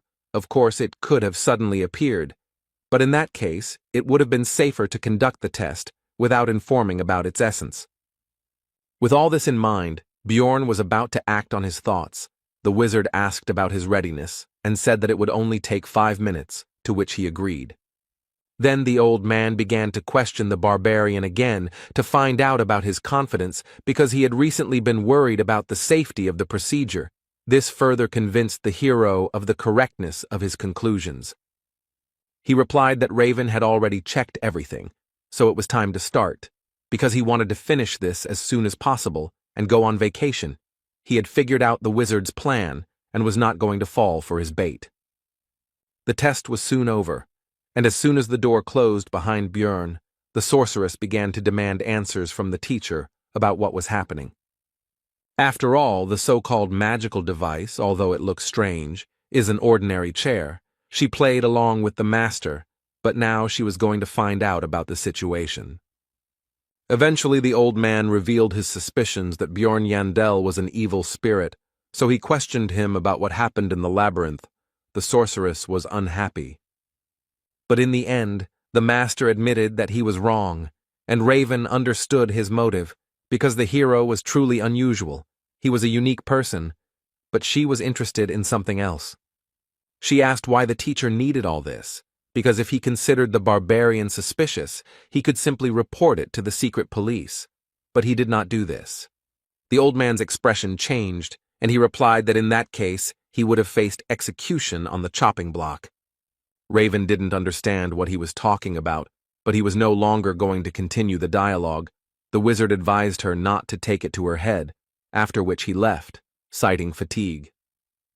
The sorceress tried to stop the master, but he left, and a moment later the idea came to her mind that the magician needed the evil spirits alive for some unknown purpose of his own. Meanwhile, the hero reached his room and collapsed on the bed. He was really tired, because what had happened was a real shock to him, and the anxiety did not subside. But despite all this, he showed himself well, reacted to the crisis situation extremely well. At least it seemed so to him. The old man, by the way, for some reason looked disappointed, but that's not important. As soon as Björn closed his eyes, Misha's voice was heard nearby. At first he was surprised by her presence, but soon remembered that he himself had given her the keys. The hero told the girl that he needed her. She immediately became embarrassed and began babbling about how it was still light, so it was not the time for such a thing, and she was not prepared, but was interrupted by the barbarian. It turned out that the guy needed help writing responses to the nobles who sent new letters. Misha asked if it was okay to use such expressions towards aristocrats. The hero replied that everything was fine, because barbarians could not be accused of insulting the nobility, violating etiquette, and so on. This was a privilege granted to their people for their great achievements in ancient times. If so, then Misha asked to tell her about the events that happened yesterday at the Count's banquet while she was scratching out these answers, of which there was a lot to do. Later, the regular meeting of the outcast team began. There were still 10 days left before the opening of the labyrinth. The hero was silent for now, pondering his knowledge of the main topic of today. This is a conversation about whether it is worth going on a research trip considering the possible collapse of dimensions. Hikuro said that he will not go, because if the rumors are true, then they are all finished. Dvalki and Rottmiller were of the same opinion. The hero could convince his comrades by using information obtained from the community, but it seems that this is not particularly necessary, and there is no need to invent a source of knowledge. Björn thought that it would be even better this way, because 3 months had passed since visiting the Blood Citadel, and any Dungeon and Stone player knows that in the early stages it is always worth clearing the rift on the first floor. He had just rolled away, but the hero couldn't just tell them how to open it, so he decided to take only Misha with him, which he informed the rest of the squad about. This time, they would go together. This news surprised the girl. It became obvious to Björn that she was not eager to go, so he said that since she was so worried, he could very well go alone. Misha accused the hero of being a savage who didn't even think about asking her consent first, or at least trying to speak more politely than usual. Then Björn asked the girl to go with him and added a magic word at the end. Then she agreed and said that she still would not have let him climb into the labyrinth alone, but the barbarian was surprised that it worked. The next day at the market, Hikuro and Rothmiller learned from the newspapers that the royal family was claiming that the rumors regarding the dimensional collapse were false and that the Tarutane school was spreading lies. Then Murad went with the good news that they could go to the labyrinth together, but the barbarian replied that he and Misha had already taken the mission and could not, after which he slammed the door. The girl was surprised by this and asked when the hero managed to take on the bodyguard assignment. He replied that it was actually just an excuse, which aroused the cat's curiosity. Björn explained that this time they would go into the rift. Misha asked about his source of information about this. He replied that it was the books he read in the library, and he didn't tell Hikuro about this because, unlike the Beast Girl, who still keeps the secret about the Ring of the Frost Spirit, the dwarf doesn't know how to keep secrets and will blab everything after the first glass.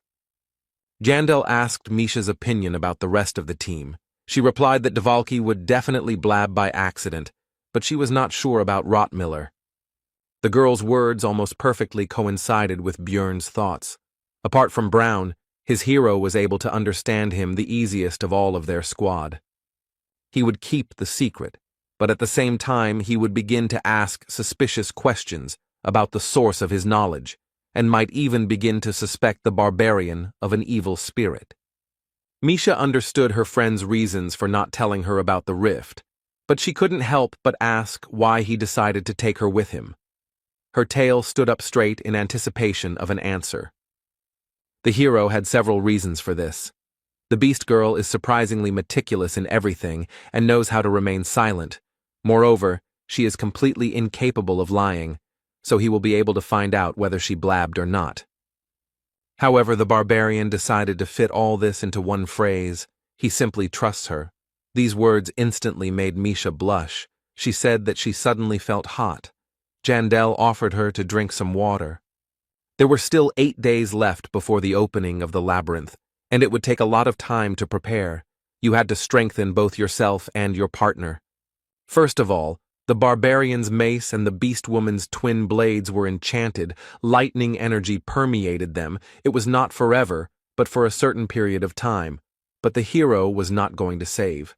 Also purchased were a lightning scroll, thunder grass, and advanced healing potion. Misha doubted the need to make such purchases. 2 million were spent from their joint account that they opened. The next day, Bjorn went to the shaman to strengthen his immortal seal to the 4th stage. This cost another 4 million magic stones. This increased the characteristics of willpower and fortitude. Thanks to the increase of the last parameter, the hero could stay in the form of a giant longer, to be precise, 1.5 times longer. Just when he was checking this, Misha came to visit him. There were still 7 days before the trip to the labyrinth. At breakfast, Bjorn said that he was going to the library. The girl asked to take her with him. Then the barbarian was surprised that she was interested in reading at all. The beastman was outraged by this. In the end, they still went together. But this time Ragna used a simple book search spell, not the one she had been using on Jandel lately. He asked the librarian about it. She replied that she was using those charms specifically for him, so she couldn't do it in front of others. Bjorn noted that she should have told this only to him. Then Ragna asked Misha to forget everything she had said. This discouraged both the beast woman and the barbarian, but the latter did not want to think about it too much. When there were 5 days left before the opening of the labyrinth, Jandel finally fulfilled the agreement with Raven. The research of his essence was finished, and at parting, the girl advised the hero not to die there. The hero asked if the sorceress was going to take the pass to the tower. She replied that he could come in if necessary. She would be curious to hear about Bjorn's successes, because he is a magnet for trouble. During the remaining time, all other matters were completed, and the day of the opening of the labyrinth arrived. This time the novice barbarians were sent there again, to whom Jandel again gave advice. Moving towards the portal, they repeated his words and thanked little Balkan. Their sincere gratitude even managed to embarrass the hero. The others looked at this with approval. Hikuro noted that they were lucky to have such a reliable mentor. Bjorn also gave advice to the rest of the team, because this time they were split up. After that, the 3 entered the passage. Half an hour passed. Misha was already starting to worry, but Jandel told her to wait further.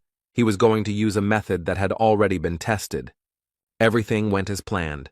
The partners found themselves in the dark region right in front of the portal to the next floor.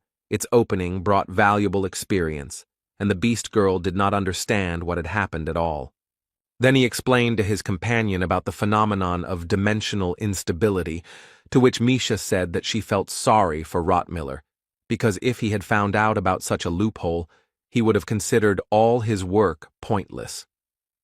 The hero agreed with this statement, because Brown takes his role quite seriously. He once said that his dream as a scout is to open a portal with his own hands, and he will try to do this. On the other side of the passage was the rocky desert, which did not suit them. They would have to go back and look for another passage, because there were no magic crystals needed to open the rift here. They needed to go to the beast's lair. According to Bjorn's estimates, they would have to walk for 2 days. After 3 hours, they encountered another type of 9th-rank monsters. They looked a bit like goblins, but in fact, they were gnomes that looked like clay dolls. The girl and the guy were distracted from collecting magic stones by a team of researchers who were in a hurry to be the first to reach the portal for the sake of precious experience. They had no idea that it was already open. Misha admired their high-quality equipment, but Bjorn said that there was nothing surprising about it, because one day they would also become the owners of something similar. The girl noticed that the hero was very ambitious. She assumed that it was because he was a barbarian. Jandel was not sure whether this was an insult or not, which is what he asked. Misha told him that he was a fool, and she meant that Bjorn was cool, which made the guy a little embarrassed. He thought that sometimes the beast woman could be too straightforward, just like himself. The presence of the two of them here caused whispers among the researchers.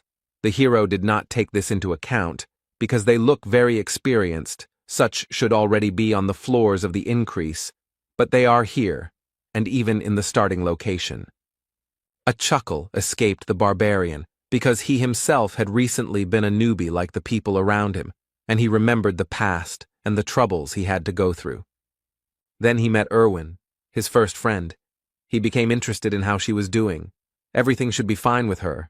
After all, her sister has money, but he was still curious. Maybe it was worth looking for her. Bjorn was brought out of his memories and reflections by a strange look from one of the researchers, which the barbarian immediately did not like, as, incidentally, did not like the guy himself. He stared at Jandel, who saw greed and avarice in his eyes. This newcomer did not seem to understand that it was even easier to kill him than the goblin. The hero felt worse the longer he looked at the researcher, so he decided to approach and ask if he had any business with them, and if not, why he was hatching. Misha grabbed Bjorn's hand and asked him what he was doing, because the man hadn't even done anything. This situation seemed familiar to the barbarian. The beast girl was now like a wife who was holding back her aggressive husband so that he would not get involved in a fight. Be that as it may, the hero decided to check something. He asked the name of the boy, who turned out to be Hans Ivan, and Bjorn expected to hear Hans, so he demanded to tell the truth and not lie. Soon Jandel began to calm down, but the researcher admitted that he really had been called that before, but he changed his name because it was too popular. Now it became clear to the hero why he felt so bad. As soon as he looked at the boy, it was another Hans, who always brings him misfortune. After this, the barbarian told him not to change his name back under any circumstances, but to continue living as Const.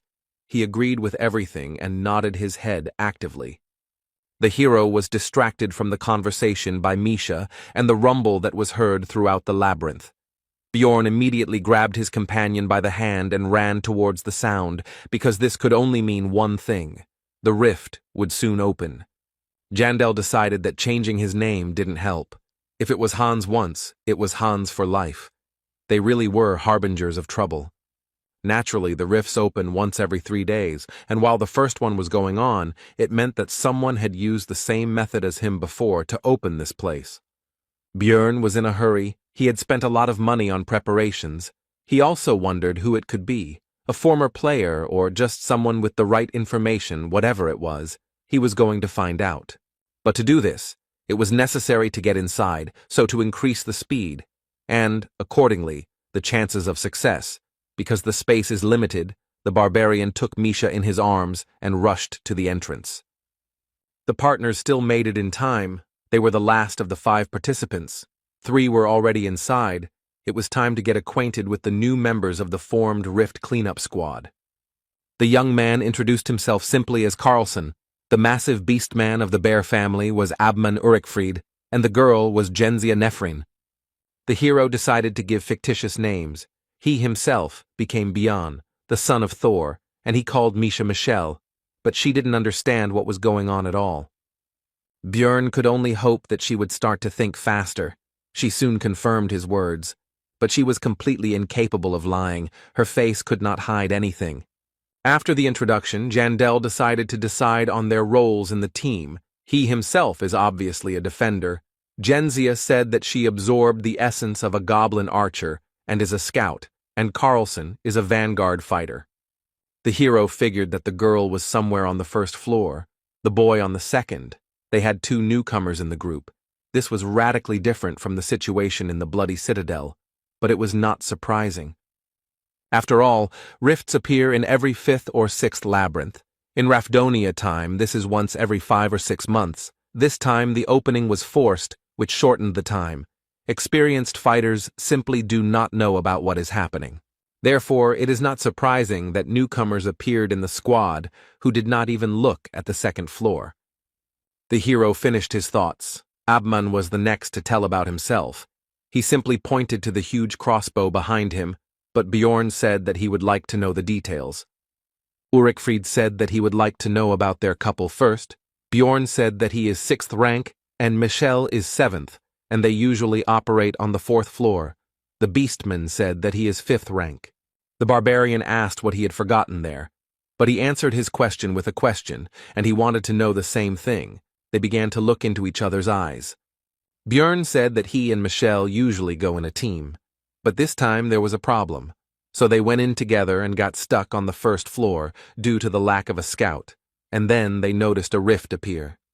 Abman said that he had the same story, only he left his squad a long time ago. Jandel did not believe in such a coincidence, and all this time Carlson and Genzia were watching their argument. The hero didn't know if there was such a powerful build for a marksman to go solo, but given its appearance, it seemed quite likely, and he didn't think that newbies could get crystals to open the rift. It would be impossible for them to get to the 2nd floor and back in that time, although it may well be that they are actually hiding their true identities. After that, the hero asked who was the first, and therefore opened the rift. Carlson said that they got here almost at the same time. Genzia did not know, and Urikfried asked what business it was of his. The question was postponed. It was decided to divide the loot into 4 parts. The newcomers would get 1 for 2, but would be able to absorb unnecessary essences. Misha would take the abilities from the keeper, and the rest would be rolled into a dice. After the discussion, the squad took battle formation and went forward. The hero felt strange, because he had already gotten used to the dark locations of the labyrinth. He also noted that they were lucky, because the rift he was going to get into was open, which meant that the preparations, including consumables, were not bought in vain. Half an hour later, the team encountered their first enemy, a rank 7 monster, Yeti, an elite gatekeeper that lives only in glacial caves. Genzia Nefrin was afraid of the enemy, because she was not sure of victory over such a beast. Abman said that the paths in the rifts that need to be followed are usually guarded by monsters. Urikfried decided to make the first attack. For this, he took his huge crossbow from his back and loaded it, after which he shot at the monster. It hit, but Yeti blocked it with his hand. Now he couldn't pull the arrow out of his body. It was like the effect of the hook arrow skill. Then it was up to the melee fighters, Bjorn and Misha. The newcomers didn't bother. The barbarian, with his favorite cry, ran straight at the enemy. He was going to collide with him head-on. His power collided with no less power. Yeti blocked the run-up with his shield at the ready with his crossed arms, after which Jandel shouted out the fake name of his companion, Michelle. Now was her turn. The girl used her truly cat-like agility. She jumped into the air, where she twisted to end up upside down and directly above the enemy, who raised his head up to observe the new threat. This was the monster's mistake, because now its eyes were vulnerable to attack, so it was natural that soon the beast woman's twin blades were sticking out of its eye sockets. The Yeti was defeated with lightning speed. The hero turned to look at the reaction of the others, because he and his sheep showed very good abilities. If there is a traitor among them, then he should be afraid. After that, they entered the ice cave and chopped down countless clouds of frost wolves. Carlson and Jensia also entered the battle. Everything went as it should, only this type of monster appears in this location. Björn and Misha destroyed most of the opponents. The rest only finished off the remnants, which was natural, given the level of strength of the newcomers, as well as Abman's characteristics. He, of course, also killed a number of wolves, but his crossbow was more suitable for dealing damage to a single target, and he, apparently, does not have area attacks. No one volunteered to lead the group. The hero knew that at the first post he had to turn left, and at the next ones in turn left, right, left, then straight 7 times, and left again. With this information, it would be possible to pass the rift in an hour, but since no one reported it, then either the one who opened this place, and therefore could be a traitor, is not a player, or he sits quietly, below water. While going down the steps, a hiding place in the column was also missed. However, in this way it was easy to expose oneself. Björn decided to take these things himself later. Soon the squad descended to the very bottom. Carlson noticed that the lower they descended, the lighter it became. The girls began to admire the beauty of the place they had arrived at. Jensia noticed a pillar-like thing that started to glow when touched. Abman said that it could be a key that would summon several monsters and then open the passage. The hero noted that this was a very gamer way of thinking. Besides, he was basically right, although there would not be so few enemies, but a whole crowd together with the boss. The long-sealed tyrant has begun to awaken, but first, of course, we must deal with his minions, who have sensed their master and also awakened from their long sleep.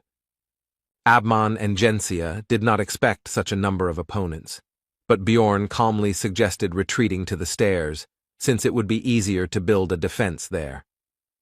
There were about 20 frost wolves in the first wave, and a few rank 8 monsters appeared in the second wave, but they weren't a problem. After that, an ice golem appeared among the opponents, distributing a slowing debuff that also stacks. The barbarian decided to smash it into pieces as quickly as possible, which he did. The next enemy turned out to be the Lord of the Snowfield, Katumba, a named monster that is an intermediate boss, a mutant yeti that can use various skills, one of which was suppression. The hero had already experienced it during the battle with the marauders on the second floor. Because of it, it was impossible to move his body. It's easy to remove. You just need to take damage as soon as you freeze, or bite your lip, like Misha, so that the blood doesn't stop, which will also fulfill this condition. The hero used a different method. He simply pumped up the magic defense parameter, due to which the effect did not affect him at all, and he rushed at the boss with his battle cry using Wild Splash. Misha also joined his attack. Katumba decided to use his skill called Cold Burst. Bjorn took it on his shield. Although the body began to tingle, it did not cause any noticeable discomfort. The monster and the barbarian met in battle. The hero held back the enemy and struck him, practically without suffering in return. Ulrichfried told him to get out of the shot's path if he wasn't going to die, as he began to use his skills, which were enhancement, which strengthened active skills proportional to the soul's power, and hazardous materials. The combination was so powerful that it not only instantly killed the boss, but also dealt damage to the monsters that were nearby. The explosion was impressive. Misha was surprised that such a thing could be achieved with a regular crossbow bolt, while Jandel realized that the Beastman had had an area of effect skill all this time. He was just holding it back just in case. Björn wasn't entirely sure if this could be called AoE damage, but with the help of the bear, they were able to quickly deal with this wave. They were also lucky. They got 2 essences. Now the division of the loot should begin. Abman immediately said that he was not interested in this, and left the discussion to the others. The newcomers were about to say something, but Björn interrupted them. He informed them that the Yeti essence would go to them and Misha, and they could divide the second one between themselves. They agreed. The cat immediately began to congratulate the barbarian on acquiring even greater power, but it turned out that he wanted to give this thing to the girl. Misha hesitantly said that, in principle, she was not against such a development of events, but she was interested in how much she would owe for it. The hero was discouraged by these words. He was not going to fleece his partner. The girl continued to say something, but Björn was no longer listening to her. He was immersed in thoughts about the fact that the essence of the Yeti, a monster of the 7th rank, has quite decent stats. It increases bone strength and cold resistance. These are top defensive characteristics, and in addition to them comes sensitivity to the same cold. As well as a little strength and dexterity, all of this would be useful. But the sensitivity indicator is key for elemental damage dealers. It increases the damage from a given element. Misha, meanwhile, was still plaintively asking for an answer to her question. Björn continued to anticipate how much the power of his Koshara would increase. Because the color of the essence was also lucky, it gave the passive chill, which increased the damage of the attribute. But the main one was the active condensation of cold. Jandel could have dreamed about a better essence and thought about the prospects for a long time, but he came to his senses from Misha's touch, who thought that he would fleece her to the skin, since he had not answered for so long and with such a face. Björn finally replied that she shouldn't worry about that, since such things only needed to be taken care of with temporary companions, and it would be enough for him that the girl would continue to stay with him. These words somewhat confused the cat, but she still hurried to absorb the essence. This caused strange sensations in her, because the last time she did this was a long time ago. The barbarian decided to inquire about what the newcomers had decided. They said that they would not take their loot, which aroused the hero's suspicions, because such newcomers should seize any opportunity to become stronger. Carlson explained that Genzia saw that this essence fell from a frostwolf, and if so, then it would not suit him. Björn asked the guy about his reluctance to absorb this thing. Because these monsters are rare, it is unlikely that he knows about the granted abilities. The guy replied that it is rank 9, and something better will still fall out in the rift. It was a little suspicious, but such an answer was quite logical, because in this place the chance of essence dropping is very high, so I decided to find out Gensia's reasons for refusing to increase her strength. The researcher replied that removing unwanted essences was quite expensive, so she decided not to repeat her mistakes, because the girl uses a sword and she has the abilities of a goblin archer. The hero would have removed from the list of possible traitors those who would have absorbed the essence, but none of them took it, and the reasons given were almost ideal. He only hoped that they were not in cahoots. Genzia began to ask about the end of the monster's attack, as the ice ceiling above them began to crack, and soon a large paw of a new monster appeared from there. It was the final boss, somewhat similar to a lycanthrope, but larger and without weapons. But Björn was never worried about its appearance, because he knew that he would have to fight it later. Tyrant Tenerbus discovered the intruders and was very angry, so he used Ice Crush, which broke the floor under the team, and they all began to fall down. Just as the hero from the game remembered, it was time for the 3rd chapter. As a result, the squad ended up in a special zone, in which they were affected by the hypothermia effect, which reduced agility and doubled the damage received from the cold, and they all fell into freezing water. In the game, you just waited for the loading to complete, after which you start the 3rd chapter already on land, although your health points become smaller. But in reality, the barbarian was thrown around by the current left and right until he was thrown out of the waterfall, and he began to think that he would die like that. Now he understood the reason why he started this chapter in the game with reduced health. Because of this shaking from side to side, like a sack of potatoes, his body is now all in bruises and abrasions. The hero was distracted from analyzing his condition by a worried Misha, who shouted his false name and ran to the barbarian to make sure that everything was okay with him. When everyone gathered together, it turned out that Abman always carried firewood with him, Since he traveled alone, Björn decided that this fully proved the truth of his words. Nefrine and Carlson were worried that they were sitting right next to the fire, but it wasn't getting any warmer. Ulrichfrid explained that it could be an effect of a special region. His own limbs were getting numb. Misha was surprised by their conversation because she herself had never felt anything like this. But the hero was not surprised by this, because the girl's resistance to cold, according to his estimates, should have already exceeded 40 units. The cat asked how Björn was feeling. He replied that he was also cold, although not too much because his body was shaking, but it did not cause pain. Then she called him to warm up to her. This time the situation could not be misunderstood. Even Abman was whistling, as if not paying attention to what was happening. Anyway, the team decided that the area was safe, so they planned to set up camp for the night. But Jandel couldn't trust the others. He and Misha had some firewood of their own, so they moved further away. The cat suggested that Björn sleep first, but he said that first they needed to talk about whether anyone from the rest of the squad seemed suspicious. After Misha shared her observations, the hero praised her, because thanks to this, he was now almost certain of the traitor's identity. 6 hours later, the expedition continued.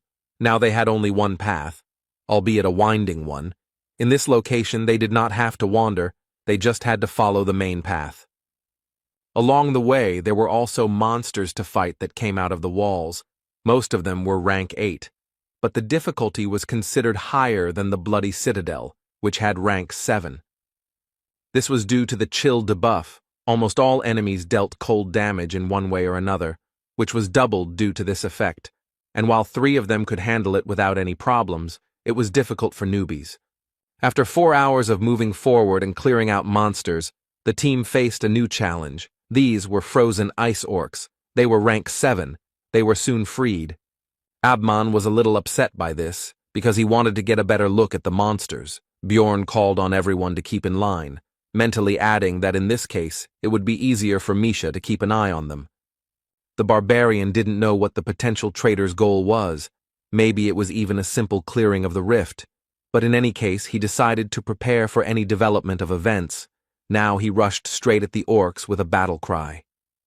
Such a serious skirmish is the perfect chance for him to take action. So, just in case, the hero decided to keep his cards close to his chest and fight at a lower strength. Abman asked Misha why she was still here and not joining the battle. She replied that someone could attack from behind, but in fact Björn simply asked her to do so. Ulrichfrid decided that the battle was not going in their favor, so he used his contract with the spirit beast. It turned out to be a summoner, so the bear Iradun, the Iron Hero, appeared on the battlefield. Seeing the beast's power in action, Björn finally understood how Abman could explore the labyrinth alone, though that wasn't a good thing right now. At this rate, they would win before the traitor revealed himself.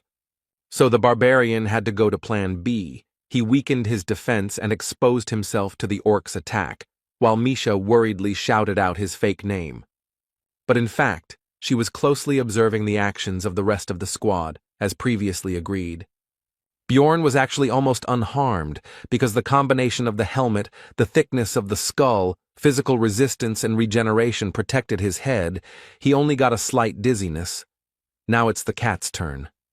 Carlson temporarily took the place of the defender and began to hold back the opponents, but among them was an orc sorcerer who aimed at 2 beastmen standing at a distance. Abman fired a crossbow at the enemy, who tried to defend himself with an ice wall, but the bolt easily pierced the barrier and hit the greenskin right in the forehead. Even without the barbarian, the team coped with this fight. Jandel was already beginning to think that his whole idea of creating a difficult situation was losing its meaning, when a voice was heard that said that since the essence had appeared, it was possible to begin implementing the plan. Genzia used armament change, which instantly changed all of her equipment to a higher rank, after which she used the skill Beast Walk, which imposed invisibility and speed. Thanks to this, she quickly got closer to Abman and also activated Vengeance, which increased the penetrating and cutting abilities of one blow and also imposed the abnormal state of bleeding. She said that she would receive 30 million for his things, and due to Ulrichfried's critical injury, his spirit beast was recalled. The next moment, Misha threw some potion right at Genzia's head. She didn't understand its effect, so she tried to find out about it. But the thrower interrupted her with a shout that Bjorn must act now. No one noticed when the barbarian had already managed to get up and get closer to Nephrine, and he was already here. Using Wild Splash, he tried to strike. But the traitor was quick enough to avoid the surprise attack. She realized that the enemy had somehow figured out her intentions, but it didn't matter because she still had the skill of stealth. But when she tried to use Beast Walk again, she was in for a surprise. It didn't work. The effect was cancelled by the potion that the cat had thrown a few moments ago. Bjorn insulted her intelligence, thinking that she should have kept her mouth shut because she herself said that she had the essence of a goblin archer, and that was how he learned about the invisibility skill.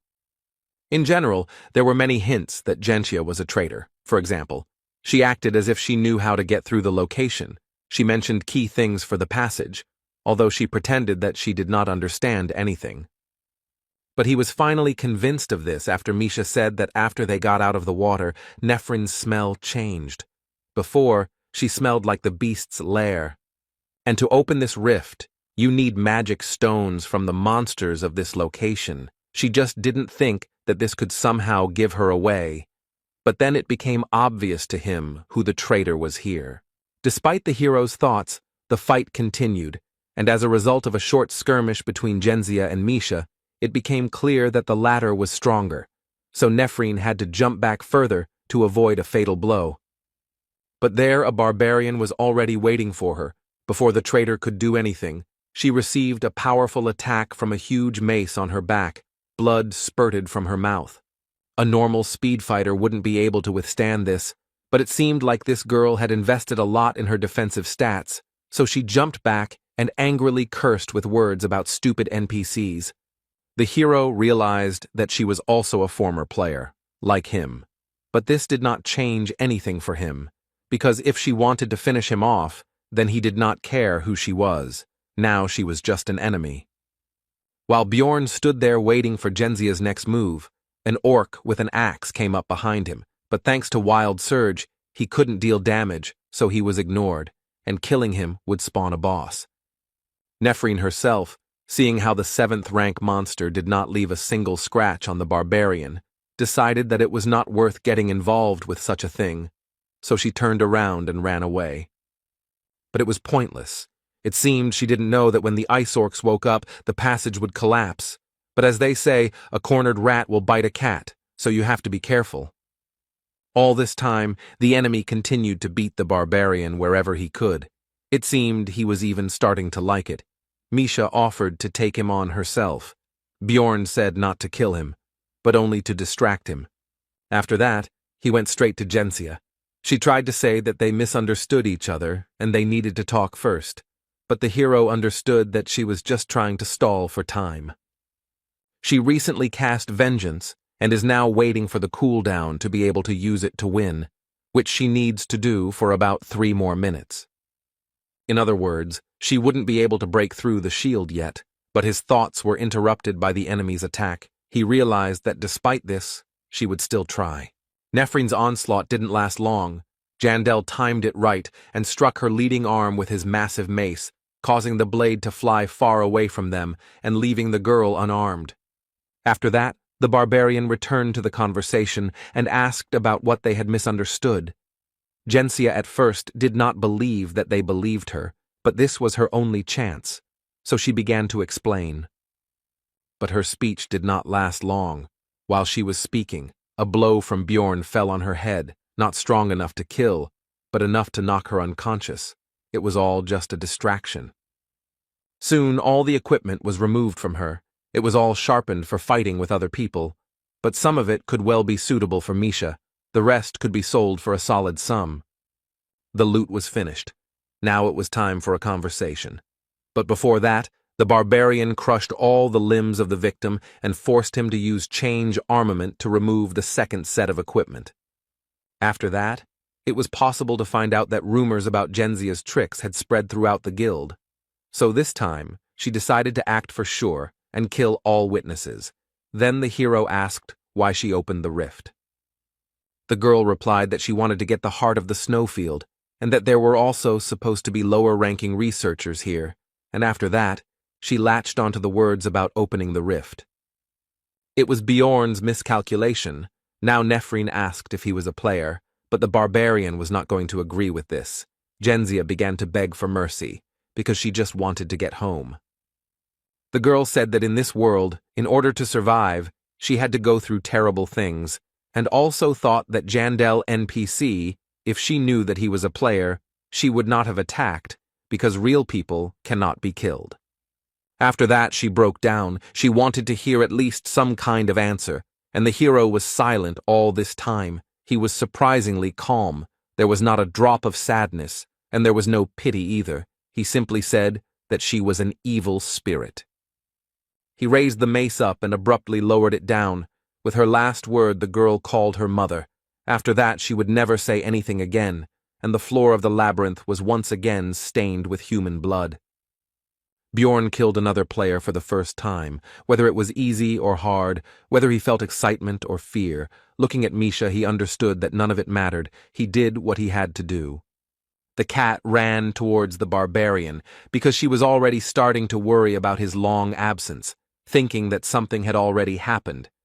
Meanwhile, Carlson was barely holding back that last ice orc. He began to call for help.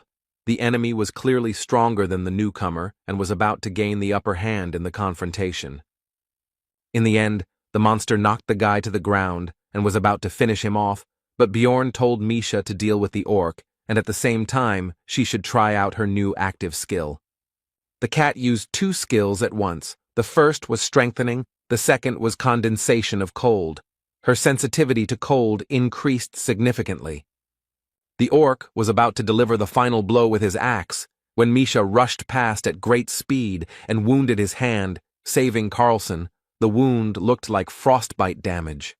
It stops bleeding, but also prevents regeneration, which will be useful. It also significantly limits mobility on normal monsters. Without cold resistance, it will be even better. Having analyzed all this, Bjorn told Misha to hit him in the neck this time, which she did, as a result of which the enemy instantly froze in place. Most likely the frost reached his brain. Now, after asking about the cat's readiness, the barbarian attacked the helpless orc with his mace, after which the boss should appear. After this, the tyrant Tarunbas broke through the wall. Earlier he woke up from a long sleep, and now he also restored all his strength. This enemy has a few special features. He is 1.5 times bigger than a normal lycanthrope, and his stats are twice as high. He wields an ice club and inflicts hypothermia, but none of this is a problem. The fight will take less than 10 seconds because the preparation was done in advance. Bjorn ate the thundergrass, which increased the damage from lightning, after which he used a scroll with the same element. This boss is vulnerable to this attribute. After the attack, he fell into a state of paralysis, but it was too early to let his guard down, because Tarunbas has a skill that can remove debuffs that limit mobility, which he soon used. However, since the skill was used, it will now be recharged, so you can just do the same thing again that Misha did, throwing lightning bombs at the enemy. All this was taken into account in advance. This time the tyrant Tarunbas fell into a state of complete unconsciousness. Only 3 seconds had passed since the start of the fight. Everything would be as easy as pie. The preparation was at the highest level. Now Misha and Bjorn began to beat the boss with weapons enchanted to deal lightning damage. It reminded him of the good old days when he and Einar also killed death demons. The essence fell from the keeper. It was previously decided that it would go to the cat.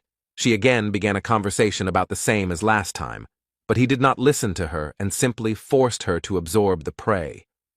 Here they were attracted by the weak voice of Abman, who asked to get a potion from his bag. Misha was glad that he was alive, although she could have sworn that a second ago he had not been breathing. Carlson and the girl found the best potion and, telling the wounded man not to complain about the waste later, began the treatment. But it didn't help, so they continued. The hero realized that the blade was probably lubricated with poison that prevents healing and regeneration. The antidote also didn't work. The bleeding didn't stop. Ulrichfried was getting worse. Then Misha remembered the advanced healing potion that she and Bjorn had acquired earlier and suggested using it. After using 5 regular and 1 advanced elixir, the bear's condition improved more or less. It should even grow back the severed limb. His poison was very strong. After this, Jandel gave Carlson his share. He noticed that there was too much here. Then the barbarian said that it was because he did not receive the promised essences, and also he should not talk about what happened here. Misha seemed to think that Bjorn did it out of the kindness of his heart and cast a warm glance at him, but he didn't understand why she was staring at him like that. When Carlson left, Abman finally woke up. The first thing he said was that he was very lucky to stay alive. The hero was pleased that he understood this. Ulrichfried assured that he would pay for the potion. Jandel said that it would cost 5 million. The bear noted that it was only 1 million, but agreed, because the price of items can change depending on the circumstances. He left one of his numbered items as collateral. It was 7611, Gravedigger's Deception, which after receiving fatal damage plunges the wearer into suspended animation and gives immunity to damage for a certain time. It was thanks to this that the bear was able to survive. There were only 2 out of 3 uses left, but the barbarian still thought about simply taking the debt with the artifact. But Abman understood his thoughts and did not agree. At parting, Ulrichfried promised that he would not forget everything that the hero did for him. Bjorn noticed that he looked very cool at that moment. After that, the barbarian called Misha with him and turned back. She was surprised that they were not leaving, to which he explained that he still needed to take something from here. These were the caches that he learned about in the game. Besides everything else, a consumable was hidden in one ice block, increasing sensitivity to cold by 3 points. It, of course, went to the cat, and he himself increased his resistance to frost with another find. After that, Jandel explained that they had not slept much due to being on duty, so they should rest before continuing the hike, and besides, there was no place safer than a cleared rift. But the barbarian was in no hurry to fall asleep. Now was the time to think about today and the decisions he had made along the way. First of all, he thought about what would have happened if he had been here alone. As soon as the hero killed the player, all sorts of thoughts began to creep into his head. He suddenly began to hope that she would still open her eyes, at least in her world, and her dream would come true. Bjorn was disappointed in himself. And even so, despite all his actions, he was overcome by greed. For Abman's equipment, he could get 30 million. This would allow him to raise his seal to the 6th level. He just had to wait. However, Jandel poured the potion on his wound, deciding that it would be wrong to let him die like that in front of the one he was going to work with in the future. Despite his corrupted morals, if it weren't for Misha, who was now looking at him and asking about his thoughts, how far he would have gone, he didn't know the answer to this question and didn't want to know. It was cold, so the cat and Bjorn spent the night under one blanket. The heat of the fire embraced them. They dozed off for a while. On the 3rd day of being in the labyrinth, the partners returned to the 1st floor, where Misha needed to check his new sword, which previously belonged to Genzia. It was some kind of numbered item. When the girl realized this, she realized that the blade was very expensive, so she tried to return Bjorn's loot, but he refused. He was still unhappy with the way she thought of him. Misha continued to get used to her new powers and equipment, and Jandel was going to continue these trainings on the 3rd floor. Now he did not interfere in the cat's battles, so she asked just in case whether the barbarian was forcing her to fight alone because of his laziness. He answered negatively. Looking at how much stronger Misha had become, Bjorn began to be proud of her. Because she had grown so much in such a short time, he did not expect that they would be able to catch the essence. The essence of the lycanthrope is as good as the Yeti. It increased agility, cutting power, sensitivity to cold, resistance to it, physical defense, fighting spirit. But these are not the main characteristics. Passive skill, Snowblood, which increases sensitivity to cold by 1.5 times. The longer you live, the more noticeable the bonus will be. Plus, it is an excellent synergy with condensation of cold. The active skill Ice Crush slightly increases damage dealt to enemies in the frostbite state. and greatly increases damage dealt to enemies in the frozen state, making it super effective for multiple attacks. The Indomitable skill removes all effects that affect mobility. It costs a lot of soul energy, but helps fill in the weak spots in the defense of damage dealers who are usually vulnerable to control. Bjorn told Misha to try using Ice Crush immediately after cold condensation. The Beast Woman noted that monsters die with one blow. Then the barbarian advised to hit not with a sword, but with a fist. But it didn't help. The opponents still couldn't stand even this. Then the hero said that they were going to the second floor for training. Misha interrupted further explanations and predicted his next words. When Bjorn said that she guessed his thought, she beamed and lifted her nose. Based on her reaction, the barbarian realized that if he screwed up somehow, she would most likely calm down. He just needed to pretend that he had lost the argument to her. The partners walked calmly through the cave, as the crystals changed the color of their glow from light blue to red. This clearly indicated to Jandel that someone had summoned the Lord of the First Floor. He calmly explained what was happening to Misha. She initially calmed down because of his tone, but then perked up because the meeting with Ryakis was still fresh in her memory. Bjorn hastened to reassure her. He explained that the Lord of the First Floor was quite level-headed. He was only summoned after 3 days, and when there were more than 5 people in one place, and in general did not pose a particular threat. The girl came to her senses, and Jandel added that the portals are not blocked, and if the researchers lose, he simply quietly leaves. The monsters on the level also do not change in any way. Most likely, he was summoned specially. He also recalled how he sold information about the tactics to defeat the First Floor Lord to the player community. He only had 2 weeks to prepare, but it seems like he is really impatient. The duo reached the second floor, the land of the dead, in a whole day. The absence of a scout in the team took its toll. Rothmiller's absence was really noticeable. The views of this location reminded Bjorn of the good old days when he and Einar broke the bones of skeletons here and beat death demons into mush. It evoked pleasant emotions. But the next moment, he remembered his meeting with that crazy woman, because of whom they almost died, which made him feel somehow worse. The reason Bjorn chose this path was simple. It was just much easier to get to the 3rd floor from here. You just need to stomp north. This time there were only 2 of them, so they could open a raid on the Death Knight, a 6th-rank monster, in the battle with which it will become clear how much stronger Misha has become, and they will also receive experience. Soon the duo encountered 2 death demons. They would be good targets to test the girl's new skills, so she would hold off the opponents while she focused on consecutive attacks. The plan was immediately put into action. Misha used cold condensation and ice crush.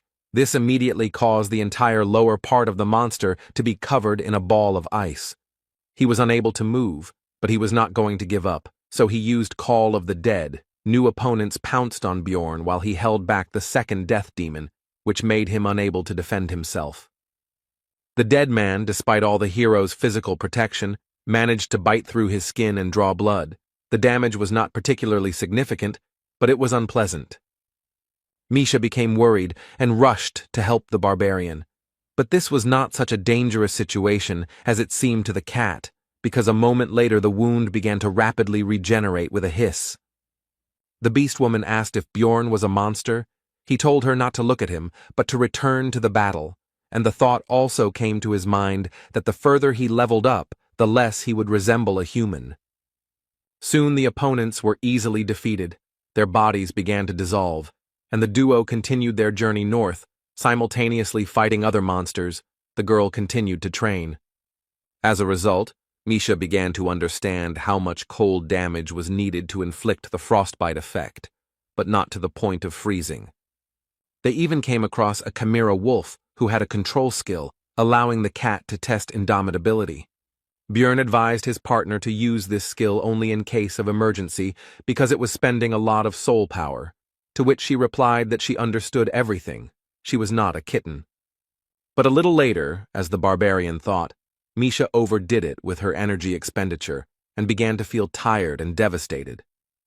The barbarian began to carry his partner by the scruff of the neck, as if she were an ordinary cat, while simultaneously recommending that she spend her soul power wisely next time, while she justified herself by saying that she felt fine until the last moment.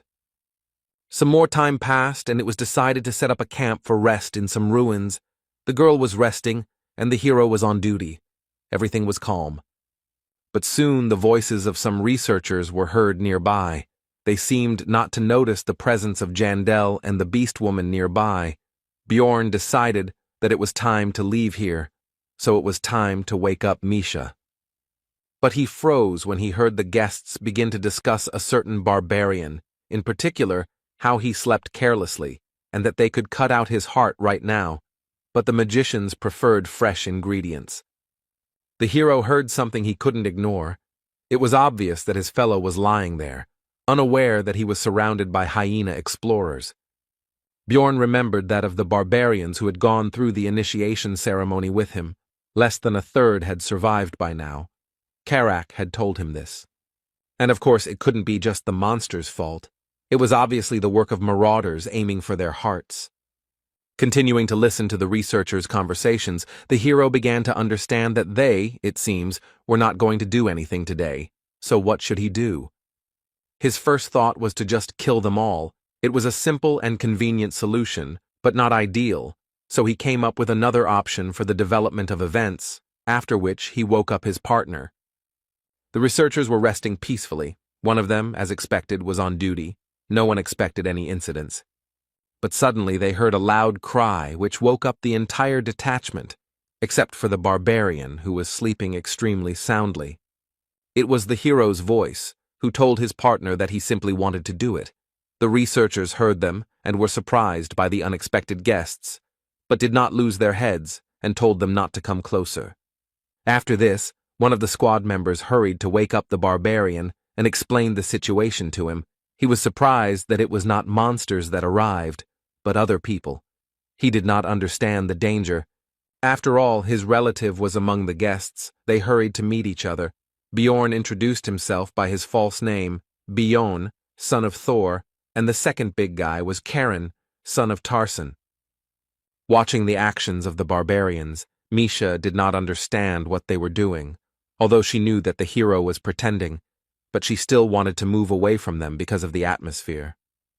After the introduction, Charon turned to his team and said that they needed to lower their weapons because Bayan was not a bad explorer, and Jandel confirmed these words while they seemed to shine.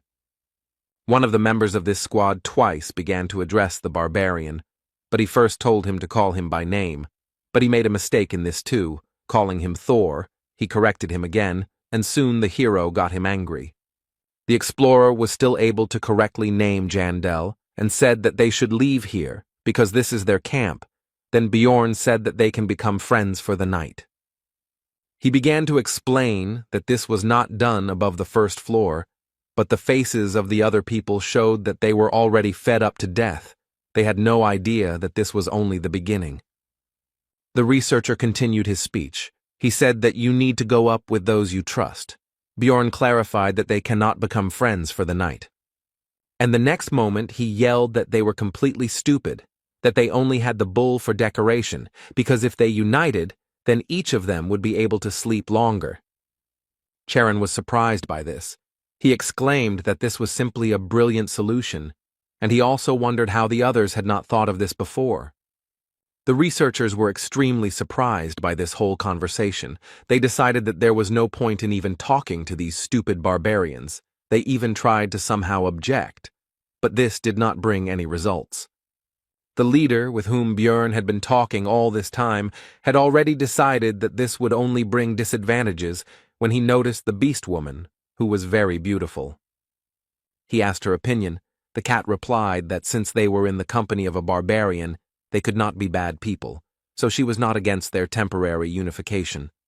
After which she told that her companion had lost his weapon, so she could not trust him to be on duty. This news pleased the squad leader, and Bjorn added that he had stuck the weapon into the monster and it had run away. The hero came up with a ridiculous excuse, but they believed him, looked at each other and decided to agree. Sometimes the reputation of not the smartest barbarians can be useful. The duo began to pretend that they were sleeping. Misha asked if they had to lie together. Bjorn replied that it was necessary. In exchange, he would then fulfill any wish of his partner. Soon the people stood up. Jandel squeezed the cat's shoulder tighter. The researchers decided to split up to deal with all the targets at once. 2 went to the hero and the beast girl, 1 to Karen. Bjorn pretended to wake up. He asked if they also got up because of hunger. They answered in the affirmative and said that they had dried meat. The hero turned away. Then the researcher struck him, which did not cause him any damage. The attacker was so surprised by this result that he simply froze, not even continuing the attack. Jandel turned around and asked about the fact that he had done this by accident, and also said that you can't make a mistake like that even if you are very hungry. The leader of the squad began to justify himself. But before he could say 3 words, he received a punch in the face. Several of his teeth flew off, after which the hero said that it happened by accident, because he was also hungry. Charon meanwhile woke up because of the noise. Then one of the squad members shouted to the archer who was standing behind Tarson's son to shoot him. But the barbarian still managed to defend himself from the arrow. Although it pierced his arm through and through, the tip almost reached his eye, but he still survived. This made Karen very angry. He grabbed the archer by the neck and began to demand answers. The situation of the researchers was getting worse and worse. Misha dealt with the last one. She told Bjorn that at first she was a little doubtful, but he turned out to be right. These people really are marauders. All the enemies were neutralized. Now it was time for interrogation. These researchers had a notebook with their conversations, which they conducted in writing so as not to be heard by their future victims. Charon did not understand the reasons for their attack. The archer read these conversations. From them, the reasons for which the squad accepted Bjorn became clear. They discussed the stupidity of the barbarians, and at some point he stopped. But the hero forced him to continue, and then the conversation turned to the fact that they had already killed many of them, and they also believed that these blockheads were just walking monsters, about the same in intelligence and aggressiveness. Charon was furious about the whole situation. He asked whose last words were. The archer answered, after which Bjorn ordered the prisoner to continue. Then the conversation turned to the fact that, in addition to the barbarians, they had good prey, the same stupid beast woman, but pretty, although she probably doesn't just travel with her companion. At these words, Misha interrupted it. She snatched a notebook, read something, and then asked the prisoner who had written certain lines, and upon learning this, she said that the researcher would be hers, to which the hero agreed. After that, they skimmed through the dirty words about the cat.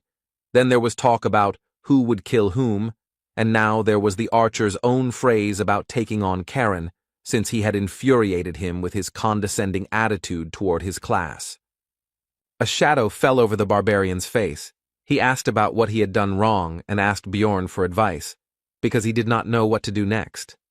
Soon the archer's head was cut off by Karen's axe. The leader was stabbed to death by Misha, and the last guy, who began to beg for mercy, was taken on by Jandel, who broke his neck. Tarson's son decided to leave himself a battle mark. He dropped a little healing potion. Barbarians consider scars medals. They keep them so that they serve as a reminder of mistakes in order to become stronger later. The marauders had obtained some valuable equipment. Bjorn offered Karen to take some of it for himself. He initially tried to refuse, but was soon convinced.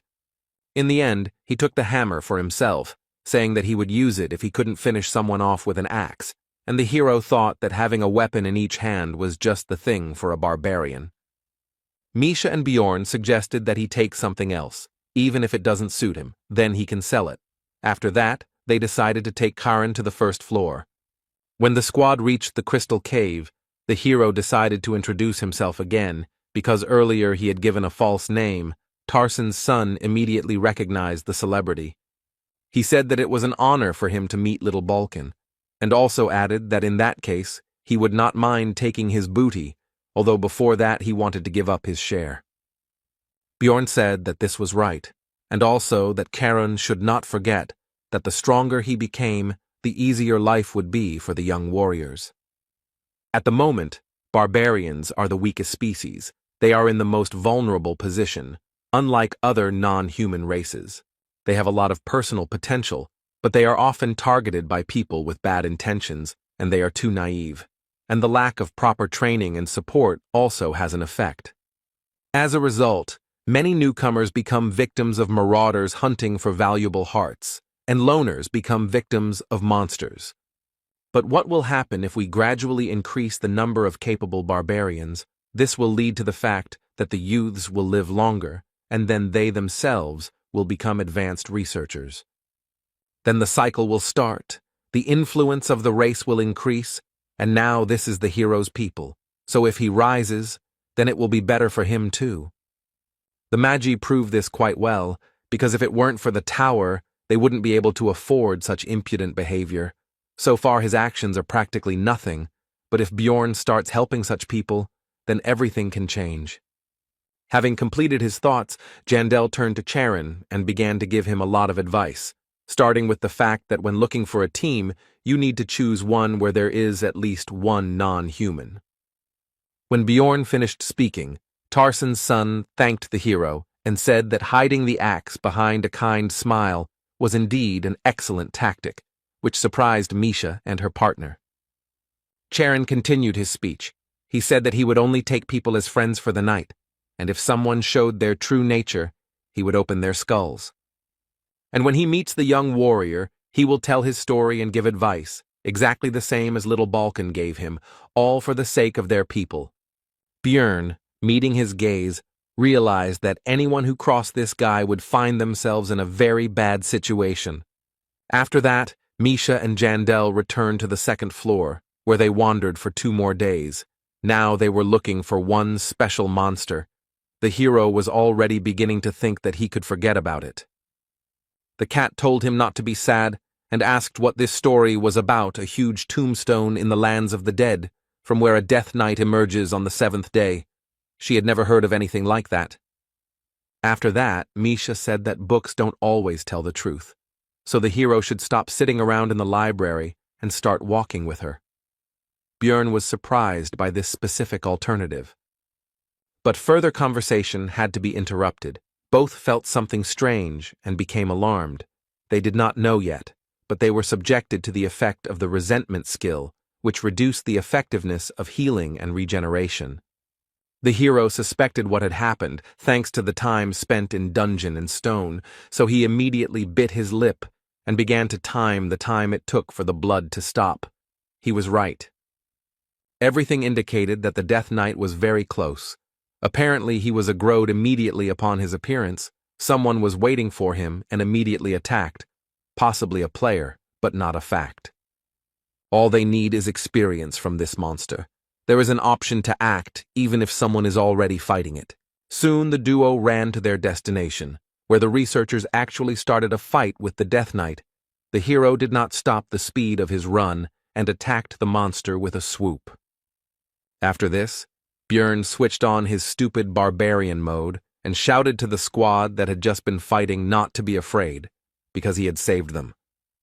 In the end, they started whining. The elf was furious and tried to rush at the barbarian.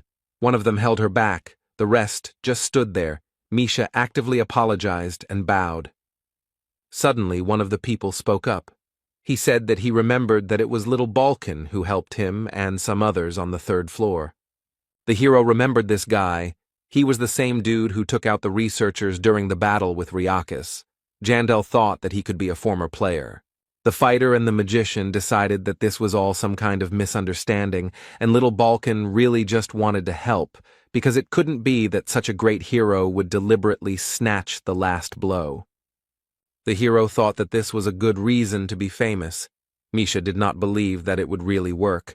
Everyone remained silent and did not rush to dispel their misunderstanding. After this, the players said that they must have been brought together by fate, so they should get to know each other better. Björn did not mind and introduced himself, after which he began to extend his hand for a handshake. But he frantically stopped his limb when he heard the name of his new acquaintance. He turned out to be Hins Chrisen. This immediately alerted Jandel. The hero could not imagine that this would happen. He grabbed Misha by the hand and ran away. It was terrible. One of the players captured a body with exactly that name. It was simply too much for him. He decided to get away. The cat asked him irritably what had come over him. He replied that he would answer later, also thinking that he should have taken salt with him, and Hans looked after them, and did not understand the reason for such a reaction of the barbarian. Meanwhile, when the first floor had already closed, Karen returned from the campaign with good booty, which immediately attracted the attention of the rest of the barbarians, who this time all survived the first journey. They had many questions for their relative. One even suspected him of looting. Then he invited everyone to come closer and began to tell about his adventures. Charon told about everything that happened in the labyrinth. As expected, the barbarians were furious, but at the same time they were happy with the actions of Little Balkan. They considered him a great and wise warrior. Tarsen's son confirmed their words. He raised one of his bags of loot and said that he had achieved all his success thanks to him and his advice. A couple of researchers behind them began to discuss the fact that this gathering of savages was too noisy and that their kind had only one benefit, their hearts. It was obviously impossible to attack them in Rafdonia. Until now, the barbarians were at the lowest level in the hierarchy of the labyrinth, but now Karen was going to change this. He decided to start small. He would teach his kindred what he learned from Bjorn and what he learned himself. Misha and Jandel reached the 3rd floor in the second half of the 9th day, ending up in the Black River mouth location. Next time, they definitely need to take a scout, but now they've tagged along with another group. Bjorn also told the cat about Hans, who said that since such a meeting was a bad omen, then perhaps they should have gone back and left the 1st floor.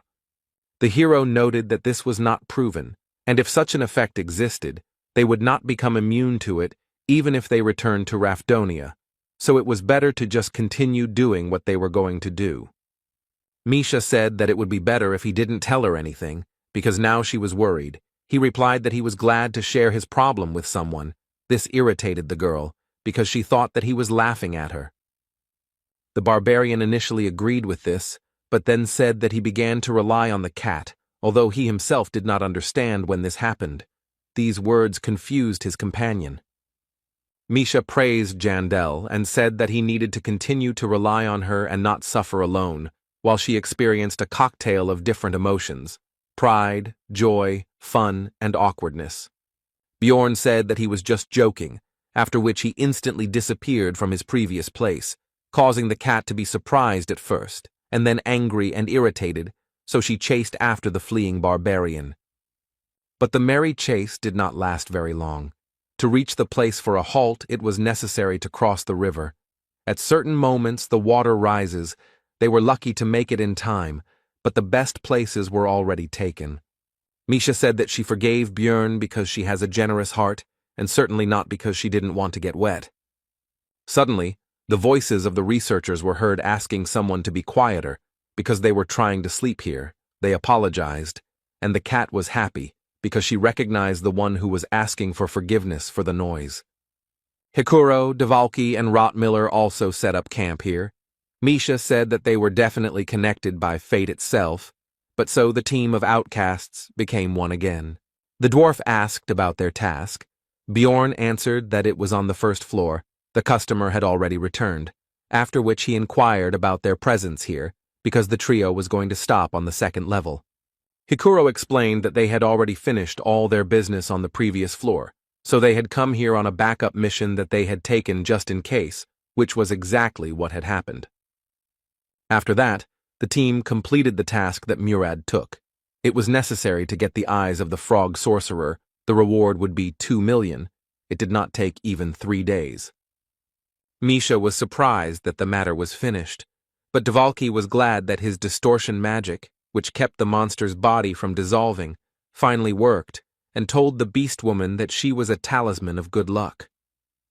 But Hikuro said that he was looking at her through rose-colored glasses. The lucky one here was obviously Jandel. Fortune was following him on his heels. The barbarian himself had a clearly opposite opinion about this. After that, he suggested going to the 4th floor. Since they were done here, it would be a shame to stop there. If they set out now, they should make it in time, even if it would be tight. Everything was decided, and 3 days later, the team entered the witch forest, and 3 hours before the third level closed, the portal was reached. The hero praised Rothmiller for his work. When Jandel was already entering the passage, he heard a familiar voice calling him from behind, but he did not have time to turn around. It seemed to him that it was Erwin. He began to think about the likelihood of such a meeting.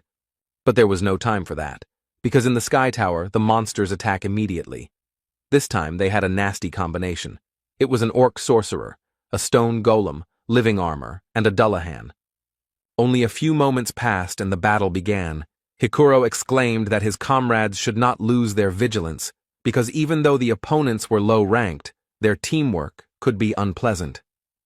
But the next moment, everything was already finished. All the enemies were killed. Bjorn dealt with the Dullahan and the living armor. Misha dealt with the golem, and Dvalki demonstrated his new spell on the orc. Murad was surprised at how easy the fight was, but quickly came to his senses, because 4 multicolored portals opened, behind each of which were different types of tests. They did not have time, so the choice was obvious. This will be the Ladder of Wisdom, a path that requires a scout, since the road is very confusing and filled with traps. Monsters appear periodically, but you can climb up 5 floors at once. The hero was interested in what could have happened if they had chosen a different path, because then perhaps this would not have happened. On the first level of the Sky Tower, the team passed the Door of Wisdom, then Courage, and then Wisdom again. Thus, they reached the 12th floor, where they came across a troll, a 5th-rank monster. Everyone was surprised and afraid of this meeting. The hero was no exception, because this is a very dangerous opponent who somehow jumped out right here. Of course, rank 5 monsters do appear in the Sky Tower, but they are extremely rare. In 10 years of playing, Bjorn had only encountered them 7 times, and even then it was on the 100th floor, not the 12th. The hero was finally convinced that people named Hans bring bad luck, because he had just recently met one of them. But now was not the time for reflection. The barbarian shouted to his comrades to pull themselves together, after which he used Wild Splash and rushed into battle, because if this happened, then he needed to strike ahead. Even with a skill that significantly increased physical characteristics, Jandel had a hard time taking the blows of such a powerful monster on his shield. Hikuro rushed to the rescue. He used weight balance, which increases resistance to repulsion and absorbs inertia, but even with this, the shield was damaged, which is why emergency recovery was used. Be that as it may, the short distraction of the enemy allowed the hero to stop defending and go on the attack. Although this did not bring much result, the troll turned out to be too strong. Rottmiller began firing his crossbow, trying to hit vulnerable spots, and Dvalki finished preparing his spells. He used enhancement on Ice Spear. The projectile rushed towards the monster, but despite its size, it was fast enough to break the attack with its huge hand. The wizard could not believe what he saw. But the team was in no hurry to give up. Now it was time for Misha to try her strength against the enemy. She began to cut him, but the skin turned out to be too strong for her blades, but she managed to freeze him a little. The troll's defense left a lasting impression on the squad. Dvalki began to shout that they needed to retreat because it was impossible to win, but Bjorn reminded his comrades that they had nowhere to run. The hero remembered that during his previous encounter with a monster of the same level of power, he had a 6th-rank sorceress with him, and for wizards they are considered 1.5 times more powerful than for other researchers. In addition, she knew and used spells of the element of light, to which the Guardian was vulnerable, and before the battle, the Tear of the Goddess was used on him. Only thanks to all this and other factors was it possible to win. And even so, the battle turned out to be extremely difficult, and this despite the fact that the vampire has high regeneration, but low defense, and the troll has both of these indicators the best among all the monsters of the 5th rank. If the build is not specially adjusted for it, then you can't even count on pure luck. But despite all his thoughts, the hero was not going to give up. They had to have a chance. A plan quickly appeared in his head, which he began to tell his comrades. It would be a protracted battle. Soon 15 minutes of battle had passed. All this time Dvalki spent mana only on curses, such as aggravate wounds, slow, and weaken. Hikuro, as the second tank of the squad, also took the brunt of the monster's attacks. The shield was not the best quality, so in addition to defensive skills, he had to spend energy on emergency recovery. While the two defenders held the troll back, Rothmiller distracted him with crossbow shots, the bolts hitting him in the face, eyes, etc. And Misha, as the squad's damage dealer, focused on dealing damage. She attacked only one single place, which Bjorn had previously indicated when explaining the plan. At some point, the troll got angry at the situation. He broke through the rest of the researchers and attacked the ranged fighters. Rothmiller took the slow Dvalki in his arms and hurried to retreat. The team walked along the edge of the abyss, but the tanks still managed to take control of the situation and began to hold back the enemy again. Bjorn also used Wild Splash, which attracted the attention of the monster. The hero asked the wizard about the remaining mana, and he replied that there was only enough for 2 or 3 minutes. Then the barbarian said to refuse to use slowdown. Dvalki replied that in that case, the time would increase by about 3 times.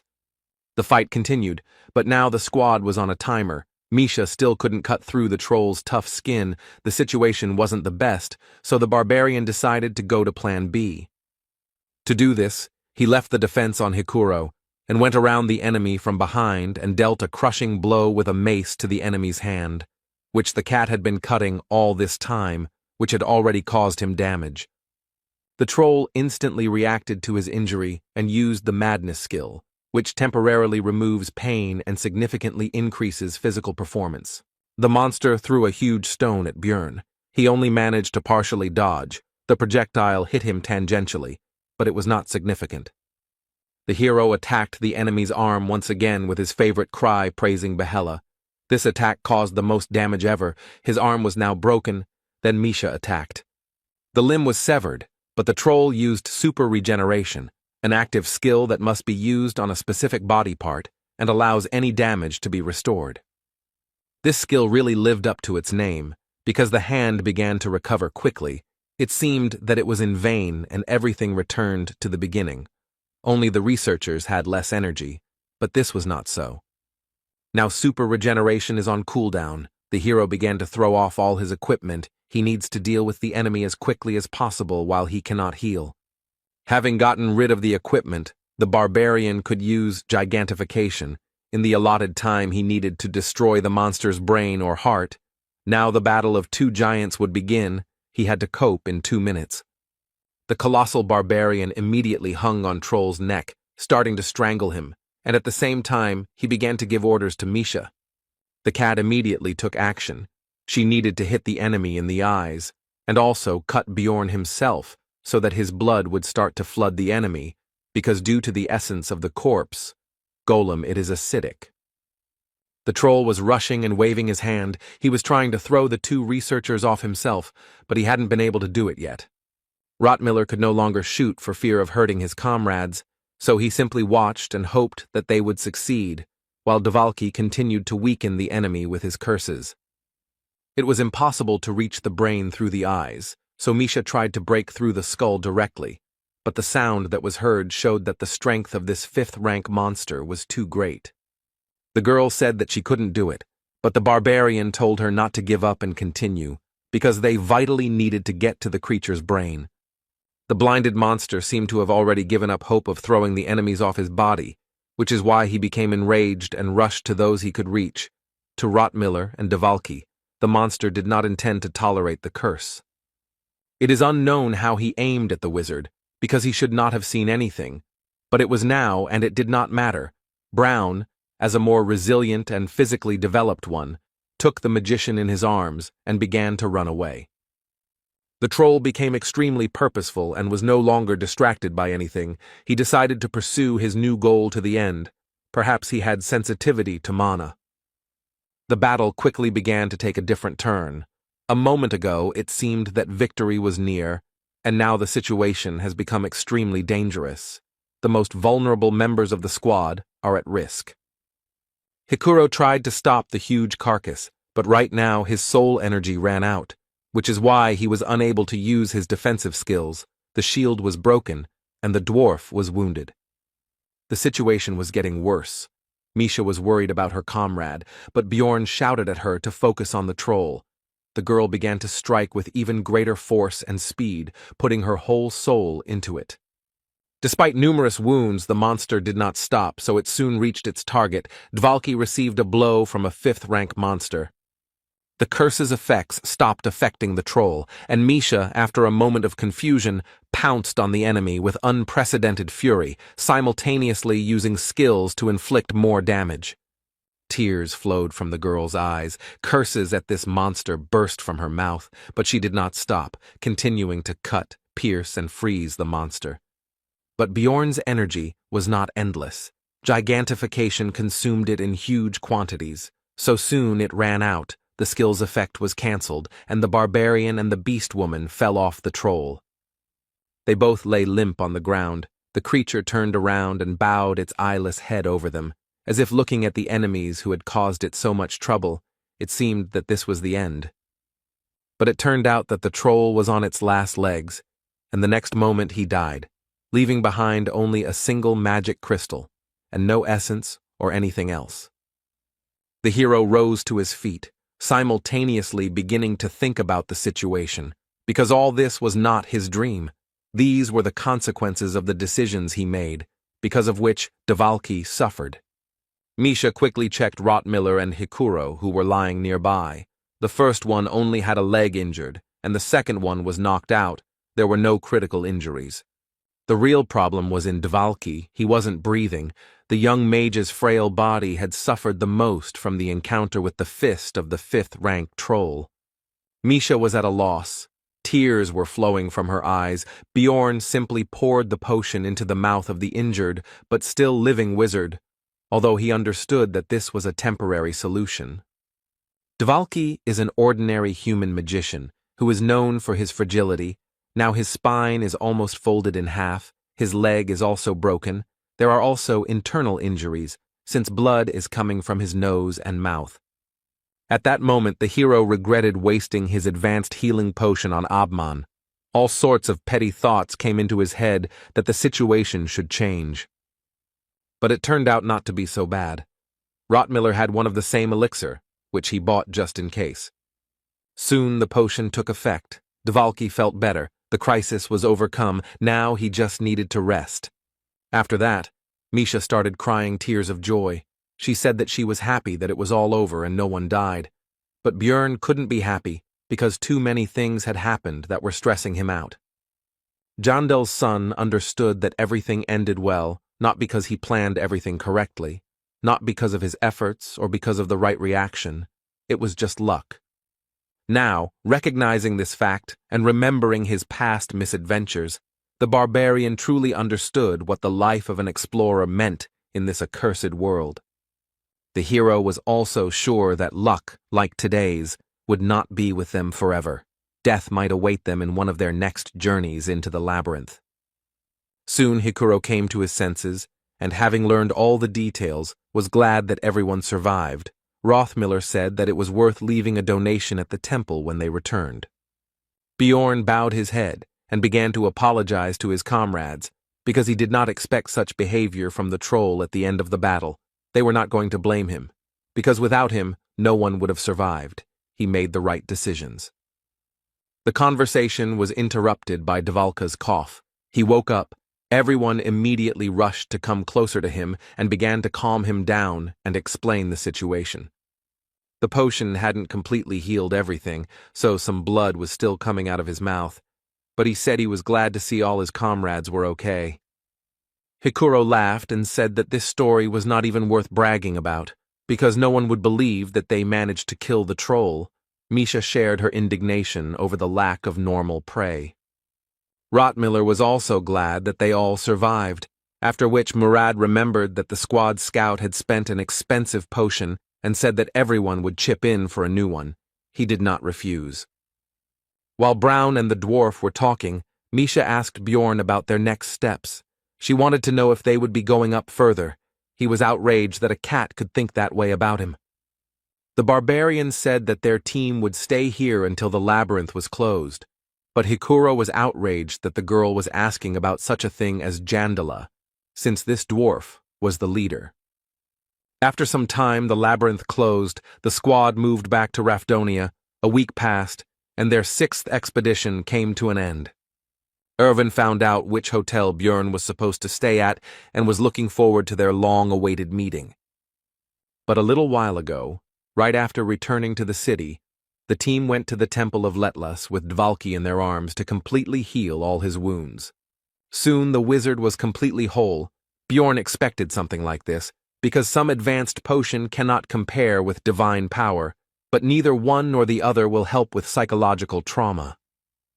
While Rottmiller asked about any side effects, to which he received the answer that everything was fine, the hero decided to visit the magician later and talk to him about what happened. Now everyone decided to rest and meet in 2 days, since this time they did not get many magic stones. Then the main income will be from tasks. When they receive a reward for them, then everyone will take their share. In the end, it should be 400,000 per squad member. This was very little. Because of the troll, the income from this expedition will be significantly less, and the monster itself did not even drop any essence. Misha asked the hero about his future plans. He replied that they should not split up and needed to take a bath. This caused the girl to be embarrassed, and the barbarian continued by saying that after that, they needed to sort out his clothes.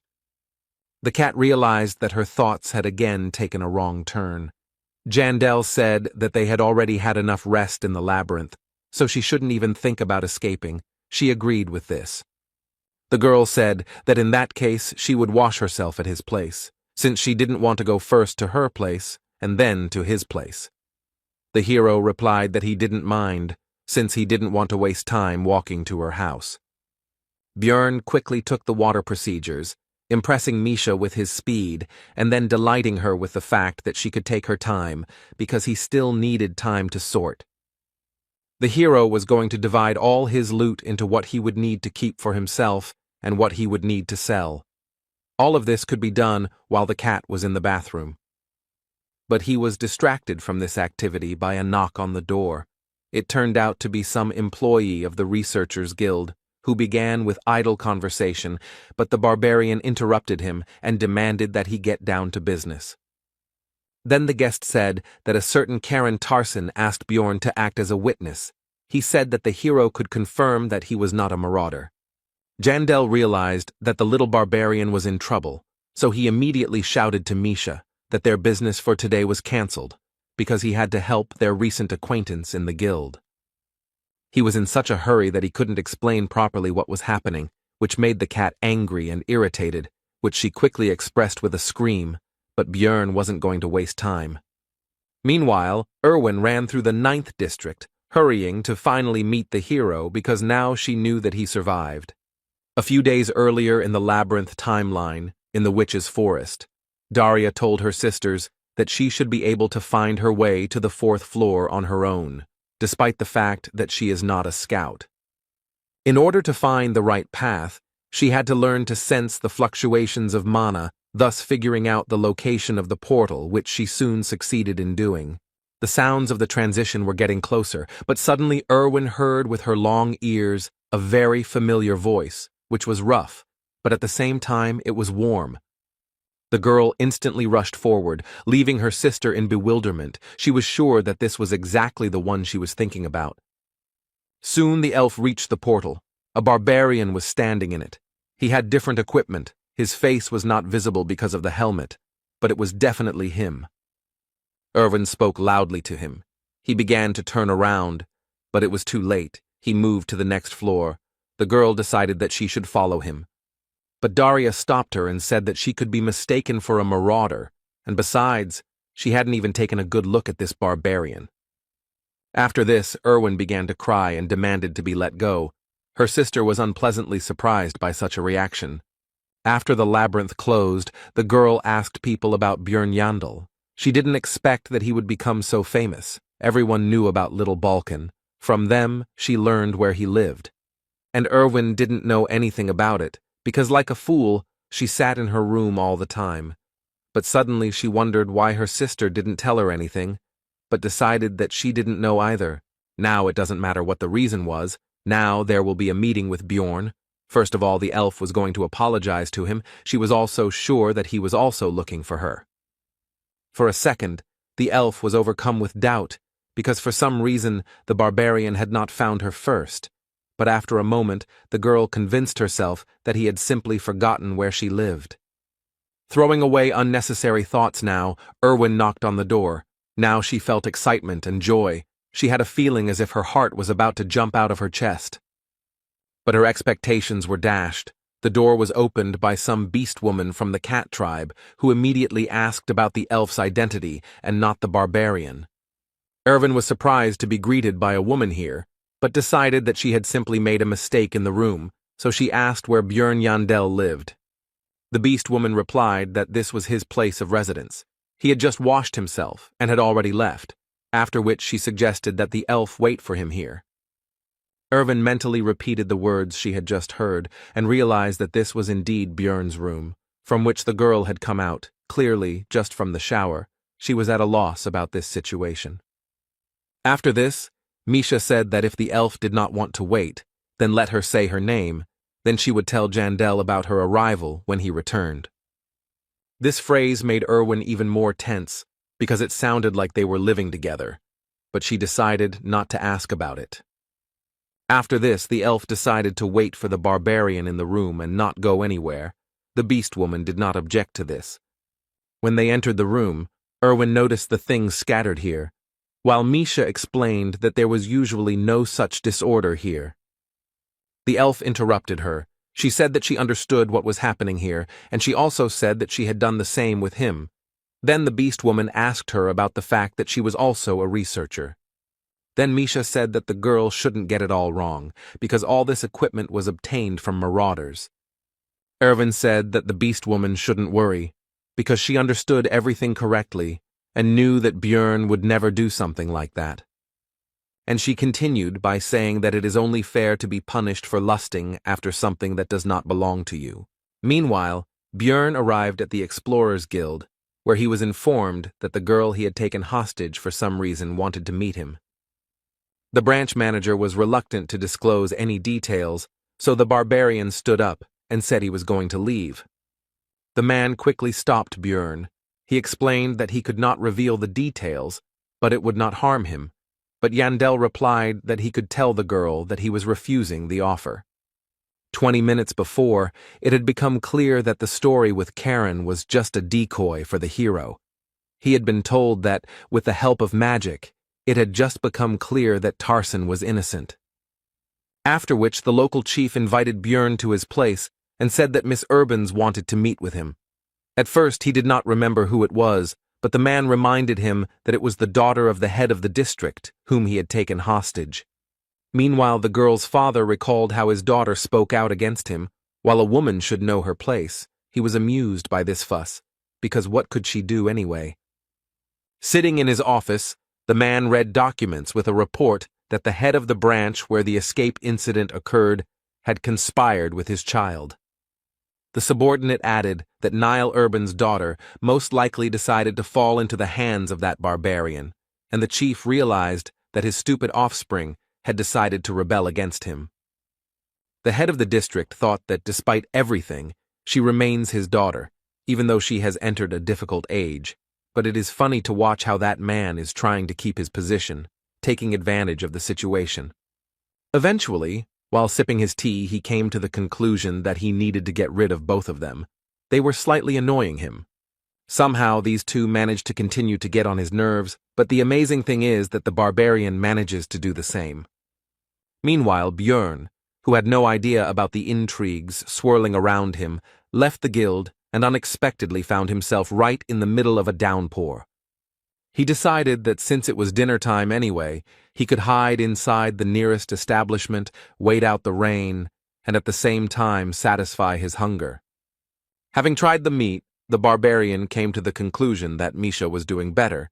He was interested in what she was doing now, and also thought about the fact that tomorrow he could buy a piece and ask the girl to cook it. After that, he suddenly wanted pancakes with green onions and soju, but there probably isn't anything like that here. but he still doesn't have much of a desire to return because he's already gotten used to the local way of life. And to the creaky bed, to the only room with a bathroom in the entire tavern, but most importantly, to the everyday life with his comrades, of course. He could complain all day about all the troubles that happened to him here. The hero came to the conclusion that he had simply begun to become attached to this world, especially if you pay attention to how he thinks about it. Later, he thought about the fact that if he was going to get to the next floors of the labyrinth, he would have to look for a new team. Bjorn had thought about this before, but after the incident with the troll, he finally realized that if he was going to go higher, it wouldn't work with this group. After all, the further you go, the more dangerous your opponents will be, and you can't expect too much from your current comrades. They can't be lucky all their lives, as they were in past events. The hero was pulled out of his thoughts by Abman Urikfried, who unexpectedly approached his table. Bjorn first made a mistake with his last name, but he corrected him and said that if it was difficult to pronounce, then he could use his first name. The beastman sat down on the chair opposite and said that he did not expect to see Jandel in this place. He did not understand why, to which he received the explanation that this was his wife's establishment. The barbarian was surprised that Urikfried was a married man, but still went into research. He replied that business was going badly, and it was his job to cover the rear. Bjorn decided not to comment on this. The conversation continued with Abman saying that their meeting was fate and asking to be taken into the team because he could be sure that the barbarian would not betray him since he saved him in a desperate situation. Bjorn assessed Urikfried as a very powerful researcher with a summon that can cover a tank and also has powerful long-range attacks himself. Such a person will definitely not let you down on the 5th floor. However, the barbarian already had a team, which he explained to the bear, and also added that he and Misha had simply separated from the others, and then Abman had asked to notify him when a place became free or something like that. Yandel asked about how he saw the first one. Urikfried's face became serious, and he replied that the hero should understand what he was talking about. After this, the issue of repaying the debt was discussed. They agreed to meet in 10 days. The barbarian borrowed a raincoat and went home. In the hero's room, the two girls continued their conversation. Misha noticed that Erwin was much sterner than he seemed at first glance, and she herself was surprised that she said her phrase about justice out loud. After this, the elf came up with the idea that technically Bjorn could not have been stolen from her, because he was not some kind of thing that belonged to her, and she herself decided to form a team with her sister. But despite all these reasonable arguments, Erwin continued to feel hostility towards this beast woman. She was thinking about what her chances of winning in a direct confrontation were, and the cat herself finally introduced herself. The elf also said her name. Misha admired his beauty. After that, the girls sat down and began to wait for the owner of the room to arrive. An awkward silence settled between them. Erwin broke it by asking if the cat was dating anyone. She blushed and replied that she and Bjorn were just partners. These words made the elf glow with joy. She explained that she had misunderstood Misha's words, thinking that she had taken a shower with the barbarian. Erwin suggested that the cat simply lived far away, since she went to bathe in another man's bathtub, but she replied that her house was not that far away. The elf immediately came to the conclusion that this woman was using dirty, dissolute tricks. She was trying to seduce Jandel. Misha wanted to know how Erwin knew Bjorn, and she told him that they were also teammates before. After that, she added that she had a special relationship with the hero because they were each other's first partners and also had their first drink together upon returning from the labyrinth. Misha noticed that all this was so important, it seemed, only for her, which somewhat upset the elf's mood, who asked for an explanation. The cat grinned and said that she had been with Bjorn for several months, but in all this time she had never heard from him about Erwin. There he instantly jumped up from the table. She could not believe these words, which she loudly told the beast woman, to which she calmly asked her name again. And she continued by saying that she couldn't just turn a blind eye to the elf's behavior, who seemed to be treating her like an idiot and didn't even hide her dislike. Now the cat was angry. Erwin was already out of her mind. She had the feeling from the first glance that this Misha Karlstein would be her enemy. She was trying to steal something important from her, so she needed to be dealt with. But a moment later, the elf's ardor quickly began to fade. When the beast girl became serious, it became clear that the chances of winning in a direct fight were absolutely zero. At that moment, Erwin remembered a moment from his childhood when someone also took away something important from her, which he had succeeded in doing, and now this woman was going to do the same. Tears began to flow from the elf's eyes. She bowed down and began to beg Misha not to take the hero away from her. In the midst of this scene, the owner of the room returned to his home and found an unexpected guest inside. This meeting seemed to Björn as sudden as the rain in the middle of this sunny day. Misha was glad that the barbarian had finally returned, after which she said that Erwin had come to see him, and the hero realized that they had already managed to get acquainted while he was busy. The elf, still with tears in her eyes, finally saw Björn, whom she had long thought dead, so she rushed to him to hug him. But the hero did not appreciate this, so he dodged the girl. She immediately changed her mood to the exact opposite and said that he had such a reaction because of that woman. The barbarian tried to understand the situation. The barbarian was immediately distracted by Misha's voice, who asked in a gentle tone why he was taking so long and whether he had had any troubles, which sent shivers down Jandel's spine. This surprised him, but he still briefly told about how the guild mistook Karen for a marauder, and he put in a good word for him, keeping silent about the other details. Misha praised the hero and tried to touch him. The uncharacteristic behavior of his partner gave Björn goosebumps, so he asked her about it. She explained that this was a common thing, because they were like a family. These conversations were quite irritating to Erwin, but all she could do was just remain silent and watch. The cat continued to take care of the hero, gave him a towel so that he could dry his hair and not catch a cold. The barbarian still did not understand what was happening, but did not resist. After this, Björn addressed the guest with the words that he was glad to see her, and also said that he was going to find her. This made the girl shine with happiness. The elf told him about her thoughts about him forgetting her. The hero replied that he couldn't do that, because she was his first partner. The news that it was important not only for her encouraged Erwin even more. Now a shadow appeared on Misha's face, because earlier she said the opposite, and now her words are being refuted. And so, word for word, Erwin told about what had happened to her during this time, chirping like a bird, and she also could not help but boast about her achievements in the growth of her combat power and her skills. The elf said that she could now control the spirits of all 4 elements, 3 of which she had already endowed with their own will, greatly surprising the barbarian. The hero wondered if this is what they call talent, because not even a year had passed, and the girl had achieved such success. This was definitely a huge rarity.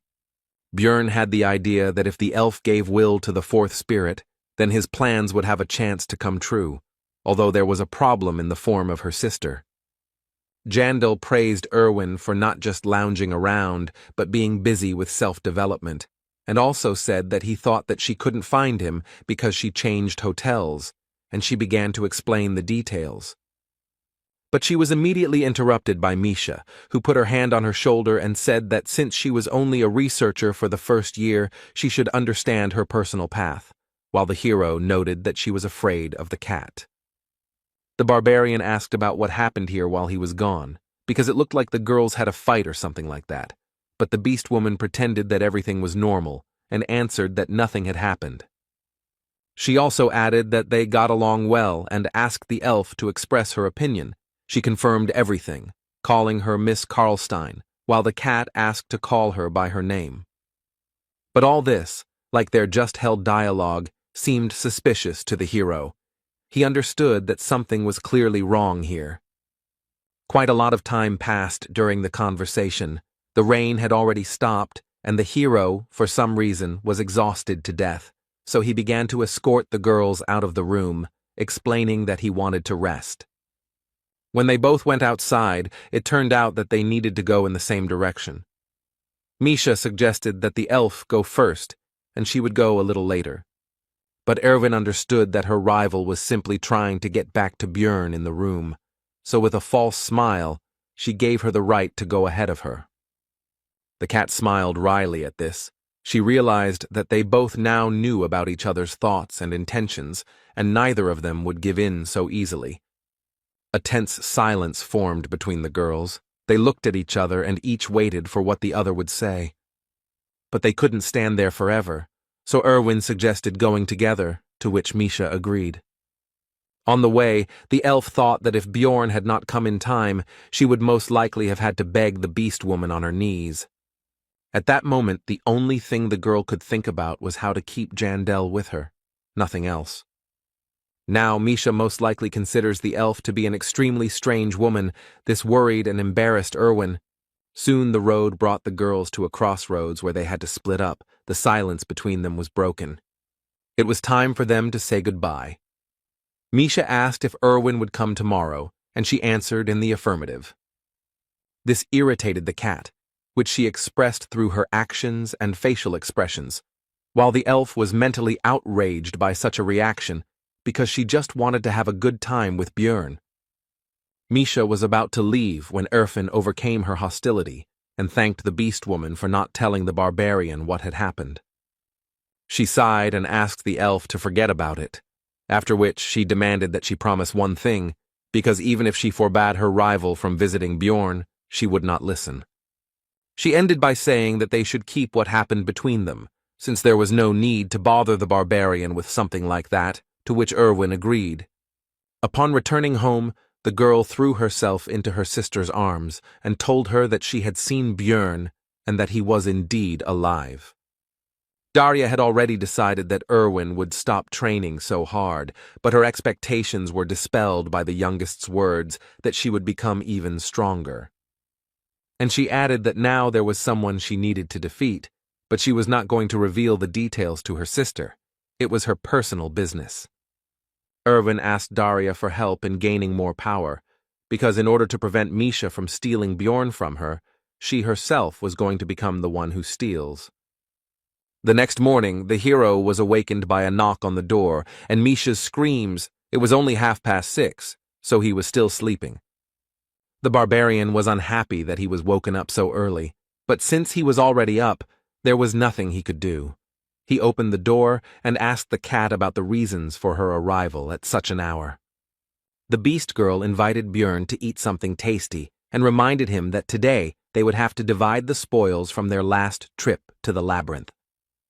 The work took up the entire day. The Marauders' equipment was sold for 3 million, 2 of which were immediately spent on new equipment and an advanced healing potion, and 350,000 were also spent on repairing things.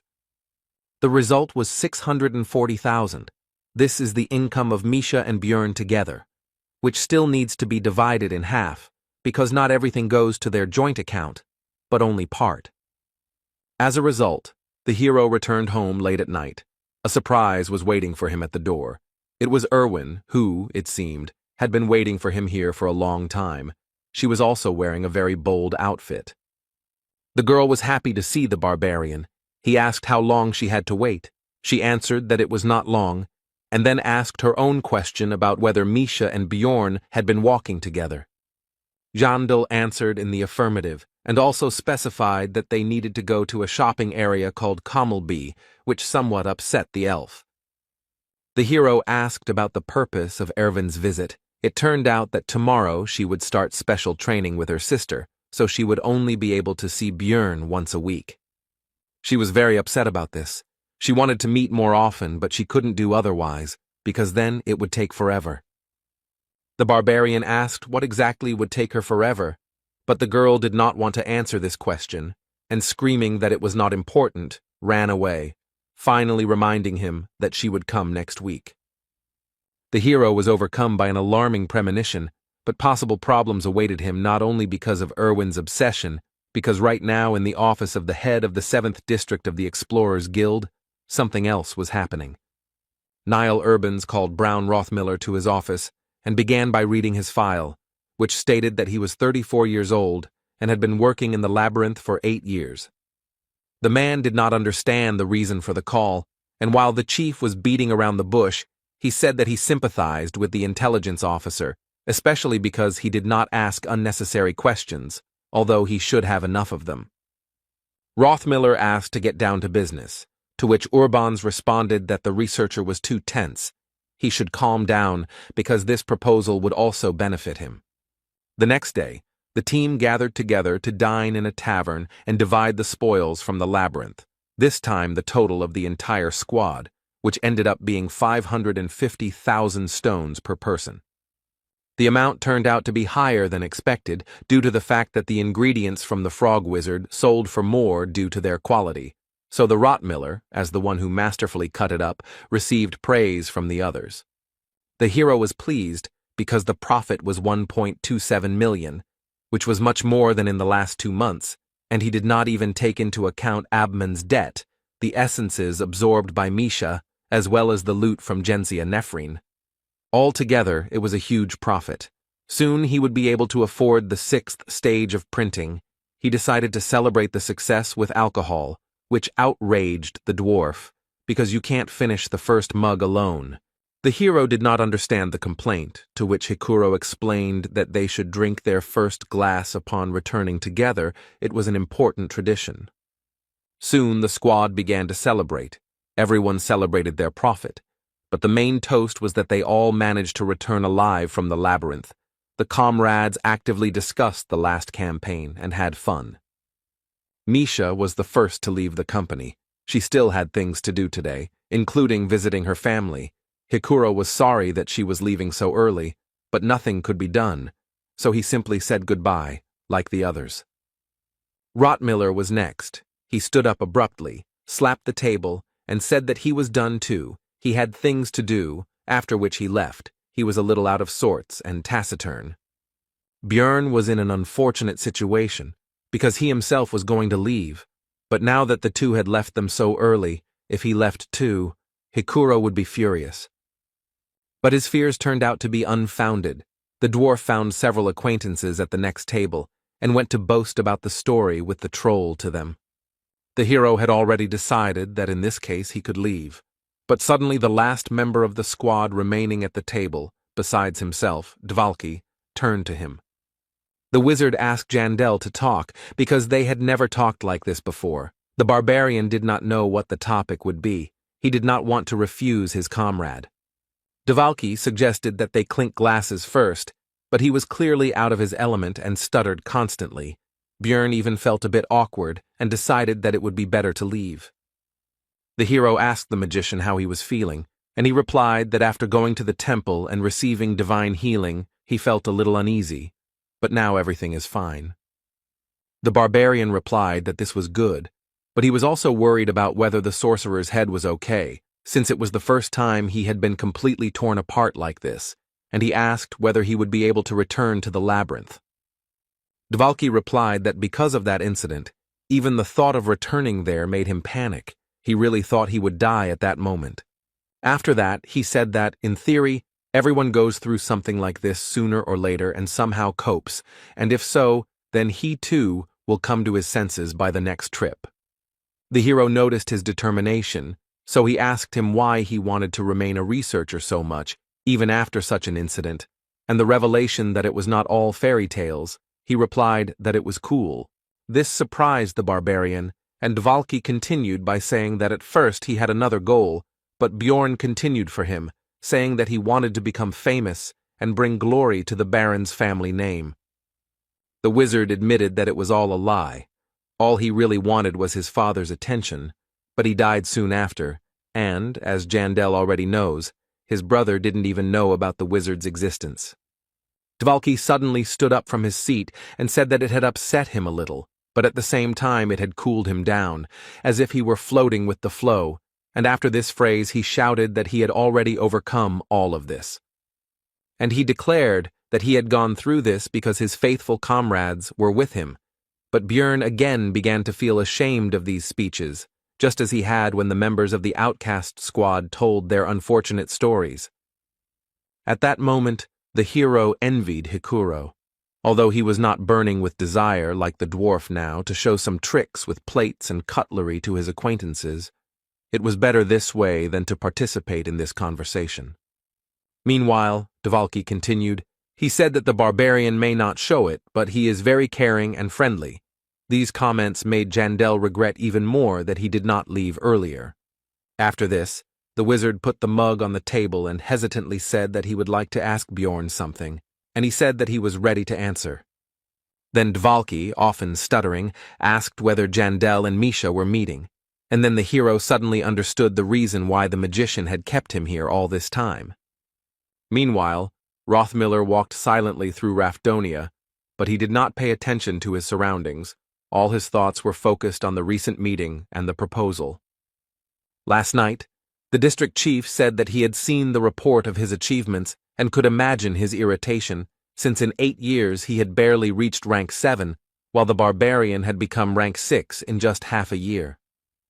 And continue with the fact that Brown has worked hard for this, but has barely become stronger, and meanwhile his comrades will surely continue to rise through the floors without him. After all, unlike Rothmiller, they are not ordinary people, after which he asked the intelligence officer's opinion about how long they would have to be one team. Rothmiller was silent. Then Urbans answered his own question. He said that this would continue for another 3 or 4 months, maybe even longer if he was lucky, if they took pity on Brown. Now standing next to the office of the head of the 7th District, he remembered Niall's last phrase. He said that he believed that the man would make the right decision. Meanwhile, Björn had already returned to his room at the hotel that night, and he was irritated by the previous events. In particular, the fact that Dvalki sucked down several mugs of alcohol in one go and passed out, so he decided that he would never drink with the wizard again.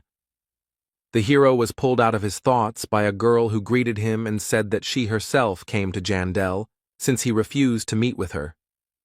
At first, Björn didn't understand who she was, but soon he remembered the conversation with the manager of the branch of the Explorers Guild, and wondered whether she had been told about his unwillingness to cooperate. The barbarian had already started to say that he was not interested in all this, and that he did not like it when people disturbed him, when the girl shouted that Brown Rothmiller had met with her father, which already interested the hero. In the end, it turned out that she herself did not know what was happening there, but she was sure that the head of the district would try to pull off some kind of intrigue, so Jandel should be careful. Such insignificant information did not satisfy the barbarian, but he decided to listen to the girl's request, at the same time satisfying his curiosity. The district chief's daughter responded with a short phrase about how she wanted her father's career to collapse, which surprised Björn, but he continued to wait for further explanations. The girl's eyes sparkled and she said that otherwise she would live the life of a doll, and that was why she needed the hero's help. But in the middle of her fiery speech, she was interrupted by the barbarian's short answer. He simply refused her with one word. The girl began to persuade Jandel that this would bring him a lot of benefits, but he began to lead her away because he understood that he would face collapse if he made the head of the district an enemy. Soon the guest was outside the door, and as she said goodbye, she said that Björn should find her if he changed his mind, because she was the only one who could resist her father's machinations. The hero could finally relax after the girl left, though not completely, because he learned information about the meeting between Niall Urbans and Rothmiller. Now he was going to take a closer look at the latter. After this event, Björn's days passed as usual. Every morning Misha fried him a portion of meat for breakfast, which he was very pleased with. And from lunch until late evening, the barbarian spent time in the library, expanding his knowledge of this world, because it was somewhat different from what was presented in the game. Once a week, Irvin came. Misha joined them. Both girls constantly argued with each other, although they did not cross a certain line, but the tension was felt. Team meetings also took place sometimes. Rothmiller never told about meeting with Urbans. The hero was already beginning to think about asking him about it directly. Abman Urikfried repaid his debt of 5 million magic stones, so he had to return the numbered item, although the barbarian did not want this, because the artifact was useful, but he had to accept it. So time passed, day after day passed, Soon the 15th arrived, soon it would be midnight, and the moment of sending to the community of players would come. This is what happened. The hero's soul was drawn to another world, and he again found himself in the projection of his past body in his room. First of all, he decided to rummage through the channels and check the market later. After checking many rooms, it turned out that there were no barbarians at all. It seems that there were few of them from the very beginning, due to the unpopularity of the class, and those that were died due to the complexity. In the end, a chat for Koreans was found. He clicked on it instinctively. Now looking at the interior, he was surprised by its luxury, because he expected that everything would be as usual, but it seems that a lot of software was put into it. Here his thoughts were interrupted by the cry of another player, who apparently was very happy about Lee Han-soo's appearance here. This man was dressed in a military uniform. On it was written, "But Sergeant Lee." He immediately explained the reason for his appearance by saying that he came here immediately after demobilization. This hero was filled with horror at this situation and sympathy for his compatriot. It was extremely unfair to him. For the next 5 minutes, the Koreans shared stories of their suffering and eventually decided to finally introduce themselves to each other. It turned out that they had the same last name for each other. The new acquaintance was called Lee Baek-ho. They also told each other their age to the new acquaintance, Bello, 23. The hero clarified what the word meant, after which his compatriot explained that he had been in this world for 10 years, but at the same time he refused to acknowledge his seniority, believing that he would return young again. After that, his expression became somewhat gloomy, and he asked Lee Han-soo for confirmation, who wisely agreed to it. It seemed like he had a serious issue with age or returning to the previous world. Then Lee Baek-ho decided to conduct a test. Because he still did not trust the hero completely, he decided to answer in the affirmative. It's a kind of test for Korean affiliation. The compatriot was ashamed to admit it, but it seems his nickname is quite well known in the gaming community. He explained that because of this, quite a few people have already tried to pretend that they are from the same country in order to get Lee Baek-ho's help, and that is why they need the test. Its essence was simple. The hero would have to name his first thought after his compatriot's phrase. Even though they were both Korean, Lee Han-soo was still nervous. Both of them started to change colors with words. Kimchi was answered with jjigae, cow's head was soup, Arabia was Saudi, the last one was obviously meant to confuse or something like that. After this, Lee Baek-ho suddenly stood up from his chair, straightened up, and shouted part of the Korean army chant, and Lee Han-soo immediately stood up and continued it. True, immediately after the end, he admitted that he had not worked as a military man, since he was unfit, but as a civil servant. At first, the guy opposite was a little upset, but after a moment, he cast aside this feeling and resigned himself. After that, Lee Baek-ho made a serious face and announced that there was one last question left, as if everything that had happened before meant nothing. And the guy said just one name, Lee Won-yong, who most Koreans consider a traitor because he signed the agreement for the annexation of the country by Japan in 1910. Lee Han-soo was a patriot, so he got angry at the mere name of this man, which he did not hesitate to express in words that mentioning him was too much, even for this test. Lee Baek-ho simply remained silent for a while, after which he said that he now believed the hero. He really was a true Korean, while he himself had the impression that his compatriot was somehow strange.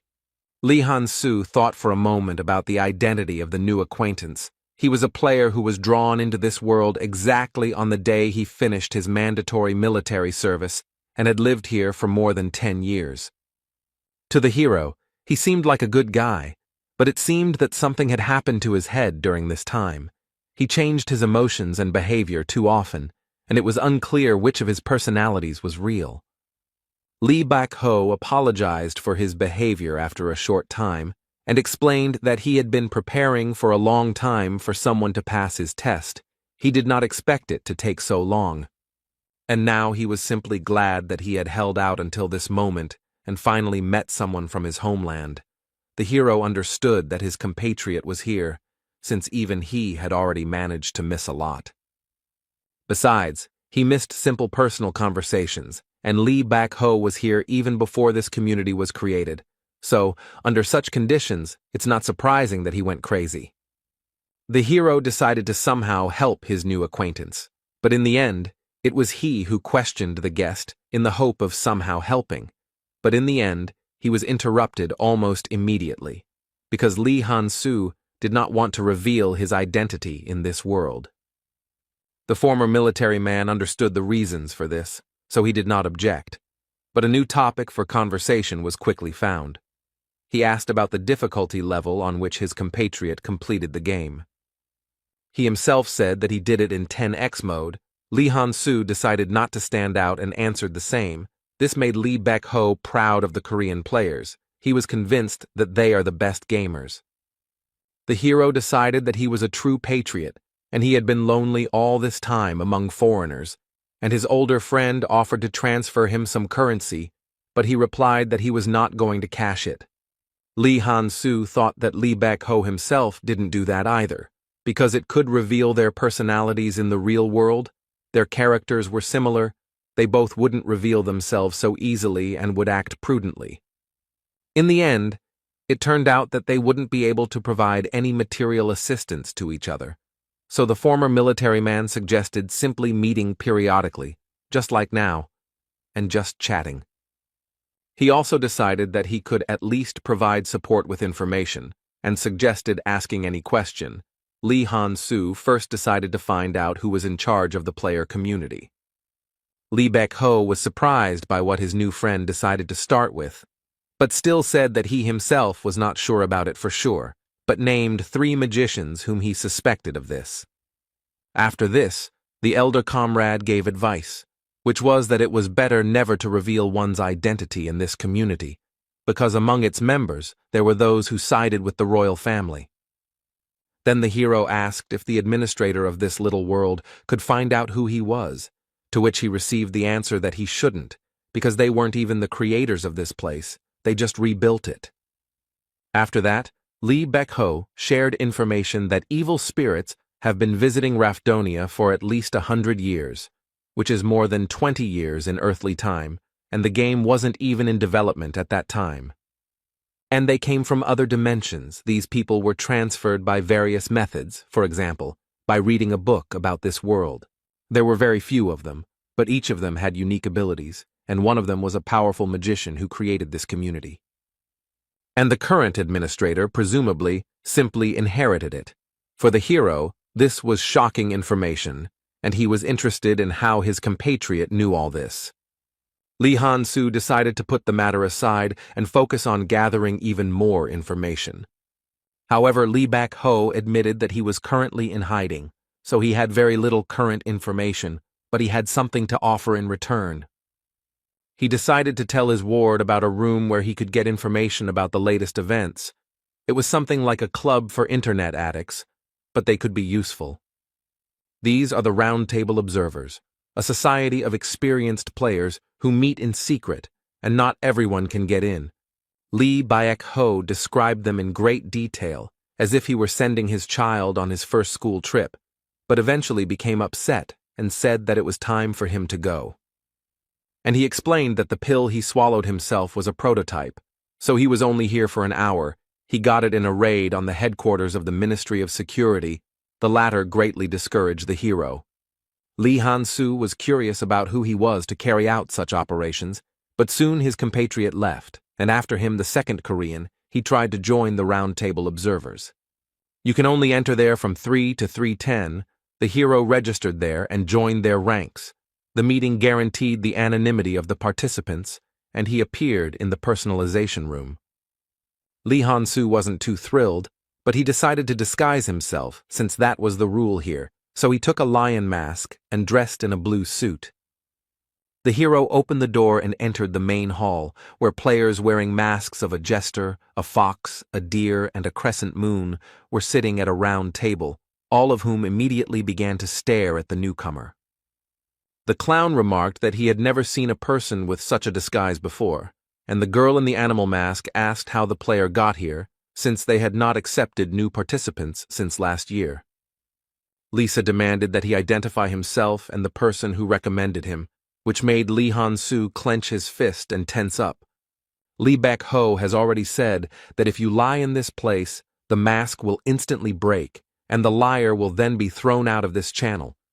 However, this rule only comes into effect after the meeting has started, and these people are simply watching the newcomer. Apparently they either agreed in advance, or they are simply curious. Lee Baek-ho recommended that he hold himself rigidly from the first second, and if it becomes too difficult for him, then he should simply follow his instructions. Now the hero understood why his compatriot insisted on this so much. He immediately began to pretend that he was uncomfortable and the like. Lisa immediately tried to put pressure on the newcomer. But he immediately interrupted the girl with an answer to the question about who recommended him here, saying that her mother had advised her to drop in last night. This was done because he had learned everything about the members of this club from Lee Baek-ho. The hero understood that these people could not do anything to him. The fox was shocked by these words, so she asked again, to which the newcomer repeated his words. The girl got angry and used a skill that can only be used in the spiritual world, like this Ghostbusters community, a dimension where will and emotion are important, that is, killing intent. This caused some strange sensations in the hero. His skin tingled, something like goosebumps. But they were in this special space where they travel only with their souls. It's not a very useful thing, but Lee Han-soo heard that it's great for scaring noobs. He started to pretend to be confused and scared again. Lisa believed him again and pressed. But the hero understood that these were just pathetic tricks of experienced players. The girl demanded to repeat after her word for word. The intensity of the threat increased. Lev agreed, but instead of what was expected, he again said that her mother had advised her to drop in last night, which surprised Lisa because she thought that the new guy should have already shit his pants from fear. The other participants intervened in this performance. They were unhappy with how far these jokes went from the newcomer, who with such an attitude seemed to be looking for enemies. The hero simply shrugged his shoulders at their reproaches. He tried very hard to create such an image for himself, but apparently, since they were veterans, it didn't impress them all that much. The fox was already trembling with anger, and Lee Han-soo continued to think. He quickly outlined the members of this club, one curious, one impudent, one pathetic, and one annoying. The hero withstood the pressure quite easily, because Lee Baek-ho had already demonstrated this effect on a compatriot. He also said that with excessive exposure, it can cause psychological problems. This technique is stronger the will, so it is used mainly by veterans who have finished off many opponents, and themselves have been on the verge of death more than once, although some are born this way. The hero asked how to apply this. It turned out that you need to look at your target as an enemy, someone who needs to be killed no matter what. Now Lee Han-soo decided to do this. The fox quickly became so ill that saliva began to flow from her mouth, and the lion did not understand what was happening. He quickly turned his gaze to the deer. He was also injured, although not as much as the main object of the impact. Then the gaze fell on the jester, who immediately began to justify himself by saying that he had not even said anything. And Crescent just silently leaned forward, the hero surprised that his killing intent was working so well. Lee Han-soo's thoughts were interrupted by a sharp pain in his head. His brain began to be wrung out like a wet rag. Lee Baek-ho, for some reason, did not talk about this effect. This was already the hero's limit, so he could not continue to use killing intent. Lisa had just started to beg him to stop. In an instant, it was all over, and the club members breathed a sigh of relief. The deer remarked that there would be a lot of problems with the new member, and the jester said that it had been an interesting experience, and he was curious when he could do the same. The heroes didn't quite understand what had happened, but it worked. He managed to build an image of a tough guy that no one should mess with.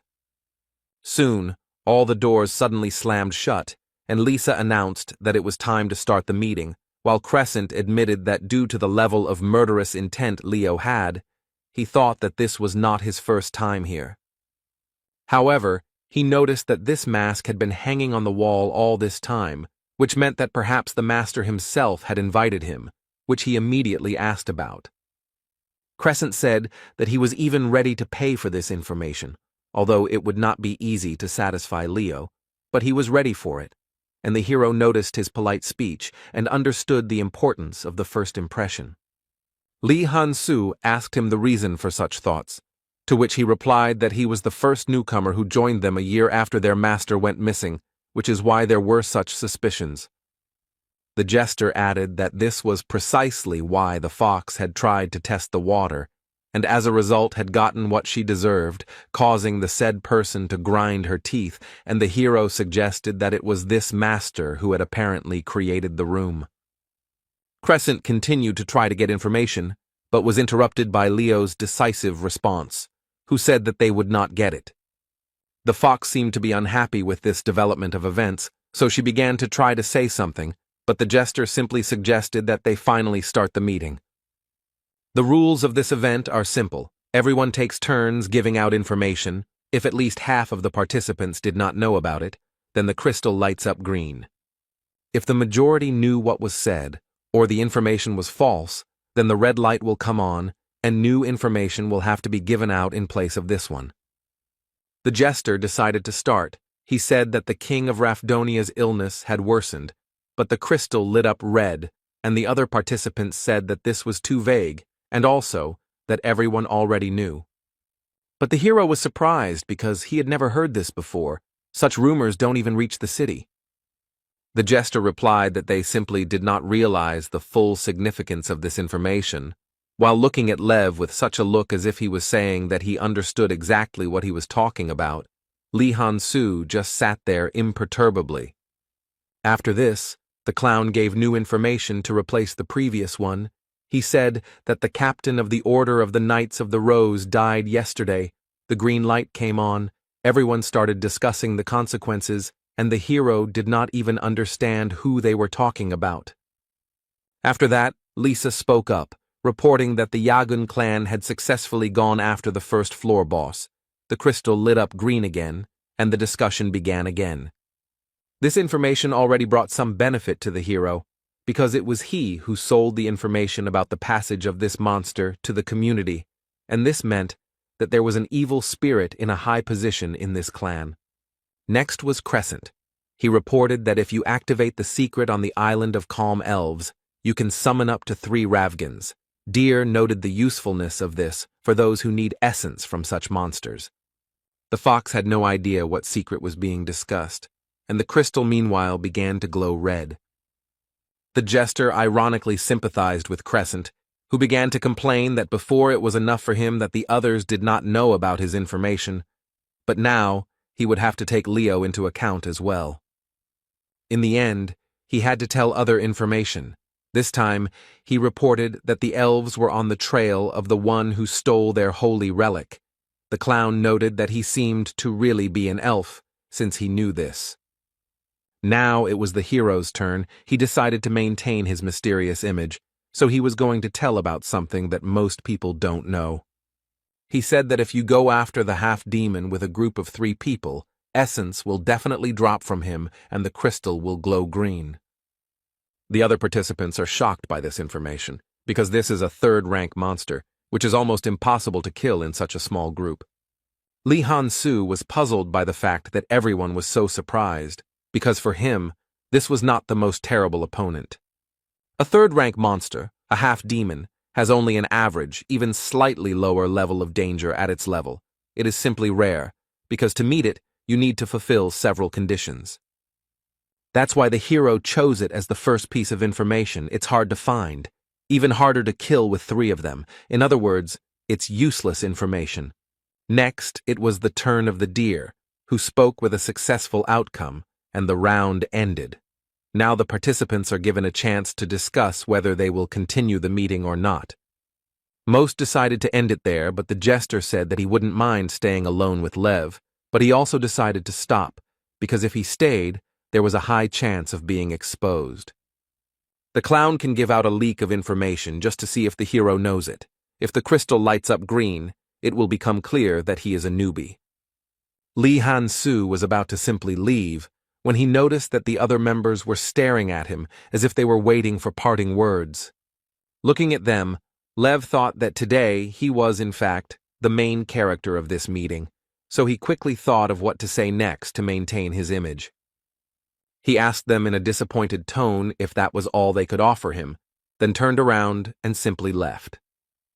As soon as the hero left, one of the participants asked how Lisa was feeling. She replied that she was still shaking, but Lev stopped before she received serious damage to her psyche. If he hadn't stopped emitting killing intent towards her, things could have ended badly. But what shocked the girl the most was that the hero instantly stopped when he realized that she was at her limit. Then Crescent said that he really hadn't imagined it, and Leo was able to completely hide the manifestation of his will in a second, which had previously been considered impossible. The deer changed the topic to the information provided by the hero. He understood that the information about the half-demon was from the game, but even so it sounded absurd. He admitted that Lev could have beaten it on 50x, even though he didn't look like someone who did it on easy difficulty, but was interrupted by the jester, who asked why they were so sure that the information was obtained from the game. The others could only remain silent at this. Then the clown stood up, told them to forget about it, and said that he was going to prepare better for the next meeting. The participants did not understand what he was talking about. Then the jester shouted that Leo could give them even more exclusive information, but at the same time he should not lose interest, so they needed to find some valuable information for him. The deer didn't understand what they had to do with it. The clown reminded him of Leo's parting words and explained that he sounded disappointed, so he might not come here at all. After this, the jester activated his murderous intent and demanded that the others, if they did not find anything, then they themselves should create a sensation, because he was not going to miss such an opportunity. The Round Table Observers are a secret gathering that ordinary players don't even know about. Each of them is proud of the fact of their participation. However, one single question stung them all, and they had no choice but to admit that even this gathering was nothing special to someone else, the mysterious Leo. Soon, Lee Han-soo found himself back in the body of the barbarian Bjorn Yandel. He sprawled on the bed and thought about what a curious place this was.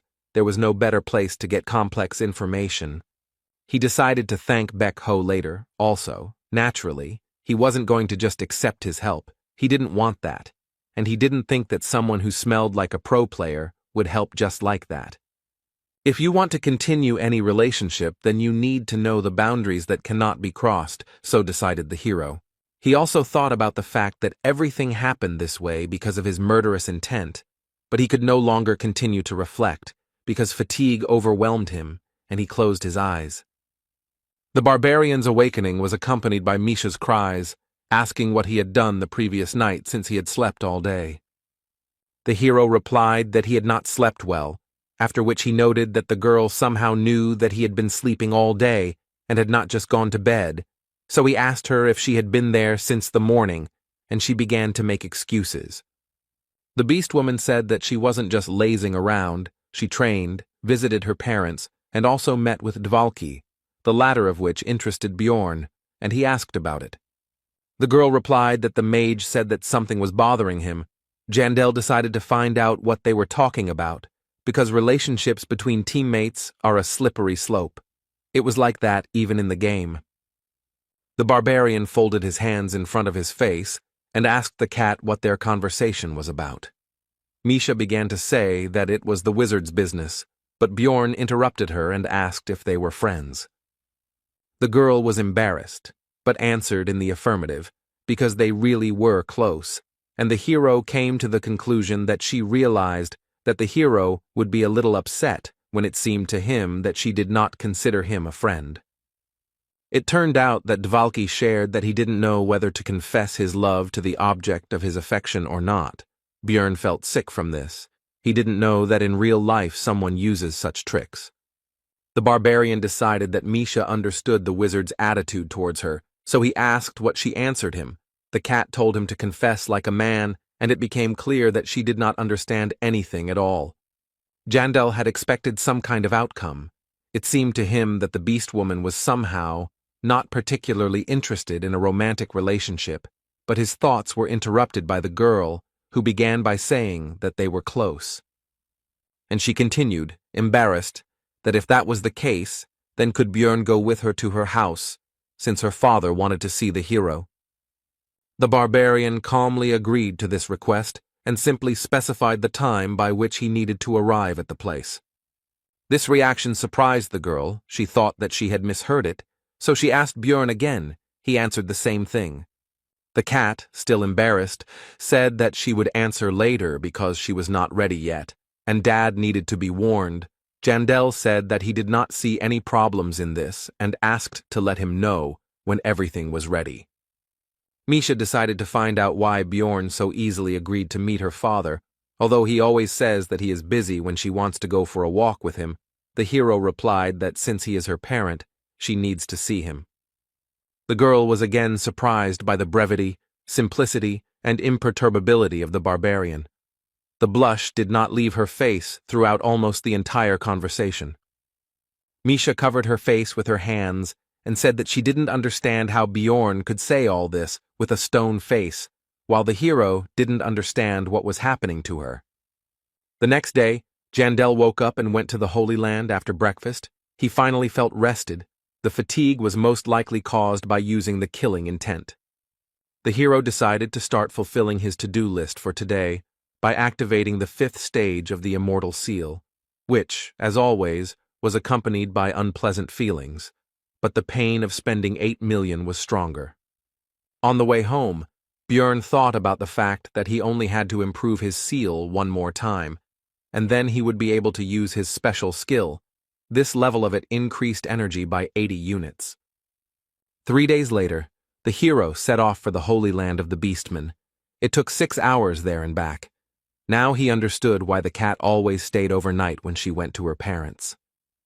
The hero had heard a lot about this place, but what he saw exceeded all his expectations. He had heard that Misha's people were as developed as humans, and indeed, there was an almost ordinary city around. A child with a parent was passing by. The boy noticed a barbarian walking around here and pointed at him with his finger, also drawing his father's attention to this, and Björn realized that children here remain in families. The beastman calmed his child, and they continued on their way. Jandel was still looking at them. Misha noticed the strange behavior and asked her comrade about his thoughts. Because the hero was turning around, the cat decided that he was already thinking of running away, so she exclaimed about it and added that it was too late to back down. But Björn explained that he was simply surprised. He was taken aback by the huge difference between the creepy lifestyle that the barbarians lived and the way things were done by the beastmen. This place was a real city for their race. Yandel asked his companion if all the Holy Lands were arranged the same way. She did not understand at first, and Bjorn explained that he thought that her people lived in the forest and bred animals, adding to himself that this was 150 years ago. Misha replied that they lived like this in the past to preserve traditions. Then the hero wondered why the barbarians were the only races that had not developed over all the past time. Soon the couple approached an impressive estate, locked behind reliable metal gates. This was the cat's house, which greatly surprised the hero. Björn was slightly upset by the comparison of this dwelling with the way the leader of his people lived, but Misha took it as a worry and consoled him that nothing terrible would happen. After that, the girl said that her father liked famous explorers, and Jandel came out of his thoughts and noticed that she was the one who was nervous here. Misha was lost in her memories, because just recently she believed that all her worries would disappear as soon as a contract with a spiritual beast was concluded. But this was not the case, which became clear after meeting with her parent. The first thing he did was to make sure that his daughter did not tell anyone else about this, while he continued to look at the girl as if she were a stranger, and his voice remained as distant as before. Then her father asked her to bring her companion from the barbarian people somehow, but the cat was nervous. She thought that her parents somehow knew that her contract was concluded in an unusual way. Misha asked the beastman about the reasons for his interest in Bjorn, but he simply pressed her, and she did not dare to refuse. Of course, she did not say anything to the hero. She decided that even if everyone else knew, She didn't want Jandel to hear about her problems. She didn't want him to know. And that's why she started visiting home more often. That's why she tried so hard. Even though her relatives despised Misha and were far from delighted with her visits, she still came. Even among all the other relatives, she was alone, as if on an abandoned island. Even the servants cast angry glances at her, but the girl endured all this. The beast woman did this because Bjorn taught her that running away would not solve anything. Her father offered her, in essence, a deal. She had to bring the hero here within a month, and in exchange, he would tell the family that she had signed a contract and would also treat her like a normal child. Misha didn't understand why he was so insistent on meeting Jandel. She just thought that she would be more confident in front of Bjorn if her family accepted her. The girl believed that she would be able to be more useful with the support of her relatives. She was afraid that the barbarian would refuse, but he easily agreed. Misha managed to rejoice only for a second, until she was consumed by anxiety, because when they visited her house, it would no longer be possible to hide everything. The cat didn't know what to do with the situation. All she could do now was tell her companion that only her father knew about her contract, so the hero shouldn't be surprised by what would happen inside. The girl asked Jandel not to get mad. He replied that everything would depend on what exactly would happen there. Soon the servant opened the gate. Misha asked if they could pass through, but he didn't even say hello, uttered a quiet curse at the cat and hurried away. The girl immediately decided to calm the hero down. She asked him not to pay attention to it and assured him that no one would treat him like that. But she cut herself off when she looked at the barbarian's face. It immediately became clear to her that her words had not helped. Misha asked Jandel not to make such a face, because this smile frightened her. The girl also made another attempt to convince her companion not to do anything. She said that all this was temporary, and that her parent would soon tell him everything. She just needed to be patient a little longer. But the hero continued to be angry, because the bastard who called himself her father silently watched her tolerate such treatment. Regardless of whether there was a reason for it, he made his child suffer for the sake of profit. And he even dared to call her friend to his home. He definitely considers the hero an idiot, the barbarian came to the conclusion. Bjorn began to sense some kind of bad vibes from this mansion, as if he was looking not at a rich building, but at a dungeon filled with monsters. After finishing his thoughts, Jandel gave vent to his emotions. He filled his lungs with air and shouted out his favorite cry, the name of the barbarian ancestor goddess, Yahello.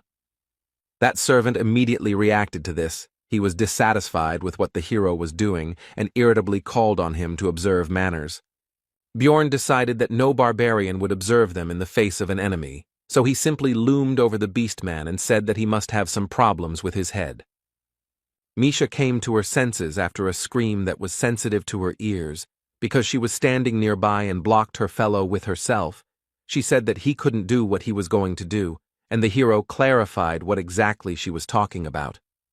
The cat replied that she already knew that his words about troubles with the head meant that he was going to smash the skull of the addressee of this phrase, while the barbarian simply admitted that he had been caught.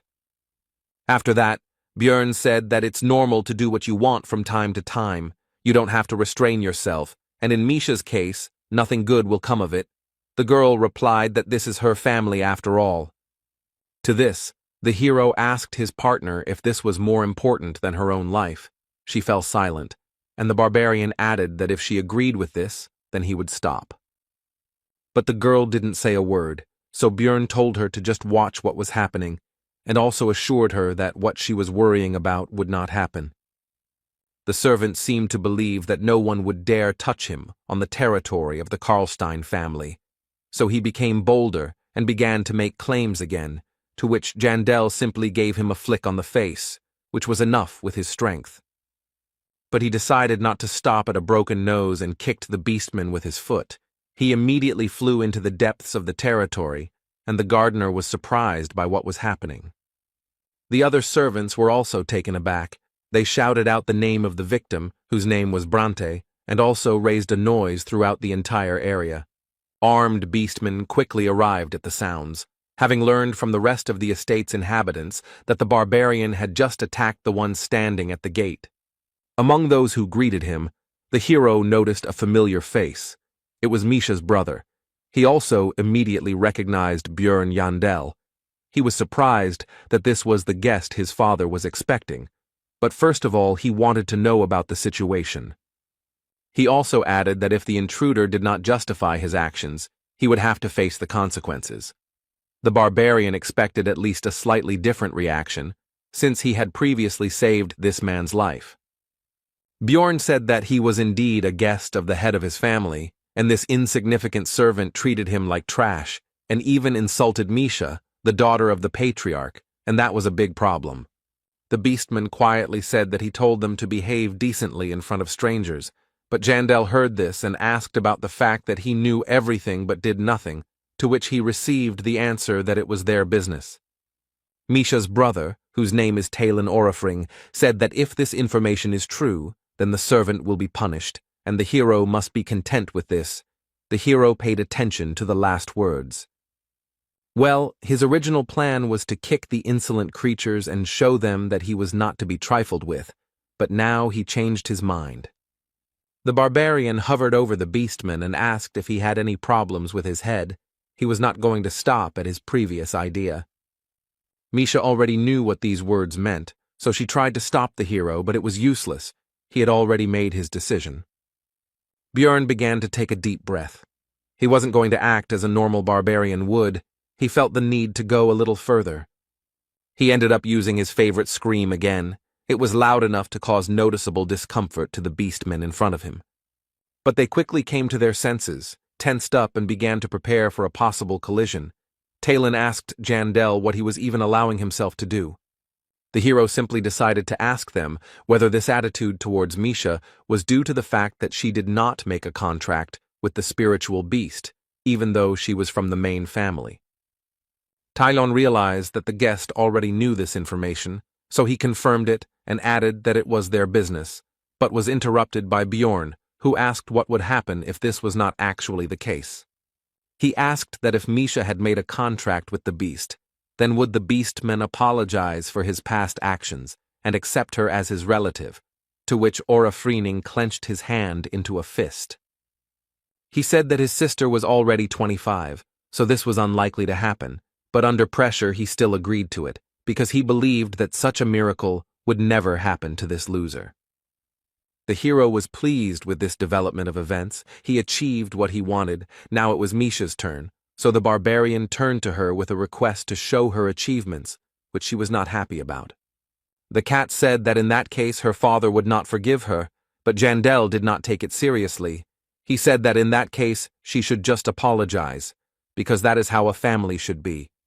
Misha started to make some excuses or something like that, but before she could even utter the first word, Bjorn interrupted her and said that she could do what she wanted, and he was here to help.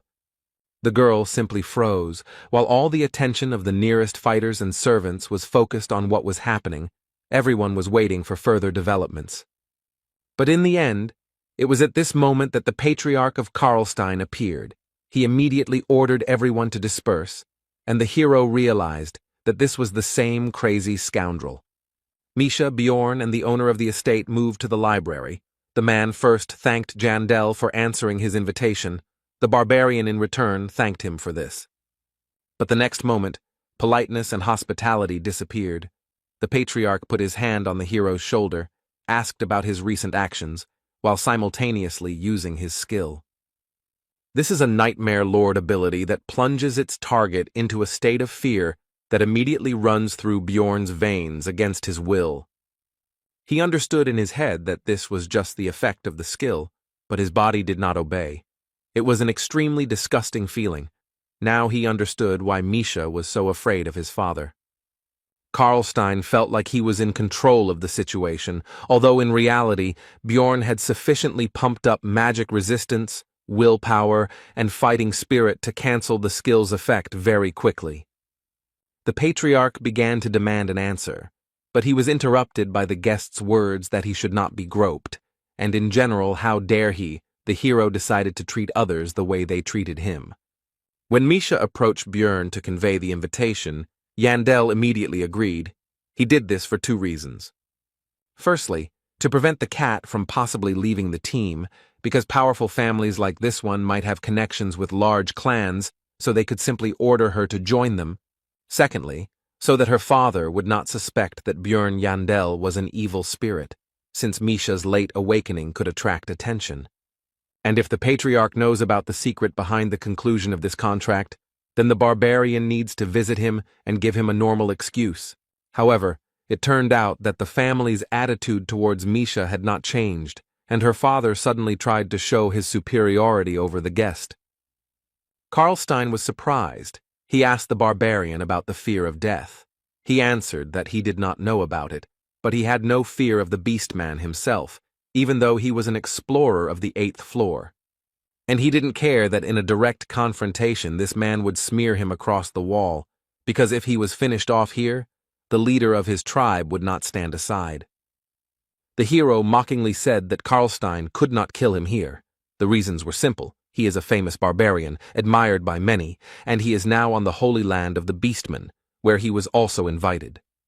For a moment, Björn even imagined how immediately after his death another war would break out, like the one with the elves 10 years ago, because barbarians are exactly that kind of people.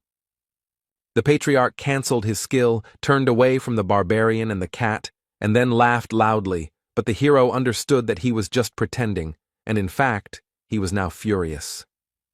Karlstein said that he knew that Yandel used that item. Bjorn decided that he knew about the Ring of the Frost Spirit, so he decided to play the fool. The barbarian pretended not to understand what was being said. The patriarch said that his acting was not particularly credible, but the hero decided that it was just a provocation, since he had already fooled many people thanks to his acting skills. He crossed his arms over his chest and demanded something simpler, to which the head of the family said that he meant the item that allowed them to conclude a contract with the ice beast, Scotty. As a result, the barbarian and the beastman went around and around for some time, one trying to somehow catch the other when the latter continued to feign complete incomprehension. The hero asked what this object was. The patriarch replied that he would tell about it as soon as Yandel confessed. Then Bjorn noticed that something was wrong here. He'd dealt with enough assholes to instinctively know that Karlstein was lying right now. The hero began to understand that this man seemed to know about the existence of an object that could help awaken, but he did not know the details. Now he was pushing that one word of his would solve all of Misha's problems, but Björn understood that he was being deliberately shown how the girl was treated in this house. His goal is to extract the necessary information from Yandel. On the way to it, he doesn't even care whether it hurts his daughter or not. He's definitely a complete asshole, the hero came to the conclusion. Björn noted that now was the perfect situation to use the perfect skill, the #1 reason he had assigned the barbarian as an imbalance character. Yandel placed his fist on his chest and said that he swears on his warrior's honor that he knows nothing of such a thing. It was an oath of honor that he lacked. This immediately made Karlstein believe in the truth of what was said, because for barbarians these are serious words that they usually do not throw around. But the hero didn't stop there. He said that he would find out what this object was, and in exchange, the patriarch would solve all of Misha's problems, who was now staring at her comrade in amazement, and he was already anticipating victory in the conversation. When Karlstein was left alone, he again took out and reread the passage from his damaged complete book of Relics 4, which was missing the part about what particular item allowed one to conclude a contract with Scotia. The patriarch invited the barbarian to his place, thinking that his daughter had somehow awakened with the help of this artifact, but it didn't seem like he was lying. The beastman was completely indifferent to his oath, but then he really looked like he had no idea about the subject, and he was also clearly worried about Misha. He was curious about the fact that even this inferior race could produce such talent, but he could not think further. The servant reported that his daughter, Misha Karlstein, had returned and was asking for an audience, and he ordered her to be let in. The girl began the conversation somewhat hesitantly, saying that she was going to say something that she had never been able to say before. The patriarch said that she shouldn't worry, because he would keep his promise and no one in the family would consider her a stranger anymore. But he didn't wait for any reaction. Misha remained silent. The man thought this was strange, so he solemnly said that this meant that he recognized his daughter, but even to this he heard only silence. In the end, the beastman decided to finally find out from Misha the reason for her silence and complete lack of any reaction. And before these events, the girl was walking behind, and after some time decided to ask about what happened during the conversation between her father and the hero. She said that the barbarian had sworn by his military honor, but that was a lie. He himself had given her that numbered item, and she wanted to know what it all meant. After this, there was silence between the couple for a while. They looked into each other's eyes. The cat was waiting for an answer to her question.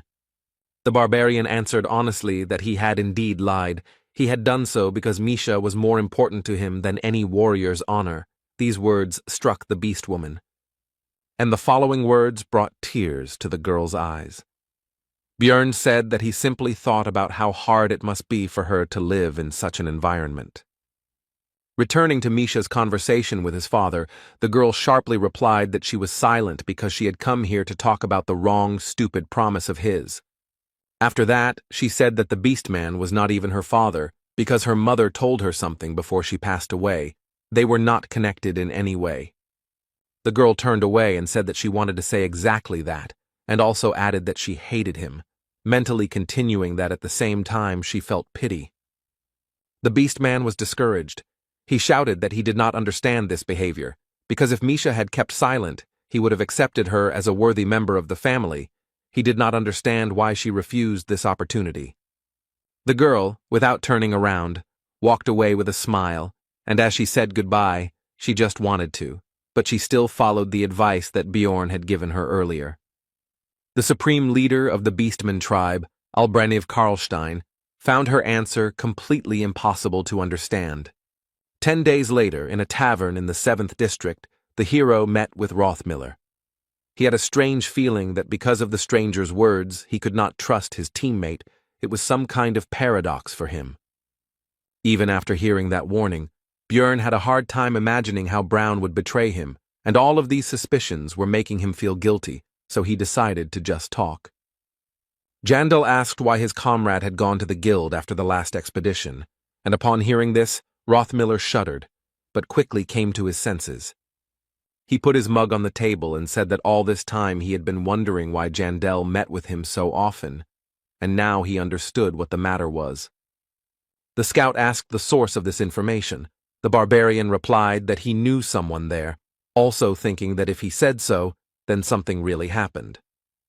Rothmiller sighed and began to tell that it all started with the fact that he was called to the guild, and of course he went. It turned out that the head of the 7th district wanted to see him. Urbans offered Brown a reward for betraying Björn, but the scout replied that he would pretend that the conversation had never happened, and that was the end of it.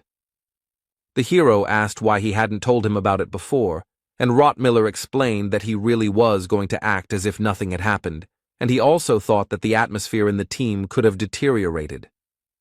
After this, Bjorn thanked Brown for the answer, and they continued drinking. The barbarian decided that nothing would change, and they would all go on the next expedition together. The next day, Erwin visited the hero and said that she would come to visit him as soon as they finished with the labyrinth, and also wished him to return safe and sound. Bjorn wished the same to the elf. A moment later the door slammed shut. This visit ended as quickly as it began. And the next moment the door was suddenly thrown wide open, and an irritated Misha stood in the passageway, asking what Erwin was doing here. The hero replied that she was just saying hello, since she had already completed all the preparations, including the binding magic, and he was now going to take a nap while he had time, and asked what the cat would do.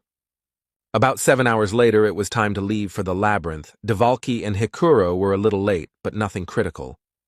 While he was waiting for his comrades to arrive, he noticed a new group of barbarian babies nearby, and he immediately trudged towards them. The hero immediately gave them advice that if they were lost, they should follow those people who looked like explorers, to which he received an unexpected reaction, These newcomers considered it obvious and asked his name. Bjorn introduced himself, which immediately caused delight among the young warriors, who were happy to meet little Balkan. Jandel quickly calmed them down and asked about the unusual reaction. One of the barbarians explained that they could not get lost because they just needed to follow the explorers, as they were told on the Holy Land. The hero expressed his surprise that they were taught something there and not shown some strange map. The latter already discouraged the newcomer because they do not know how to navigate by this thing. After this, Bjorn tried to warn them about hearts, but they knew about that too, so he decided to ask about who was teaching all this. To which he received the answer that it was Karen, the son of Tarsan, the same one whom he and Misha saved on the second floor from a group of marauders. The newcomers began to leave, saying at the end that it was an honor for them to meet the hero, and he looked after them and thought about the wind of change, which he did not know about, blowing over the heads of the barbarians. They had to wait for some time, but in the end Hikuro and Dvalki arrived on time, and the dwarf immediately began to explain the reason for their delay. It turned out that the magician had eaten his fill during the day, so he had to try really hard in the toilet, which made the person being discussed embarrassed, and he began to shut his comrade up. Murad responded to this by saying that they were all his own here. While the rest of his teammates looked at this, they clearly didn't really want to hear all this. Soon the squad entered the first floor, but this time it was not their standard formation. Dvalki was positioned on Bjorn's back. This was not just like that. The reason was that this time they decided to challenge the labyrinth. It would be a speed run, a race with other explorers to see who would open the portal first. This idea was suggested by Rothmiller a few days ago. He decided that the probability of their success was high, and he also wanted to test his skills. He was usually passive in all matters, so this time everyone agreed. The hero had already done such speed runs in Dungeon and Stone, but in real life it was also surprisingly fun. Brown used all his scouting skills and applied all the abilities gained from specific essences in order to find shortcuts and bypass other research teams and get ahead. As a result, the team was spread out too much and Rothmiller got ahead, which is why he received advice from Misha that it was dangerous to move alone. This was soon confirmed. Several monsters suddenly jumped out at Brown. They were only rank 9, but even so they were dangerous, especially for a non-combat class like a scout. But Misha quickly rushed forward and saved the situation. All the opponents were instantly destroyed. The danger passed. But Rothmiller had enough of the fear he had received. The scout had already decided that he really was just a burden, and that they would be better off stopping and returning to their normal progress. But before he could say a word, his comrades urged him not to stop and to run further. This brought Brown to his senses, and the race continued. Thanks to the essences, the endurance of all researchers, except for mages, is significantly higher than that of an ordinary person, but they still sweat a lot after running for several hours without stopping. Along the way, Bjorn noticed that Dvalki had become heavier, to which he replied that the barbarian himself had told him that Misha liked bigger guys. The hero remembered that he had actually said this nonsense so that the wizard would not confess his feelings to the cat girl for some time, as a result of which he decided to eat more food. Be that as it may, each member of the squad did everything possible to achieve their goal as quickly as possible. However, they were unable to succeed. The portal to the second floor had already been opened by someone. They were late, and another group got around them. Rothmiller was disappointed with the failure. He experienced anger and other negative emotions, and the hero realized that the difference in the abilities of his comrades was becoming increasingly obvious, and soon he and Misha would have to leave the team. Soon Brown pulled himself together and rose from the floor. He noticed traces that indicated that 3 groups of researchers had already been here. The lag behind the first was only 30 minutes. Rothmiller said that if they hurried, they would be able to bypass their rivals on the second floor and open a portal there. His comrades hastened to agree with his proposal. They did not want to upset him. Everyone except Bjorn. He pointed out that their strength was already running out, and they had only just gotten here. they wouldn't be able to catch up with these explorers, he thought it was a bad idea. The gap would only increase. The hero called on Rothmiller to be reasonable, since his stubbornness was putting the entire team at risk. These words made the scout angry. But he quickly controlled his emotions and admitted that he had momentarily lost his mind, so everyone should forget what he said, which made his comrades breathe a sigh of relief. After that, they passed the second floor and moved to the third. Despite the tense mood, the campaign continued. Despite everything that had happened, Rothmiller led the detachment as usual. But the hero continued to watch the scout, because his moral state was questionable, and he was not going to forget about that problem with the head of the district. Although the expedition did not start off very well, their mood was somewhat lifted by the fact that, as was tradition, they decided to admire the beautiful view from the third floor. Dvalki spoke about his joy at being able to share this beauty with his comrades. Misha said that it was somehow sentimental, and the wizard was outraged by this, because his words were sincere. Then the squad moved to the fourth floor, where they immediately entered into battle.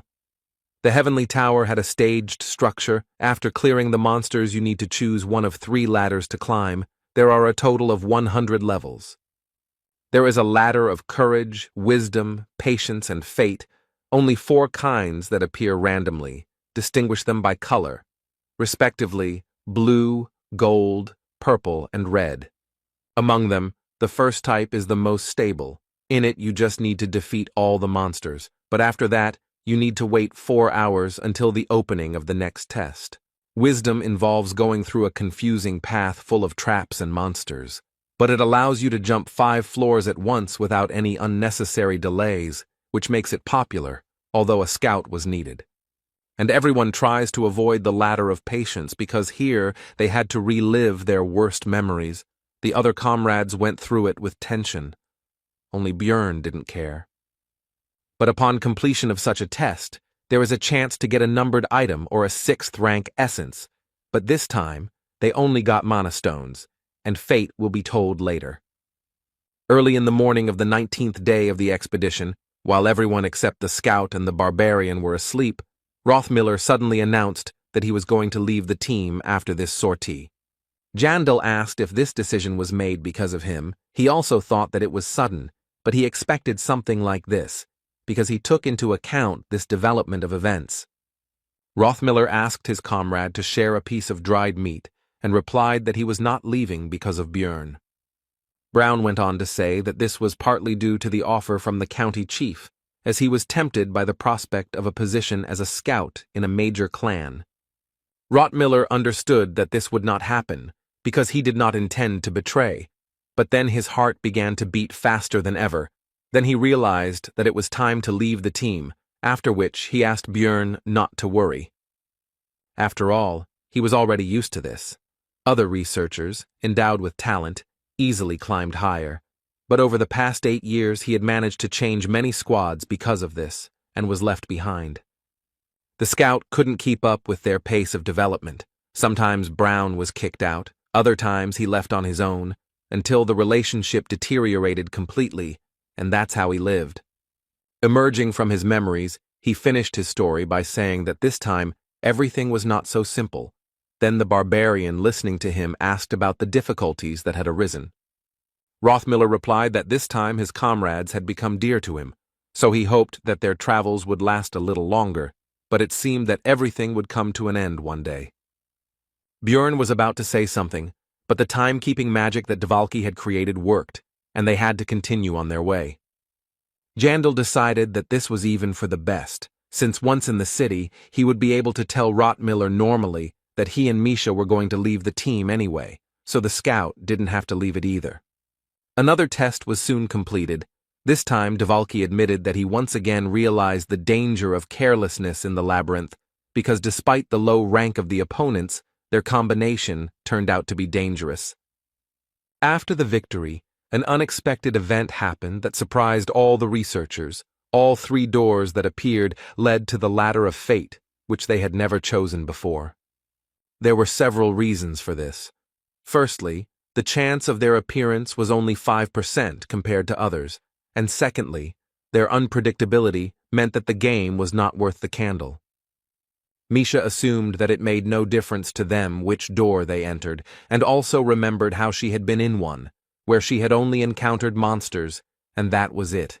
The hero realized that she had simply been given a test of courage. As with the cat, most people who choose a fate will get one of 3 other ladders, which are chosen randomly, but there are also unique events. Dvalki told his comrades about this, but he, unlike the hero, did not know that the chance for other tests was 20%. In the game, there were 32 of them, from returning to the first floor to defending against a wave of monsters. Hikuro pointed out that standing around was a waste of time, and if they continued hunting, they had a good chance of earning 1.5 million magic stones. Björn was not against entering this door, because the appearance of 3 ladders of fate at once could mean only one thing: getting to one of 3 types of special, hidden levels. Soon, the team moved to another space. Rothmiller immediately reported that he had no information about this place. The hero regretted that they got the labyrinth of Larkaz.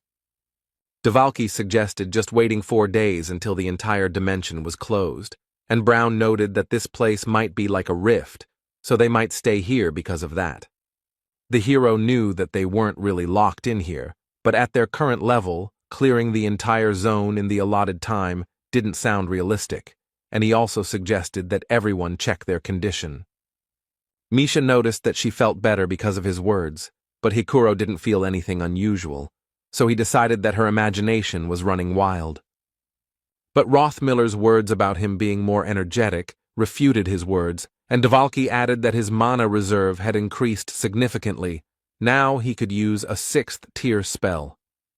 The comrades did not understand what was happening. Unlike the hero, he knew that all this power was pulled from his muscles. This is the field effect of the Guardian of Balance, evenly balancing the characteristics of those who entered. He couldn't directly tell his teammates about what had happened, but he decided to lead them to the right thoughts, so he said that something strange was happening to his body, and he couldn't gather his strength. Rothmiller again showed himself to be an experienced researcher. He decided that since not everyone got better, there must be some special effect. He suggested that their characteristics were mixed up. Björn asked Brown about the next plan of action. He replied that they should explore this place to find a way out, and they could also look for some loot here. Hikuro started to say something, but was interrupted by Dvalki, who exclaimed that this could be the last great sage's will, the testament of Gabrielius. The hero translated it for himself as a secret. Rothmiller agreed with this possibility, because they came across 3 ladders of fate. The dwarf began to mumble something again, but Jandel did not listen to him, worrying about the fact that there were 4 days left before the labyrinth closed. And so the last expedition of the team of losers began. Misha soon said that she noticed the unnatural silence that reigned in this place. It seemed to her that something was about to jump out at them. Dvalki addressed the cat with the words that she should not worry, because he would protect her with all his might. But the girl replied that it was she who should cover him. The wizard continued by saying that they could help each other, and the hero felt ashamed of what the wizard was doing on the campaign, while Hikuro mentally supported the wizard. Soon the squad met the first monster in this location. It suddenly came out from around the corner. It was a Vicundus. It has the 6th rank. The fight began immediately. The monster roared and attacked. Björn, as the squad's tank, began to hold back the enemy, but this caused him unexpected problems. Jandal began to move back. He lacked strength. This happened because the barbarian's physical strength was redistributed between his comrades. He had the feeling that this was not the 6th, but the 5th rank. Dvalki decided to intervene in the battle. He began to use his 8th level spells. First he used Freeze Enhancement, followed by Ice Spear. But, unexpectedly, those usual spells that were supposed to simply inflict some damage on the enemy completely destroyed the Vicundus and killed him. This development of events greatly surprised all the researchers, and it made a particular impression on the one who did it, Dvalki. Now the hero remembered that the wizard's powers had increased, and now, when he saw this ice spear, he immediately realized that in this place the wizard was no longer a weakling. Jandal already thought that it would be impossible to pass this level. But this changes everything. Now they have a chance to clear the labyrinth of Larkaz. This is a special hidden field. Even the most experienced guide won't help here, because everything here is arranged in such a way that anyone will get lost. Along the way, Rottmiller continued to leave special marks on the walls and lead his comrades forward. At some point, the hero began to wonder why a scout was needed at all if he couldn't find the way. But it turned out to be just his arrogance. Brown rose from the very bottom. He was a truly multi-talented man. Björn would never have thought that he was so capable. He even knew how to draw maps. The barbarian expressed his admiration for the skills of his comrade, who was doing his job without any stress at all, and he replied that it was not that difficult. Everything could be remembered along the way, and the distance was measured by the number of steps. Now that his stats had increased, Rothmiller began to actively participate in battles, as all elite scouts do, and he also began to better sense the approach of enemies. There were now 4 of them. Dvalki exclaimed to leave them to him, after which he surprised the barbarian by using double spell and even enhanced ice spear. But he chose a strange direction. The shells headed straight for the backs of Björn and Brown, who were already tense from this. But everything was under control. The wizard used another spell, trajectory correction. Now the spears were directed at the approaching Vicundus. The monsters had just come out from around the corner and saw the researchers. They didn't even have time to understand what was happening, and didn't realize that they were practically dead. It turned out that Dvalki used 2 spells at the same time, after which he also used support magic. It turned out that although he had a low level of mana, his talent for magic was quite serious. In the end, half of the opponents were defeated. Now it was necessary to deal with the remaining ones. Björn and Misha were going to take on one, and Rothmiller suggested finishing quickly and moving on. The hero seemed to feel a little ashamed, because even after months of traveling together, he still hadn't really tried to get to know his comrades better. But he noticed too late that Dvalki had become a loser again. Now, for example, he began to boast that he, as a great wizard, could cope with any problems. This field effect Balance Guardian helps sorcerers the most, as can be seen with their squad wizard right now. Since they can't absorb essences, their main stat, mana, increases sharply here, but even that has its limits. The hero didn't believe that things could really go that well.